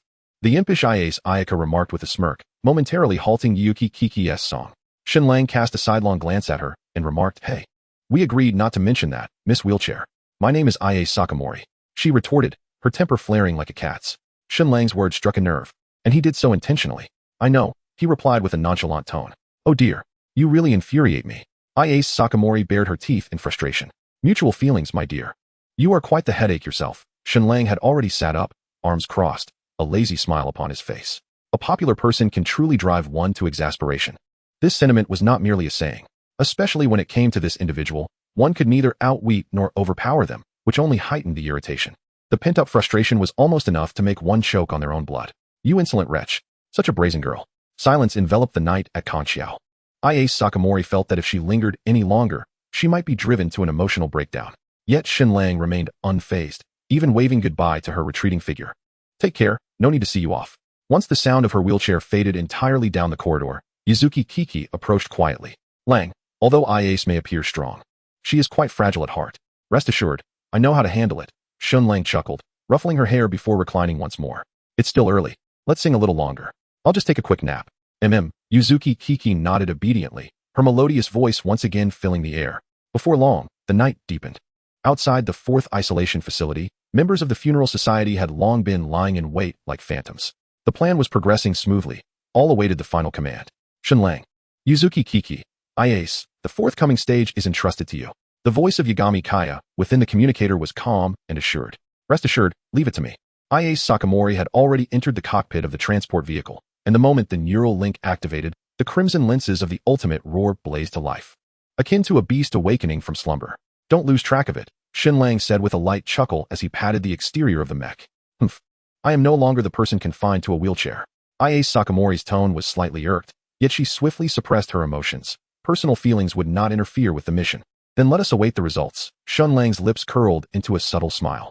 As soon as the command from Tsubaki was given, Shen Lang wrapped his arms around Yuzuki Kiki's waist, his figure like a bolt of lightning as he tore through the night, plunging into the depths of the isolation facility. The defense system had barely detected the shadow of an intruder, the alarms not yet triggered, when Shen Lang's blades sliced through the air. Whoosh! The guards had no time to react before being cleaved in half. Blood had yet to splatter when Shen Lang had already advanced dozens of meters, leaving only a trail of debris in his wake. The ultimate roar of Ia's Sakamori followed closely behind, and the full-scale assault of the funeral society erupted instantly. The roar of cannon fire, electronic interference, and network intrusion plunged the entire facility into chaos. And Shen Lang transformed into a tempest of death. The blade glimmered like snow, each strike meticulously harvesting lives. Soldiers fell like stalks of wheat, and even though the steel giant of the ultimate roar obstructed their path, they could not even graze the hem of Shen Lang's clothing. His blade traced cold arcs of light in the dimly lit corridor. Soldiers barely had time to aim and fire before their throats erupted in crimson blossoms. Shen Lang's figure flickered like a specter, each step precisely landing in the blind spots of his adversaries, every strike claiming a life. This was not merely combat, it was a one-sided massacre. Severed limbs and blood splattered across the corridor, the wailing alarms echoed, yet they could not keep pace with Shen Lang's relentless advance. Treading upon the corpses, he swiftly descended. Having already reached the entrance of the 7th floor, boom, the heavy alloy door before him exploded, and amidst the billowing smoke, dozens of crimson-eyed ultimate roars ignited simultaneously, their cannons locking onto him in an instant. Use me, Shen Lang, Yai Qi urged suddenly, her gaze resolute. A faint smile graced Shen Lang's lips as he drew her void greatsword with a swift motion. Clang! A brilliant purple blade extended abruptly, sending ripples of energy through the air. Shen Lang's aura surged, a flash of violet illuminating his eyes. Cover me. Leave it to me. Came the firm response from Ia Shino, who had already unleashed her ultimate roar, its barrage of firepower precisely tearing through the enemy's flank. Shen Lang moved. He transformed into a streak of purple lightning, plunging into the throng of mechs, his greatsword carving a whirlwind of death. The first ultimate roar had just lifted its mechanical arm when the light blade cleaved it in two. The second mech hastily opened fire. But Shen Lang had already leapt into the air, using the cannon as leverage to soar upwards, his sword slicing downwards to cleave the mech in half. To the left, Yai Qi's warning rang in his ears. Without turning, Shen Lang executed a reverse strike, piercing through the cockpit of the ambushing mech. As flames erupted from the explosion, he agilely landed, sliding beneath a third mech, his sword thrusting upward to split it cleanly in two. Ia Shino's fire support remained steadfast, eliminating distant threats while Shen Lang morphed into a tempest of slaughter, weaving through the metallic jungle. The 7th, 9th, 12th mechs exploded in succession, illuminating the subterranean facility as if it were day. When the last ultimate roar crashed to the ground, Shen Lang casually flicked away non-existent blood from his sword and turned to Yai Qi and Ia Shino. Let us proceed. It is time to receive our guest. Before them stood the detention room of Kenji Jingu. The heavy alloy door still radiated the warmth of the recent battle. Under the power of the Void Greatsword, the alloy door crumbled like tofu, the chains snapping in response. Kenji Jingu looked up in astonishment, but before he could utter a word, Ia Shino's mech seized him effortlessly. Objective secured. Prepare for extraction. Shen Lang's voice resonated through the earpiece, triggering a wave of cheers among the members of the funeral society. The morale surged, their fighting spirit ablaze, completely dominating the battlefield. As they prepared to withdraw, Shen Lang cast a final glance at the remaining soldiers within the facility. A cold glint flashing in his eyes, the heart net ability surged forth, summoning dozens of thunderbolts from the heavens, precisely harvesting the last points. As Shen Lang and his companions vanished from the 4th isolation facility's site, a white figure quietly materialized in midair, golden hair cascading over her shoulders. Gazing intently at the direction Shen Lang had departed, a playful smile curving her lips. Chapter 17. There are countless paths, but safety is paramount. The arcade within the shopping mall is bathed in a kaleidoscope of neon hues, where electronic sound effects and laughter intertwine to compose a jubilant symphony. Several days have elapsed since the initial collaborative mission with the funeral home, and today, Shen Lang and Yuki are spiritedly dragged out by the effervescent Arisa for a leisurely outing. Shen Lang leans languidly against the basketball machine, idly flipping a few game tokens between his fingers, yet his gaze transcends the cacophony, landing on the claw machine not far away. Arisa is engrossed in maneuvering the joystick, beads of sweat forming on her brow. Yuki stands quietly beside her, her glassy eyes following the trajectory of the mechanical claw, just a hair's breadth away. Arisa stomps her foot in frustration, watching helplessly as the claw releases its grip at the last moment, causing the plush toy to slip away once more. Shen Lang's lips curl into a subtle smile as he strides forward, casually tossing 2 coins into the slot. Allow me to demonstrate my expertise. His long fingers grasp the joystick, his expression sharpening as he presses the button at the opportune moment. The mechanical claw descends with precision, firmly grasping a snow-white rabbit plush and delivering it securely to the prize chute. Wow, how impressive. Arisa's eyes sparkle as she bends down to retrieve the toy, but hesitates momentarily before presenting it to Yuki. Do you like it? Yuki gazes at the fluffy rabbit, then glances at Arisa's expectant expression, softly nodding. Yes. Arisa's smile blossoms radiantly, stuffing the plush into Yuki's arms. It's a gift for you. Yuki looks down at her present, gently brushing her fingers over the rabbit's soft long ears, her gaze softening ever so slightly. Shen Lang, let us compete in basketball. Arisa suddenly points to the adjacent basketball machine, her eyes igniting with a competitive spirit. Shen Lang raises an eyebrow. Are you certain? Absolutely. Don't underestimate me. She rolls up her sleeves with a flourish, revealing her slender yet determined arms. The game commences. Arisa moves swiftly, sinking basket after basket. Shen Lang, however, casually tosses the ball with one hand, sending it through a perfect arc, swiftly overtaking her score. This is unfair. Arisa pouts in protest. You must have practiced in secret. Shen Lang shrugs, a mischievous glint in his eyes. It's simply a natural talent. Nothing can be done about it. Yuki stands quietly between the two, glancing at the scoreboard before suddenly picking up a basketball. Swish. A flawless shot swishes through the net. Shen Lang and Arisa. After tiring from their games, the trio takes a respite in a corner of the dessert shop. The table is laden with spoils, the Snow White rabbit plush, a stack of game tickets, and a panda headband that Arisa has insisted Yuki wear. Arisa scoops a spoonful of her cake, beaming as she offers it to Shen Lang. Seeing him obligingly take a bite, Arisa's eyes crinkle with delight. Beside them, Yuki delicately savors her strawberry cake, oblivious to the cream smudged at the corner of her mouth. You've got some on you. Arisa naturally retrieves a napkin, gently wiping the cream from Yuki's lips, and softly inquires, is it delicious? Yuki nods, very sweet. Shen Lang leans back in his chair, observing their warm interaction with an involuntary smile. This is how life should be. As night deepens, the silvery moonlight spills through the gaps in the curtains, illuminating the floor with a celestial glow. Initially seated in quiet meditation, Shen Lang is suddenly drawn from his reverie by the sound of the door being gently pushed open. As I raised my gaze, I beheld Elisa, clad in a delicate white nightgown, tiptoeing in like a mischievous cat. What could possibly bring her here at such a late hour? Shen Lang could not help but chuckle, swiftly enveloping the young girl who had approached the bedside in his arms. Before Elisa could utter a sound of surprise, she found herself gently pressed against the soft bed. I cannot sleep alone. The girl's voice was a mere whisper, and as she felt the warmth of his breath so close, she instinctively closed her eyes. Indeed, mastering the art of good behavior is a challenge, while succumbing to mischief is all too easy. Yet, this blend of shyness and audacity in Elisa stirred something deep within Shen Lang. Meanwhile, as Shen Lang was meticulously correcting her vocal techniques, a new round of brutal conflict was quietly unfolding in the shadows between the funeral society and their adversaries. In the late hours of the night, the air at the arms deal was thick with the acrid scent of gunpowder and blood. Having expended a significant amount of their weaponry in the rescue of Yoshikawa Kenji, the funeral society found themselves compelled to engage in trade once more with arms dealers from Central Africa. However, the newly appointed commander, Su Jie, had long intercepted intelligence and launched a deadly ambush during the transaction.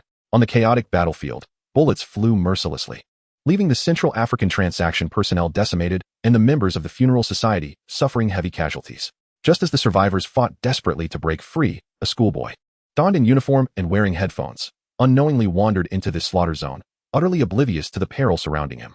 He ambled along leisurely until, whoosh, a stray bullet grazed the tips of his hair. Instinctively, the boy looked up to see a roaring transport vehicle barreling toward him. One of the armed members of the funeral society, who had been vigilantly watching the rear, suddenly turned with a vacant expression, fear etched upon his face, and frantically pulled the trigger at the boy. Bang, bang, bang. The gunfire erupted, flames shooting from the muzzle, and bullets whistled through the air. The boy, seemingly paralyzed by shock, stood frozen, his pupils constricted in terror. Watch out. At this critical moment, a familiar voice pierced through the cacophony of gunfire. A tremendous force propelled the boy aside, his back colliding painfully with the streetlight. The excruciating pain curled him into a ball as the transport vehicle roared past him. The anticipated death did not arrive, and he looked up, bewildered. Crimson spread before his eyes. Lying in a pool of blood was a girl who had been in the very spot he had occupied moments before.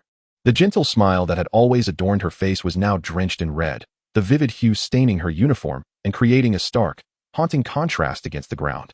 No, it cannot be. The boy's eyes trembled, his lips unconsciously repeating words of denial, as if such utterances could erase the nightmare before him. He staggered to his knees in the blood-soaked ground, trembling hands cradling that familiar visage. As the pale features of the girl came into focus, his world seemed to lose all clarity. The girl's lips quivered slightly, blood seeping from the corners of her mouth. You must be careful in the future. This girl, who had cherished him from afar, felt a profound sense of relief for having followed him tonight, saving his life. She held no regrets. Yet, as she struggled to lift her hand, her fingertips never reached his cheek before she fell like a broken-winged butterfly. The heart-wrenching cry tore through the night sky. The boy, in a frenzy, grasped that bloodied hand, pressing it firmly against his own face. Tears mingled with blood cascaded down. and the once indifferent eyes were now brimming with despair. It is all my fault, all my fault, the youth mechanically repeated, his fists relentlessly pounding the ground. His bloodied knuckles revealed ghastly white bones, yet they could not alleviate even a fraction of the torment within his heart. As the sorrow in his eyes gradually transformed into a blood-red fury, a figure clad in white materialized behind him like a specter. How ironic it is. Golden hair danced in the night breeze as the newcomer toyed with a gene vial, its glass refracting an eerie light. The ones who claimed to be the funeral society had taken her life. Leaning closer to the youth's ear, the voice slithered like a venomous serpent. Do you desire power? Power sufficient for revenge. Chapter 18, The Stranger. The White Blood Cell System. An orbital strike network constructed by the quasi-geostationary satellite array, capable of executing all-weather, precision strikes across Japan without a blind spot. This Damocles sword, suspended high in the heavens, had become a lethal threat to the funeral society and all adversarial forces. 200 meters deep within the Suki no Se reservoir, the white blood cell control center floated silently within a superconductive shield where any physical assault would trigger an emergency shutdown protocol. This was the crucial moment requiring the void abilities of Kinjiro Shirogane. Only his termination signal could utterly dismantle this death constellation. The elite forces of the funeral society had completed their assembly around the reservoir, akin to a tempest poised to erupt.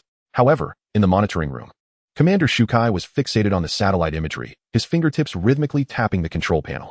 White blood cell number 3 would enter combat orbit in 2 hours, and the defense matrix was nearing completion. In the screen, Shuichiro Kido spoke coldly. Until then, maintain the highest state of alert. I fear it may be too late. A twisted smile crept across Shukai's lips. The funeral society's offensive would commence in 17 minutes. Source of intelligence? Intuition. Shukai's pupils contracted behind his lenses. Or perhaps it was the fervent hope of my heart. Shuichiro Kido remained silent for a moment. This time, I rather hope your intuition is wrong. Communication abruptly ceased. Shukai turned to the monitoring screen, revealing a hunter-like smile. In the control room depicted on the screen, a brown-haired youth sat quietly before the superconductive apparatus. After all, I have obtained an intriguing toy this time. The moment of action had arrived, descending in silence. The Black Swan summoned all teams to immediately execute combat orders. Tsubaki's calm voice resonated through the battlefield via the communicator. The roar of engines suddenly shattered the night's tranquility. Daikin slammed on the accelerator as the heavily armored vehicle charged toward the military base like a steel behemoth. The piercing alarm rang out across the night sky as station soldiers shouted in panic, "Enemy attack. It's the funeral society." Yet, the warning came too late. Bang, bang, bang. A torrential barrage rained down, and the sentinels fell into pools of blood before they could even raise their weapons. The armored vehicle surged relentlessly, crushing through layers of barriers, leaving deep fissures in the ground with its steel treads. Inside the base, a frantic communications officer reported, "Major Shukai, the outer defenses have been breached. Deploy the ultimate roar type to intercept." In the hushed atmosphere, the figure remained unperturbed, slender fingers gliding across the smartphone screen, eyes devoid of emotion. As if merely tending to a trivial task, the command was received. Dolly Lu's white Steiner surged forth like a beast unleashed, its formidable steel frame charging with the force of thunder, delivering a flying kick that sent the heavily armored vehicle tumbling. Boom. As the machine gun's fiery tongues flickered, the entire war vehicle was engulfed in flames, transforming into a blazing fireball. "Ha! Now this is worthy prey for me." Within the cockpit, Dolly Lu laughed maniacally, his eyes glimmering with a bloodthirsty light beneath his golden bangs. Suddenly, a blue ultimate howler materialized with ghostly swiftness. Bang! A precise shelling repelled the white Steiner several meters back. "Your opponent is me." The cold voice of Iace Shino echoed through the communicator, the cannon's muzzle igniting with a renewed charge. Ha! Dolly Lu narrowly evaded the second wave of fire, his mech advancing with incredible agility towards the blue unit, delivering a whip kick that forced it back. "How dare you challenge me?" he sneered, as the two ultimate howlers collided with a thunderous crash, sending shockwaves that fractured the ground around them. Amidst the chaos of battle, T's holographic projection swiftly switched between several surveillance feeds, confirming that all squads were advancing as planned. She decisively connected with Shen Lang's communication channel. "Cover operation successful. The main attack route has been cleared." Awaiting further instructions. Shen Lang's lips curled into a smirk as the void surrounding Kido Kenji glowed with an ethereal blue light in his palm. With a gentle embrace, he drew Yuzuki Kiki closer, the two transforming into a fleeting shadow as they darted deep into the base. "Stay safe." T unconsciously clasped her hands together, fervently praying. After a deep breath, she redirected her focus to the battlefield, her pupils reflecting the pulsating stream of tactical data. Shen Lang and Yuzuki Kiki moved, as if in an untouchable realm, soldiers falling before them before they could discern their approach. They charged through the base, reaching its lowest level with unstoppable momentum. Before them lay a vast expanse, revealing hundreds of fully armed soldiers on high alert, with dozens of ultimate howler mechs forming an impenetrable steel line. In the shadows, the infrared sight of a sniper rifle locked onto the foreheads of the two intruders. Bang! Bang! Boom! The sniper bullets and missiles soared through the air simultaneously, a deadly web of destruction enveloping the entire space. Shen Lang clapped his hands together, invoking a response to his command. A brilliant blue thunder ring erupted around him, and the raging currents of electricity surged, intercepting and obliterating the incoming attacks. Thunder Beast. With a low call from Shen Lang, a 15-meter-tall thunder wolf manifested with pride. The wolf's cold gaze ignited with lightning, blinding arcs illuminating the space. While the onlookers were still dazed by the dazzling brilliance, the thunder wolf became a bolt of death, leaving behind only charred remnants in its wake. The wolf moved with the grace of a masterful conductor, executing Shen Lang's will flawlessly. Its massive form traversed the battlefield, claws and fangs efficiently harvesting exposed soldiers and ultimate howlers alike. Meanwhile, Shen Lang's eyes shimmered with purple light, his mind-net abilities fully activated. With his elongated fingers poised in the air, a volley of purple lightning arrows shot forth, piercing through the hidden snipers lurking in the shadows. Ding. Points 40. Ding. Points 05. The system's alert echoed repeatedly in his mind. Shen Lang roughly estimated that this group of enemies had contributed nearly 3,000 points. Predominantly from the ultimate howl type, the gains were considerable. A faint smile graced Shen Lang's lips as he once again lifted Yuzuki Kiri into his arms. In the next instant, their figures morphed into a purple lightning bolt, racing with increased velocity towards the innermost depths of the base. The Crimson Trail abruptly ceased at the corridor's end. Shen Lang and his companion finally arrived at the leukocyte control room, sensing 5 faint presences within. Shen Lang raised an eyebrow, his long blade descending without hesitation. Boom. The alloy door shattered in response. You are members of the funeral society, aren't you? A youthful yet venomous voice suddenly resonated. One could say so. Shen Lang regarded the boy before him with keen interest, his surprise mingled with anticipation. He had not expected that, through a twist of fate, this protagonist from the original work would find himself aligned with the opposing faction. Behind Sakumajiki stood 4 impeccably uniformed individuals, standing like puppets. Their vacant gazes and rigid postures unmistakably indicated they had been transformed into weapons of the king. The members of the funeral society ought to be. Upon receiving confirmation, Sakumajiki's murderous intent surged, yet when he discerned the faces of the two before him, the final word of death lodged painfully in his throat. The pink-haired girl cradled in the arms of the young man in black was none other than the online diva he replayed incessantly, his solitary source of solace during lonely times. Now, this idol materialized before him, yet stood in the opposing camp. Astonishingly, she was a member of the funeral society who had caused Maki's demise. Shen Lang astutely perceived the boy's shifting expression, a wicked thought flickering through his mind. Oh, how amusing. He deliberately tightened his embrace around Yuzuki Kiri's slender waist, prompting her to adjust into a more comfortable position, her pink hair brushing against his chin. Throughout, Yuzuki Kiri never cast a glance at Sakumajiki. To her, he was merely an inconsequential passerby. At this moment, Yuzuki Kiri remained unaffected by the consciousness of Sakumajiki, retaining her complete and independent persona. Had they never crossed paths, they would have been strangers. Chapter 19, The Awakening of Death. Yuzuki Kiri's presence acted like a blunt blade, harshly scraping against Sakumajiki's wavering resolve. The familiar outline of the pink-haired girl caused his arm to tremble involuntarily, yet the gradually chilling memory of Maki scorched his nerves. Funeral Society.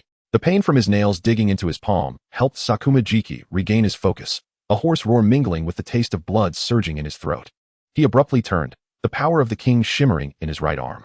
The soldier on the left gazed at him vacantly, allowing the radiant hand to pierce through his chest. In the moment a bone-white longbow was drawn, the lights in the control room flickered ominously, casting a spiderweb-like shadow across the bowstring. Huh. Shen Lang's scoff fell like a bucket of ice water. Yuzuki Kiri was gazing up at Shen Lang, her pink eyes brimming with unyielding trust. As the purple-black great sword was slowly withdrawn from the girl's chest, the air warped, creating rippling fissures. Come now, entertain me. The sword tip sliced through the thickened air. Shen Lang pointed his blade at Sakumajiki. Show me your mettle. Damn it. Sakura Maki gritted his teeth, his knuckles whitening from excessive strain. He suddenly drew the bowstring back, and a purplish-black energy coalesced at his fingertips, forming an arrow. With a piercing sound that sliced through the air, the arrow shot forth like a bolt of lightning. Whoosh! The arrow embedded itself deeply into the wall, but Shen Lang had already vanished from sight. Too slow. The cold words echoed ominously in his ears, before Sakura Maki could even turn around. A swift leg strike hurtled towards him. He hastily raised his bow to block, but the tremendous force sent him flying. Bang! Just as Sakura Maki was about to crash heavily against the wall, a faint blue light array suddenly materialized, barely dissipating part of the impact. Nevertheless, he still felt his internal organs quiver violently. Crack. A barely audible sound made Sakura Maki's heart tighten. Looking down, he saw a tiny crack had formed in his longbow, purple energy slowly seeping from the fissure. Unfortunately, at that moment, he had no time to spare. Enduring the numbing sensation in his arm, he swiftly nocked another arrow.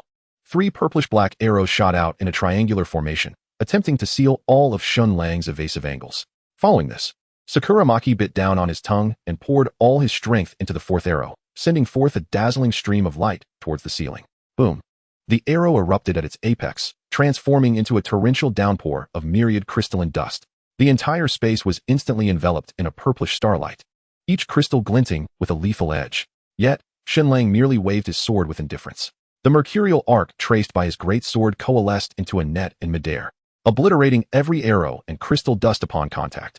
Before the smoke could disperse, Shen Lang's figure approached like a specter, his great sword descending with the force of a mountain. Clang! The deafening sound of metal clashing reverberated as Sakura Maki slammed to one knee. Under the immense pressure, the longbow bent into a perilous arc. Fine cracks spiderwebbing across its surface. Snap!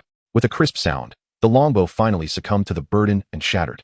Sakura Maki was hurled several meters away by the recoil, left with only a half-broken bow, which soon transformed into crystal and splintered. Is that all you've got? Shen Lang sheathed his sword, refraining from pursuit. His eyes filled with mockery, not even worthy of a warm-up. Sakura Maki emitted a desperate roar, charging toward the remaining 3 in the armory. Out of the corner of his eye, he noticed the crystalline dust from earlier still drifting, but he had no time to spare. His blood-stained fingers plunged directly into another's chest. Ugh! With a pained groan, a blood-red giant axe, nearly 2 meters long, was violently extracted. Dark red. Ominous patterns wound around the blade, and merely gripping it caused the veins in Sakura Maki's right arm to bulge. Huh! Sakura Maki roared as he leaped. Light arrays flashing beneath his feet. He traced several afterimages in the air, his speed escalating, ultimately descending like a meteor behind Shen Lang.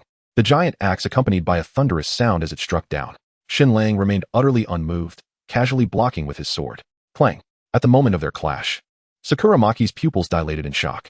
The anticipated scene of suppressing Shen Lang did not materialize. Instead, an overwhelming backlash surged forth. The massive axe trembled violently, and before the blood could drip from the split palms, Sakura Manji was sent flying like a severed kite. He was utterly feeble. The chilling words echoed in his ears. Shen Lang's figure unexpectedly appeared ahead of Sakura Manji's trajectory, the great sword tracing a silvery arc. In a desperate attempt, Sakura Manji swung his axe, yet upon contact, he heard the brittle sound of death. Crack! The blood-red giant axe shattered with a resounding snap. The unconscious weaponry in the rear suddenly stiffened, then convulsed violently. A crystalline transformation spreading from its fingertips, crystallizing its entire body at a visible rate, ultimately exploding into a shower of purple crystals that refracted a hauntingly beautiful light under the illumination. This time, Sakura Manji understood clearly. He staggered back, his pupils constricting in horror. How could this be? Trembling as he gazed at the shards strewn across the ground, his bloodied hands quivered uncontrollably. He recalled the earlier scene, identical to this one. Sakura Manji realized he had personally condemned 2 lives.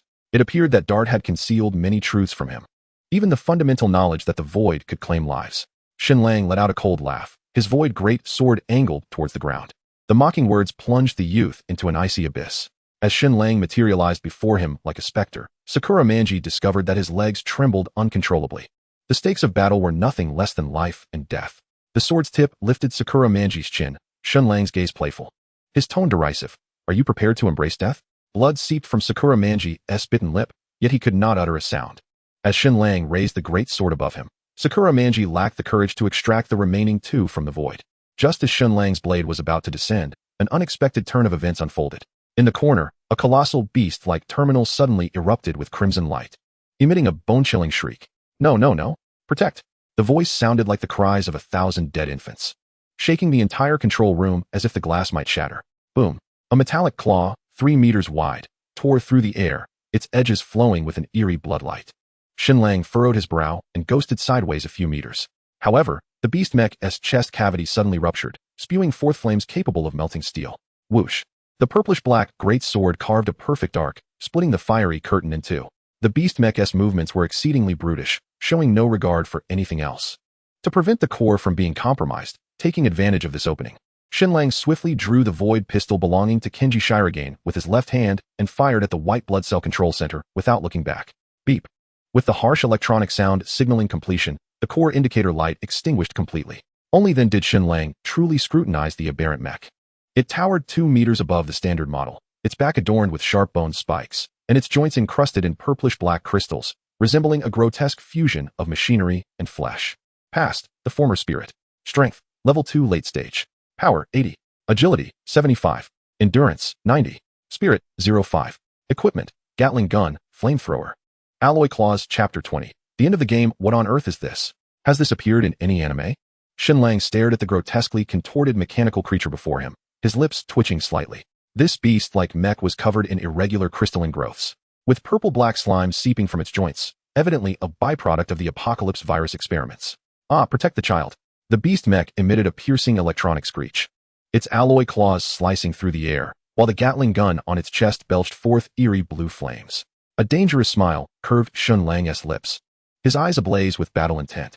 With a sweeping strike of his great sword, the purple-black sword energy severed the oncoming barrage. With a light tap of his toes, he soared into the air like a hawk, his sword aimed directly at the mech's vulnerable neck joint. Clang! To his surprise, the beast mech twisted back with an uncanny flexibility, its claws crossing in a swift assault. Amidst the explosive sound of metal clashing, Shen Lang was unexpectedly hurled backward. Intriguing. A glimmer of excitement flickered in Shen Lang's eyes as azure flames erupted around him. With a surge of power, his great sword swept aside the dual claws with ease, followed by a silver crescent of light. Crack! Half of the alloy claw spiraled into the air, oozing mysterious purple slime from its severed edge. It hurts. The beast mech let out a spine-chilling shriek, its voice a haunting blend of a wailing ghost baby mixed with the jarring sound of metal scraping. Its crimson visor flashed erratically, the Gatling gun's barrel spinning and spewing flames, bullets ricocheting wildly in the confined space, yet miraculously avoiding the curled-up figure of Sakura Maki in the corner. Shen Lang's gaze turned icy, his form transforming into a flash of purple lightning. In the blink of an eye, he stood before Yuzuki Kyuka, deflecting every incoming bullet with his sword's graceful movements. Then, placing his right hand upon his chest, energy surged through him like a flowing stream, and a pair of luminous, pure white wings of light gradually unfolded from his back. Hold on to me, Shen Lang murmured softly, wrapping his left arm around Yuzuki Kyuka's slender waist. The light wings flared suddenly, their figures morphing into a streak of luminous shadow. The beast mech let out a deafening metallic roar, its 3-meter-wide alloy claws sweeping past, creating 5 deep rifts in the ground. The corners of Shen Lang's mouth lifted as he vanished just as the claws were about to make contact. In the next instant, he reappeared on the mech's back, holding Yuzuki Kyuka, and brought his great sword crashing down. Clang! Amidst the blinding sparks, the sword only left a shallow mark on the mech's crystalline shell. The beast mech retaliated with a claw swiping at its own back, but Shen Lang nimbly backflipped, using the claw's surface as leverage to propel himself higher once more. Roar! The mech's chest cavity suddenly split open, and dozens of barbed metallic tendrils shot forth. In midair, Shen Lang twisted and turned, his great sword forming an impenetrable curtain of light that severed all the incoming tendrils. The severed tendrils fell to the ground, writhing like living creatures, oozing a foul-smelling slime. Suddenly, the beast mech opened its gaping maw, unleashing a searing white plasma beam. Boom! As the beam passed through, the alloy walls instantaneously vaporized. Shen Lang's figure flickered, and his wings of freedom traced an elegant silver trajectory in the air, effortlessly evading all assaults.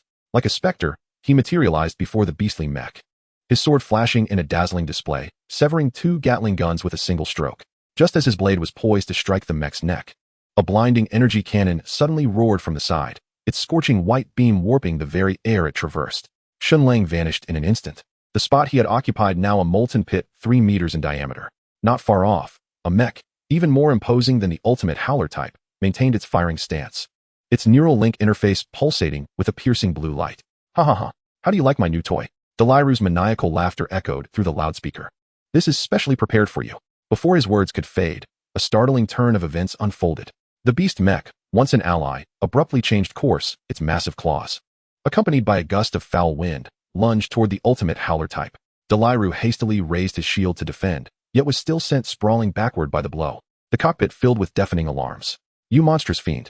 Delairu's face contorted, his golden hair drenched in cold sweat. How dare you attack me? Nevertheless, the beast mech paid no heed, its crimson optics flashing wildly as it unleashed indiscriminate attacks against both Shen Lang and Delairu. Its colossal form loomed before Sakura Manji, emitting a chaotic electronic roar. Damn it! Delairu was consumed by fury. The mech's arms transformed and combined as 2 heavy magnetic rail cannons charged rapidly. Since you refuse to obey orders, you shall descend to hell alongside the funeral society's scum. At the same moment, the void greatsword in Shen Lang's hand erupted with blinding lightning, blue and white flames swirling around him like fierce fire. His figure vanished, reappearing like a wraith before the ultimate howler type. Deliru's pupils constricted in panic, his neural link interface not yet able to press the firing key. Swish! A sword light, as swift as purple lightning, cleaved the ultimate howler type neatly in two. Sparks danced at the severed edges, and the partially charged magnetic rail cannons emitted a dangerous hum. The game is over. Shen Lang turned without a backward glance, a thunderous explosion resonating behind him. The searing shockwave lifted the hem of his cloak, flames blossoming in his wake, yet could not hinder his steady advance, cradling Yaziki in his arms.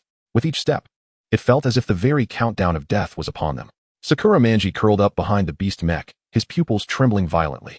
The oppressive aura radiating from Shen Lang was palpable, rendering the air thick and suffocating. The young man bit his lip, the metallic taste of blood spreading in his mouth. Yet he could not suppress the uncontrollable shivers coursing through him. The fears, buried beneath layers of anger, surged forth in a tumultuous tide. The haunting images of sacrificial death, Dart's manipulation, the truth of the void, all crystallized with terrifying clarity under the looming threat of death. At that moment, Sakura Manji realized that the man before him was beyond his capacity to confront. His so-called revenge was but a jest in the presence of this monstrosity. The beastly mech emitted a mournful electronic wail, its crimson visor fixed upon the trembling youth.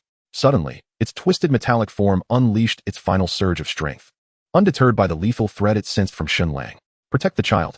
The beastly mech let out a frenzied roar, its entire weapons system activating in overload. 6 high-explosive shells whistled from the cannon, intertwining with the torrent of flames erupting from its chest to form a web of death. Its alloy claws and steel tail sliced through the air, each attack precisely targeting Shen Lang. Yet, he advanced with the nonchalance of a leisurely stroll. Each step he took seemed to warp space itself, leaving only a flicker in his wake, as the concentrated barrage could not even graze the hem of his garments. In the fleeting moment of passing the mech, a blade of light, reminiscent of a crescent moon, glided through the air. Swoosh! Time appeared to halt. The mech's movements froze. A perfect horizontal gash slowly manifesting upon its torso. Gather, child. In a chilling turn of events, this harbinger of death emitted a tender, maternal electronic voice. It gradually turned its head, its crimson visor casting a final gaze upon Sakura Manji, a single crystalline droplet of purple glistening like a tear as it fell. Boom! Amidst the deafening explosion, shards of steel scattered like rain. The burning debris illuminated the silhouette of Shen Lang, cradling Yuzuki Inori, alongside the pallid visage of Sakura Manji. Chapter 21. My Power of Kings. The ultimate roar type and the beastly mech collectively bestowed 133 points upon Shen Lang, who smiled with satisfaction, the corners of his mouth curling upward. He then slowly turned, his icy gaze piercing like a blade into the huddled form of Sakura Manji. Sakura Manji stared blankly at the burning wreckage of the mech, a tear uncontrollably sliding down his cheek, his heart gripped by an inexplicable ache, as if a significant presence had departed from him forever. Tap, tap, tap. The approaching footsteps roused Sakura Manji from his stupor. He lifted his gaze to meet Shen Lang's frigid stare, feeling as though he had plunged into an icy abyss, scrambling backward in a desperate retreat. No, don't come any closer. Yet, the footsteps persisted. In a sudden frenzy, Sakura Manji lunged toward the last weapon. Just as his right hand was about to make contact with its chest, swish! A flash of silver sliced through the air, an arm severed and tossed high. Blood erupted like a fountain, and Sakura Manji stared in shock at his missing right arm, before unleashing a heart-wrenching wail. My power of kings. The power of kings slowly peeled away from Sakura Manji's severed limb, swirling in the air, emanating a shimmering silver glow. Shen Lang's brow furrowed slightly, momentarily disregarding the writhing form of Sakura Manji on the ground, as a notification from the system echoed in his mind. Ding. Unclaimed power of kings detected. Recoverable for 1,200 points. Recovery. With a slight lift of his right hand, the swirling silver energy obediently flowed into his palm as if summoned. Ding. Power of kings successfully recovered, 1,200 points awarded. What an unexpected gain. Shen Lang chuckled softly, ruffling Yuzuki Inori's hair, though the girl remained perplexed upon witnessing his radiant smile.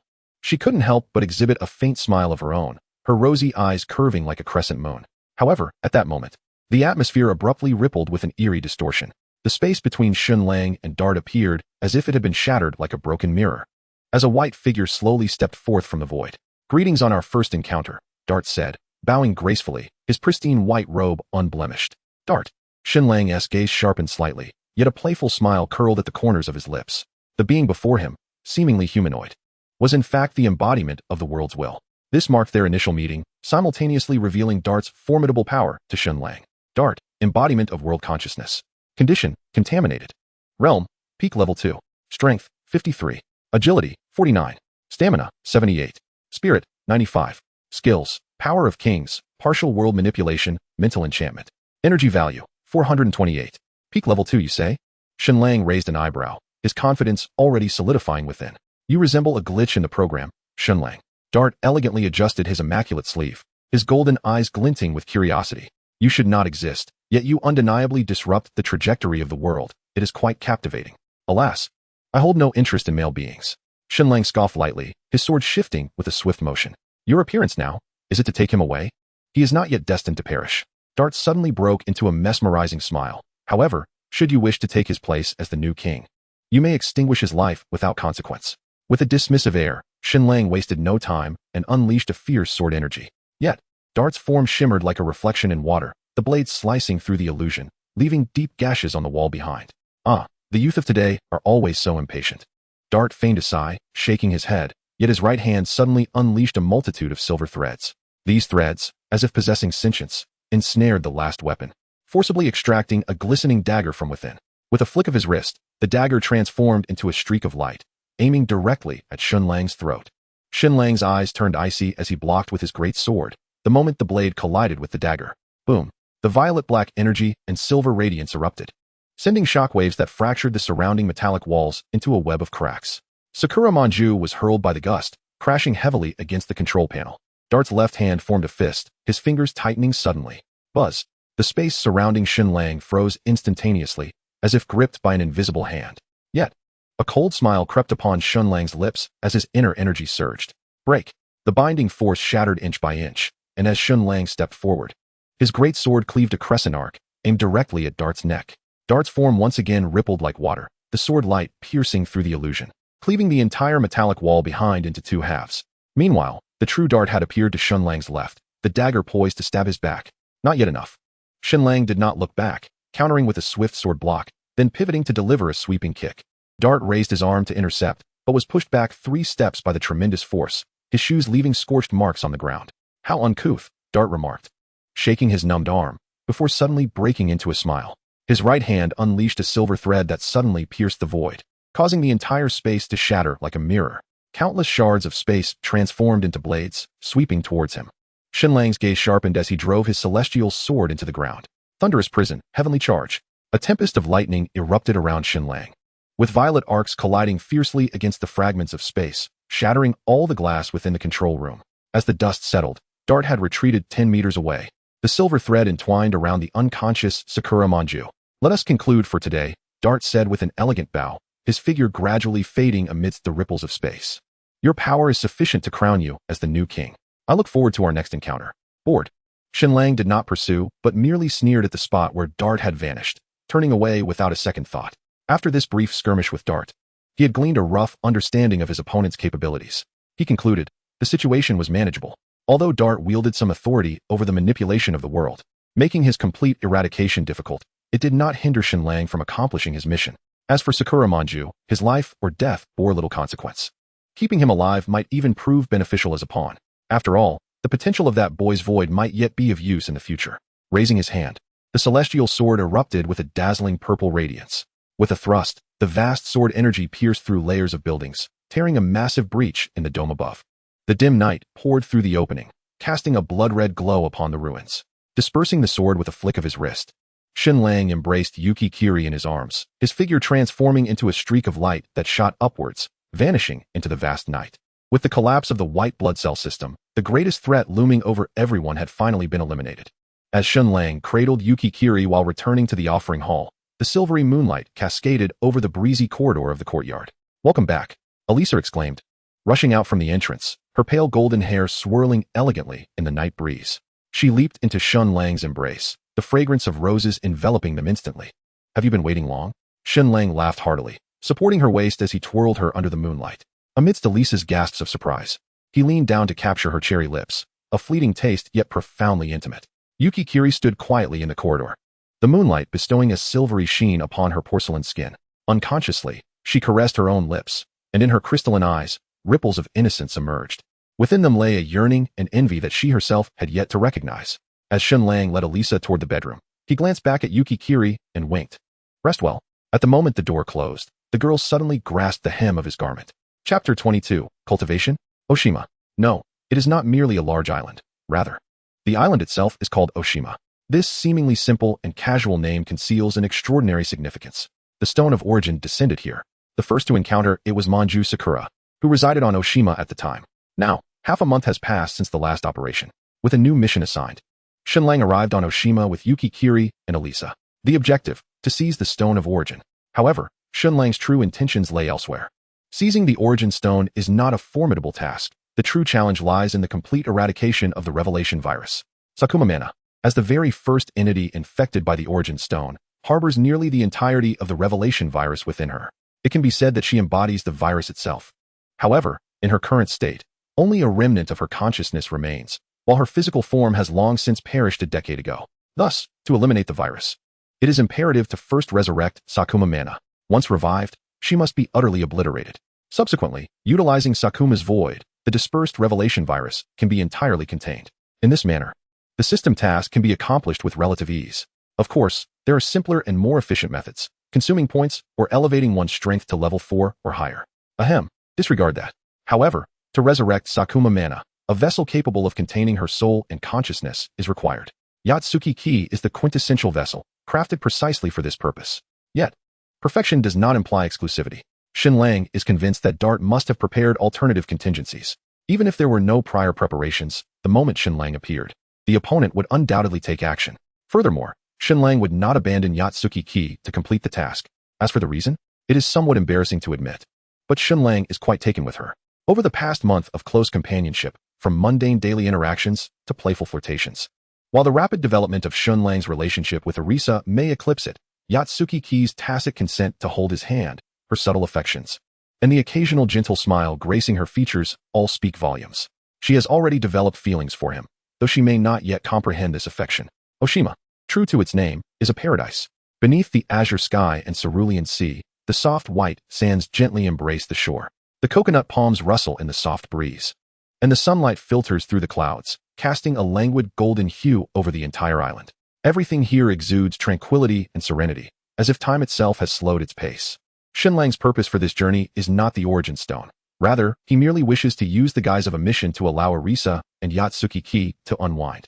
The midday sun pours down, warming the beach invitingly.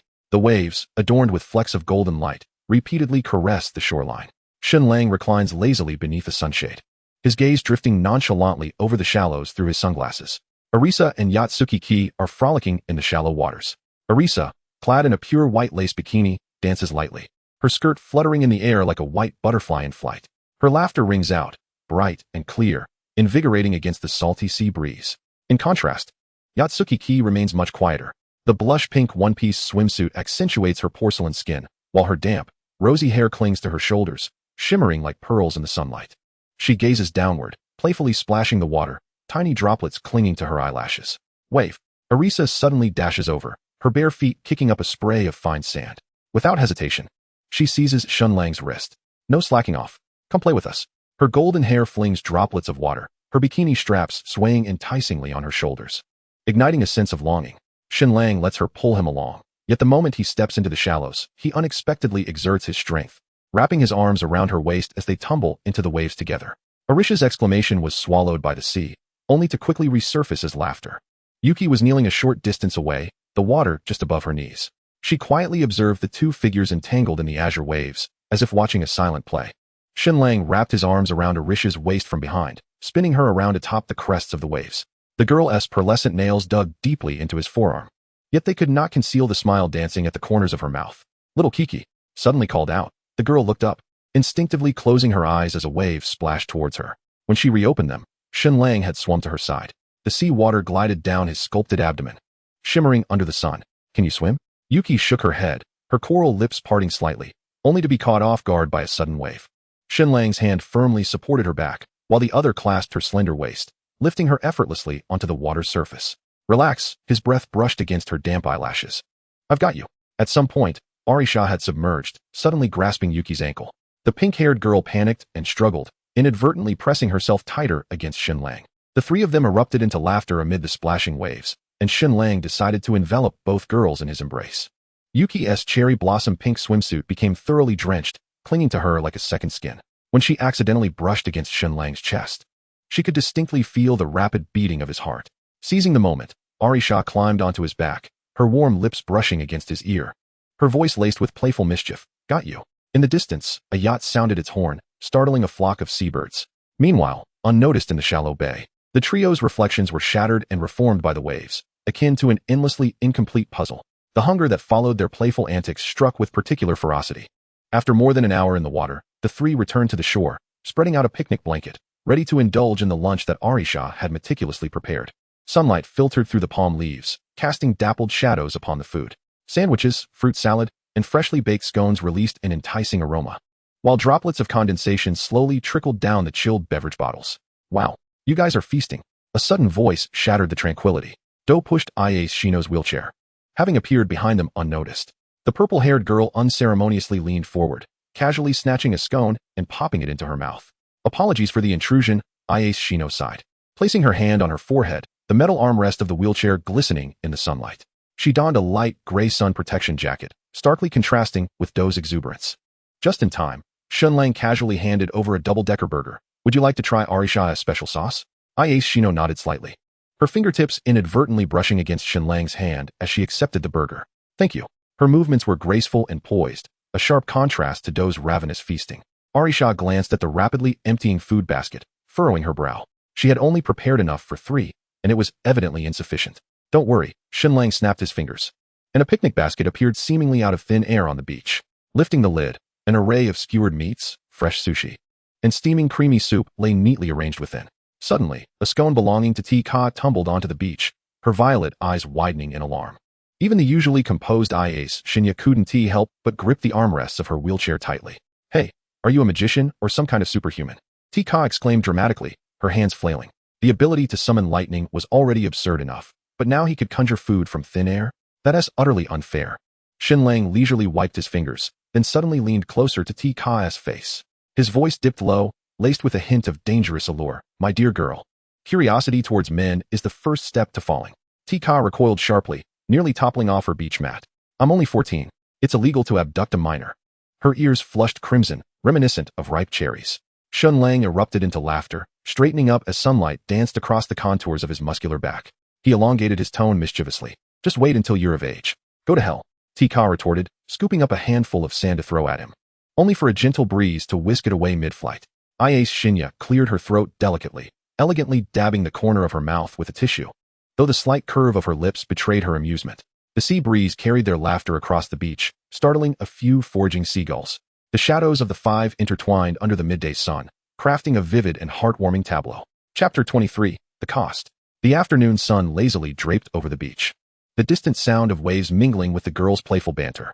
Shen Lang reclined beneath the sunshade, his gaze drifting towards Iace Shinya, who sat quietly nearby. The girl in the wheelchair was watching the others frolic in the distance, a fleeting glimmer of melancholy shadowing her eyes. Do you want to join them? Shen Lang suddenly inquired.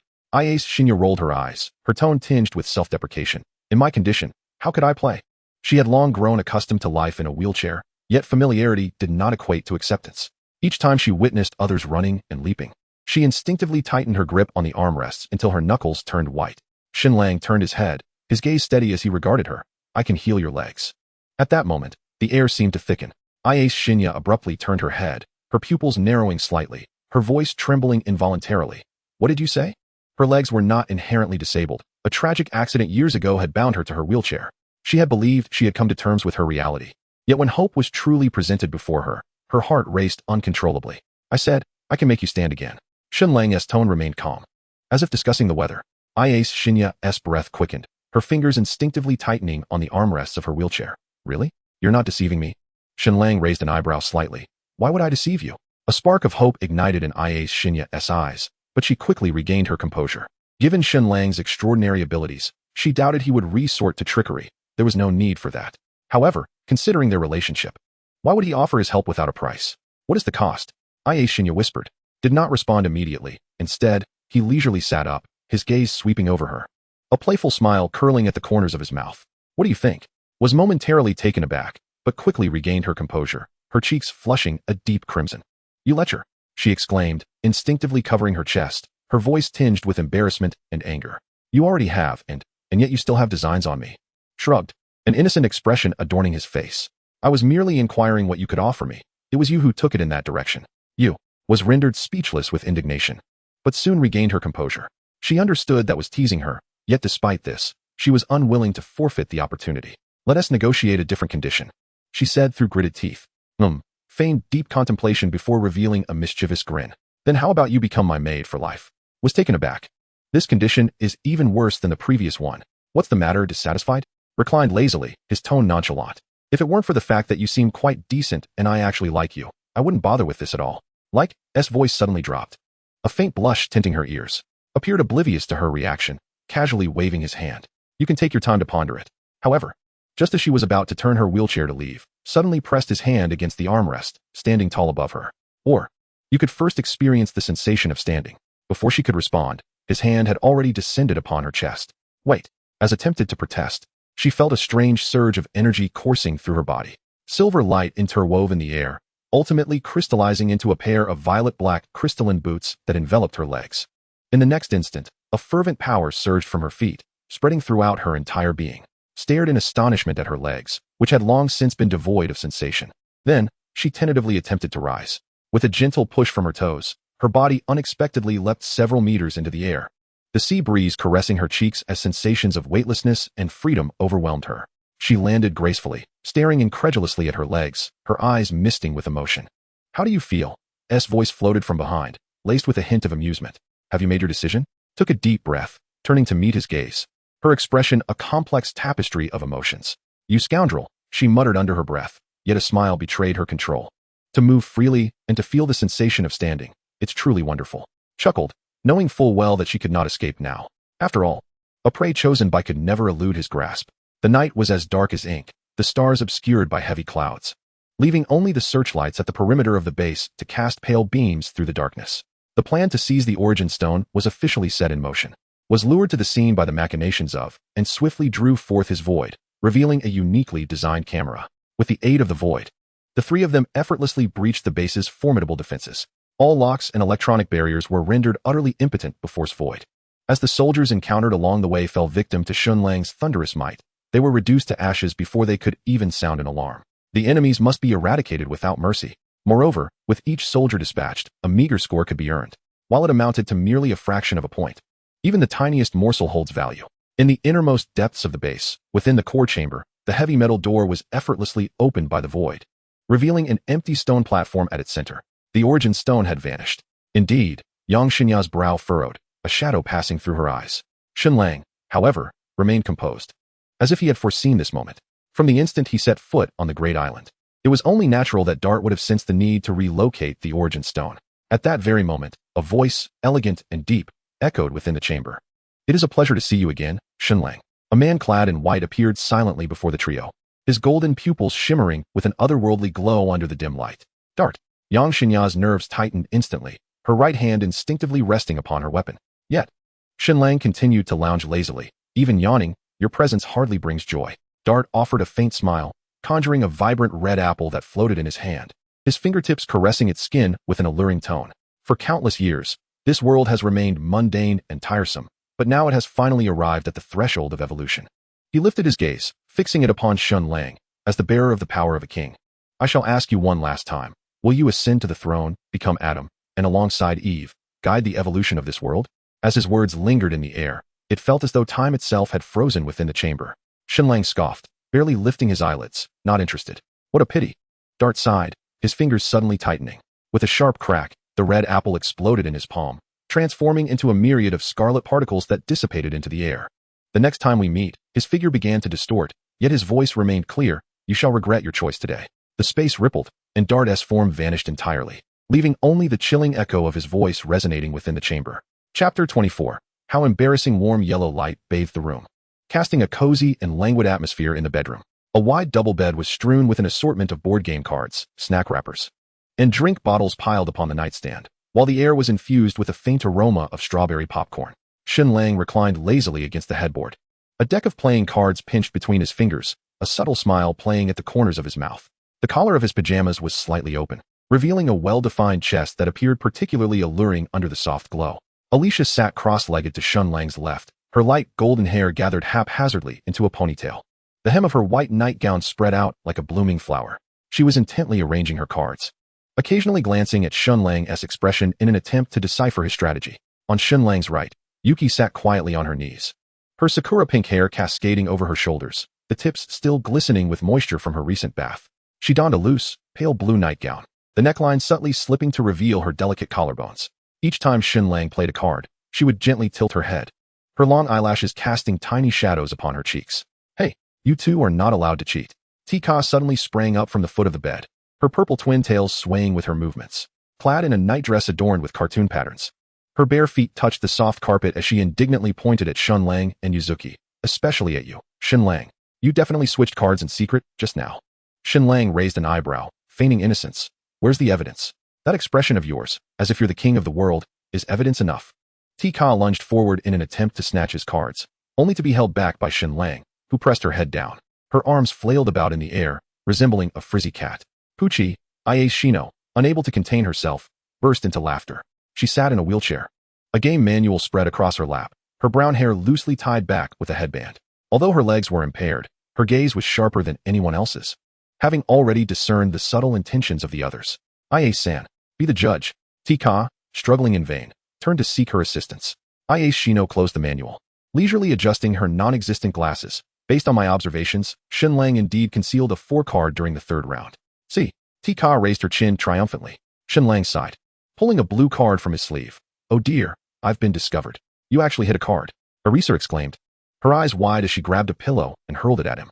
Yuzuki blinked and suddenly produced a stack of cards from behind her. Actually, I also hit some. The room fell silent in an instant. The next moment, popcorn, pillows, and cards flew through the air. You bunch of cheaters. Tika screamed as she leapt onto the bed, pouncing towards Yuzuki.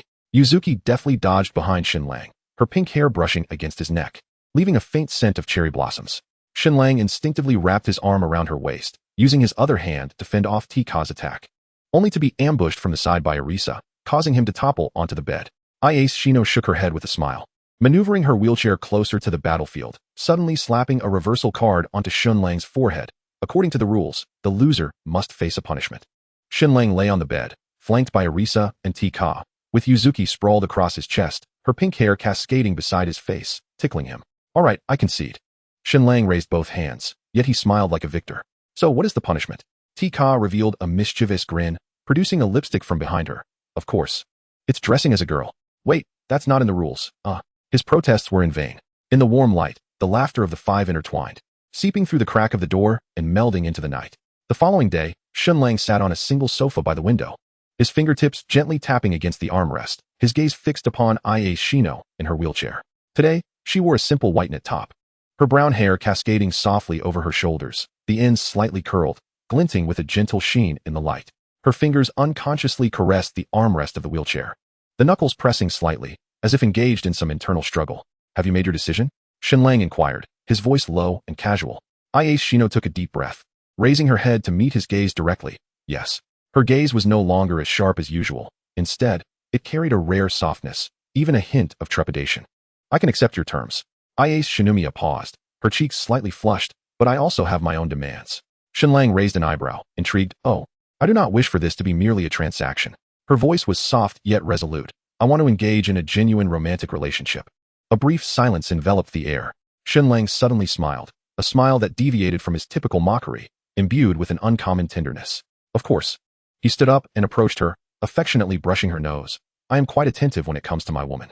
Ie Shinomiya pressed her lips together, about to speak, when Shen Lang pulled out a small vial shimmering faintly from his pocket. It was a crystal-clear potion, adorned with delicate golden patterns, and the liquid within glowed with a soft pink hue, as if it contained stars sealed inside. What is this? Ie Shinomiya inquired, her gaze lifted in confusion. This is the shining remedy. Shen Lang shook the vial lightly, his tone casual. It's a restorative item that can dispel all abnormal conditions and restore some health and mana. Ie Shinomiya's expression stiffened momentarily, clearly not comprehending his explanation. Shen Lang offered no further clarification, simply twisting open the cap and presenting it to her. Drink it.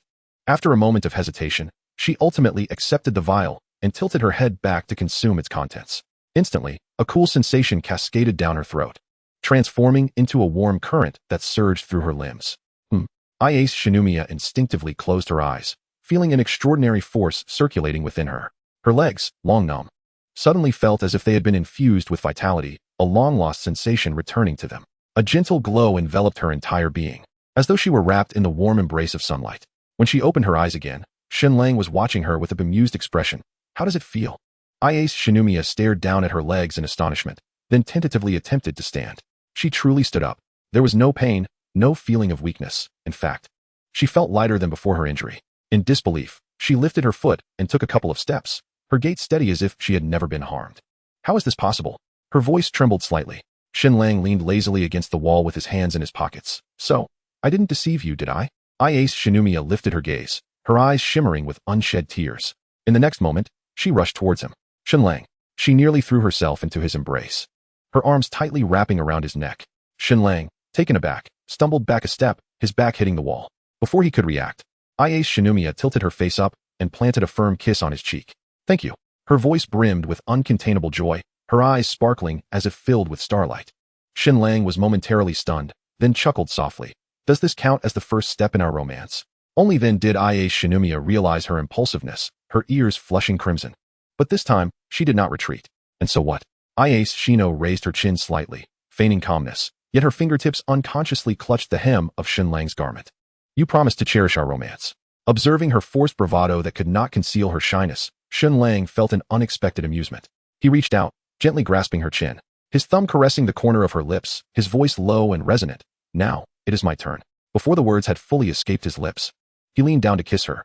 Outside the window, the sun, on duty, shyly retreated behind clouds, evading the gaze. Chapter 25, Secondary Pinnacle, Exceptional. The sky hung low, the leaden clouds seemingly within reach, heavily pressing upon the city above.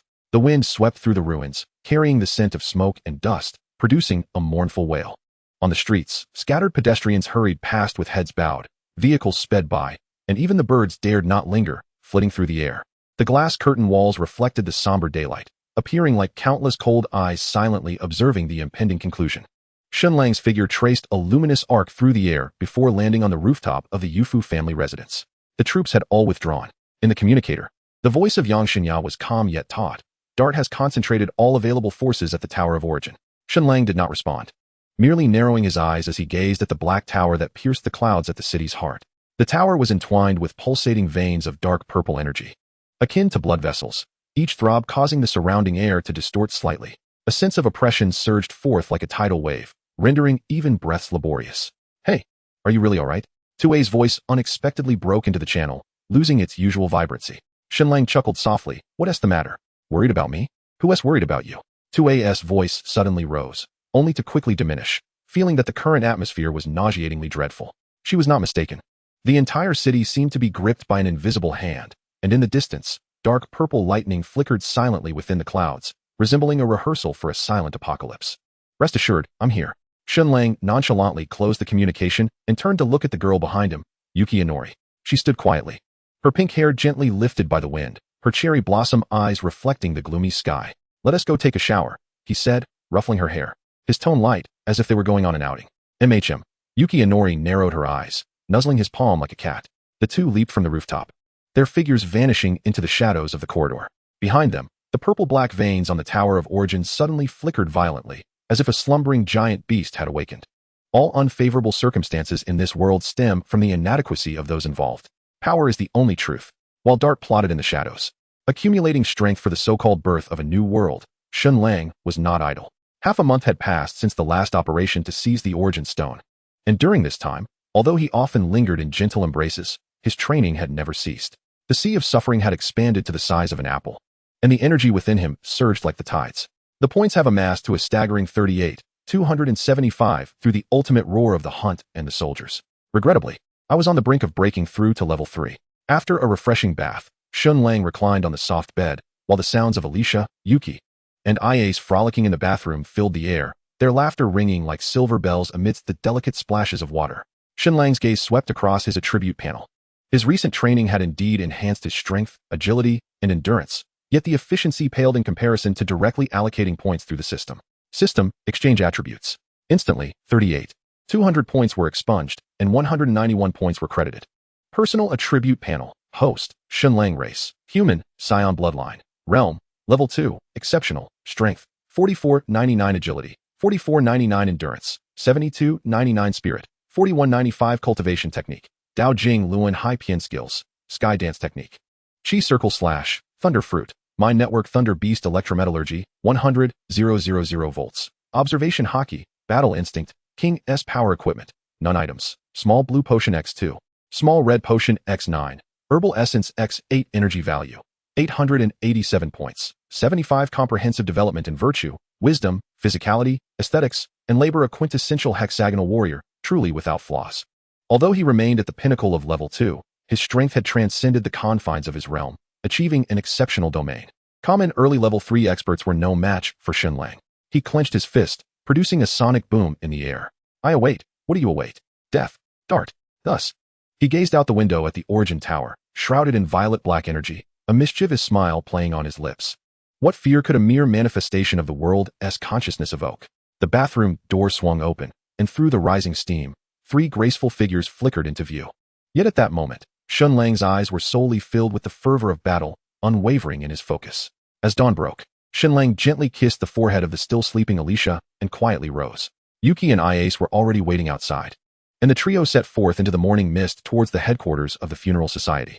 Within the abandoned church, the flickering candlelight elongated their shadows, and beneath the stained glass, the blood-red light interwove to create an enigmatic totem upon the stone walls.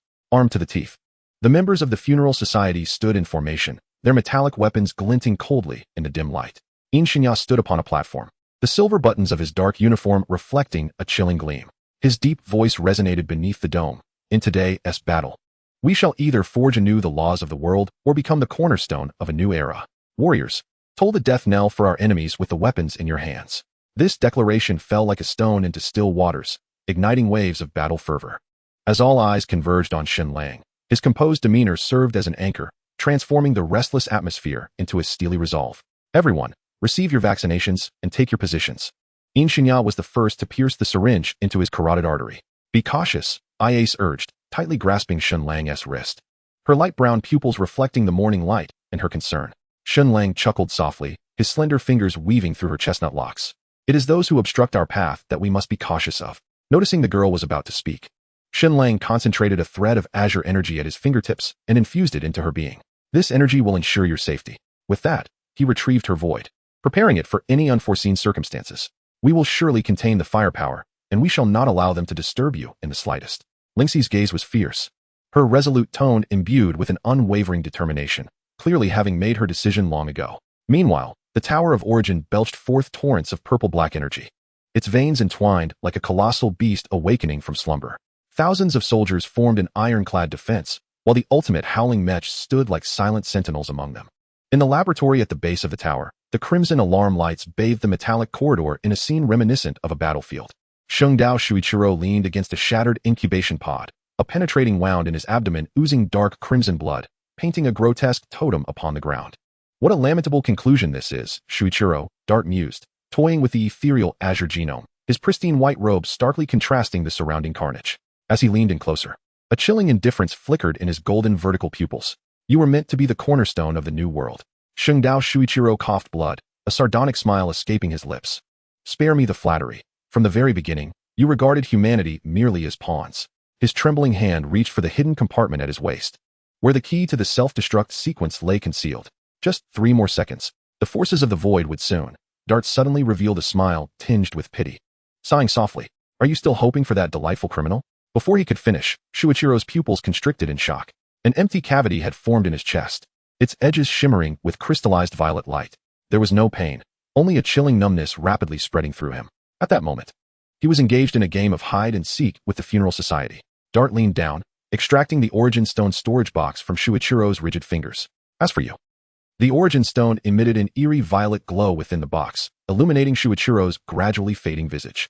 Just a minor pebble along the path of evolution. The alarm fell silent. Before succumbing to utter darkness, the last thing Shuichiro beheld was Dart gently bringing the void genome into contact with the Origin Stone, intertwining their energies into a spiraling column of light that pierced through the laboratory ceiling. Outside the light column, the void stood before the monitoring screen. Licking his lips with manic delight, his mouth torn to the roots of his ears, exuding a deranged smile. What a marvelous art of betrayal. Chapter 26. The Spear of Thor, Divine Retribution descends. Before Dawn's arrival, the sky had been stained a deep crimson. Shen Lang stood at the forefront of the funeral society, his black trench coat billowing in the tempestuous winds. Behind him stood the battle-ready warriors, Yuki and Lingxi quietly flanking his side. In the command room of the abandoned church, the blue glow of the electronic screen illuminated the taut profile of the young girl. Her fingers danced across the keyboard, her purple twin tails swaying slightly with her hurried movements. With a sudden strike of the enter key, the terminals of all members of the funeral society flickered to life, unveiling a three-dimensional tactical map. Crimson markers spread like a spider's web around the Tower of Origin. Listen closely. Dong's voice resonated through the encrypted channel, youthful yet unmistakably sharp. Team A, engage the eastern firepower along the designated route. Team B, provide cover for IA's breach on the western flank. Team C, facilitate the central breakthrough. Remember, the ultimate roar is to be handled by Shen Lang. Your mission is to eliminate the remaining foot soldiers. Outside the cathedral, warriors bumped fists and hurried to their assigned positions. The clang of metal, the chambering of firearms, and the hum of void weaponry intertwined into a battle hymn. All units, advance. The voice of Yang Xinyao was soft, yet resonated like a hammer striking a funeral bell. In the next instant, the members of the funeral society surged toward the Tower of Origin like a relentless tide. Gunfire tore through the night, the explosive flashes illuminating resolute faces. The defensive line was swiftly breached, the steel form of the ultimate roar disintegrating under the onslaught of void weaponry. Shen Lang, like a bolt of black lightning, tore across the battlefield, effortlessly cradling the slender waist of Yuki Kiri. Amidst the hail of bullets, he traversed the chaos with abandon. Wherever he passed, soldiers fell like waves of grain, none able to impede his relentless advance. Beneath the Tower of Origin, the roar of battle echoed. Members of the funeral society maneuvered through the ruins, the gunfire and explosions composing a grim symphony of death. The enemy soldiers retaliated fiercely, bullets pouring down like a torrential rain, yet they were held at bay by the steadfast maneuvering of IAs piloting the ultimate roar. However, just as they were on the verge of reaching the tower's base, the world abruptly began to unravel. The firmament tore open, a pitch-black fissure stretching across the sky. As a torrent of violet-black virus cascaded down like a celestial river. Thick clouds of the virus formed a colossal vortex above Tokyo. Countless crystals falling like tears of a demon. Boom. An ear-piercing revelation erupted from the summit of the Tower of Origin, sound waves manifesting as visible ripples in space, radiating from the tower and spreading throughout Japan. Wherever the sound waves reached, a genetic resonance ensued, passers-by freezing instantly, spiderweb-like purple crystal patterns emerging beneath their skin. Help me. A suited office worker extended a crystallized arm. The moment his fingertips grazed the air, his entire arm disintegrated into shimmering dust. Before his wails dissipated, his body crumbled like sand sculpture, rising into a purple mist on the wind. This was not an end, but a beginning. The exterior walls of Roppongi's skyscrapers peeled away like fragile eggshells, revealing the writhing veins of the virus within. The asphalt roads of Ginza curled and cracked as if rotting flesh. The cherry blossoms of Ueno Park crystallized into purple sculptures at the moment of their decay. The air was thick with crystalline dust, each breath laced with agonizing pain. Countless violet-black tornadoes pierced the heavens and earth, sweeping the shattered crystals toward the Tower of Origin, resembling a sacrificial offering of doom. Some survivors managed to endure, yet ultimately could not escape fate. As time wore on, their skin began to display spiderweb-like purple crystal patterns, gradually succumbing to the virus's insidious embrace. Only those members of the funeral society who had received vaccinations remained momentarily unscathed. Amidst the fierce gunfire, bullets and explosions relentlessly claimed lives, staining the shattered streets with blood as the death toll continued to rise. Suddenly, Yuzuki Kei collapsed to the ground, clutching her head with trembling hands. Her pink pupils contracted violently, and painful murmurs escaped her lips. No, this is not the song. The apocalyptic scene unfolding around them was precisely the awakening ritual meticulously orchestrated by Dart. He was using the souls of all Japan as offerings to rouse the slumbering Eve. Sakuma Mana. As a mere replica of Mana, Kei-Ri's consciousness began to tremble violently, resonating fatally with her original self. Shen Lang's eyes sparkled with lightning as he seized Kei-Ri's slender wrist. The crackling arcs of electricity instantly wove into a spherical barrier, isolating the girl from the outside world. Little Kei-Ri. Shen Lang's deep voice pierced through the veil of thunder. Kei-Ri's dazed pupils gradually focused, reflecting Shen Lang's stern visage. In the distance, the Tower of Origin trembled in resonance, as if some terrifying entity was on the verge of awakening. Hold on to me. Shen Lang drew Kei-Ri into his embrace, his cold gaze sweeping over the surging tide of the ultimate Roar Legion. The iron tide crushed the ruins, the metallic clang of armor resonating throughout the battlefield. Standing at the center of the chaos, Shen Lang raised one arm high, fingers spread wide. In an instant, countless bolts of lightning pierced the purple-black sky, intertwining to form a thunderous net that obscured the sun. Spear of the Thunder God. Shen Lang's voice was soft, yet resonated like a divine decree across the battlefield. Boom. The first thunder spear pierced the heavens. It was a colossal lance nearly 10 meters long, enveloped in dazzling blue and white electric light, its tip radiating energy that distorted the very air around it. Like a meteor, it descended with precision, penetrating the core of an ultimate roar, resulting in a violent explosion that obliterated everything within a 10-meter radius. The steel shell vaporized under the million-volt impact, turning to charred dust.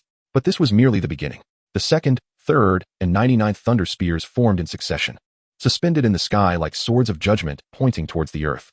With a gentle flick of his finger, Shen Lang declared, "Divine retribution." The storm of thunder spears descended like a torrential rain of destruction, each carrying a deathly intent with pinpoint accuracy. Boom, boom, boom. The cacophony of explosions melded into a singular roar as the steel bodies of the ultimate roar crumbled under the brilliance of the lightning. Some were pierced through their chests, their circuit boards exploding in a dazzling display. Others attempted to raise their shields in defense, only to be impaled along with their shields into the ground.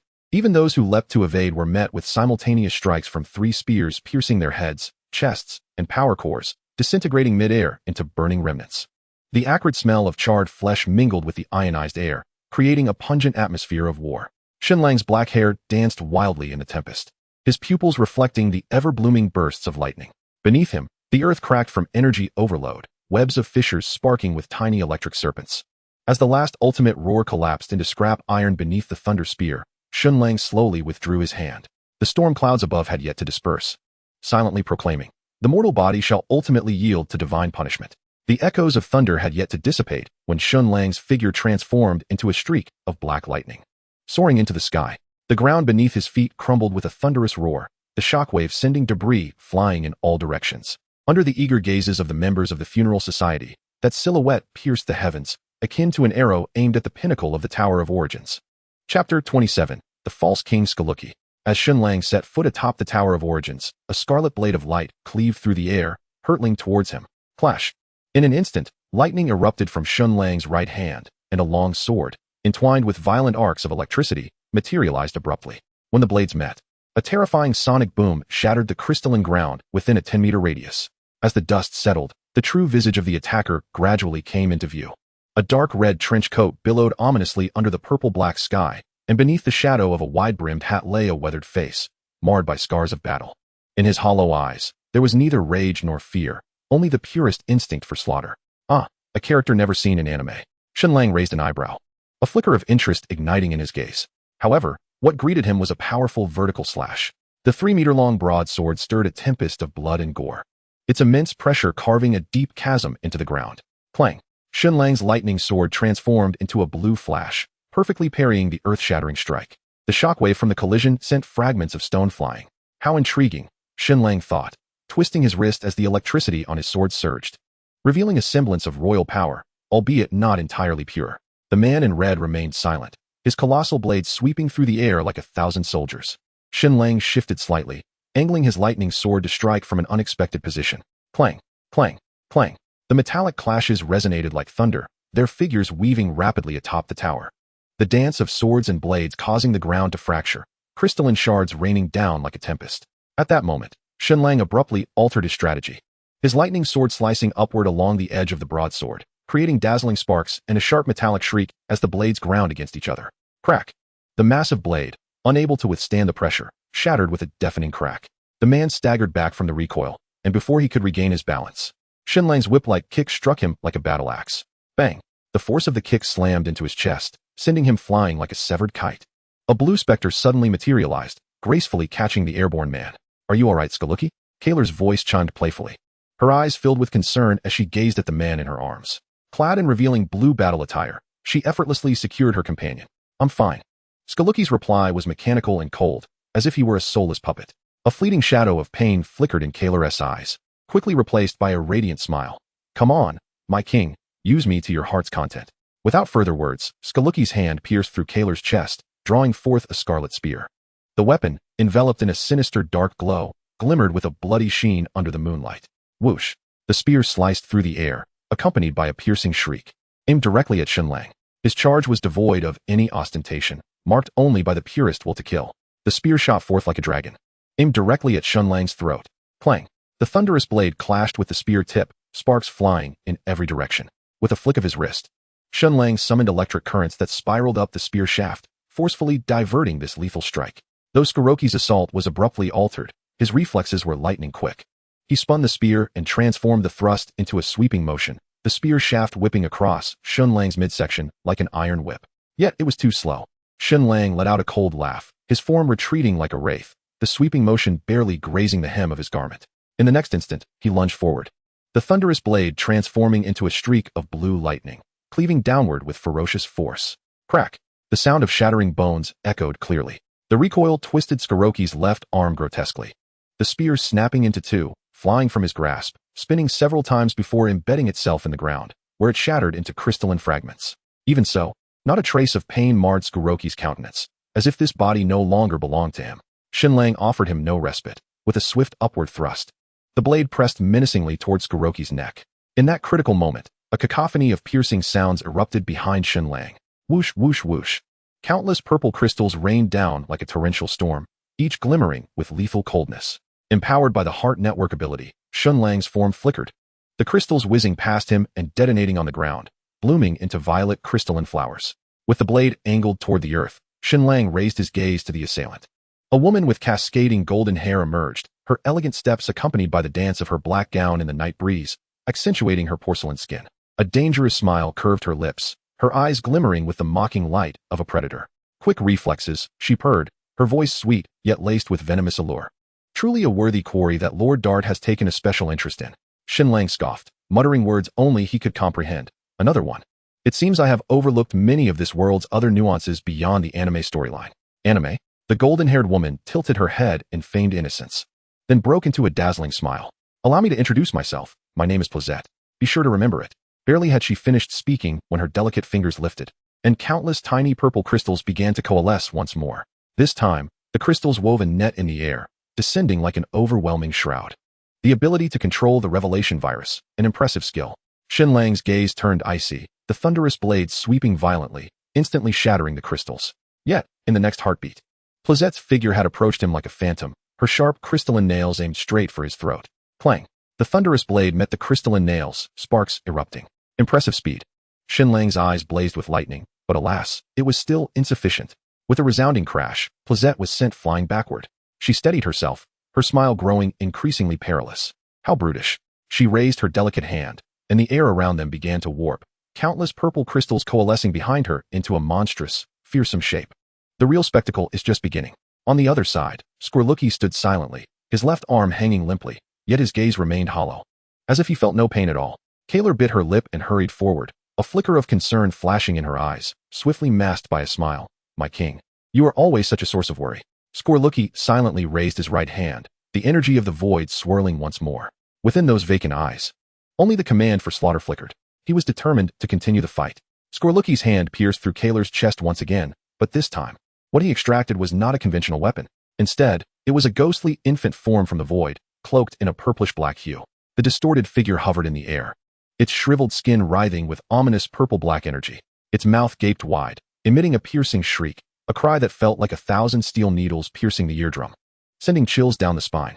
Most terrifying of all was its mouth, resembling a bottomless black hole, its edges lined with jagged crystalline fangs, perpetually opening and closing as if to devour everything in sight. Go forth, my king, Kaler said with a pale tenderness.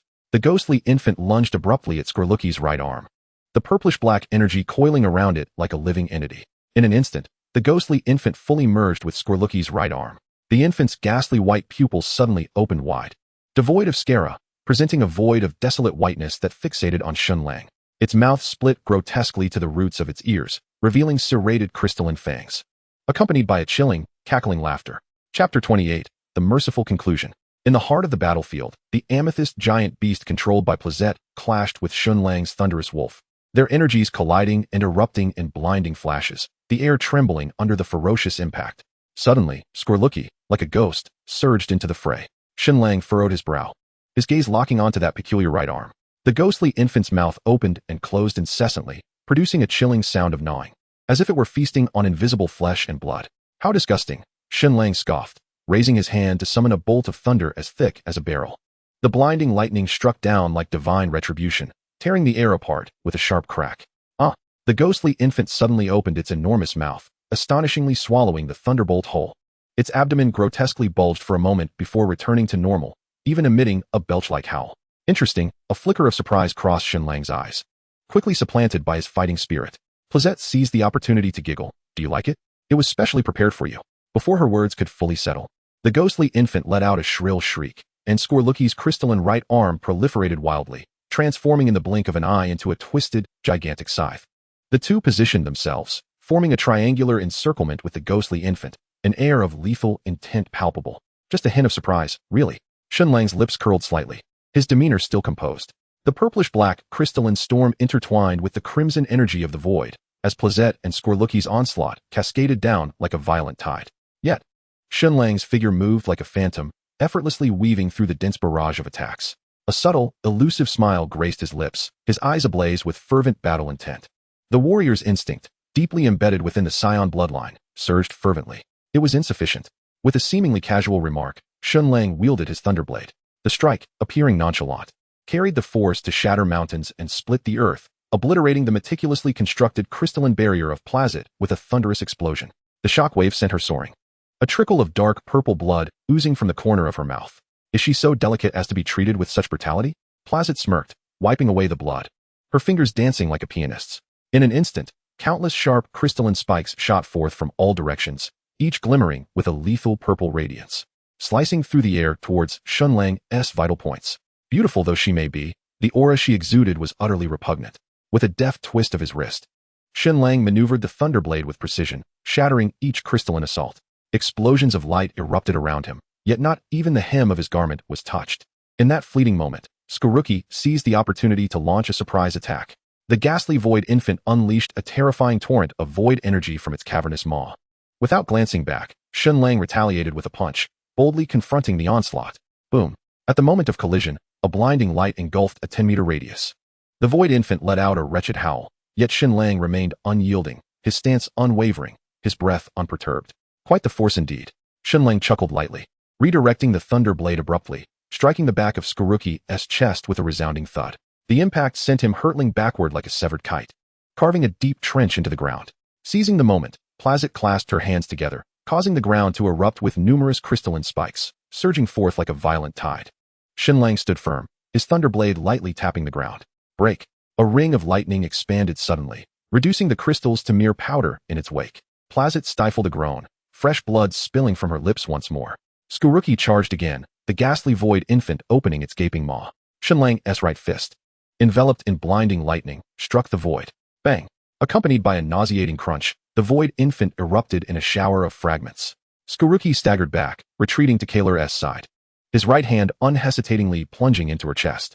The girl emitted a muffled groan, her already pallid complexion growing even more ghastly, a cry of agony escaping her lips. Yet she forced a smile. Continue, my king. Skorluki silently withdrew his hand, conjuring a massive crimson axe in his palm. The void energy surged violently, distorting the very light that passed through the blade. Shen Lang raised an eyebrow, positioning the thunder blade horizontally. Clang! The sound of metal striking metal reverberated across the battlefield. Skorluki's muscles tensed, the giant axe crashing down with tremendous force, yet Shen Lang held it steady with a single hand, unmoving. Is that all? A flicker of disappointment crossed Shen Lang's eyes as he gently flicked his wrist. Crack! The crimson axe shattered in response. Skorluki spat blood, still unsteady, as Shen Lang's sweeping kick struck like a battle axe. Thud! The distinct sound of fractured ribs echoed clearly. Skorluki was sent flying like a rag doll, crashing heavily into the distant ruins. Taking advantage of the situation, Plazette launched a deadly assault from the flank, her crystalline arm transforming into a sharp spear aimed directly at Shen Lang's throat. Shen Lang tilted his head slightly, the tip of his gun grazing his neck as he deftly grasped her wrist. With a crack, her crystalline arm instantly became adorned with a web of fractures. Shen Lang's fingers clenched, and her entire forearm shattered explosively, a deluge of purplish-black crystalline blood cascading forth. Plazette screamed in agony as she stumbled back, a wave of disappointment washing over Shen Lang. He flicked the electric sparks from his thunderblade, surveying the disheveled duo before him. Is this all the strength you possess? Plazette wiped the blood from her lips, a fierce glint igniting in her eyes. A sharp crystalline blade suddenly formed from her severed arm. Yet before she could take a single step, a flash of light sliced through the air. The crystalline blade was severed at the root, along with what remained of her left arm. A geyser of purplish-black blood erupted as Plazette staggered to her knees, yet her gaze remained fixed on Shen Lang. In the center of the battlefield, Shen Lang held his thunderblade at an angle toward the ground. His breath remained steady, as if the fierce battle had merely been a warm-up. Opposite him, the two experimental subjects were already battered and bruised, yet they still fought to rise. Did Dart send you to buy time? Shen Lang scoffed, but alas, you cannot even provide me with a proper challenge. He had seen through everything, yet chose not to intervene. After all, the resurrection of Sakura Mankai was something he welcomed. However, this initial skirmish had proven to be exceedingly dull. Suddenly, the background music ceased. The chilling melody of the apocalypse abruptly halted. The swirling tempest of purplish-black crystals gradually dissipated as Shen Lang looked down, his gaze penetrating through layers of buildings, seemingly catching sight of Dart's triumphant smile. It appeared that the time for entertainment was drawing to a close. The thunderblade in Shen Lang's hand twisted, the violent electric energy crackling and surging. He regarded the two struggling to rise, his voice turning icy. The stench of decay emanating from you is repulsive. As a parting gift for accompanying me in my leisure, I shall send you on your way. No longer the beauty she once was, Plazette's severed arm continued to drip with crystalline blood. Skaruki's right arm had twisted grotesquely, yet it still mechanically lifted, plunging once more into Kaler's chest. This time, it drew forth not a weapon, but a mass of chaotic purplish-black energy, pulsating like a malformed heart. Plazette took a deep breath, her crystalline power boiling to its zenith. A wicked smile curled upon her bloodied lips. At the very least, I must make you take this seriously. The disdain in Shen Lang's eyes gradually faded, replaced by a genuine aura of lethal intent. As you wish. The thunderblade in his hand erupted with blinding brilliance, the ferocious thunder coiling around the blade like an enraged dragon, the energy surging as the air itself warped. Plazette and Skaruki charged simultaneously. Boom. Shen Lang executed a horizontal slash, the thunderblade transforming into a colossal 60-foot-long blade of lightning in an instant, sweeping away all in its path. The blade released a dazzling burst of light. Where the blade passed, space appeared to be torn asunder. The purplish-black crystals and the crimson void energy all obliterated. The moment Plazette and Skaruki's bodies met the blade's edge, they were consumed by the rampaging lightning. Their screams stifled before they could escape their lips, dissolving into wisps of black smoke carried away by the wind. As the brilliance faded, Shen Lang's figure materialized before Kaler. The azure-haired maiden knelt upon the ground, her complexion as pale as parchment. She gazed quietly in the direction where Skaruki had vanished, a smile of liberation gracing her lips. Without hesitation, Shen Lang thrust his lightning blade forward. With a soft thud, the blade pierced her abdomen, unleashing a surge of electricity that enveloped her entire form. Keeler's body began to disintegrate, transforming into particles of violet-black light. Yet, she did not struggle. Instead, she gently closed her eyes and whispered, "Thank you." As her words faded, Keeler's figure completely vanished, leaving only a whisper of wind in its wake. Shen Lang dismissed the lightning blade and stood in silent contemplation. He was unaware of the shared past of these three souls, but the serenity and relief in the girl's final gaze conveyed a sense of release. Perhaps, for the already departed spirits, eternal rest is the most benevolent conclusion. Chapter 29. The battle song resounds. Shen Lang descended the steps of the Tower of Origins at a measured pace, the violet-black crystals beneath his feet producing a delicate sound. Upon pushing open a crystalline door, a vast space unfolded before him, entirely enveloped in violet-black crystals. Countless prismatic formations jutted from the ground towards the ceiling, refracting an eerie luminosity in the dim light. The entire chamber seemed to be suspended by some unseen force, the very air tinged with a faint purple hue. At the heart of this space, a series of steps rose like an altar. Atop the steps stood a girl with cherry blossom pink hair, tightly embracing a youth clad in black, with chestnut locks. The girl's violet-black gown melded seamlessly with the boy's dark attire in the crystalline radiance, their silhouettes appearing as countless overlapping shadows locked in embrace. Dart stood beside them, his pale fingers caressing the crystalline scepter. He tilted his head slightly, a peculiar smile playing upon his lips, as if presiding over a forbidden wedding. In this crystalline sanctum, the Adam and Eve of the New World had consummated their union. The sound of applause echoed sharply in the violet crystal space. Sakura Monica suddenly released her embrace. Turning alertly, Sakura Manami elegantly adjusted her skirt, a subtle smile gracing her lips. "I hope I am not intruding," she remarked. Shen Lang tilted his head, a playful smile upon his face. Sakura Monica's fingers twitched involuntarily, a tempest of fear and fury swirling in her eyes. "You," she exclaimed. Sakura Manami gently pressed her hand on Sakura Monica's trembling shoulder, regarding Shen Lang with keen interest. "What an intriguing guest we have," she mused. However, she tilted her head, her cherry blossom hair cascading like a waterfall. To interrupt someone's wedding is rather impolite, don't you think? Shouldn't weddings be open to guests? Shen Lang feigned innocence, raising his hands in mock surrender, before tenderly brushing his fingers through the hair of the girl in his arms, Yuki. Despite their identical features, the hint of worry in Yuki's brow rendered her even more lively and endearing. Shen Lang lowered his gaze, inhaling the faint fragrance of the girl's hair, causing a smile to unconsciously form on his lips. It seems you have a point, Sakura Manami suddenly exclaimed joyfully, wrapping her arm around Sakura Monika's. Like a child who has just acquired a new toy, Dart maintained his confident demeanor, lightly tapping his scepter against the ground. Shen Lang, the gates to the new world have already swung wide open. Departing from this moment, I can grant you a place in the new world. Oh? Shen Lang raised an eyebrow, a glimmer of mockery flashing in his eyes. Should I then express my gratitude? Before his words could fully escape his lips, Shen Lang discreetly opened the system panel within his mind, silently augmenting his attributes. At this juncture, the true name of Sakura Manami possessed peak second-level strength. Yet she was devoid of practical combat experience, merely a weapon of the king, thus presenting a limited threat. Conversely, Sakura Maki appeared to have regained all her memories, her kingly power having evolved, elevating her realm to the mid-second level, though her four-dimensional attributes remained abysmally low. Even united, their combined strength could only reach the pinnacle of the second level. However, with that support, they might barely graze the edge of excellence, posing a slight threat to Shen Lang. Given this, it would be prudent to eliminate this faint menace personally. Throughout his journey, Shen Lang slaughtered numerous ultimate howlers, and with the addition of Praise It and his companions, his points accumulated to over 30,000. Thus, Shen Lang resolved to expend his points directly to elevate his realm to the third level. Therefore, the sentiment remains, I am waiting. What are you waiting for? To meet death? This is my first wedding. How could there be no witnesses? Sakura Manami said with a beaming smile, her eyes shimmering with a dreamlike radiance. However, this uninvited guest must behave and observe. Should the ceremony be disrupted, I would be quite troubled. Suddenly, Shen Lang arched an eyebrow and posed a piercing question. Are you not siblings? Can such a relationship culminate in marriage? What will you do if your child is born with a disability? Before his words could fade, Sakura Maki's face flushed crimson, her fingers whitening as they clenched, the joints emitting a disquieting crack. Sakura Manami's smile abruptly froze, a chilling glint surfacing in her gaze. The ignorant notions of the old world hold no significance before the new order, as long as it is what we desire. The entire world shall bestow its blessings upon us. Her voice sliced through the air like an icy blade. The child born of Maki and me will become the most perfect being of the new era. That holds some merit. Shen Lang feigned contemplation, nodding, but swiftly shifted his tone. However, your striking resemblance to Yuzuki Inori makes it exceedingly difficult for me to concur with this union. Your objections are of no worth. Dat smirked derisively. Your little girlfriend is but a poor imitation, a creature that scarcely qualifies as human. As Dat's words lingered, Yuzuki Inori's slender shoulders trembled slightly, her head bowing in silence. This scene pierced Shen Lang's heart. Though Inori uttered no words, Shen Lang could distinctly sense her distress today. She was his girl, and no one could harm her.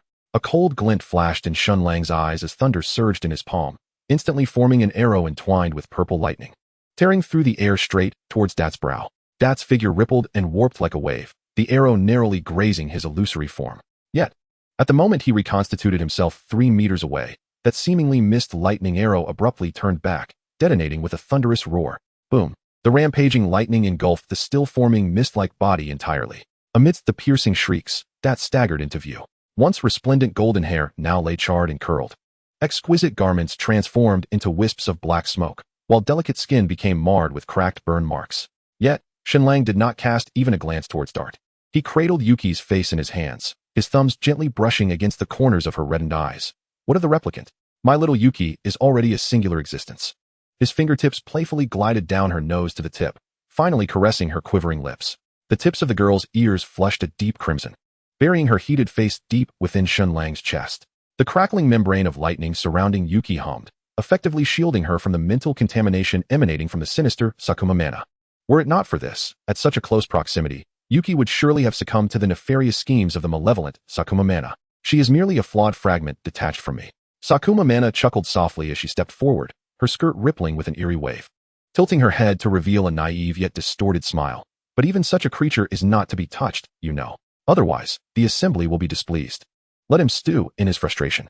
Shen Lang remained turned away, yet his right hand had already brushed against Yuki's hair. But you. Suddenly, he pivoted, his pupils igniting with a thunderous light. Was there truly still a consciousness of Sakuma Mana residing within this body ravaged by a virus? The air became palpably still. The noisy audience watched as the smile on Sakuma Mana's face peeled away like a faded oil painting, revealing the cold, mechanical visage underneath. It is time for you to exit. After so much idle chatter, it was time to send you on your way. Shen Lang stepped forward, and a violent tempest of energy erupted around him. The entire space began to tremble, yet Yuki in his arms remained undisturbed. The girl's snow-white arms unfurled like wings. Her crystal-clear eyes already brimming with affection. Lang, please make use of me. Indeed, as Shen Lang's starry right hand slowly penetrated Yuki's chest, a haunting purple glow surged beneath her flawless skin. Countless strands of void energy coalesced into tangible ribbons of light, as if alive, entwining around his arm and leaving behind a trail of mesmerizing luminescence in the air. The space began to hum under the unbearable strain as a colossal sword, pulsating with dark purple energy, gradually took shape within the twisted void. The blade was broad and stable, with dangerous sparks of void fire flickering at its edge, while ancient runes along the spine illuminated one by one, exuding an oppressive aura. In a moment of reverie, a battle hymn slowly resonated, like a prelude heralding this fateful confrontation. Chapter 30. After unleashing power, the joy of battle fades. As the purplish-black void greatsword in Shen Lang's hand solidified, the dark energy coiling around its edge undulated like a breath. The opposing Sakuma Jin also moved. He extended his right hand towards Sakuma Mana and his left towards Dart, forcibly extracting two entirely different void powers from the chests of both individuals. The void of Sakuma Mana transformed into a crimson stream of light, while Dart's crystallized into a deep blue essence. The two forces intertwined and fused within Sakuma Jin's palm, ultimately coalescing into a resplendent holy sword. The blade, crystal clear, flowed with interlaced red and blue energy veins within, emanating a divine yet suffocating pressure. Boom.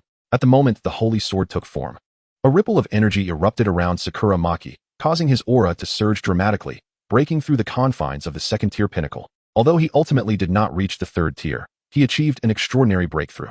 Shen Lang raised an eyebrow, a fleeting glimmer of surprise flashing in his eyes, soon replaced by a more fervent battle spirit. A smirk graced his lips as he tilted his great sword towards the ground, his tone laced with amusement. How intriguing that the power of the world can elevate you to such heights. Come, let me see how many of my strikes you can withstand now. Sakura Maki did not respond, yet the knuckles of his gripping hand turned white. The power within him surged forth like a torrent, far surpassing his previous strength. This was a force sufficient to cleanse the shame of earlier defeats and to repay the debt of blood. With a fierce cry, a radiant array of light unfolded beneath Sakura Maki's feet, the ground cracking violently under the explosive force. Utilizing the recoil, he shot towards Shen Lang like a cannonball, the holy sword trailing a vivid tail of red and blue light, executing a fierce vertical strike aimed directly at Shen Lang's head. Clang!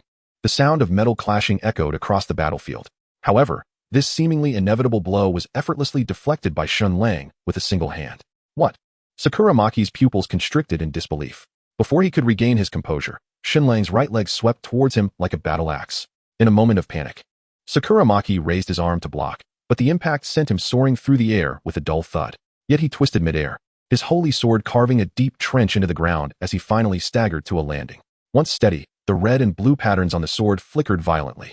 Gritting his teeth, a ruthless glint flashed in Sakura Maki's eyes. It wasn't over yet. Sakura Maki suddenly plunged his holy sword into the ground, causing blinding light to erupt from the blade. In an instant, countless chains of light burst forth from the earth, coiling towards Shen Lang's limbs like venomous serpents. Simultaneously, Sakura Maki's left hand formed a fist, and behind him stood a dozen expressionless puppets, each chosen as weapons of the king. One among them radiated brilliance, a crimson spear forcibly drawn forth, hurtling towards Shen Lang's chest. A dual assault. Yet Shen Lang merely chuckled lightly. With a flick of his wrist, the runes on his purple-black great sword flared to life, unleashing a sweeping ring of sword energy that shattered the chains of light in an instant. Facing the incoming spear, Shen Lang showed no inclination to evade. He casually reached out with his left hand. Crack! The spear was effortlessly crushed into a scattering of red light. Is this all you are capable of? Shen Lang dismissed the remnants with a flick of his hand, his tone dripping with disdain. Sakura Maki's expression turned ashen, while Sakura Maki's true name and Dart's faces darkened ominously. In the next moment, Sakura Maki leaped high into the air, his holy sword raised above his head, the energy within it gathering frantically, ultimately transforming into a dazzling beam of red and blue light that spanned the heavens. Divine judgment.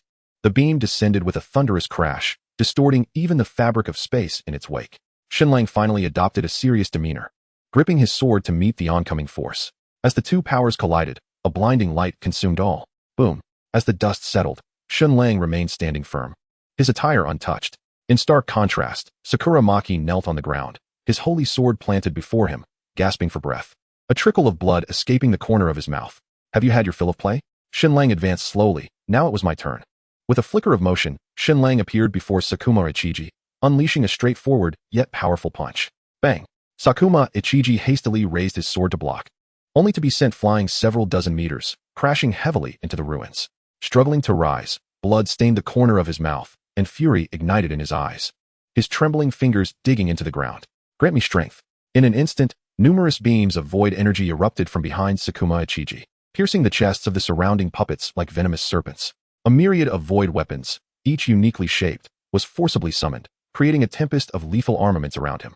Twin blades, long halberds, scythes, and rings. Each weapon surged with distorted void energy, overwhelming Shen Lang in a torrential assault. Futile.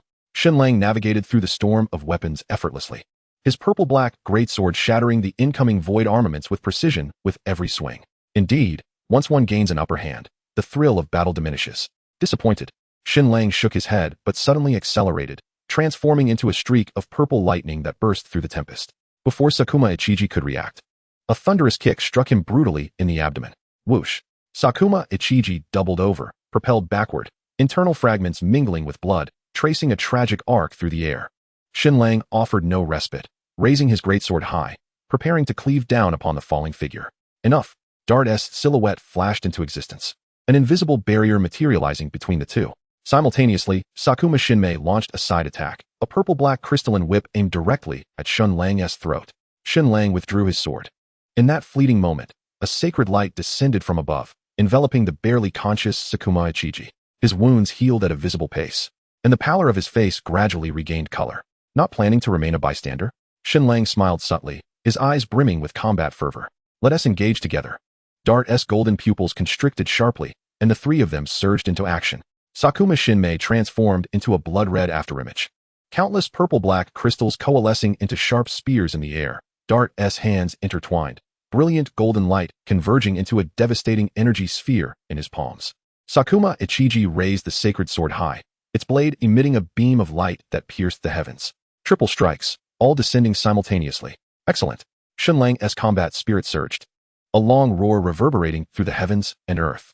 Violet blue lightning erupted from within him, radiant wings of light unfurling behind him, wings of freedom. As the wings flapped, each feather crackled with violent thunder, obliterating the incoming crystalline spears. Strike! Both hands gripping the sword, Shen Lang delivered a simple yet powerful downward slash. Where the blade passed, space seemed to tear asunder. Dart's golden energy sphere cleaved in two. The residual sword energy crashed heavily into Dart's chest, sending him flying like a severed kite, crashing through 3 layers of crystalline walls before finally coming to a halt. The beam of the sacred sword from Sakuma Ichiji loomed overhead. Shen Lang's wings interlocked in defense. Amidst the blinding light, he spun, his right leg sweeping horizontally like a battle axe. Bang! The hastily formed crystalline shield of Sakuma Shinmei shattered in response. A powerful kick struck her abdomen, sending her flying backward, blood gushing forth. Sister! Sakuma Kiyoshi's eyes widened in fury as he swung his holy sword in a horizontal arc, aiming directly for Shen Lang's waist. Shen Lang scoffed, and in an instant, 2 dazzling bolts of lightning erupted from his eyes. Boom! Sakuma Kiyoshi was hit head-on by the lightning, his body convulsing as he was propelled backward. However, during his descent, he gritted his teeth and unleashed 8 chains of light, ensnaring Shen Lang's limbs with unyielding tenacity. At the same moment, from afar, Sakuma Masami endured excruciating pain. Forming hand seals. Confinement. Dozens of purple-black crystalline chains erupted from the ground, coiling around Shen Lang like a colossal serpent, wrapping him in an impenetrable embrace. Had they succeeded? Sakuma Kiyoshi knelt on one knee, a triumphant smile gracing his lips. Yet, in the next instant, crackle, the deafening sound of thunder reverberated across the battlefield. The lightning surging from Shen Lang shattered all bindings into oblivion. His figure vanished in an instant, reappearing before Dart. The game shall come to an end. The void greatsword descended mercilessly. Chapter 31, Hidden Achievement. Shen Lang's sword cleaved through the air, the purple-black energy of the void seething upon the blade. Aimed directly at Dart's throat. Dart's golden pupils constricted sharply, his form instantly phasing out, twisting and dissipating like ripples on water. The sword's edge pierced through his afterimage but failed to reach the corporeal.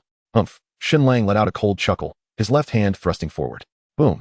A violent thunder erupted from his palm. Blinding bolts of lightning resembling a multitude of sharp steel needles violently tore at the surrounding space. The air became ionized. emitting a piercing shriek, and even the fabric of space twisted and scorched under this force, as if being seared by a red-hot iron. Ugh! Dart was forcibly expelled from his phasing state, his golden hair dancing wildly amidst the lightning. He attempted to phase again, but the chaos of the space sealed off his escape. Shen Lang's hand gripped his neck like a vice, the power of thunder surging through his fingers into Dart's body. Still wishing to struggle? Shen Lang's gaze was icy. Do you think you are worthy? Dart's body convulsed, a golden energy barrier flickering madly at his surface, desperately trying to fend off the incursion of thunder. Yet, the disparity in their levels was insurmountable, far beyond what mere worldly power could compensate. Let him go. Sakuma Akiyoshi roared as he charged forward, his holy sword emitting a brilliant radiance, while Sakuma Masami manipulated the purple-black crystals into a rain of sharp spikes targeting Shen Lang. Unfazed, Shen Lang swept the void greatsword, unleashing a crescent-shaped sword aura that forced both of them back, carving deep trenches into the ground. Simultaneously, the sky darkened abruptly. Wild thunder converging above, as a colossal sword of lightning, dozens of meters long, slowly took shape. The sword of Damocles. The blade, entwined with destructive lightning, shattered the surrounding space merely by its presence. This is true judgment. Shen Lang spoke coldly as the massive sword thundered down. No. Dart's eyes widened in terror as he desperately summoned worldly power to resist, but as the sword swept through, all defenses crumbled like thin paper. The overwhelming aura of death locked onto him completely. He could neither phase nor evade, only watch helplessly as the annihilating lightning consumed him. Boom! The colossal sword descended, shattering the tower, and a blinding flash of lightning surged skyward, reducing the origin tower to mere ashes in a single strike. Dart's form disintegrated within the tempest, golden energy utterly obliterated. His anguished scream echoed, but ultimately, bang! The avatar of the world's consciousness, unwillingly, transformed into dust, dissipating entirely into the void. Ding! Points, 491. Ding! Congratulations, host, for completing a hidden achievement. You have earned one lottery opportunity. The sudden disappearance of the origin tower, coupled with the lingering flames of the sword of Damocles, cast an eerie silence over the battlefield. In the heart of the conflict, only emptiness remained, while the surviving soldiers, whether from the funeral society or otherwise, stood frozen, as if they had forgotten how to breathe. Iace Mech abruptly halted, her heart nearly ceasing its rhythm, until she beheld that familiar figure, allowing her to exhale in relief as her taut nerves finally relaxed. Shen Lang, cradling Yuzuki, stood proudly amidst the void, his dark garb billowing in the tempest. In the distance, the gunfire from the abyssal god ceased abruptly. His gaze pierced through the battlefield, fixated on the Sakuma siblings, safeguarded by a spherical barrier. Sakuma Mana, already stained with blood, leaned weakly against her brother, Sakuma Giku, whose jaw was clenched tightly, the holy sword in his grasp dim and lifeless, while the spherical void barrier flickered defiantly, shielding them both. Shen Lang did not rush to pursue them, temporarily suppressing the system's notifications. He slowly lowered his gaze, surveying the remaining forces on the ground still struggling in defiance. I shall send you on your way. His cold words fell like a death knell as he raised one hand skyward. Boom! A blinding bolt of lightning shot upwards, and in an instant, the entire sky was veiled in storm clouds. The next moment, countless bolts of thunder rained down like a tempest. Each flash of lightning zeroed in on a soldier. And in the searing brilliance, steel melted and flesh vaporized, all enemies reduced to nothingness in the blink of an eye. Is it over? The members of the funeral society stared blankly at the scene, only to erupt in thunderous cheers moments later. Some knelt weeping, others embraced in celebration. While many gazed up at that godlike figure with fervent admiration, Shen Lang remained indifferent to the cacophony of cheers. He slowly turned, his icy gaze piercing through the space, ultimately landing on the two within the barrier. Sakuma Giku instinctively shielded his sister, raising the holy sword with trembling hands. Meanwhile, Sakuma Mana lifted her bloodied face, her crimson eyes shimmering with a complex light. Giku, we must bring this to an end, she whispered, her fingertips caressing her brother's cheek, her blood-stained lips quivering, as if they had yet to accomplish anything. Suddenly, she smiled, a hint of self-mockery in her expression. Rebirth and death truly are a cruel jest. Sakuma Mana's fingers trembled slightly as she gripped her brother's sleeve tightly. She raised her face, gazing at the figure above, a vision of a demon. On Shen Lang's sword's edge, dark purple void energy began to coalesce, the oppressive sense of death almost suffocating. Sakura Mana's eyes fell, her long eyelashes casting shadows upon her pale visage. The so-called Eve was ultimately just a powerless little girl. She was neither skilled in combat nor passionate about it. In the face of an insurmountable disparity in strength, even the thought of resistance seemed absurd. Yet, how she longed to fight against her fate. She merely wished to be with her sister, Sakura Miki, to create a new world together, to remain intertwined for eternity. Sakura Miki sensed her trembling and tightened her embrace around her sister's shoulders. Her gaze, once evasive, now bore down like tempered steel upon Shen Lang. The spherical barrier shattered with a resounding crack, dissipating into flecks of light. Sakura Miki steadied Sakura Mana as she rose to her full height. The holy sword in her hand had long since dimmed, yet she stood tall, like a drawn blade ready for battle. Shen Lang, Sakura Miki roared. Her voice stripped of its former timidity, now ablaze with a fierce resolve. Even in the face of inevitable defeat, she would fight to the death with the dignity of a queen. The holy sword erupted with a final crimson glow as she charged at Shen Lang, only to be repelled by a casual stroke of his blade. Shen Lang's figure flickered like a specter, appearing before Sakura Mana in an instant. The purplish-black void sword was raised high, casting a shadow of death upon her. Sakura Mana attempted to struggle, but the lightning that erupted from Shen Lang's eyes pierced through her body, rendering her limbs numb and immobile. She could only widen her eyes in horror, watching as the grim sword descended mercilessly. Mana. At that moment, a dark figure flashed like the wind, enveloping Sakura Mana in a tight embrace just as the sword was about to strike. Yang Xinya? Sakura Mana stared blankly at the sudden apparition, the name surfacing from the depths of her memory. Yang Xinya turned his back to the descending blade, pressing Sakura Mana's face against his chest, a serene smile gracing his lips. At last, we have reached this moment, he whispered, as if this was not an encounter with death, but a long-awaited reunion. However, Shen Lang's sword showed no sign of halting. The sound of the blade slicing through flesh was chillingly clear. The void and the power of thunder consumed their forms like a relentless tide, flesh turning to glimmering particles of light. Sakura Mana's fingers grasped futilely at Yang Shinya's shoulder. In the fleeting moment before complete dissolution, a flicker of understanding shone in her eyes, quickly solidifying into eternal regret. Yang Shinya gazed tenderly at her, allowing his outline to blur within the radiance. In that instant, it felt as though a decade of yearning had finally found redemption. The origin ring clattered to the ground, echoing hauntingly across the desolate battlefield. Sakura Miki's outstretched arm crystallized into a silhouette of despair, with remnants of light still clinging to her fingertips. She opened her mouth, yet no cry of sorrow escaped her lips. Amidst the cascading light, Shen Lang slowly sheathed his sword, his gaze sweeping over the dispersing motes. He had sensed Yang Shinya's movement from the very beginning, but chose not to intervene, for this was a man's determination. Perhaps this was their finest conclusion. Chapter 32. Wait for me. I haven't boarded yet. The death of Yan Shinya struck the hearts of the members of the funeral society like a heavy hammer. They stood in silence. Some clenched their fists, others bit their lips, yet none questioned his decision. Though they did not comprehend, they offered their respect. A bond forged through experience is akin to love. Shen Lang bent down to retrieve the origin ring. The delicate purple band was exquisitely crafted, yet within it lay a dormant energy that sent shivers down one's spine. However, for the current Shen Lang, it was merely an elegant trinket. As for Sakumajiki, stripped of his true name and dart, he no longer posed any threat. Curse you! Let me go! I will kill you! Sakumajiki roared, his neck veins bulging with fury, trembling with rage. Alas, an unseen force held him firmly in place. His struggles were in vain. Shen Lang raised his hand impassively, silencing even Sakumajiki's final scream.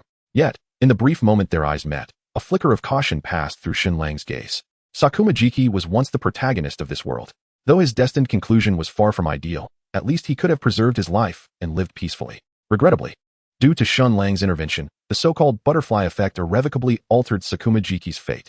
By mere happenstance, he became a pawn of dart, ultimately standing against his own interests. Thus, confronted by a more formidable protagonist, this so-called native hero was relegated to the role of a mere supporting character, meeting his end in resentment. To avert a similar fate for himself, Shen Lang resolved to heed this lesson. He must not act impulsively, exposing his vulnerable self to more powerful adversaries. By fostering steady growth, he would one day determine his own path, unencumbered by the whims of others. Has the storm passed, then? Yuzuki Ki raised her small face, her pink eyes brimming with anticipation. Shen Lang tousled her silky hair, replying, "It appears to have reached a conclusion." Before he could finish, Iace rushed over, breathless. "Shen Lang, are you all right?" Her chest heaved, and damp strands of hair clung to her forehead. Shen Lang leaned closer, a mischievous grin on his face as he whispered near her flushed ear, "Not only am I fine, but tonight, we could engage in 100 battles." The warmth of his breath caused Iace to blush fiercely, her cheeks transitioning from her ears to her neck. "You rascal, always so inappropriate," she exclaimed, stamping her foot. "Come on, Ki, we're leaving." Yet, Yuzuki remained immobile, quietly observing the two, a gentle smile gracing his lips. "You Iace," he said, with a hint of teasing in his tone, "are you not in the same predicament?" "Haha, remember to leave the door open for me tonight," Shen Lang interjected, pulling the flustered Iace closer and lowering his voice. "You performed splendidly today. You deserve a proper reward." "What nonsense are you spouting?" Iace retorted, attempting to escape, her earlobes crimson. At that moment, Shifeng pushed up his glasses, approaching with the remaining members of the funeral society, his gaze steady and profound behind the lenses. Shen Lang. Shifeng's voice was low. What are your plans moving forward? Shen Lang shook his head lightly, understanding his intent. My sole objective is the true name of Sakuma. As for this nation or any other matters, you may consult the head of the offering house. The lens of the quadrant flashed with a glimmer, and with a knowing nod, he acknowledged the instruction. Beside him, Argo scratched his head and pointed carelessly at the imprisoned Sakura Manji. What shall we do with this fellow? He possesses the power of a king and is quite a dangerous individual. With a casual motion of his right hand, Shen Lang forcefully extracted a chaotic energy from within Sakura Manji. The void-like vortex swirled in the palm of Shen Lang, at times resembling ethereal mist, at others a tangible chalice, ultimately entwining around his fingertips. He will serve a purpose, Shen Lang asserted, his gaze sharpening. Under the watchful eyes of the crowd, Shen Lang slowly slid the ring of origin onto the index finger of his right hand, raising it high above his head. In an instant, the void of Sakura Manji erupted in a dazzling display of purple-black light from Shen Lang's palm. The energy vortex rapidly expanded from the ring's center, swiftly shrouding the entire sky and continuing to spread across Tokyo. The power of the void began to resonate. Countless purple light points ascended from every corner of Tokyo, surging towards the vortex in the sky like rivers returning to the sea, ultimately converging into Shen Lang's palm. These were the viruses emanating from the origin stone, and Shen Lang's task was to reclaim them all. The purple-black storm intensified. Above the heavens, a luminous band formed from crystallized viruses meandered like a brilliant galaxy through the dark clouds. Simultaneously, those semi-crystallized infected individuals in the Roppongi area began to convulse violently. The purple-black crystals on their bodies fell away, transforming into countless tiny particles of light that ascended into the sky. The earth began to tremble. A little girl curled up amidst the ruins suddenly opened her eyes wide. The crystals on her arm were visibly dissolving, revealing her long-forgotten skin. Mommy, it doesn't hurt anymore, she said, bewildered, as she touched her restored arm. The same miracle unfolded across the globe, beneath Tokyo Tower. A group of individuals crystallized to their chests suddenly kneeled, their purple crystals dissipating like receding tides, before Notre Dame Cathedral. A praying nun discovered that the crystallization on her fingertips had vanished. In Central Park, an elderly man crystallized up to his neck suddenly erupted into a fit of coughs, the cracked purple crystals falling away to reveal long-lost pale skin. Countless strands of purple-black energy converged from all directions, forming a resplendent galaxy in the sky, ultimately pouring into the small ring. The ring of origin gradually transformed into a deep purple crystal, with what seemed like nebulae slowly rotating within. When the last wisp of viral energy was fully absorbed, the world fell into a brief silence. Subsequently, cries and cheers erupted from various locales, celebrating survival against adversity. Ding! Congratulations, host, for completing the mission. Rewards have been dispatched to your backpack. Please retrieve them. Return countdown, 167, 59, 59. With the notification of mission completion ringing out, Sakura Manji's value ceased to exist. His life or death held no significance for Shen Lang. However, since he chose to wield his sword against him, he had become an adversary. When confronting adversaries, Shen Lang adheres to a singular, unyielding principle: to eradicate the roots of the problem, lest it be revived by the spring breeze. In the blink of an eye, the form of Sakura Manami disintegrated like sandcastles, dissipating into a cloud of ash. Shen Lang encircled Iace's delicate waist with his left arm, while his right hand embraced Yuki's shoulder, transforming into a streak of light that soared towards the heavens before the attendees of the funeral society could react.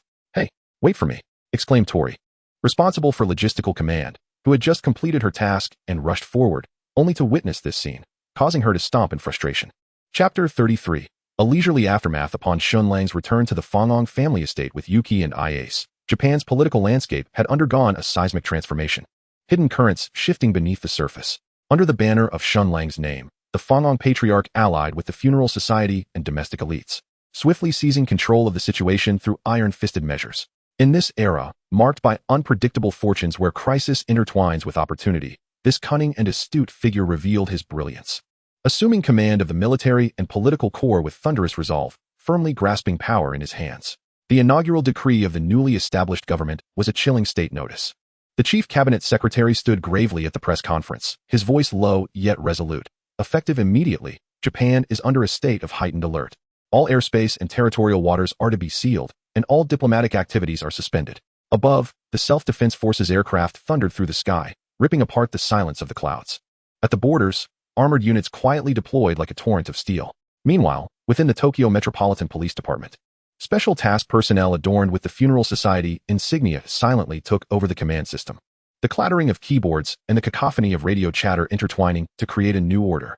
As the night deepened and the undercurrents of power transition still simmered, Shen Lang quietly pushed open Ia's bedroom door. Indeed, though this girl feigned obstinacy, her actions spoke of honesty.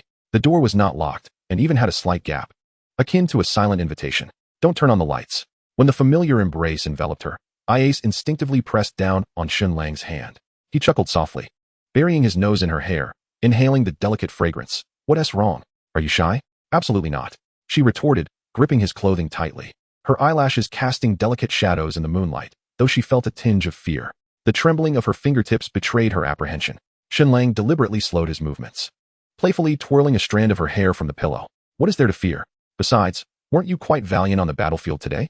Ia, flustered and irritated, nudged him with her elbow, only to find her wrist captured. Outside, startled nightingales flitted past the garden's bamboo, accentuating the clarity of their breaths within the room. Seizing the moment, Ia attempted to create some distance, but upon lifting her gaze, she was momentarily captivated. The moonlight sculpted Shen Lang's profile, the fervor simmering in his eyes resembling the turbulent sea before a storm, concealing a whirlpool capable of consuming all. I might not get up tomorrow after 300 rounds. Ia finally confessed softly, recalling Shen Lang's words earlier that day and his previous exploits, her nervousness causing her toes to curl. It's bound to break, Ia senti it? Silly girl, what are you thinking? Shen Lang playfully pinched the tip of her nose, bemused. Am I truly so devoid of tenderness in your heart? Yet, each time, Ia turned her face away like a bashful creature, her ears aflame. Shen Lang raised an eyebrow, suddenly grinning mischievously. Shall we invite someone else? Dream on. Ia blushed fiercely, nearly steaming with embarrassment, but he swiftly silenced any protest. In a daze, the rhythmic sound of bamboo striking stone outside gradually synchronized with her heartbeat, until the dawn light began to break, signaling the end of their prolonged skirmish. Ia languidly slumped in Shen Lang's embrace, her fingertips tinted a delicate pink, resembling a crumpled plush toy. Shen Lang gently kissed the tear streak on her cheek, tightening his hold, as they ventured into the realm of dreams. As the sun climbed higher, its languorous rays crept over the eaves, bathing the family's tatami room in a warm glow. The light filtering through the paper doors cast mottled patterns on the tatami mat, where Shen Lang, Arisa, and Yuki sat gathered around a low table, their fingers deftly manipulating playing cards that shimmered faintly in the light. What? You inquire about Ia's whereabouts. Why isn't she playing with us? Naturally, she is still asleep. Wild card. With a sharp snap, Shen Lang laid down 2 trump cards, a triumphant smile gracing his lips, then nonchalantly tossed out a 3, concluding the round. Arisa puffed out her cheeks slightly, resembling an indignant blowfish, reluctantly revealing her unplayed cards. Yuki blinked with a puzzled expression, her glass-like eyes adorably counting her remaining cards. The loser must obediently accept the punishment, Shen Lang said with a wicked grin, tearing off a piece of notepaper, dipping it in tea, and gently sticking it to Arisa and Yuki's cheeks. Yuki's porcelain face was nearly covered, the notes swaying gently with her breath, resembling a pitiful floppy-eared rabbit. Arisa fared slightly better, but her left cheek was quickly becoming a patchwork of notes, her comical appearance eliciting laughter from Shen Lang. Only Shen Lang had a mere trio of notes on his face, making him appear remarkably at ease in contrast. Again, Arisa protested, shuffling the cards with a flourish, the cards fluttering like a fan between her fingers. Dealing the cards anew, Yuki drew the landlord card. She blinked, muttering softly, I am the landlord? Shen Lang and Arisa exchanged knowing glances, silently communicating their agreement. Yes. Yuki tentatively played her card. Pair. Without hesitation, Shen Lang countered with a pair of 2s. Straight. Arisa quickly followed suit. Yuki glanced at her cards, then at the 2 of them, ultimately shaking her head weakly. I can't play. After several rounds. When Arisa played her final card, Yuki's face was nearly obscured by notes, with only her large, watery eyes visible. Well, I've lost again. Yuki pouted slightly, her voice soft, tinged with a hint of grievance. According to their agreement, the loser must comply with a request from the winner unconditionally. Shen Lang and Arisa exchanged sly smiles. Then, little Yuki Shen Lang elongated his tone, pausing deliberately. Yuki looked at him nervously, her eyelashes fluttering, seemingly bracing herself for the impending tease. Sing us a song. Yuki paused for a moment, then her eyebrows relaxed, breaking into a gentle smile as she nodded softly. Okay. Yuzuki Kuki gently closed her eyes, her hands gracefully folded upon her knees, fingertips slightly curled as if capturing an invisible breeze. When she began to speak, her voice resonated like the clear spring water flowing through a mountain gorge, pure and ethereal, imbued with an innocence untouched by the world. Unlike her usual melancholic tones, at this moment her song shimmered like the first rays of dawn, tender yet imbued with strength. Beneath the sky cleared of smoke, nameless flowers blossomed amidst the ruins. Tears of yesterday transformed into morning dew, nourishing the branches of tomorrow. Sunlight danced upon the cherry blossom-tinted tips of Yuzuki's hair, her ethereal melody gradually filling the fragrant tea room, etching this moment of gentleness eternally into the fabric of time. Alas, a certain sleepy little piglet remained oblivious to it all. Chapter 34, Bunny Cookies. As Yuzuki's song gradually faded, a lingering echo remained in the tea room. Sunlight slanted through the paper doors, casting elongated shadows upon the floor. Suddenly, Arisa seemed to recall something, her eyes sparkling with a hint of excitement. Actually, I baked some cookies this morning, she said, fidgeting with the ends of her hair. Would you care to try? Shen Lang raised an eyebrow. Oh, the young lady herself is in the kitchen? Surely, it cannot be anything hazardous? Fine, if you don't want any. Arisa's cheeks flushed crimson as she feigned a move to rise, only to be gently restrained by Yuzuki, who tugged at the hem of her garment. I want to try. The girl tilted her face up, her pale pink eyes brimming with anticipation. Arisa's ears turned a deep shade of crimson as she mumbled softly, hurrying out of the tea room. Moments later, she returned, cradling a simple lacquer box, from which wafted a delicate aroma of butter upon opening. Inside, star-shaped cookies were neatly arranged, their edges perfectly golden and crisp, topped with a sprinkle of fine sugar. What stood out were a few oddly shaped bunny cookies. Though somewhat clumsy in appearance, they bore the mark of heartfelt effort. This is my first attempt at animal shapes, Arisa admitted bashfully, averting her gaze. They got a bit deformed during baking. Yuzuki, however, had already delicately picked up a bunny cookie, cradling it in her palm for a considerable time before gently taking a bite. The sugar icing clung to the corner of her lips like a fallen snowflake. Delicious. Yuzuki narrowed her eyes in satisfaction. Shen Lang also picked up a piece and teased, I never expected our young lady to possess such domestic talents. You'll be living in luxury henceforth. Yet, at the moment of biting into the cookie, his eyes widened slightly. Its crispness was impeccable, the buttery richness melting in his mouth, with sweetness perfectly balanced. Arisa nervously observed their reactions, and upon seeing Yuzuki savoring her cookie in small bites, and Shen Lang reaching for a third piece despite his teasing, she could no longer suppress a triumphant smile. So, now you recognize my prowess, don't you? Arisa chimed, but then noticed Shen Lang leaning in closer. Quite impressive, my lady, he remarked casually, brushing his hand against her cheek and placing a cookie by her lips. Arisa's face flushed a deep crimson, nearly toppling the teapot. Yuzuki watched them quietly, a faint smile curling at the corners of her lips. Sunlight filtered through the shadows of the trees, casting dappled patterns upon the tatami mat. The sweet aroma of cookies intertwined with the fragrant notes of red tea, transforming this ordinary afternoon into a scene of extraordinary warmth. As I's yawn echoed down the corridor, the three of them burst into laughter in unison. I's appeared, rubbing her eyes, her long brown hair tousled from sleep, with a few rebellious strands sticking up at odd angles. Upon spotting the golden cookies on the low table, her sleepy eyes sparkled with delight. Leave me some, she exclaimed, barely finishing her sentence before she dashed over barefoot, kneeling before the tea table and reaching for the treats. Though she usually embodied the elegance of a refined lady, she now resembled a famished little creature, forgetting to wipe the frosting from her fingertips. Yuki tilted her head and leaned in, observing I's puffed cheeks, and said earnestly, no need to rush, there are plenty to go around. With that, Yuki gently brushed away the cookie crumbs from the corner of I's mouth, her movements tender as if caring for a small animal. Suddenly, Arisa leaned in from the side, a mischievous glint in her eyes. You worked hard last night. Cough, cough.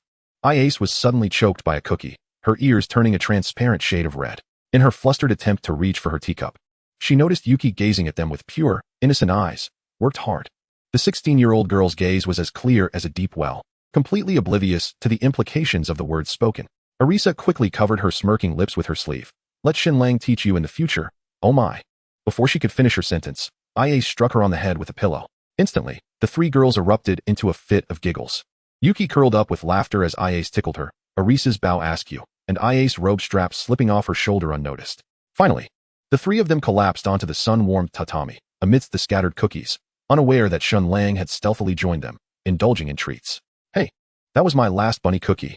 Arisa pouted, reaching to snatch it away. Shen Lang smirked, suddenly pulling her delicate wrist and drawing her into his embrace. What about sharing? Before the words had left his lips, he took a bite of the cookie, leaning closer to Arisa's wide-eyed gaze. Their lips brushed against one another, enveloped in the sweetness of the frosting, the richness of butter merging in their breaths. Yuki tilted her head in confusion, watching as Arisa's ears turned a visible shade of crimson. Ice immediately covered Yuki's eyes, unable to suppress her laughter.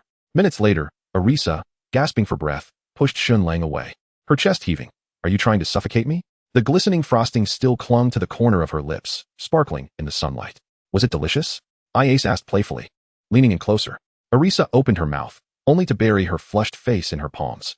Shen Lang smugly licked the cookie crumbs from his fingertips. But in the next moment, a flying pillow struck him squarely in the face. Yuki gently tugged at Ia's sleeve. Is Arisa feeling shy?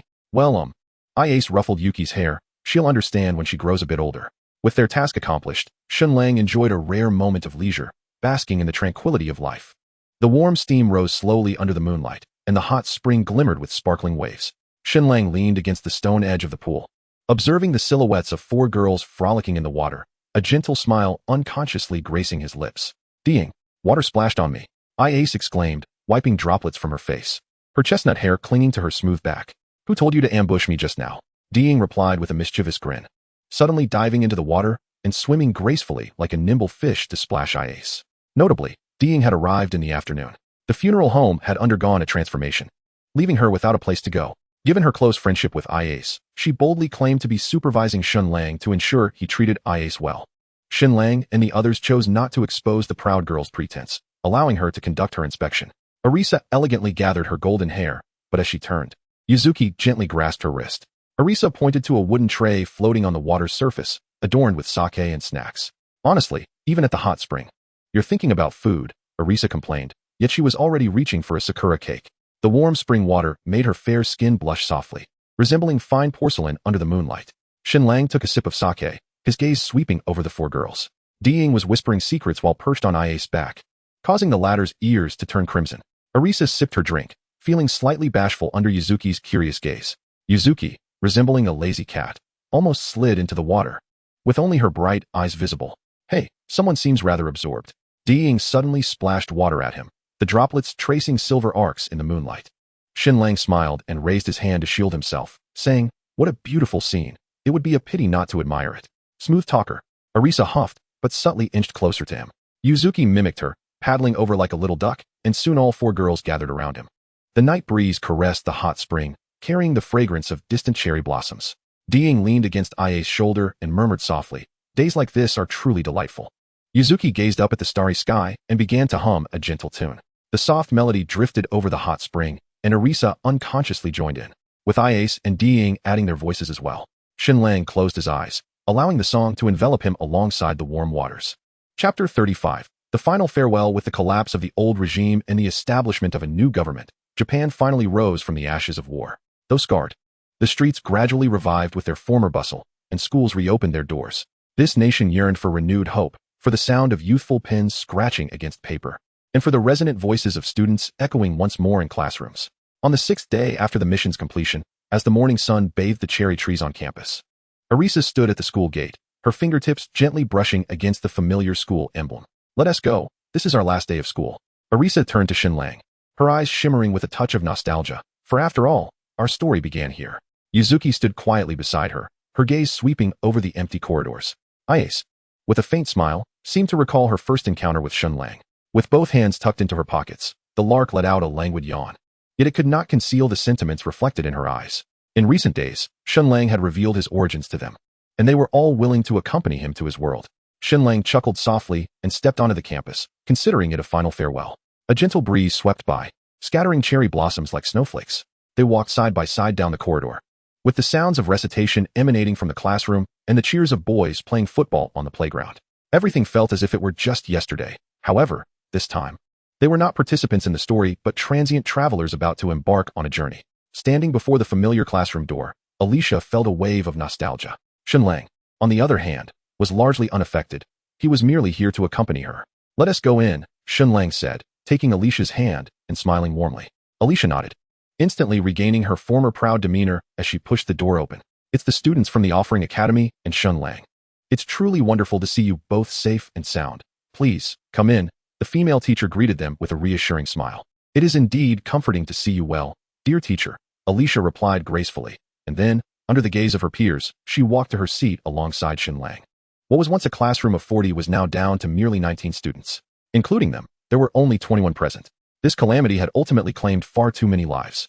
The sorrow was evident on the classmates' faces, yet the youthful spirit meant that joy and sadness often arrived swiftly and departed just as quickly. When the dynamic duo entered hand in hand, a subtle atmosphere enveloped the classroom. Alicia raised her chin with pride, while Shen Lang nonchalantly returned to his seat by the window in his homeland of kings. To be fair, attending school was rather tedious. The lessons being taught were far too elementary for Shen Lang, failing to pique his interest in the slightest. Thus, he rested his chin on his hand and gazed out the window, where the trio of Yuki, Kiki, and Sora strolled leisurely on the playground. They were not students of the school, free from the obligation to reminisce about the past like he and Alicia did in the classroom. When one is engrossed in listening, time flies. When one is bored, each second feels like a year. For Shen Lang, who was twirling a pen, this moment undoubtedly belonged to the latter. Alicia too was distracted, frequently glancing back to meet Shen Lang's gaze. Their exchanged glances sparked hushed whispers among several classmates. Naturally, there were admirers and also those filled with envy. Alicia and Shen Lang were regarded as the pride of their class, a perfect pairing. One hailed from a distinguished lineage, blessed with beauty, serving not only as the student council president, but also excelling academically. The other consistently topped his grade, possessing a strikingly handsome visage akin to a protagonist from a novel, coupled with an impeccable physique. Previously, the two had been at odds, with Shen Lang often absent from school, much to the relief of others. Yet now, they had come together, a match made in heaven. Such a union could hardly escape the envy of their peers. This was, indeed, human nature, the most fitting reflection of it. However, Shen Lang was entirely indifferent, akin to a person who pays no mind to the thoughts of ants. As the bell rang, the classroom regained its vitality. At that moment, a familiar fragrance wafted through the air. It was Alicia.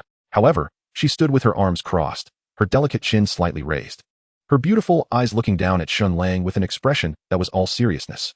Ahem, Shen Lang, as the president of the student council, it is my duty to remind you that your conduct has severely tarnished our school's reputation. Arisha maintained a stern facade, yet a hint of playfulness lingered in her words. Oh, which school rule have I violated?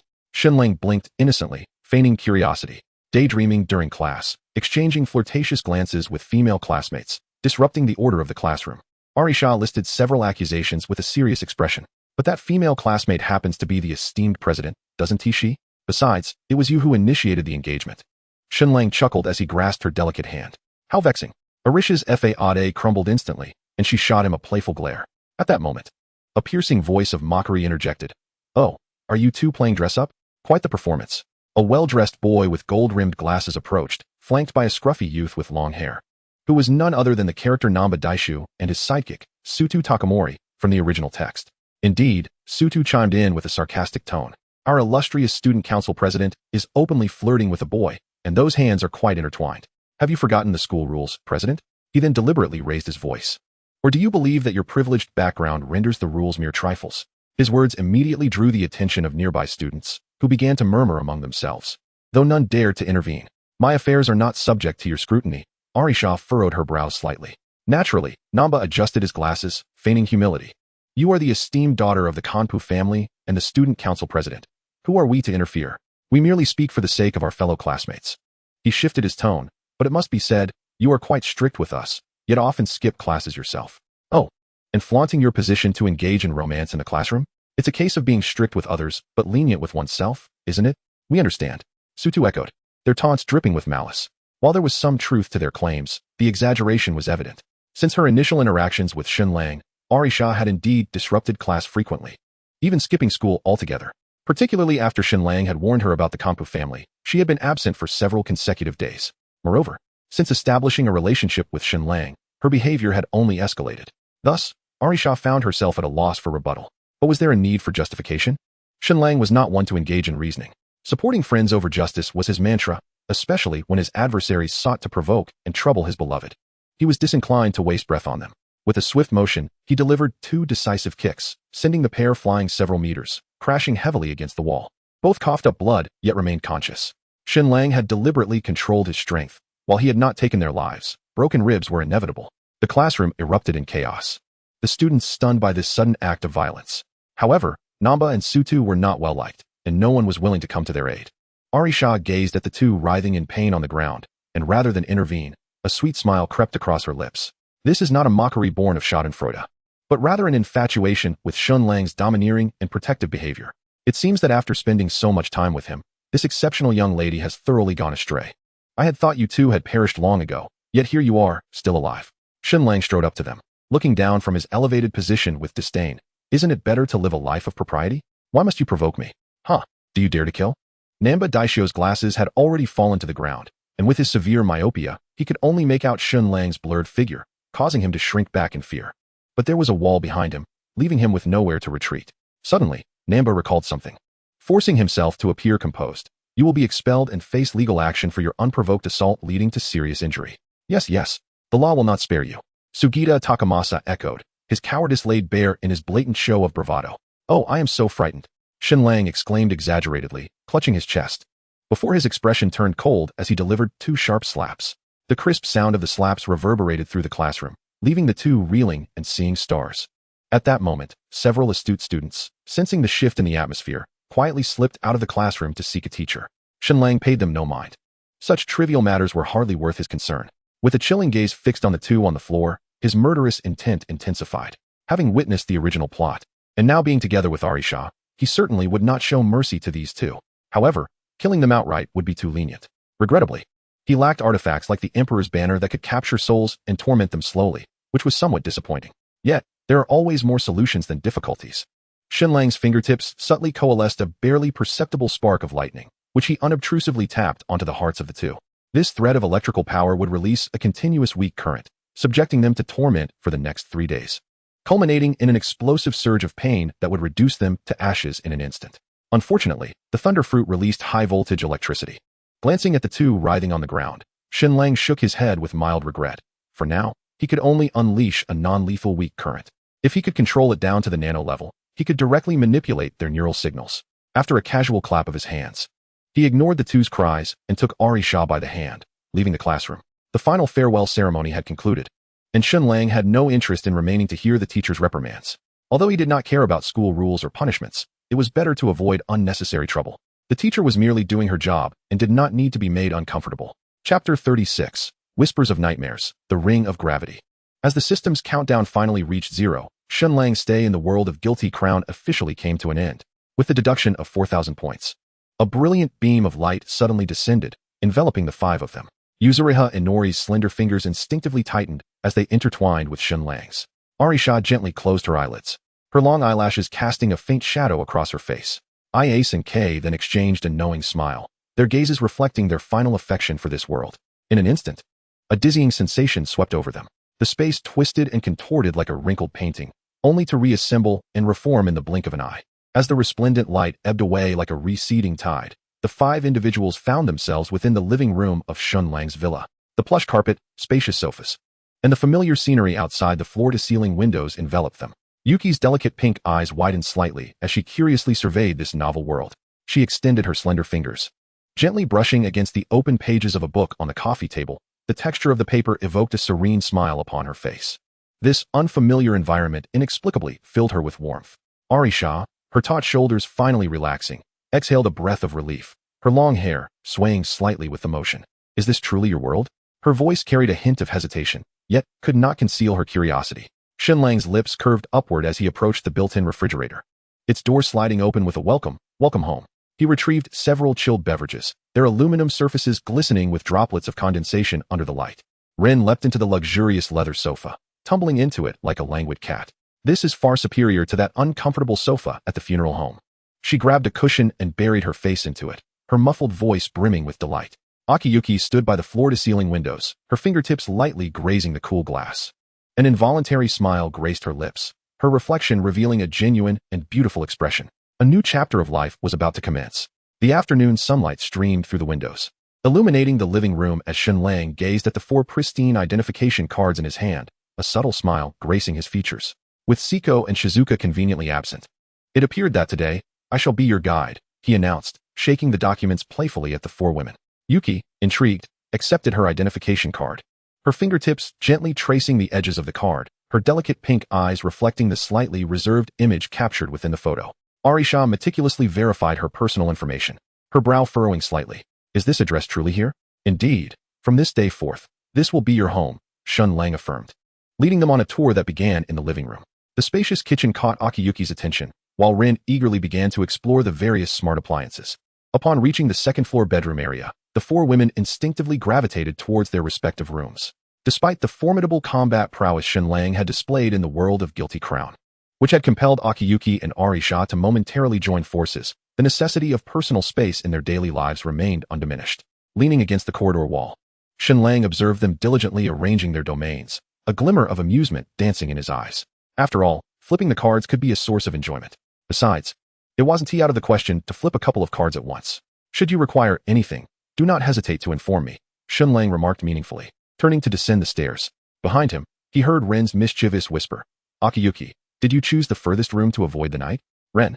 Akiyuki's embarrassed voice intertwined with Arisha's soft cough, while Yuki stood quietly at her door, a faint smile gracing her lips. Shen Lang reclined on the sofa in the living room, his fingertips lightly tapping on the system interface, leisurely browsing through the spoils of this venture into the world of Guilty Crown. Points, 190, 214. The sight of that number brought a sense of reassurance. Shen Lang chuckled softly, shaking his head as he flicked his fingers across the interface. To express gratitude for the substantial accumulation of nearly 200,000 points, one must truly acknowledge the selfless dedication involved. When Japan declared a prohibition on foreign interference, the United States, unwilling to relinquish this lucrative opportunity, swiftly amassed a formidable military presence. Faced with thousands of ultimate roars and a modernized army, the beleaguered temple's elder had no choice but to summon the formidable figure of Shen Lang. Shen Lang? What an absurdity! The Supreme Commander scoffed at the vague descriptions in the intelligence documents. Even though the revelation virus had dissipated, the ultimate roar, a product of its development, continued to reign supreme on the battlefield, impervious to any single human opposition, especially when combined with modern weaponry. The outcome was all too predictable. In the midst of his revelry, Shen Lang, upon learning of the situation, unleashed a thunderous wrath upon the battlefield.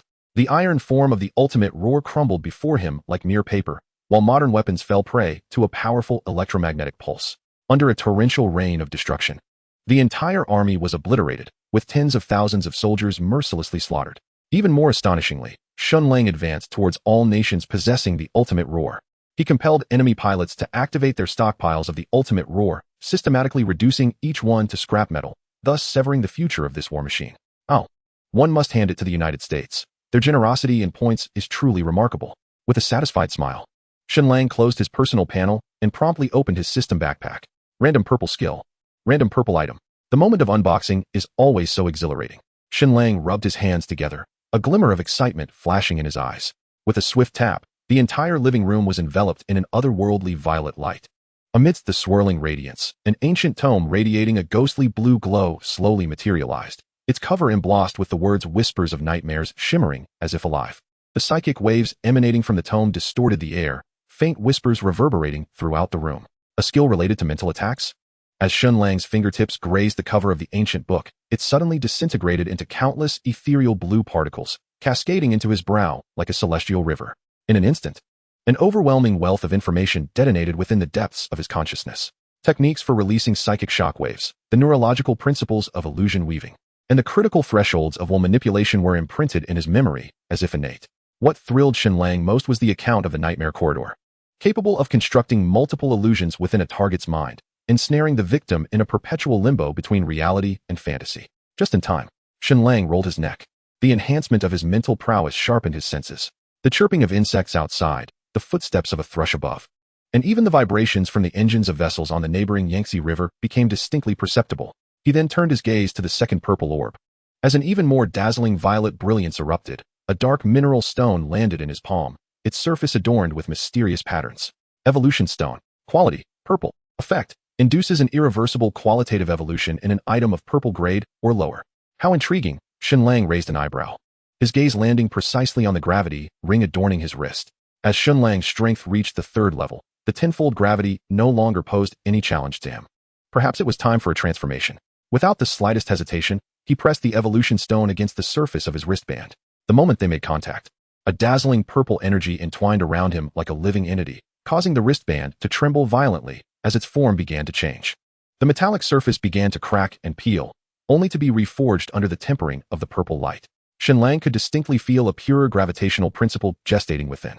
In mere moments, the once hefty wristband continuously collapsed, its metallic texture gradually becoming transparent, ultimately transforming into a crystal-clear ring. The band resembled deep black crystal, as if a galaxy swirled within, occasionally rippling with purple waves. Ring of gravity. Fourth level purple. Function, freely adjustable gravitational field of 1,300 times within a 10-meter radius. Evaluation, a multifunctional equipment integrating training assistance and tactical suppression. Users are advised to consider the context, as not every battlefield necessitates 300 times the gravity for a greeting. A glint of brilliance flashed in Shen Lang's eyes as he effortlessly slipped the ring onto his index finger. With a mere thought, he found himself in the training arena outside the villa. 30-fold gravity, activate. A hum resonated as an invisible force field descended abruptly, causing Shen Lang's muscles to instantly tense. His body quivered slightly but steadied in an instant. Astonishingly, every subsequent movement, punches, side kicks, and spins, flowed with an elegance akin to flowing water, as if the crushing weight of gravity bore no influence at all. Intriguing. Shen Lang caressed the surface of the ring, where intricate patterns danced, and suddenly expanded the gravitational field to its utmost limits. The air within a 10-meter radius solidified instantly, causing several glasses positioned at the edge of the force field to shatter with a resounding crack. A steel ball he casually tossed transformed into an afterimage upon leaving his palm, accompanied by a deafening roar, shattering the granite floor with a spiderweb of cracks. As the gravitational field dissipated, the swirling dust gradually settled. Shen Lang stroked the ring, a dangerous smile curling at the corners of his mouth. This seemingly unremarkable equipment was, in fact, a formidable trump card. Chapter 37. Wow! The Golden Legend. Having acquired 2 practical items in succession, Shen Lang's spirits soared. Without a moment's hesitation, he activated the World Blessing, exclusive to the King's power. In an instant, a warm, jade-like energy, shimmering with brilliance, cascaded from the void, enveloping him entirely. The luminescence was as supple as silk, neither blinding nor dull, weaving into a massive cocoon of light in midair. Within the cocoon, Shen Lang could distinctly sense the qualitative transformation of the King's power occurring within him. Every inch of his skin trembled, every drop of blood boiled, as if a supreme force were reshaping his very essence. As the last vestige of light faded, Shen Lang slowly opened his eyes. In that instant, 2 mesmerizing rays of brilliance erupted from his gaze, freezing the surrounding air in place. Ding! World Blessing completed. King's power has evolved into Mind Manifestation. Mind Manifestation. Special abilities can evolve to orange quality. Characteristic. Change forms at will, indestructible at the same level. Evaluation. Where the heart desires, there the strength reaches. A gentle reminder. Although the ability is formidable, moderation is key. Beware of overexertion. After perusing the system's explanation, Shen Lang's eyes sparkled with excitement as he eagerly began to experiment. With a mere thought, a colossal blade of light, 40 meters in length, materialized instantly. The blade shimmered, alternating between a silver brilliance reminiscent of moonlight and a swirling dark hue, vibrant and kaleidoscopic, truly unpredictable. In an instant, the 40-meter-long sword dissolved like flowing water, morphing into shimmering waves of light that surged towards Shen Lang's back. As the silver radiance flowed, a pair of pure white wings unfurled suddenly, each feather glistening with a celestial glow. With another mental command, the wings split and extended, 6 gilded feathers bursting forth under the sun's rays, radiating an awe-inspiring brilliance and divine majesty. Splendid! How powerful! Shen Lang felt his stature elevate immensely. Satisfied, he gathered his wings and, with hands on his hips, laughed heartily towards the sky, only to lock eyes with Yuqi, who had just emerged through the door. What's the reason for such joy? Yuqi inquired, gracefully approaching with her crystalline eyes reflecting curiosity. Observing Shen Lang's exuberance, her lips involuntarily curled into a smile, blooming like spring flowers. A monumental stroke of good fortune, Shen Lang exclaimed, raising an eyebrow, and with a gentle sweep of his arms, drew the girl into his embrace. His towering frame enveloped her petite figure completely, and he leaned down to plant a soft kiss on her cherry lips, leaving a glistening trace. Yuqi emitted a soft, cat-like hum. Blissfully unaware, yet genuinely delighted by Shen Lang's joy, she tiptoed, mimicking Shen Lang's past gestures, her delicate fingers ruffling his hair. This action rendered her even more endearing, as if she might sink into Shen Lang's broad chest. Allow me to show you a magic trick. Shen Lang softly kissed her lips, a mysterious smile playing at his corners. Yuqi's eyelashes fluttered, her beautiful eyes sparkling. Yes. Don't blink. With a crisp snap of his fingers, a cascade of iridescent petals exploded like a dream, enveloping them in a vibrant floral downpour. Yuqi cautiously cupped a petal in her hands, feeling its genuine softness, and gasped in astonishment. Are these real petals? Before she could finish her words, darkness descended.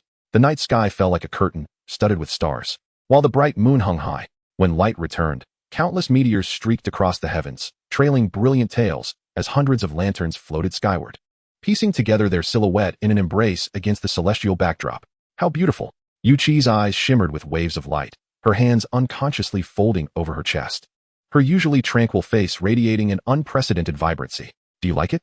Shen Lang leaned closer, his warm breath brushing against her snow-white neck, provoking a slight shiver. I do. The girl replied, her cheeks flushing a rosy hue, her delicate arms encircling his neck, awkward yet resolute as she offered her lips. In that moment, she did not fully grasp the significance of her action. She merely imitated the way Elisa and the others expressed their affection, for whenever they did so, a glimmer would sparkle in Shen Lang's eyes, quickening her heartbeat. Although Shen Lang had repeatedly imparted both words and actions, when Yu Qi initiated a kiss, it still bore the clumsy innocence of youth. Shen Lang chuckled softly, gently enveloping her tender lips, guiding her inexperienced response with the tip of his tongue. The sweet breath that escaped the girl's lips compelled Shen Lang to deepen the kiss until she, breathless and flustered, lightly pushed against his chest, prompting him to reluctantly withdraw. Gazing at the blushing girl in his arms, her eyes shimmering with unshed tears, Shen Lang couldn't help but lick his lips, savoring the sweetness that truly felt insatiable. He embraced Yu Qi, nestling her into the sofa of the living room, one hand caressing her soft waist while the other accessed the system's backpack interface. With one last opportunity for a draw, Shen Lang's lips curled upward, a spark of eagerness illuminating his eyes. Seizing the moment of good fortune, he decided to proceed with the draw. As the lottery wheel unfurled, the myriad of prizes momentarily stole his breath away. From mythical-grade equipment to rare items, each one was tantalizing. In his excitement, Shen Lang inadvertently tightened his grip, eliciting a sweet, melodious sound from the girl in his embrace. His gaze fixated on the prize pool, tears of anticipation welled at the corners of his mouth. Treasures such as the transformation of the unfettered method, seedling of the world tree, and Pangu Axe projection rendered his eyes wide with desire. Meanwhile, collectibles like the 5-colored battle team figurine and life-size inflatable doll stirred his curiosity. Not to mention the alluring special abilities and items like the Eye of Death, Evil King's True Eye, Fragment of the Law, and Divine Light Staff, each quickening his heartbeat. However, these exquisite rewards constituted a mere fraction amidst the tens of thousands of prizes. Had it not been for his significant increase in mental strength after leveling up, Shen Lang might have struggled to discern the fine print. The system is employing its old tricks again, he mused, pursing his lips. Having read numerous system novels, Shen Lang was all too familiar with the intricacies of such lottery pools.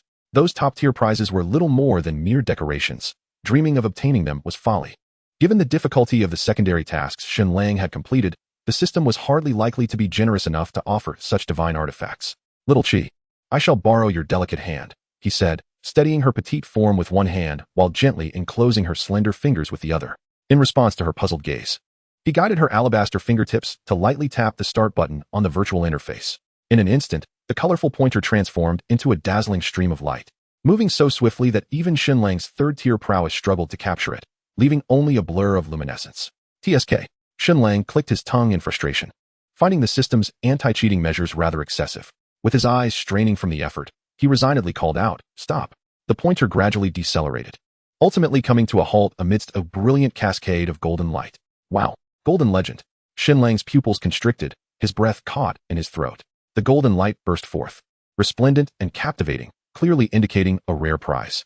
Yet, upon reading the prize details, his expression instantly soured. Damn, an orange item glowing with gold. This wretched system must have turned all the draws into golden effects. Shen Lang curled his lips in disdain, yet his fingers obediently tapped into the details interface. Gynecological expert. Conceptual orange quality. Function. Through specialized massage techniques, it can heal all female injuries, physiological ailments, psychological traumas, and various complex disorders. Evaluation. A friend to women. The most reliable partner for females. What the living cannot achieve, what mere flesh cannot accomplish, this can invigorate the blood, dissipate swelling, alleviate pain, and restore radiance. Note. For female use only. Those with male attributes or androgynous characteristics will find it ineffective. The good news, it is an orange-grade item, a conceptual skill. The bad news, this is rather inappropriate. What does it mean to be a friend to women? Is this not a blatant discrimination against men? When will men be allowed to stand tall? Shen Lang's lips twitched, 3 dark lines appearing on his forehead. He recalled the last time he felt this speechless. It seemed to have been quite a while ago.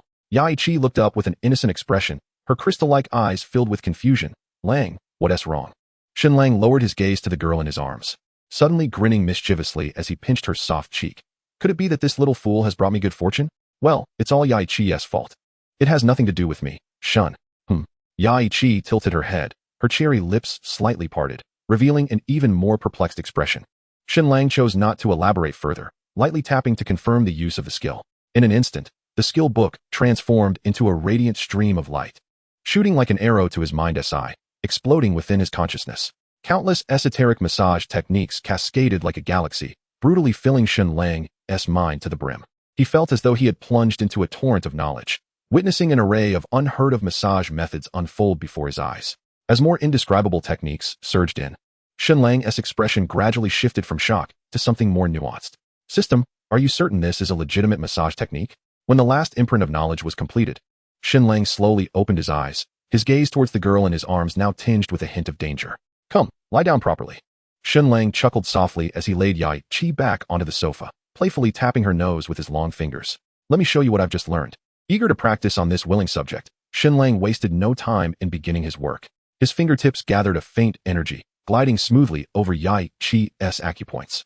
Each gentle touch resonated with precise waves of true energy, as though he were playing an invisible symphony. Yai Qi involuntarily let out a soft hum, her long eyelashes fluttering slightly. She felt a warm current flowing through her body with Shen Lang's fingers, a tingling sensation causing her to relax unconsciously. Moments later, Shen Lang furrowed his brows slightly. The examination results indicated that while there were no major issues, Yai Qi did possess some lingering injuries and subtle imperfections within her body. These subtle problems were often imperceptible, yet could not evade the meticulous diagnosis of the gynecological expert. The accumulated injuries were remnants of past tasks. For the current Shen Lang, it would merely require employing the exquisite techniques recorded in the gynecological expert, supplemented by the guidance of true energy, to resolve these old afflictions in no time. However, that inherent flaw within Yuzuki Kyuka, as a clone of Sakura Matoi, in the technologically advanced world of Guilty Crown, has resulted in her physical structure achieving an almost perfect replication, thanks to the matured cloning technology and the impeccable enhancement of the Apocalypse virus. From a biological perspective, Yuzuki Kyuka is indeed a fully independent life form. Yet, there exist subtle variances in her genetic expression compared to an average human. The efficiency of neurotransmitter transmission is somewhat diminished, with the reabsorption rate of serotonin falling 128 points below the baseline. This delicate discrepancy shrouds Kyuka's emotions in a veil of ambiguity. Although it does not impede her daily life, once discovered by Shinnu, the necessity to remedy this flaw became apparent. Employing the techniques that surfaced in his mind, Shinnu's hands steadied atop Kyuka's head. His fingers danced lightly, akin to a butterfly flitting through flowers, as the subtle breath coalesced at her acupoints with precision. Each press and knead was executed with impeccable timing and force, as though he were harmonizing with the very essence of time itself. Upon concluding the head massage, Shinnu's hands glided downward, caressing Kyuka's cheeks, neck, and then traversing her chest, back, abdomen, and finally to her hips, an unbroken flow that left no vital area untouched. Kyuka's cheeks had long since flushed crimson, her delicate teeth biting her lower lip as she valiantly suppressed any sounds of pleasure. She felt enveloped in a warm embrace, every inch of her skin tingling with heat, as if even her cells were rejoicing, an unprecedented wave of comfort sweeping through her being. Finally, after 81 rounds, Elisa and her companions had already descended the stairs, encircling them with expressions of either mockery or curiosity. At that moment, Kyuka's flaw was entirely rectified. All done, Shinnu declared, withdrawing his hands and playfully tapping Kyuka on her posterior, inquiring with a smile, "How does it feel?" "Ah," Kyuka gasped, springing upright like a startled creature, the blush on her face extending to her ears. "Very, very comfortable." She remained oblivious, as did Elisa and the others. Shinnu's seemingly casual pat was, in fact, deliberate. The former Kyuka would never have reacted to such a touch with surprise. Observing Kyuka's response, a glimmer of satisfaction crossed Shinnu's eyes as he ruffled her hair, saying, "If you liked it, I can massage you again in the future." Kyuka narrowed her eyes, nuzzling against his palm like a contented cat. "Ah, clearly. You wanted to take advantage, didn't you?" Tsubame interjected suddenly, crossing her arms and casting a sidelong glance at Shinnu.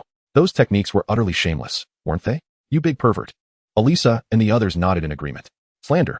I shall accuse you of defamation," Shinnu exclaimed, widening his eyes in mock dismay. "Do you truly think someone as extraordinary as I would need an excuse to indulge? I could simply seize the opportunity." "Oh, really?" Tsubame teased, sticking out her tongue. "Do you think I believe that?" He. With a raised eyebrow, Shinnu swiftly drew her into his embrace, grinning mischievously as he tousled her hair. "It seems this little kitty needs a lesson, doesn't he?" The playful banter between Shinnu and Tsubame soon spiraled into a delightful chase. The thrush laughed uncontrollably as he tickled her, struggling while feigning bravado. "Let go. Release me, you perverted masseur. Now you plead for mercy?" Shen Lang deliberately lowered his voice, his fingers threateningly dancing along her waist. "Who was it that just called someone a lecher? Help Ayari-chan." The thrush's eyes glistened with tears as she cast a desperate glance towards her companion. "All right, you two, cease this mischief," Ayari chuckled softly, clearing her throat. "Lang, your technique is rather." Only then did Shen Lang release the thrush, who immediately darted behind the sofa like a startled rabbit. Her cheeks flushed as she bared her teeth at him. Shen Lang shrugged, explaining, "This is an ancient method of meridian therapy, capable of alleviating fatigue and enhancing vitality. The innate deficiencies of Yuzuki can be remedied with this massage technique. Oh, may I try too? Aya's eyes sparkled as she eagerly raised her hand. My shoulders have been quite sore lately, Ayari said, subtly moving her neck, her ears tinged with a hint of crimson. In the blink of an eye, Shen Lang found himself surrounded by a flurry of enthusiastic women, with only the thrush standing at the periphery, letting out a soft huff of discontent. Chapter 39, The Meeting of Six Maidens. Under the half-expectant, half-embarrassed requests of Ayari and Ayace, Shen Lang smiled as he demonstrated his intricate techniques one by one. Ayari lay gracefully on the sofa at first, but when Shen Lang's fingers pressed against her slender neck, her spine tensed momentarily before gradually relaxing. Her beautiful eyes began to glaze over, a soft sigh escaping her rosy lips. This sensation. Ayace was far more straightforward. When Shen Lang's hand glided down to her waist, she let out a soft collapsing against the cushions, her cheeks aflame. That's so sly. This is no mere massage. It must be magic. The two women basked in an unparalleled sense of ease, as if every meridian in their bodies was being tenderly smoothed out. The thrush, nestled in the corner of the lazy sofa, appeared engrossed in her phone, yet she had secretly stolen glances at the scene several times, her petite feet unconsciously swaying. Shen Lang had long since noticed the movements of this proud little cat.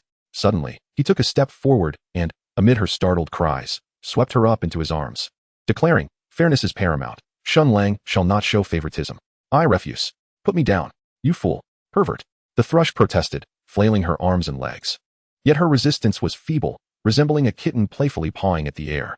Without further ado, Shen Lang pressed her down onto the sofa, his fingertips precisely targeting her tense shoulders and neck. The thrush's body quivered, her stubborn protests gradually morphing into delicate whimpers. As Shen Lang's technique deepened, her resistance waned, ultimately dissolving into a puddle of spring water. A sweet, muffled sound suddenly erupted in the living room. The thrush jolted awake, frantically snatching a nearby pillow and burying her flushed face deep within it. Her exposed ears were crimson, and her slender legs unconsciously rubbed against each other. Shen Lang, with a mischievous glint in his eyes, poked her heated earlobe. "Thrush-chan, your voice is quite adorable." "Stop it," came a muffled protest from the pillow, eliciting laughter from everyone present. Ayace wiped away tears of mirth from the corners of her eyes, while Ayari gently caressed the thrush's back, which only provoked more vigorous writhing and protest. Shen Lang gazed at the farcical scene before him, a tender smile gracing his lips. He leaned closer to the cushion, whispering playfully, "Shall we continue? There is something even more delightful ahead. Go to hell." Amidst Dong's furious exclamation, the cushion struck Shen Lang's smiling face with precision. The joyful laughter in the living room was abruptly interrupted by the sound of the door opening at the entrance. Shen Lang looked up, his smile instinctively broadening. "It seems they have returned." Siko's tall figure stood at the entrance, with Shizuka peering out from behind her, carrying an assortment of ingredients. Their gazes collided in the air, prompting Shen Lang to rise and step forward. "Ahem, allow me to introduce," he said, casually slipping one hand into his pocket. "This is Siko and Shizuka." Turning to the other side, he continued, "And these are Arisa, Ayace, Dong, and Yuzuki." Shizuka's eyes sparkled with delight. Wow, what a gathering of adorable girls. She cheerfully lifted her shopping bag. "I bought strawberries, shall we share them? And the rest cake too." Siko smiled softly, gracefully offering a courteous greeting, her trench coat fluttering slightly with the movement. "Pleased to meet you. I am Arisa," she said with a gentle smile, stepping forward to take the bags from their hands in a natural and considerate manner. The atmosphere among the girls was surprisingly harmonious, and Shen Lang stood aside, deliberately refraining from intruding, simply watching them with a smile. Soon, the six began to chat amiably, their laughter echoing lightly throughout the room. Shizuka affectionately leaned closer to Yuzuki, her eyes twinkling. "Your hair color is truly beautiful." Yuzuki's ears turned slightly red as her gaze inadvertently drifted over Shizuka's prominent figure, and she quietly lowered her head, pursing her lips without uttering a word. Pineapple apple. Utter defeat. Understanding the moment, Shen Lang chose not to disturb them, turning to the kitchen to wash the fruits and meticulously slicing the cake into even portions. The women were so considerate of him. It was only natural that he should reciprocate. After all, they would be living together in the days to come, and perhaps would even need to unite against Shen Lang at times. Observing the warm scene of the six girls growing closer in the living room, a smile unconsciously crept across Shen Lang's face. He entered the kitchen, resolved to celebrate this extraordinary evening with an unparalleled feast. System, exchange for mastery-level culinary skills. Ding. Consumed 500 points, exchange successful. In an instant, a torrent of cooking techniques flooded his mind. Shen Lang felt as though his hands had been imbued with magic, each finger becoming remarkably dexterous. "Let us gather some ingredients." With a swift motion of his fingertips across the system's interface, the kitchen was soon brimming with a dazzling array of rare ingredients. The most ordinary among them were Australian lobsters, appearing rather humble amidst such treasures. The ethereal meat of spirit beasts from the cultivation realm shimmered faintly, evidently the main course for the evening. A century-old reishi mushroom and various spiritual herbs emitted an enticing aroma, perfect for seasoning and enhancing flavors. Most captivating of all were the rare delicacies from the world of food wars, the king of vegetables, ozone grass, which required two to work together to peel. The gem-like meat, glistening like red jade, and a chocolate fountain that would spontaneously erupt with rich chocolate. A myriad of ingredients harmoniously intertwine, enveloping the entire kitchen in an alluring aroma and ethereal glow. Shen Lang rolled up his sleeves, his eyes sparkling with excitement. In his hands, the knife transformed into a silvery streak of light, slicing the spirit beast meat into delicate, gossamer-thin pieces, each astonishingly uniform. The flames on the stove danced to Shen Lang's will, at times fierce as a dragoness breath, at others soft as candlelight. The gem-like meat sizzled on the specially crafted grill, the drippings creating a sound as crisp as wind chimes. Infusing the chocolate fountain with the essence of spirit herbs, it became not only sweet, but also nourishing for the meridians. A broth brewed from a century-old Ganoderma mushroom steamed the Australian lobster, imparting an otherworldly flavor to even the most ordinary seafood. The rich fragrance wafted from the kitchen, gradually silencing the chatter in the living room. The six girls instinctively inhaled deeply, their gazes converging on the kitchen. What is that delightful aroma? Tiki's stomach audibly grumbled in response. Yuki unconsciously rose, her crimson eyes shimmering with desire. It smells divine. Even the usually composed Siko showed a flicker of intrigue. Such layered fragrance. The scent had wafted to the kitchen door. As if entranced by the aroma, Shizuka exclaimed, "Shen Lang, what delectable creation are you preparing?" Inside the kitchen, Shen Lang was plating the final dish, the spirit jade soup. Hearing the commotion, he turned and smiled.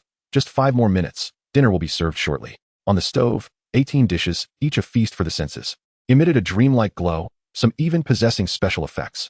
For instance, the plate of rainbow sashimi shimmered with a flowing, multicolored aura, as Shen Lang presented the final dish. The starry crystal dumpling, the eyes of the 6 girls sparkled in unison. On the 2-meter round table, 18 dishes radiating an enchanting luminescence formed a breathtaking tableau. Can we truly eat these? Ice extended her finger, cautiously touching the cloud mousse floating in the air. The fluffy dessert immediately bounced like cotton candy. Siko gazed intently at the sashimi platter nestled within an ice sculpture, the gossamer-thin fish glistening with a rainbow sheen. Was it cut with sword energy? Shen Lang smiled secretively as he poured each person a glass of amber liquid brewed from spirit fruits. Why not take a taste? Chapter 40. The King of Vegetables. Ozone herb. The table was infused with an intoxicating fragrance, the 18 dishes emitting a soft glow, composing a dreamlike tapestry. Shizuka cradled her face in her hands, her eyes shimmering as she focused on the plate of gem-like meat ribs before her. The translucent morsels refracted a kaleidoscope of colors under the light. With utmost care, Shizuka used her knife and fork to cut a small piece, and the moment it touched her palate, she trembled as if electrified. Ah, this texture. Melting yet full of chewiness. Shen Lang, is this truly a delicacy worthy of the mortal realm? Her voice quivered with a hint of intoxication, and her cutlery began to move uncontrollably in haste. Tiki sat quietly beside Shen Lang, sipping the emerald star soup. With each stir of her spoon, flecks of starlight emerged in the bowl. As she took her third sip, Yuzuki Kyuka suddenly set down her spoon, gently tugging at Shen Lang's sleeve, her crimson eyes sparkling with a rare desire. I want to learn this. Arisha maintained an elegant dining posture, yet her silver fork traversed between the fragrant tea shrimp and her plate with an unusual frequency. Upon catching Siko's gaze, her ears flushed slightly as she cleared her throat and explained, these ingredients significantly enhance physical stamina. Dika intended to uphold her aloof demeanor, but when the golden cheese of the lava cheese-baked lobster began to flow, her defenses crumbled entirely. Just one taste, she murmured softly, spearing a piece and bringing it to her lips, her eyes widening in astonishment the next moment. Unbeknownst to her, her fork had crossed with Shen Lang's chopsticks in midair, both vying for the last morsel of lobster meat. At the dining table, a neat arrangement of over 100 scaled-down ozone grasses stood, their emerald blades quivering slightly in the plate, each resembling a translucent emerald, exuding a refreshing aroma. Siko and Ie sat upright, facing the legendary king of vegetables. You must peel the outer layers simultaneously, or it will close immediately, Shen Lang remarked with keen interest, adding that the flesh needed to be bitten into by both parties at once. Siko nodded slightly, a sharp glimmer flashing in her violet eyes, while Ie straightened her back, unconsciously gripping the hem of her clothing, determination sparkling in her gaze.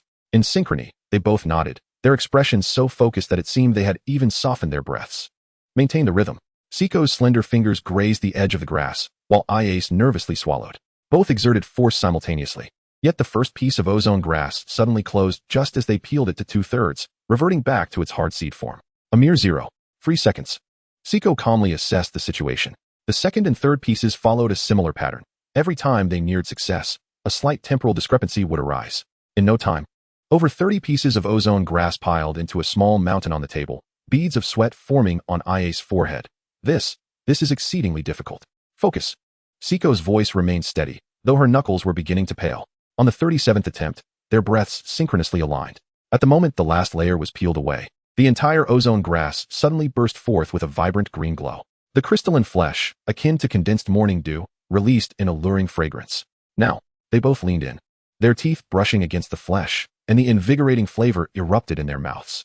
Ia's pupils dilated, and Siko's ponytail seemed to dance without wind. This was a sensation transcending mere taste, as if the freshness of the entire rainforest danced upon their tongues. Witnessing the success of Siko and Ia's, the other girls immediately grew intrigued. Let's give it a try too. Shizuka was the first to leap up, grabbing Yuzuki Kyuka's hand and selecting a piece of ozone grass. Though Dika grumbled about it being childish, her eyes couldn't help but dart towards the remaining ozone grass. Soon, a peculiar combination formed at the dining table. Arisha and Dika teamed up, both possessing meticulous personalities, yet always faltering at the last moment. While Shizuka and Yuzuki Kyuka were polar opposites, one bursting with energy and the other quiet and obedient, surprisingly harmonizing well together. Failed again. Shizuka gazed at the closed ozone grass, not in disappointment, but rather with a brighter smile. Although Inori remained silent, a rare spark of excitement glimmered in her crimson eyes. The scene was different for Do and Arisa. Having been delayed by a mere 0.5 seconds, Do scrutinized the timing data on the virtual screen, resolving to accelerate at the third node next time. Eventually, Shen Lang joined Siko and Iace in the fray. To everyone's surprise, Shen Lang and Siko's synergy remained impeccable. Merely 2 attempts allowed them to flawlessly extract a piece of ozone grass. Each held on to one end, the translucent fruit glimmering like emeralds under the light. As they simultaneously bit into the fruit, ripples surfaced once more in Siko's cool purple gaze. Despite being well acquainted with the flavor, the overwhelming sensation that enveloped her taste buds was as vivid as their first encounter, causing her to instinctively hold her breath. With the last morsel of the fruit consumed, Shen Lang suddenly curved his lips into a smile. Just then, before Siko's alert tone could fully dissipate, she found herself enveloped in a warm embrace. Shen Lang, utilizing the momentum of his lean, sealed his unfinished words within their intertwined breaths, deep yet unpretentious. Ia's eyes widened in surprise as she covered her mouth, a small gasp escaping between her fingers. The fresh aftertaste of the ozone grass lingered between their lips, and Siko's hand, which had initially rested against Shen Lang's chest, had unknowingly tightened around his collar. It was not until Shizuka's teasing voice echoed from afar that they reluctantly parted, a strand of silver glimmering ambiguously in the light. The night was profound. The moonlight outside, partially veiled by thin clouds, transformed into a hazy mist upon entering the room, gently enveloping their entwined figures. Leaning against Shen Lang's embrace, Siko's purple eyes now shimmered with a soft languor, her long hair cascading like a waterfall, a few strands clinging to her damp neck. Shen Lang's fingers wove through her tresses, his touch as gentle as if polishing a treasured sword, fearful of disturbing this rare tranquility. Are you tired? He inquired in a low, languorous tone, his warm breath brushing against her sensitive neck. Siko gently closed her eyes, the corners of her lips curving slightly. I merely feel that you are more clingy than before. Shen Lang chuckled softly, the vibrations from his chest resonating against her back. That is because, Siko-sensei, you indulge me more than I had imagined. Her fingertips grazed his arm lightly, leaving behind a fleeting red mark. Nonsense. The gentle rustling of the night breeze through the bamboo outside prompted Shen Lang to hold her a little tighter. Siko did not resist, merely resting her forehead against his shoulder, her breathing gradually stabilizing. Next time, Siko suddenly spoke, her voice so soft it seemed to meld with the night. We can be a bit more reckless. Shen Lang paused, then burst into laughter, leaning down to kiss the top of her head. As you wish, my dear wife. The moonlight subtly shifted, casting their silhouettes upon the wall, resembling a serene ukiyo-e painting. Chapter 41. The ex-girlfriend arrives. Living in a drunken stupor, nothing more. On the second night, Shen Lang found himself once again at Shizuka's door. A warm light seeped through the crack, accompanied by a faint herbal aroma. He gently tapped on the door, and before he could utter a word, it quietly swung open. Shizuka leaned against the doorframe, her silk nightgown loosely draped, her golden locks radiating a languid sheen. Student Shen Lang, is it so late that you still seek out your teacher? Jingxiang's voice was softer than usual, her fingertips unconsciously twirling around the ends of her hair. You know, I do charge for tutoring. That depends on what teacher Jingxiang has to offer. Outside the window, the shadows of the trees danced, setting a rhythm for this private lesson. Indeed, the embrace of tenderness is a grave for heroes. For several consecutive days, Shen Lang had been lost amidst the allure of cosmetics. From the faint light of dawn to the encompassing dusk, a variety of delicate fragrances successively saturated Shen Lang's senses. Whether reshuffling or flipping cards, he indulged in a life of ease and grace.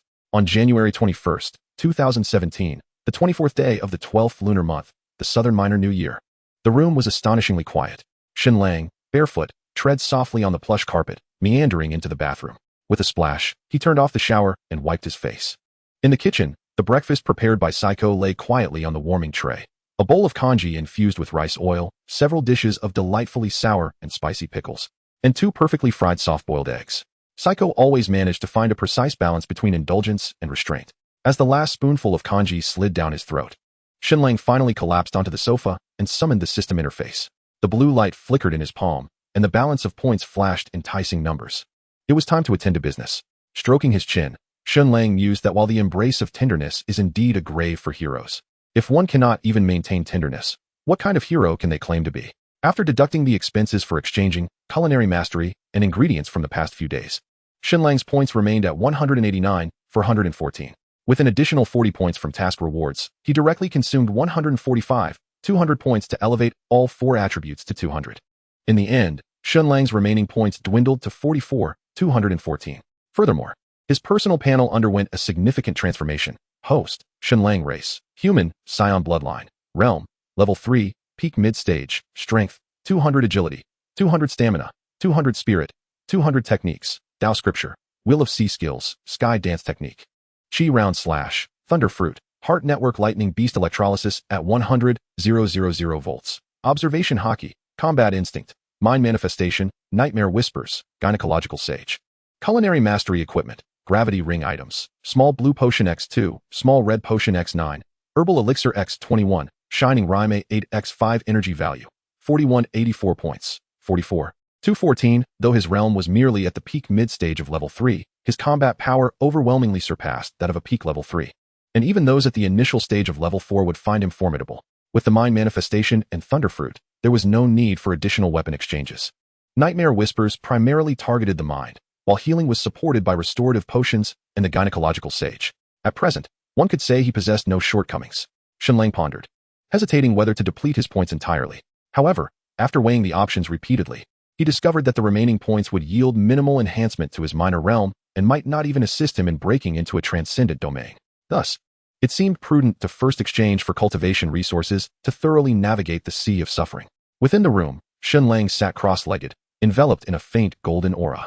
Shen Lang's eyes were tightly shut, his breathing long and steady, while the tumultuous sea of suffering within him surged violently, reminiscent of a golden ocean besieged by a tempest. The medicinal power of the herbal essence had long since dissolved, and a warm spiritual energy flowed through his limbs and bones, while the source stone in his hand was continuously drawn upon, transforming into pure energy that merged into the sea of suffering. Golden waves rolled and thunder rumbled above this enigmatic sea. Each bolt of lightning that struck expanded its mysterious expanse. After enduring rigorous cultivation in the world of the evil crown, Shen Lang's sea of suffering was nearing perfection, almost the size of a grinding disc. At this moment, divine power circulated within the wheel of his sea, now momentarily under his control. Just a little more, Shen Lang murmured within. The divine power within the sea of suffering grew ever more surging, akin to a long-dormant volcano on the brink of eruption. The source stone in his hand had been nearly depleted, and he was preparing to exchange for another batch, eager to solidify his sea of suffering in one vigorous effort. However, the distinct sound of an electronic lock echoed, followed by the gentle creak of the door turning. Shen Lang furrowed his brow. The divine power within him faltered in an instant, and the boiling of the sea of suffering calmed momentarily. He slowly exhaled a breath of turbid air, opening his eyes, a fleeting golden light shimmering within. How fortuitous the timing. Shen Lang shook his head in resignation.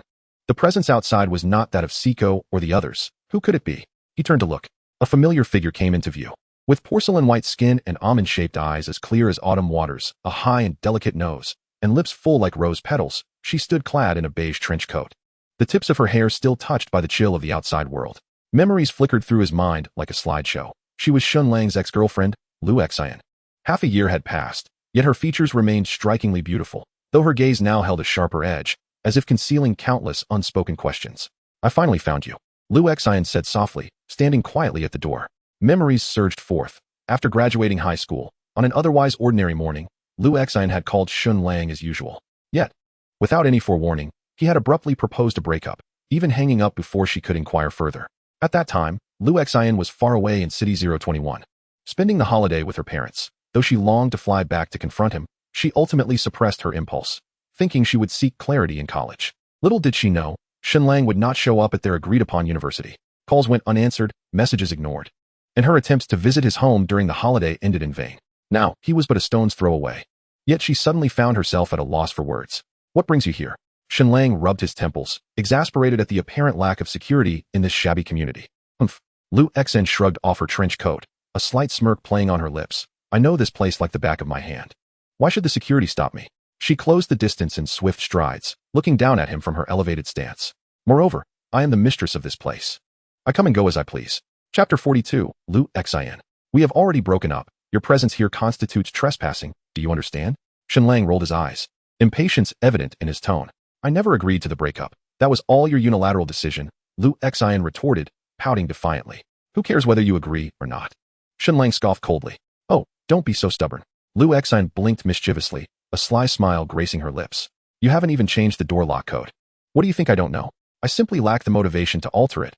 Who knew some people had such thick skins, showing up uninvited? Shen Lang turned his face away, unwilling to look at her. Hey, how did I become the one with the thick skin? Liu Xian pouted, directly sitting beside him, wrapping her arms around his. And let us be honest, who could rival you in audacity? You used to. Do not get too familiar. We are no longer in a relationship, Shen Lang frowned, shaking off her hand and shifting away. Hey, are you giving me the cold shoulder? Liu Xian raised an eyebrow, kicking off her shoes and boldly stepping onto the sofa, gazing down at him. Saying it once is sufficient, yet you still haven't finished. Have you? I'm merely reminding you, classmate. Shen Lang rubbed his temples, his tone laced with exasperation. Hee, classmate? Liu Xian suddenly displayed a mischievous grin, her eyes sparkling. What, are we playing this game today? With that, she lunged at him, but this time she missed entirely.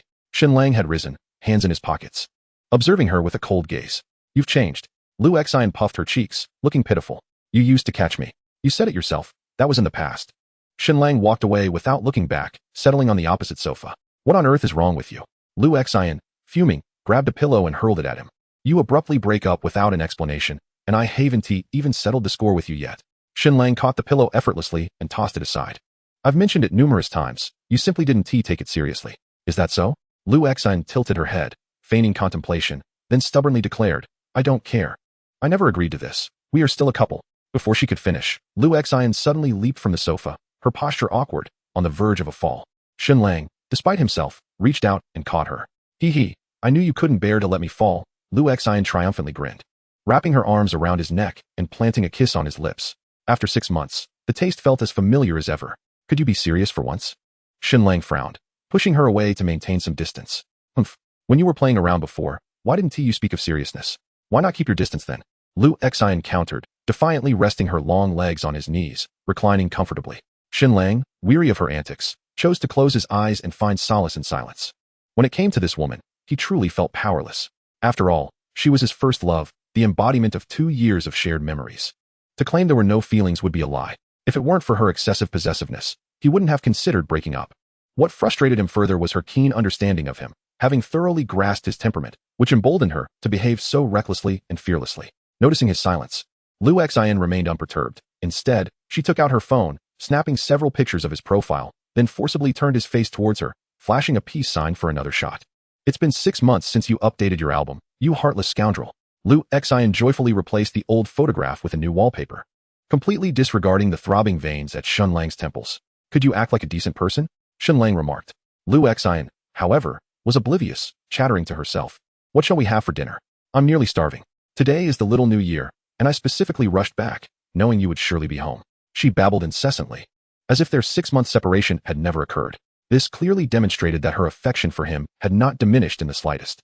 Shen Lang sighed. If you're hungry, go eat at your own place. What a thing to say. Liu Xian pouted, cupping his face in her hands, forcing him to meet her gaze. I am magnanimous enough to forgive you, so stop acting like a forlorn husband. With a playful blink, she suddenly lowered her voice and, in a seductive tone, asked, Is it only by engaging in something intimate that you'll speak to me properly? Just as she leaned in to kiss him, Shen Lang blocked her with his hand. Feeling bashful? Liu Xian teased, her tongue lightly licking his palm. We are merely ordinary friends now. Can't you behave normally? Shen Lang withdrew his hand, exasperation evident on his face. Geez, why are you acting so melodramatic? Lu Xian rolled her eyes, tugging at Shen Lang's collar. It's been half a year. I was about to burst. Then just use your hands if you can't hold it in. Shen Lang stood up to leave. Can hands and sticks be compared? Lu Xian flirted, casting him a sultry glance. That is none of my concern. Noticing Shen Lang's persistent cold demeanor, Lu Xian suddenly adopted a theatrical tone. Her eyes reddening as she spoke with a quivering voice. Dog, you've changed. We promised to grow old together, yet you abandoned me midway. That was your own assertion. I never agreed to it. I flew back from City 021 overnight, only to find. Lu Xian sniffled, her tears threatening to spill. You faithless man. Abandoning your wife and children, forsaking your promises. Ultimately, her devotion had been misplaced, and her deep affection met with indifference. Oh, heavens, why must you treat me this way, leading me to such a heartless person, who forgets once the trousers are pulled up? I am truly foolish. Finally, Shen Lang could no longer endure. Hey, the act has gone on long enough. Lu Xian curled up on the sofa, her shoulders trembling slightly, fingers brushing the corners of her eyes, appearing utterly wronged. Yet Shen Lang knew her all too well. She was undeniably pretending. When firmness failed, she resorted to softness. And it just so happened that he was susceptible to this tactic. Truly, they were destined adversaries.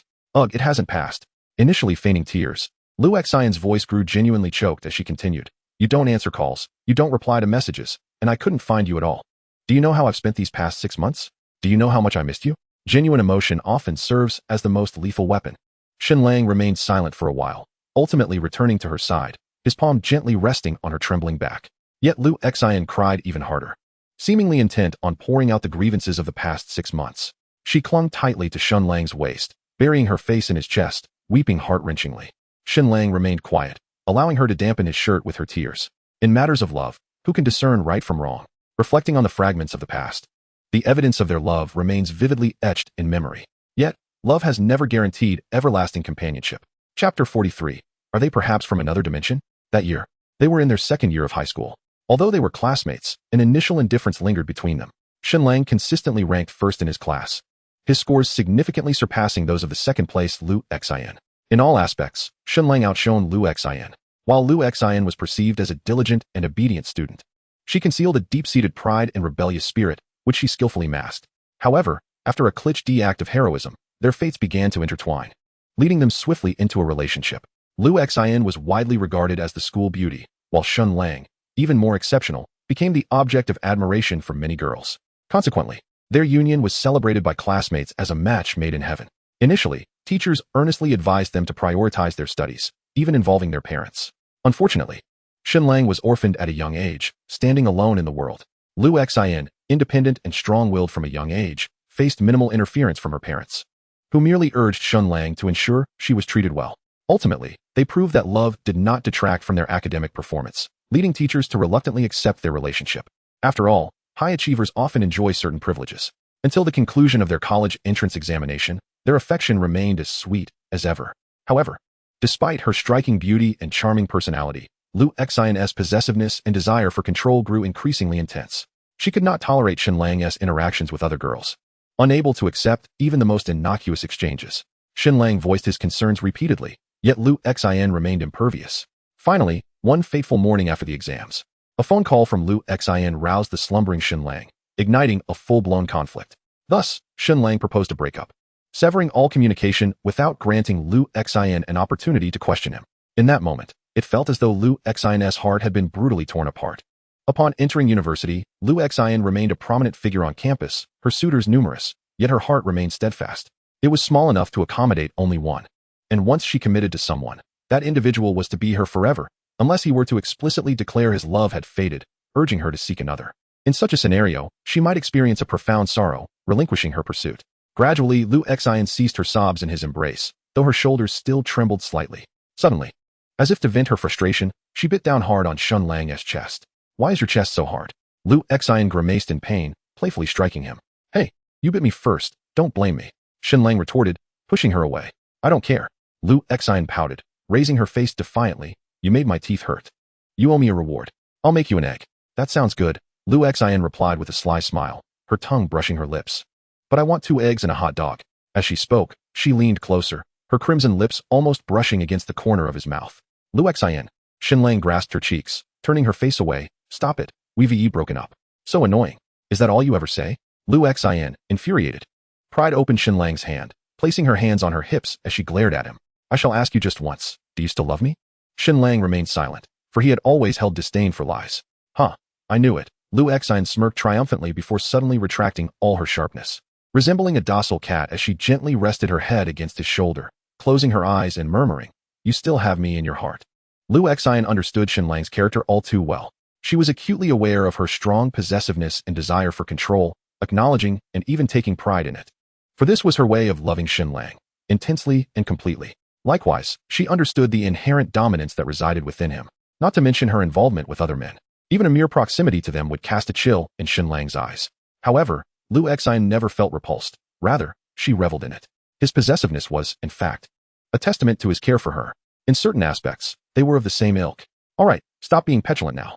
Come here for a kiss," Lu Exine said, tilting her face up, her fingertips gently brushing against Shen Lang's jaw before she pressed her lips to his.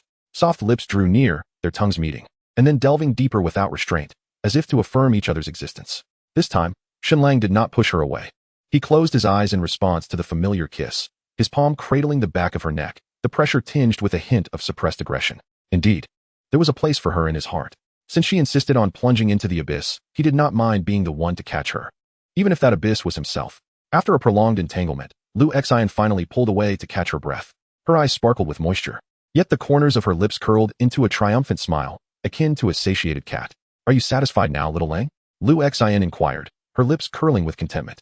Shen Lang sighed, his tone calm, yet resolute. "Since you are so determined, I shall acquiesce. I have already begun a new life, with a new partner. If you are willing to coexist peacefully with them, we can still be together." "What? A new partner? And partners?" Lu Exine's pupils dilated in shock, her voice rising abruptly as if she had heard the most ludicrous tale. "Yes, 6 of them," Shen Lang replied, meeting her gaze without flinching. "They went shopping today and should be returning soon. They all know about each other's existence." Lu Exine froze, her heart racing as she frantically scanned the surroundings. Every detail of the living room pierced her nerves. The pink cups lined up on the coffee table, the lace hair ties half hidden in the sofa crevices.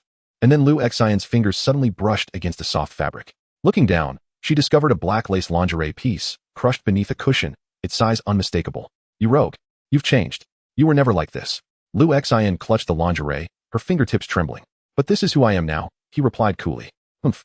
Those women must be after your money," she retorted through gritted teeth. "You are mistaken," Shen Lang chuckled lightly. "They might admire my looks or appreciate my strength, but it is certainly not for my wealth." "I don't believe it." Lu Exine's eyes reddened with fury, her anger escalating. "Oh, it drives me mad. I could just cut you out of my life right now." "Heh." Shen Lang remained nonchalant, raising an eyebrow to signal Lu Exine to glance behind. Just in time. "They have returned. Let them come. Watch how I handle these flamboyant temptresses." Lu Exine abruptly released her grip, and in the instant she turned, the door clicked open. As 6 figures stepped into the entryway, Lu Exine's breath caught in her throat. Ah, are they not stepping out of a two-dimensional realm? Chapter 44, New Year. A breakthrough in destiny. From what she believed was the position of a dignified main character to the retreat of a defeated one. Lu Exine underwent a remarkable transformation in status within the span of a single dinner. Although she considered herself equal in beauty and poise to any of them, facing these 6 uniquely styled opponents, Lu Exine had to concede. She was utterly defeated. They not only embodied an array of attributes, ranging from the icy seductress to the spirited young girl, but more alarmingly, they coexisted in perfect harmony, as if sisters. Pray tell, how is one to contend with this? The deeply ingrained values instilled in Lu Exine since childhood rendered her incapable of accepting the absurdity of sharing a husband. Perverse. Shen Lang. On this matter, Shen Lang felt compelled to argue, not evade the issue, but clarify. Tong was far too young. Shen Lang would never stoop to such depravity. In truth, not only with Tong, but even with Yu Qi, Shen Lang had never taken that final step. While there were frequent moments of intimacy and ambiguous interactions, they could at most be described as playful antics, never crossing into true transgression. Yu Qi was still in the innocent phase of exploring love, much like Violet Evergarden. Learning the essence of affection, Shen Lang was in no rush. He wished to preserve the most precious moments for the most opportune times. As for Tong, she was genuinely too young. Lu Exine's arrival was merely a minor interlude for Siko and the others. In the stillness of the night, a weary Siko curled up in Shen Lang's embrace, fighting off sleep, whispering softly in his ear, "Do not forsake those who love you. Abandoning them brings harm to all." Though it may feel awkward at first, time will attest to everything. Shen Lang gently kissed her forehead, his fingers smoothing her disheveled hair, murmuring, "I understand." As the night deepened, the two drifted into slumber entwined. The small year had passed, and the new spring approached. The land of Huaxiao was suffused with an atmosphere of festivity, adorned with lanterns and welcoming the new year. Homeward-bound travelers filled the train stations and airports, while serpentine traffic on the highways stretched for miles, creating a bottleneck on the return journey. Meanwhile, the homeless wanderers, those unwilling to return to their homes, and the dedicated workers remaining at their posts were all spending this special holiday in their own unique ways. Perhaps it was a steaming bowl of dumplings, a video call spanning thousands of miles, or simply gazing quietly at the myriad lights outside the window. On either side of the streets, crimson lanterns formed a winding dragon, swaying gently in the cold breeze. In front of shops, the fragrance of ink from golden couplets lingered in the air. Children donned fresh cotton jackets, chasing after scattered firecracker remnants at the street corners. The sweet aroma of candied chestnuts wafted in from afar, intertwining with the warmth of freshly ground sesame paste from the street stalls, creating an authentic festive atmosphere. In recent days, Shen Lang occasionally ventured out with a group of young women to procure goods for the new year, adorning their cozy home with the spirit of the season. At other times, he remained in solitude, dedicating himself to quiet cultivation and traversing the depths of hardship. Within the villa, Siko and the others busily arranged the rooms. Shizuka, on tiptoe, affixed the character for fortune above the door, its inverted form signifying the arrival of blessings. Siko meticulously adjusted the placement of the paper cuttings, where the koi seemed poised to leap upon the glass. Yuki curiously played with a string of small lanterns, the delicate sound resonating as her fingertips brushed against them. A little higher on the left, lower now. Yes, just like that, Arisa directed as she hung a Chinese knot, the red cords glimmering warmly in the sunlight. The entire living room was adorned with joyous decorations, the air imbued with the fragrance of narcissus. Standing on a ladder, Shen Lang hung the final lantern, watching the busy figures of the girls, a smile unconsciously creasing his lips. This was their first spring festival together in this world. Shen Lang had prepared a feast of exquisite delicacies, and they gathered around the table, enjoying their reunion with warmth and camaraderie. The spring festival gala played on the television. Though somewhat mundane, it inexplicably exuded a festive charm. Outside, sporadic fireworks began to burst in the night sky, vibrant colors punctuating the deep blue canvas. Just as they set down their bowls and chopsticks, the impetuous Yuki tugged at Iace and the others, rushing outside to ignite fireworks, eager to compete with the neighbors. Observing this, Shen Lang smiled gently and summoned his spiritual power, weaving a magnificent display of fireworks across the heavens. Under the dazzling light, the girls' eyes sparkled, and they showered him with affectionate kisses as a token of their appreciation. After a brief interlude, they agreed to save the most spectacular fireworks for midnight. Returning to the room, Shizuka retrieved a stack of red envelopes from the cupboard, distributing them to everyone. New Year's money, for good fortune. Shen Lang accepted an envelope, teasingly remarking, "Do I get one too? Hee hee, I'm the biggest here, you all have one." Shizuka proudly lifted her chin. As she reached out to ruffle Shen Lang's hair, the gesture elicited giggles from Siko and the others, their eyes sparkling with amusement. In this warm atmosphere, someone suggested they gather naturally to begin the New Year games. The King's Game. In the first round, Shizuka was the king. "Let us have number 3 give number 4 pigtails." Shizuka smiled gently, completely oblivious to Yuki's sudden freeze. Shen Lang suppressed his laughter and revealed the number 3 card. And despite Yuki's struggles, he styled her hair into 2 high pigtails. In the second round, Siko became the king. She pondered. Number 5 must squat 20 times while holding number 2. Arisa cried out, raising her number 5 card, while number 2, Yuki, obediently opened her arms. As the girl clung to Arisa like a koala, Shizuka discreetly captured this precious moment on her phone. Until the final round, the king was claimed by Yuki. The young girl tilted her head in contemplation for a long while, and suddenly, her fingertips sparkled with starlight. She wished for everyone to hold hands and dance in circles around Shen Lang until the New Year's bell tolled. Thus, as the countdown echoed from the television, Shen Lang found himself pinned beneath a throng of girls, like a colossal magnet. Happy New Year! Shen Lang beamed with satisfaction at the sight of the girls layered upon him. Amidst the jubilant cheers, the girls rose one by one, planting playful kisses on Shen Lang's cheeks before scampering outside to continue setting off fireworks. Countless fireworks burst forth, illuminating the entire night sky as if it were daylight. This marked their first New Year, and the beginning of countless future reunions. As the first rays of the New Year dawned, breaking through the clouds, an unusual turbulence stirred within Shen Lang's sea of bitterness. What had seemed a state of completeness now began to churn restlessly, hinting at an impending breakthrough. Gently, Shen Lang extricated himself from the entanglement of fragrant arms and shoulders, and with a subtle shift, the air rippled around him. In the next moment, he silently materialized in the center of the fog-enshrouded training ground, not even disturbing a fallen leaf. With the continuous refinement of the herb liquid and source stone, everything unfolded effortlessly. A semicircular barrier quietly enveloped the entire villa. Within the training ground, a thunderous roar erupted around Shen Lang, akin to crashing waves. While extraordinary phenomena manifested amid lightning and thunder, Suddenly, a powerful aura exploded forth, causing the training ground to tremble. The floor tiles cracked under the energy storm, as golden flames ignited around Shen Lang, casting the entire space into a furnace-like glow. Shen Lang abruptly opened his eyes, golden light bursting forth from his gaze, scorching the ground with two smoldering black holes. Following that, a long howl soared into the sky, sending waves of sound rippling through the barrier, which quaked incessantly. If allowed to spread, it could be heard even in the outskirts of the city. A resplendent divine rainbow ascended from his feet, lifting Shen Lang into the air in an instant. As he swung his fist, the air erupted with a thunderous crack. Unable to bear the burden, his legs swept through, leaving lingering golden light that lingered in the air. The divine power surging from his life spring flowed like a mighty river, seemingly boundless, instilling Shen Lang with the vigor to battle for 3 days and nights. Closing his eyes for introspection, he beheld in the vast sea of bitterness that a new spring was resonating with the wheel of life. The bubbling divine spring emitted a colorful mist, breathtaking in its beauty. Quite good, Shen Lang nodded slightly. His strength had surged from the peak of the mid-level to the late stage, with four-dimensional attributes also seeing varying degrees of enhancement. Notably, his energy value had skyrocketed by about 50, enabling him to sustain longer battles and unleash more powerful moves. Now, Shen Lang could effortlessly overpower his former self before the breakthrough. The increase in energy value had a pronounced effect on his combat prowess. In the face of absolute energy superiority, the gap in skill could be significantly narrowed. It was akin to a modern soldier armed with infinite ammunition confronting a warrior of the cold weapon era. Intricate techniques were unnecessary, as sheer firepower sufficed for victory. In the cultivation system of the Shrouded World, the 4 major realms of Bitter Sea, Life Spring, Divine Bridge, and Other Short each allowed for the forging of a unique artifact. In the depths of the tumultuous sea, Shen Lang refrained from hasty decisions, instead contemplating the type of artifact he should refine.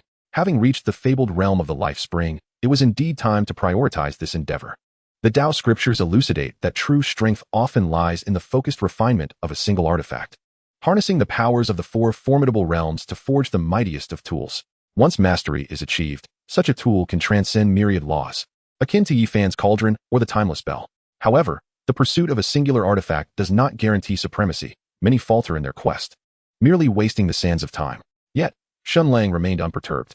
With the advantage of the system as his foundation, his choices surpassed those of ordinary practitioners.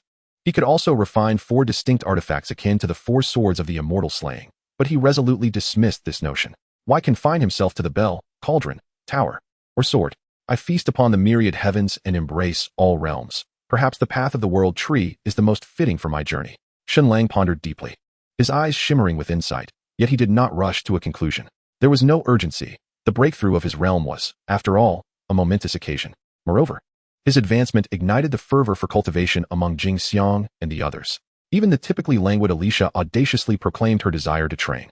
Siko, however, remained consistent, diligently practicing every day. Although she was a novice on the path, her extraordinary talent allowed her to grasp the essence of the teachings with minimal guidance from Shen Lang. Were it not for Shen Lang's knowledge, derived from the system's profound insights, which encompassed the moral teachings of the Heavenly Lord regarding the Cycle C realm, she might have been genuinely perplexed by Siko's incisive inquiries. To assist the women in their cultivation, Shen Lang generously exchanged 200 vials of herbal essence, ample for their initial training needs. Alas, if only there were dual cultivation techniques.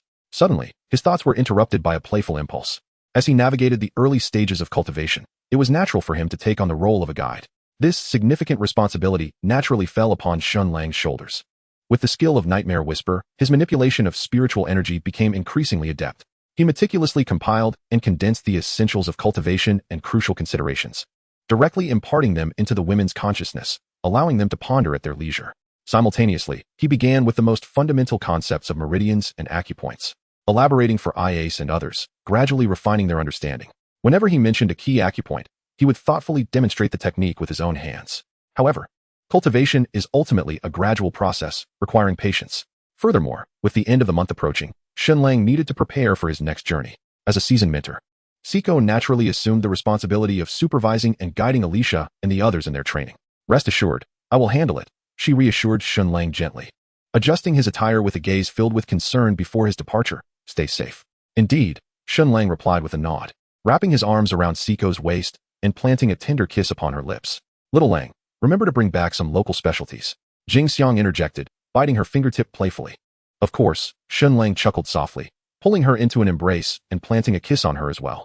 Ying Qi and the others stepped forward, offering their blessings and affectionate kisses. Even the usually proud Tsubaki became unusually earnest at this moment, mirroring the ceremonial gestures from battles in the world of Guilty Crown, clasping her hands in prayer with sincerity. As a brilliant beam of light descended from the heavens, Shen Lang's figure suddenly vanished. The women stood in silence for a considerable time before each returned to their respective positions, resuming their cultivation. The system chimed, "Congratulations. You have successfully traversed to the current world. Akame Kill. Inferior world. A biting northern wind, laden with icy crystals, swept mercilessly across the desolate expanse of the far north, leaving behind an everlasting bleakness. As Shen Lang's boots touched the snow, the piercing cold surged up his spine, causing him to involuntarily shiver. Fortunately, with Shen Lang's current strength and physique, this chill was hardly a bother. It was merely a reflex of his body. Beneath the vast sky, jagged ice peaks loomed like the fangs of a colossal beast, emanating an eerie blue glow amidst the leaden clouds. The white mist that escaped Shen Lang's lips dissipated into ice particles before taking form, while the frost flowers that formed on his eyelashes melted away without a trace. On this frozen land, seemingly forgotten by time, even the snow and wind appeared to be suspended in eternity. What am I doing here? Shen Lang gazed bewilderedly at the endless snowfield. Suddenly, a divine rainbow appeared, and Shen Lang found himself floating in midair. However, even from such a lofty height, the horizon remained a vast, white chaos. The thick clouds enveloped the surroundings like a heavy curtain, with only sporadic ice shards piercing through the snow veil, glinting with a cold, sharp light in the dim sky. TSK, this wretched system. Shen Lang shook his head in resignation, unfazed as he summoned the system interface. Please select a faction. The system will issue corresponding tasks. Available factions, Revolutionary Army. Oh, how intriguing. Shen Lang's brows arched slightly as the plot from his recent binge-watching resurfaced vividly in his mind. Coincidentally, Akame Kill was precisely what he had watched just days prior. The storyline was fresh in his memory. Although the Empire was represented by the sharp-tongued Black Eyes and the formidable Generalist Death, the Revolutionary Army boasted alluring figures such as Red Eyes, Leon, and Chelsea. Do I even need to think? Without hesitation, Shen Lang selected the option. Faction confirmed, Revolutionary Army. Main quest generated, the fall of the Empire. Quest description, a once mighty empire now lies in decay. The tyranny of those in power has transformed this land into a hellish realm. Ignite the flames of revolution to purge the old order and lay the foundation for a new nation. Quest rewards, 200,000 points, 2 lottery chances, and a method for forging divine artifacts. Failure penalty, none. Quest duration, 6 months. The points available were indeed substantial. Shen Lang's lips curled into a slight smile as his fingertips danced over the system interface. However, what truly captivated him were those 2 lottery chances. With a stroke of luck, he could draw a miraculous item or a god-tier skill, soaring to new heights effortlessly. Yet, as he contemplated this, the ice field below suddenly erupted. A colossal, shadowy blue claw burst forth from the ice, wielding an overwhelming force that came crashing down. The icy shards glimmered with a chilling radiance, and as the claw swung, the air itself emitted a mournful cry under the unbearable strain. To dare attack me. Shen Lang did not flinch or evade. His right fist erupted with dazzling golden light. The moment their forces collided, a visible shockwave detonated, shattering the ice layer within a 1,000-meter radius as if it were fragile glass. Beneath the shadow of a colossal claw resembling a mountain, Shen Lang's figure appeared as insignificant as dust. Yet, it was this seemingly feeble punch from an ant that elicited a pained roar from the owner of the giant claw.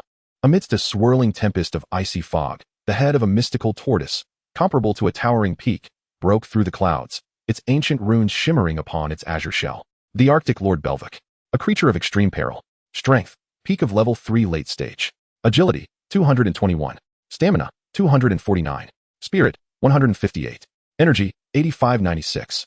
In the second chapter, where the mind materializes, I stand as the representative of the mountain stronghold. Beneath the frigid northern sky, Shen Lang stood resolute amidst the blizzard, his black hair dancing wildly, his robe fluttering in the tempest.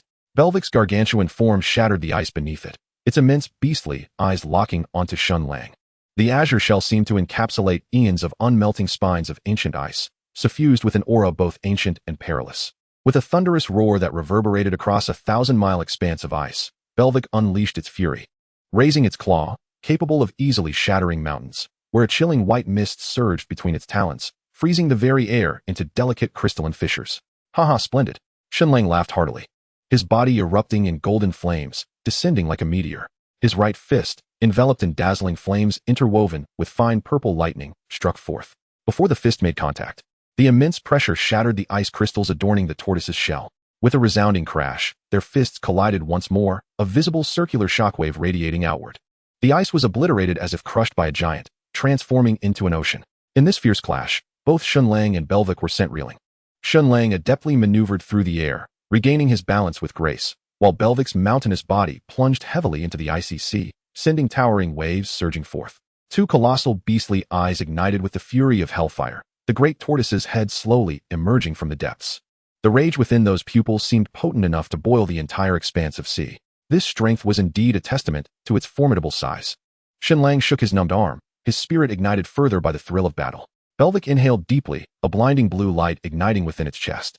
With a tremendous exhalation, a breath over 100 feet in diameter surged forth, capable of freezing an entire city in an instant.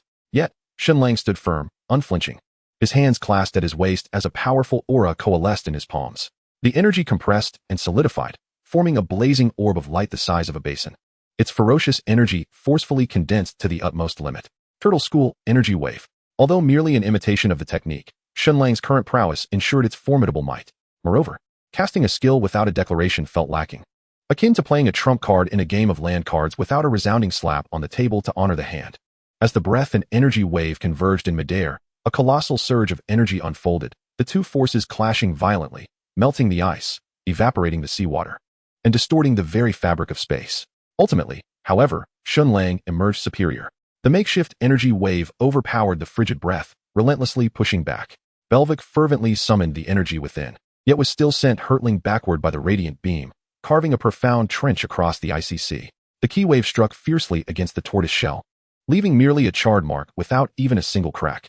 Truly, the resilience of the tortoise shell is astonishing. Roaring in pain, Belvic succumbed to a complete frenzy. It howled towards the heavens, its chilling aura surging, causing the surrounding waters to spiral upwards, transforming into dozens of towering water tornadoes that surged towards Shen Lang from all directions. Even more terrifying, the icy spikes upon Belvic's back detached en masse, turning into countless crystalline arrows that lay hidden behind the water, poised to launch a surprise attack. Such a diversionary tactic would surely ensnare an ordinary soul. But under the enhancement of his mind-net ability, Shen Lang perceived Belvic's every move with clarity.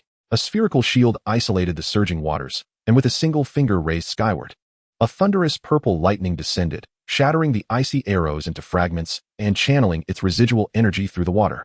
Belvic's massive form convulsed violently, expelling a plume of black smoke from its mouth, appearing utterly disheveled. It seems even your shell cannot withstand the onslaught of lightning. Shen Lang's figure flickered like a specter before Belvic, towering above, a glimmer of amusement in his gaze. But fear not, after my enhancement. I have yet to engage in a satisfying battle. I shall refrain from targeting weaknesses.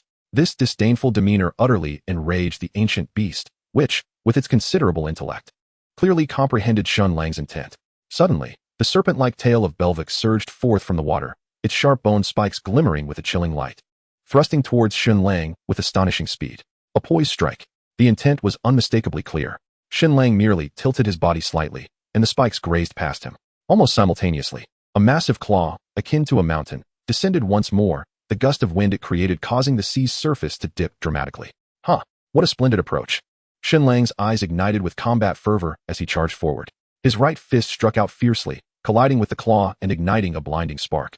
The left fist followed suit, landing a devastating blow to the tender flesh at the heart of the claw. The force of these two strikes momentarily stalled the colossal beast's movements. Seizing the opportunity, Shen Lang clamped down on the claw's sharp nail with hands like iron vices, his muscles tensing instantaneously. With a thunderous roar, he forcibly lifted Belvic, hurling it away. Belvic's vast body traced an exaggerated arc through the air, obscuring the sky, before crashing heavily onto a distant iceberg, sending snow and mist swirling into the atmosphere. The earth trembled, resembling a cataclysmic earthquake. Belvic let out a pained roar, plunging into madness. Its enormous form barreled forward, each step resonating like thunder, causing glaciers to collapse beneath its weight. The colossal claws descended like meteors, each strike conjuring towering waves of ice, transforming the realm into a hellish battlefield. Boom, boom, boom. Shen Lang, like a flash of lightning, darted through the myriad shadows of claws, evading with remarkable speed. A gust of wind swept past Shen Lang's clothing, instantly cleaving the iceberg behind him in two. The surface as smooth as a mirror. Finally gone mad. The brilliance in Shen Lang's eyes surged, and he abruptly halted, his right leg sweeping out like a war axe, the manifestation of his spirit. His right leg appeared to be infinitely magnified, resembling a colossal pillar reaching for the heavens, even surpassing the size of Belvark. With a single kick, he sent Belvark flying, crashing into a small iceberg, reducing it to rubble. Belvark, disregarding all, struggled fiercely, lifting the glacier beneath him into the sky. Countless ice shards rained down upon Shen Lang like cannonballs, while his massive tail, adorned with icy spikes, swept through the air with unstoppable force. Now this is more like it. Shen Lang suddenly threw his head back in wild laughter, reminiscent of a pleased king. He snorted coldly, and behind him, the void erupted with over 100 golden ripples, from which golden spears began to materialize, slowly extending outward, their tips radiating a dazzling and frigid brilliance. Indeed, even though these weapons were mere imitations of the king's treasures manifested through his spirit, the mere utterance of this phrase elevated their grandeur to unprecedented heights. These spirit-manifested weapons, though not true treasures, still contain the power to shatter mountains and split peaks. Whoosh! Whoosh whoosh! Hundreds of golden spears cascaded down like torrents of light. More astonishingly, the golden ripples in the void continued to ripple, coalescing more weapons that shot forth in an unending stream. The myriad of ice boulders shattered in the wake of this golden deluge, even interrupting Belvark's long-prepared lethal strike. Boom! The relentless bombardment rained down upon the colossal turtle. Though they failed to penetrate the indestructible shell, the terrifying impact caused Belvark's insides to churn, forcing him to retreat into his shell for shelter, propelled backward by the recoil. Trying to escape? Shen Lang scoffed, the golden ripples behind him dissipating in an instant. His figure transformed into a brilliant golden arc, slicing through the sky, swiftly catching up to the retreating Belvark. Observing Belvark still cowering in his shell, a dangerous smile crept across Shen Lang's lips. Infused with immense energy, his right leg struck the mountainous shell with a forceful kick. Boom! The giant turtle's massive body was sent flying like a ball, tracing an exaggerated parabolic arc through the air. Just as it was about to hit the ground, Shen Lang's figure appeared below like a specter, delivering another powerful kick. Bang!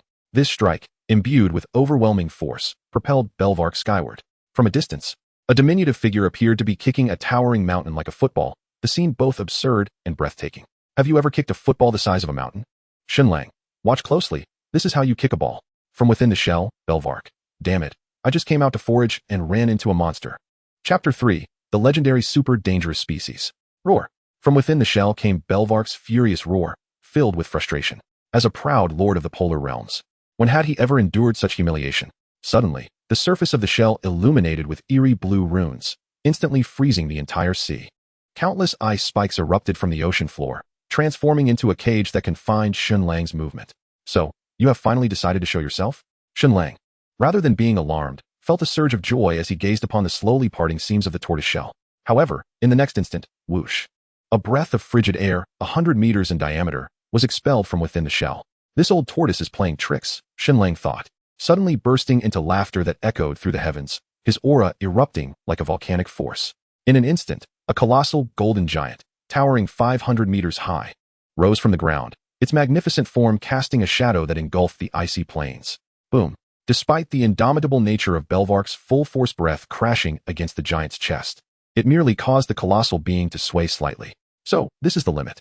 Nestled in the center of the giant's brow, Shen Lang felt the energy within him rapidly depleting.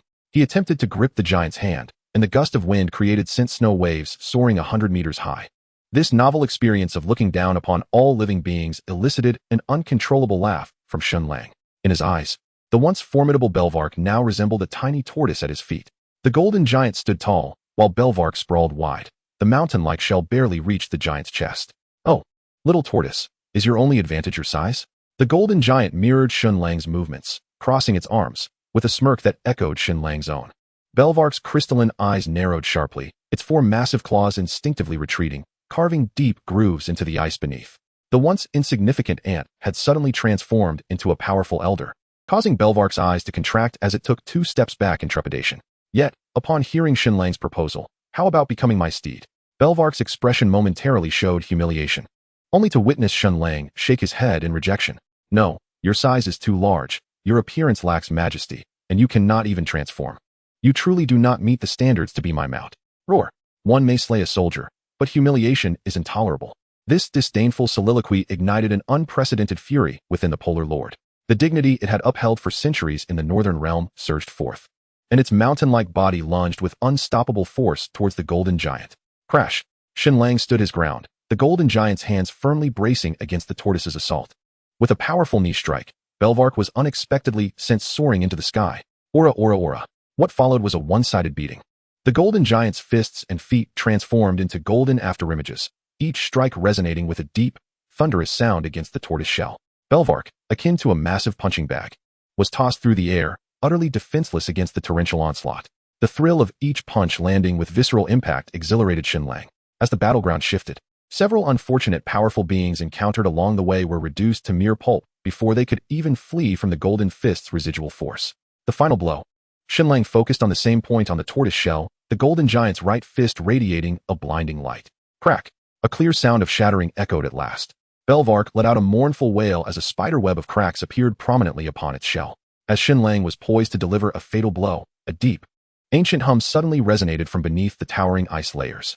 This sound abruptly halted Shen Lang's actions, while the severely injured Belvark displayed a distinctly human-like expression of fear. His beastly eyes filled with trepidation. The icy expanse erupted violently as the colossal glacier crumbled under the thunderous roar.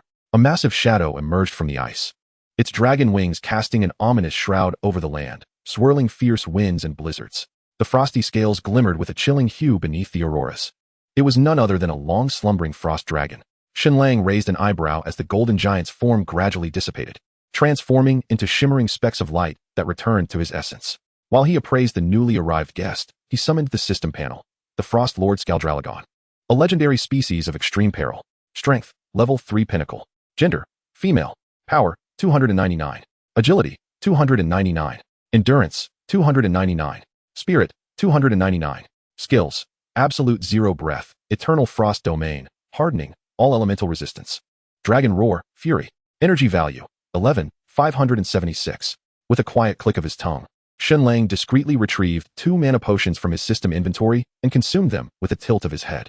A surge of energy flooded his limbs, restoring all the energy he had previously squandered. The frost dragon looked down upon the diminutive human, its dragon eyes flickering with cold malice. Meanwhile, the gravely injured Belvark had already prostrated himself on the ground, trembling uncontrollably. Before this true ruler of the frigid realm, he was merely a gatekeeper of sorts. Now this is truly majestic, worthy of being my steed, Shen Lang mused, flicking his wrist with an excited grin. However, his words ignited a firestorm of rage within the frost dragon, which had already been roused from slumber. Its eyes glowed with an icy fury, the dragon's head raised high, as the chilling energy it gathered caused the surrounding space to crystallize with intricate ice patterns. Boom! The breath of absolute zero erupted forth, freezing the very air into solid crystalline forms, creating a fleeting distortion of light. Shen Lang, aware of his limitations, refrained from recklessly engaging the onslaught. He was no fool. In a flash, he darted away like lightning, leaving behind a void where he once stood. Simultaneously, he summoned a bolt of thunder from the heavens. The violent lightning struck the dragon's body like a divine whip, yet upon contacting the frosty scales, it splintered into countless dissipating electric serpents.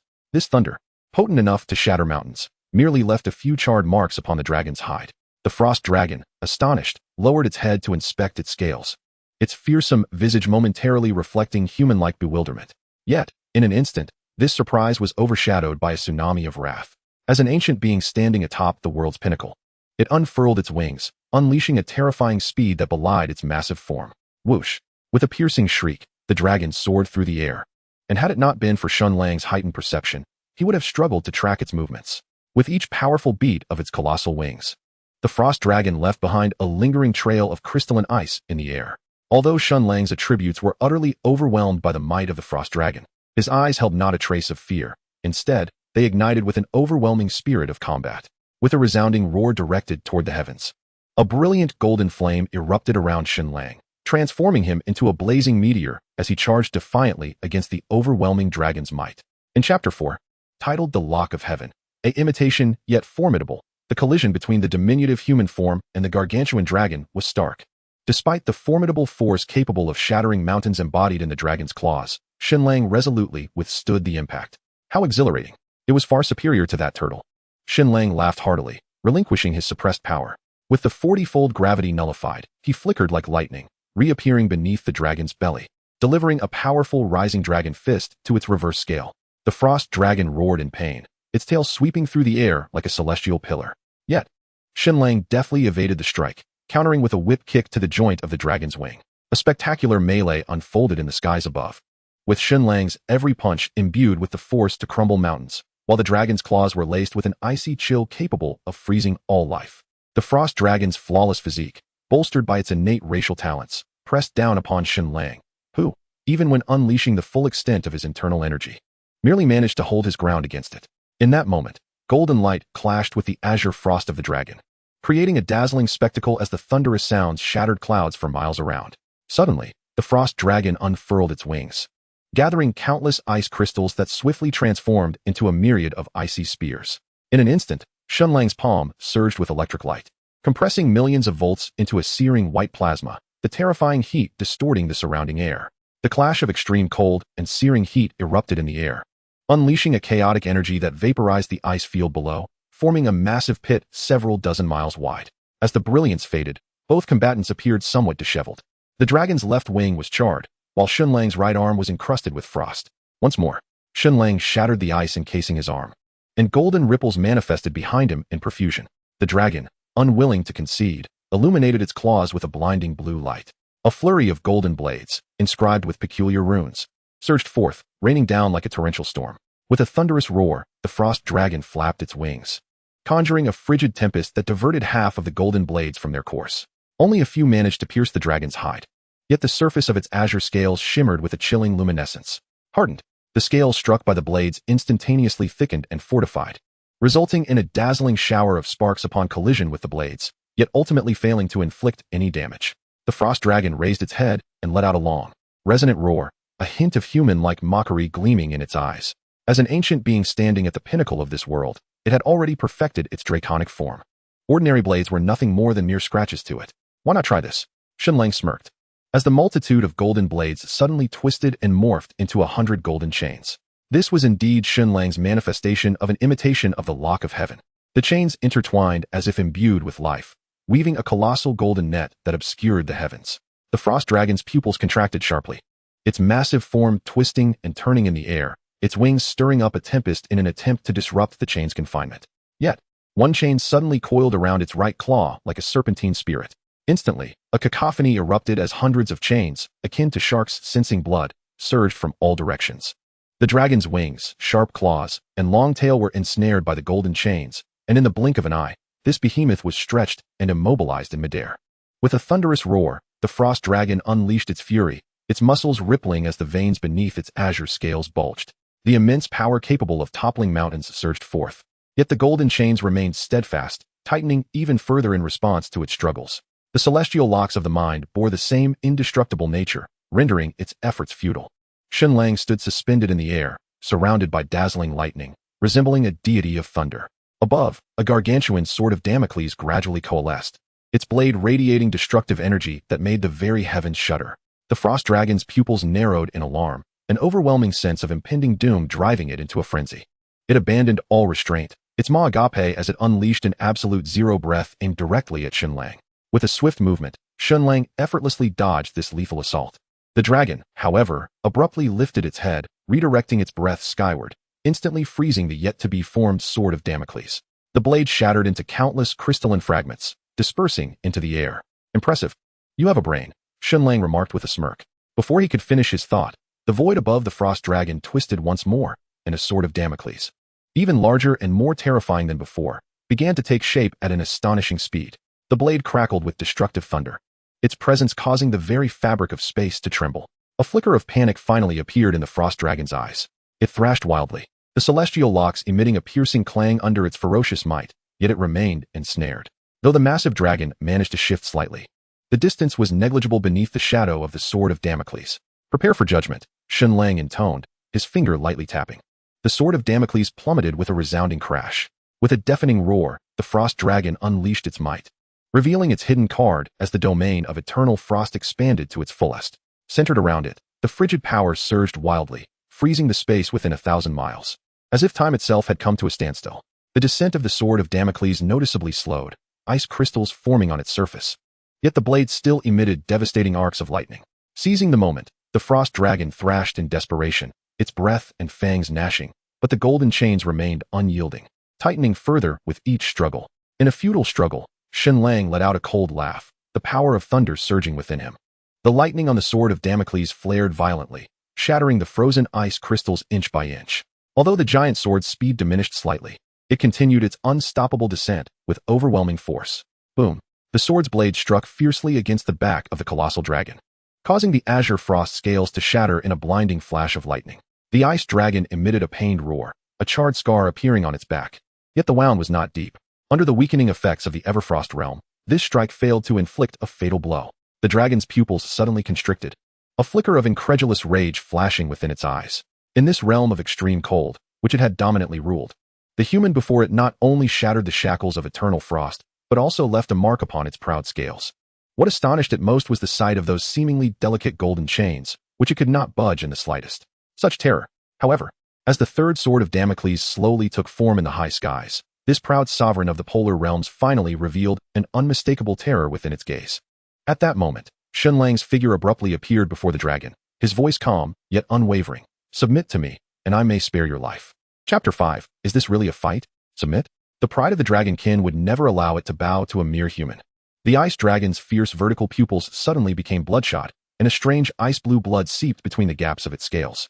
The instant that blood met the air, it ignited into a blazing ice-blue flame. With a thunderous roar, the ice dragon's body, bound by chains, swelled dramatically, its sinewy muscles straining against the scales with a crackling sound. The already massive form surged once more, the heavenly locks deeply embedding into its flesh. Yet it could not halt this transformation. The dragon's blood burned, entering a state of rage. Shen Lang's gaze sharpened, intrigued, and refrained from intervening. The dragon no longer exhaled mere breath. Instead, it unleashed a storm of blood flames laced with dragon's blood. Where the storm passed, even the very fabric of space crystallized into bizarre ice-blue shards. The sword of Damocles quaked violently in the icy flames, its descent visibly slowing until it came to a halt. Most astonishingly, its wings, the once damaged membranes, rapidly regenerated in the icy fire, covered with thorn-like ice spikes on the newly formed wing bones. With a powerful flap, it tore itself away from the chains, soaring hundreds of meters into the sky. Crack! A chain finally could not withstand the brute force and snapped straight down the middle. Although the chains of mental manifestation could not be destroyed, the anchor points securing them in the void were beginning to loosen. This was the aesthetic of violence, a pure numerical domination, achieving its aim through the most primal means. Shen Lang raised an eyebrow, a proud smile curling at the corners of his mouth.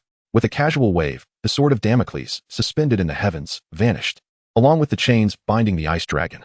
Since it was unwilling to submit, then it would be forced to comply. Shen Lang's fighting spirit soared, his fists drawn together, and a suit of lightning armor coalesced around him. With a battle cry that resonated through the skies, the wings of freedom unfurled behind him. In an instant, Shen Lang transformed into a bolt of purple lightning, his speed surging dramatically. The ice dragon, now in a frenzied state, experienced a surge in both speed and power. However, within those scarlet dragon eyes, a chaotic hue had inexplicably emerged, and the burning dragon blood began to encroach upon its sanity. Bang! Shen Lang's ascending dragon fist struck the dragon's jaw, and in a flicker, he reappeared atop the dragon's spine. Though the frost giant dragon's claws tore through the air, they could never quite grasp that fleeting lightning afterimage. This was not merely a matter of speed, but rather a stark contrast in combat prowess. Exhilarating. Shen Lang let out a long howl, the martial spirit inherent in his Saiyan bloodline igniting fervently. He brazenly confronted the frost giant dragon's claws head-on, each punch resonating with bone-crushing force, sending shockwaves that shattered glaciers within 100 miles radius. Breaking through, seizing the opportunity, Shen Lang unleashed a full-force punch aimed directly at the dragon's brow. The frost giant dragon emitted a harrowing wail, its massive form plummeting to the ice field like a fallen star, momentarily unable to rise. Shen Lang was equally disheveled. His lightning armor lay in tatters, his attire in rags, and his exposed skin marred with deep bruises, fine crystalline wounds still seeping a chill. However, Shen Lang did not pursue the fallen frost giant dragon. Instead, his gaze shifted toward the stealthily moving Belvark. This colossal tortoise, with its mountainous bulk, appeared comical as it attempted to escape, while simultaneously fearing the frost giant dragon's long-standing intimidation. You are of no use now. Shen Lang's figure abruptly materialized before Belvark. With a powerful flourish of his arms, a golden blade, 666 meters long, materialized from thin air. The blade was entwined with blue and white lightning, as well as golden energy and divine power, intertwining and flowing, emanating an oppressive aura that left one breathless. Belvark, having lost all will to fight, could only think of fleeing before this human who had bested even the frost giant dragon. Yet whoosh, the golden blade cleaved through the air, as if severing space itself. The razor-sharp edge sliced through Belvark's flesh without hindrance. The once impenetrable shell crumbled under the weight of Shen Lang's full power, as fragile as parchment. Ding. Points, 1625.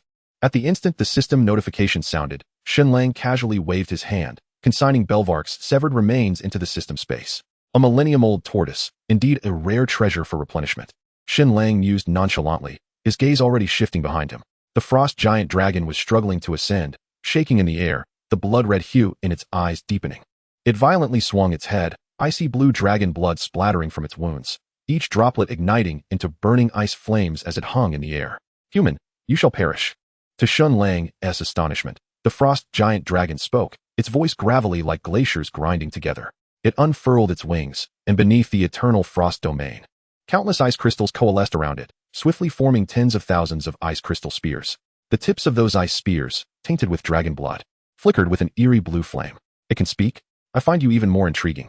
Shen Lang's eyes sparkled with intensity as he flashed closer to the frost giant dragon. This was the most formidable opponent he had encountered thus far, his body riddled with scars. The injuries sustained were rendered inconsequential under the silent operation of the Tao, exerting little effect on Shen Lang. The frost dragon remained silent, its eyes ablaze with fury. Ethereal blue ice spears, ignited with a chilling flame, cascaded down like a torrential downpour. Yet, these lethal assaults bizarrely pierced through Shen Lang's form, inflicting no harm whatsoever. The holes created by the strikes swiftly mended, and Shen Lang continued to advance with unperturbed composure. Startled, the frost dragon flapped its mighty wings, retreating 100 paces while frantically conjuring more ice spears to launch. A myriad of icy beams interwove to form a deadly net, yet all efforts proved futile. Shen Lang's figure drew closer like a phantom, untouched by the onslaught. Reaching above the frost dragon's head, a playful smile graced Shen Lang's lips as he delicately brushed his fingers over the gravity ring. An invisible force field suddenly enveloped the area. Boom! A gravity field, magnified 200 times, instantly encompassed a 10-meter radius around Shen Lang, sparing only his immediate position.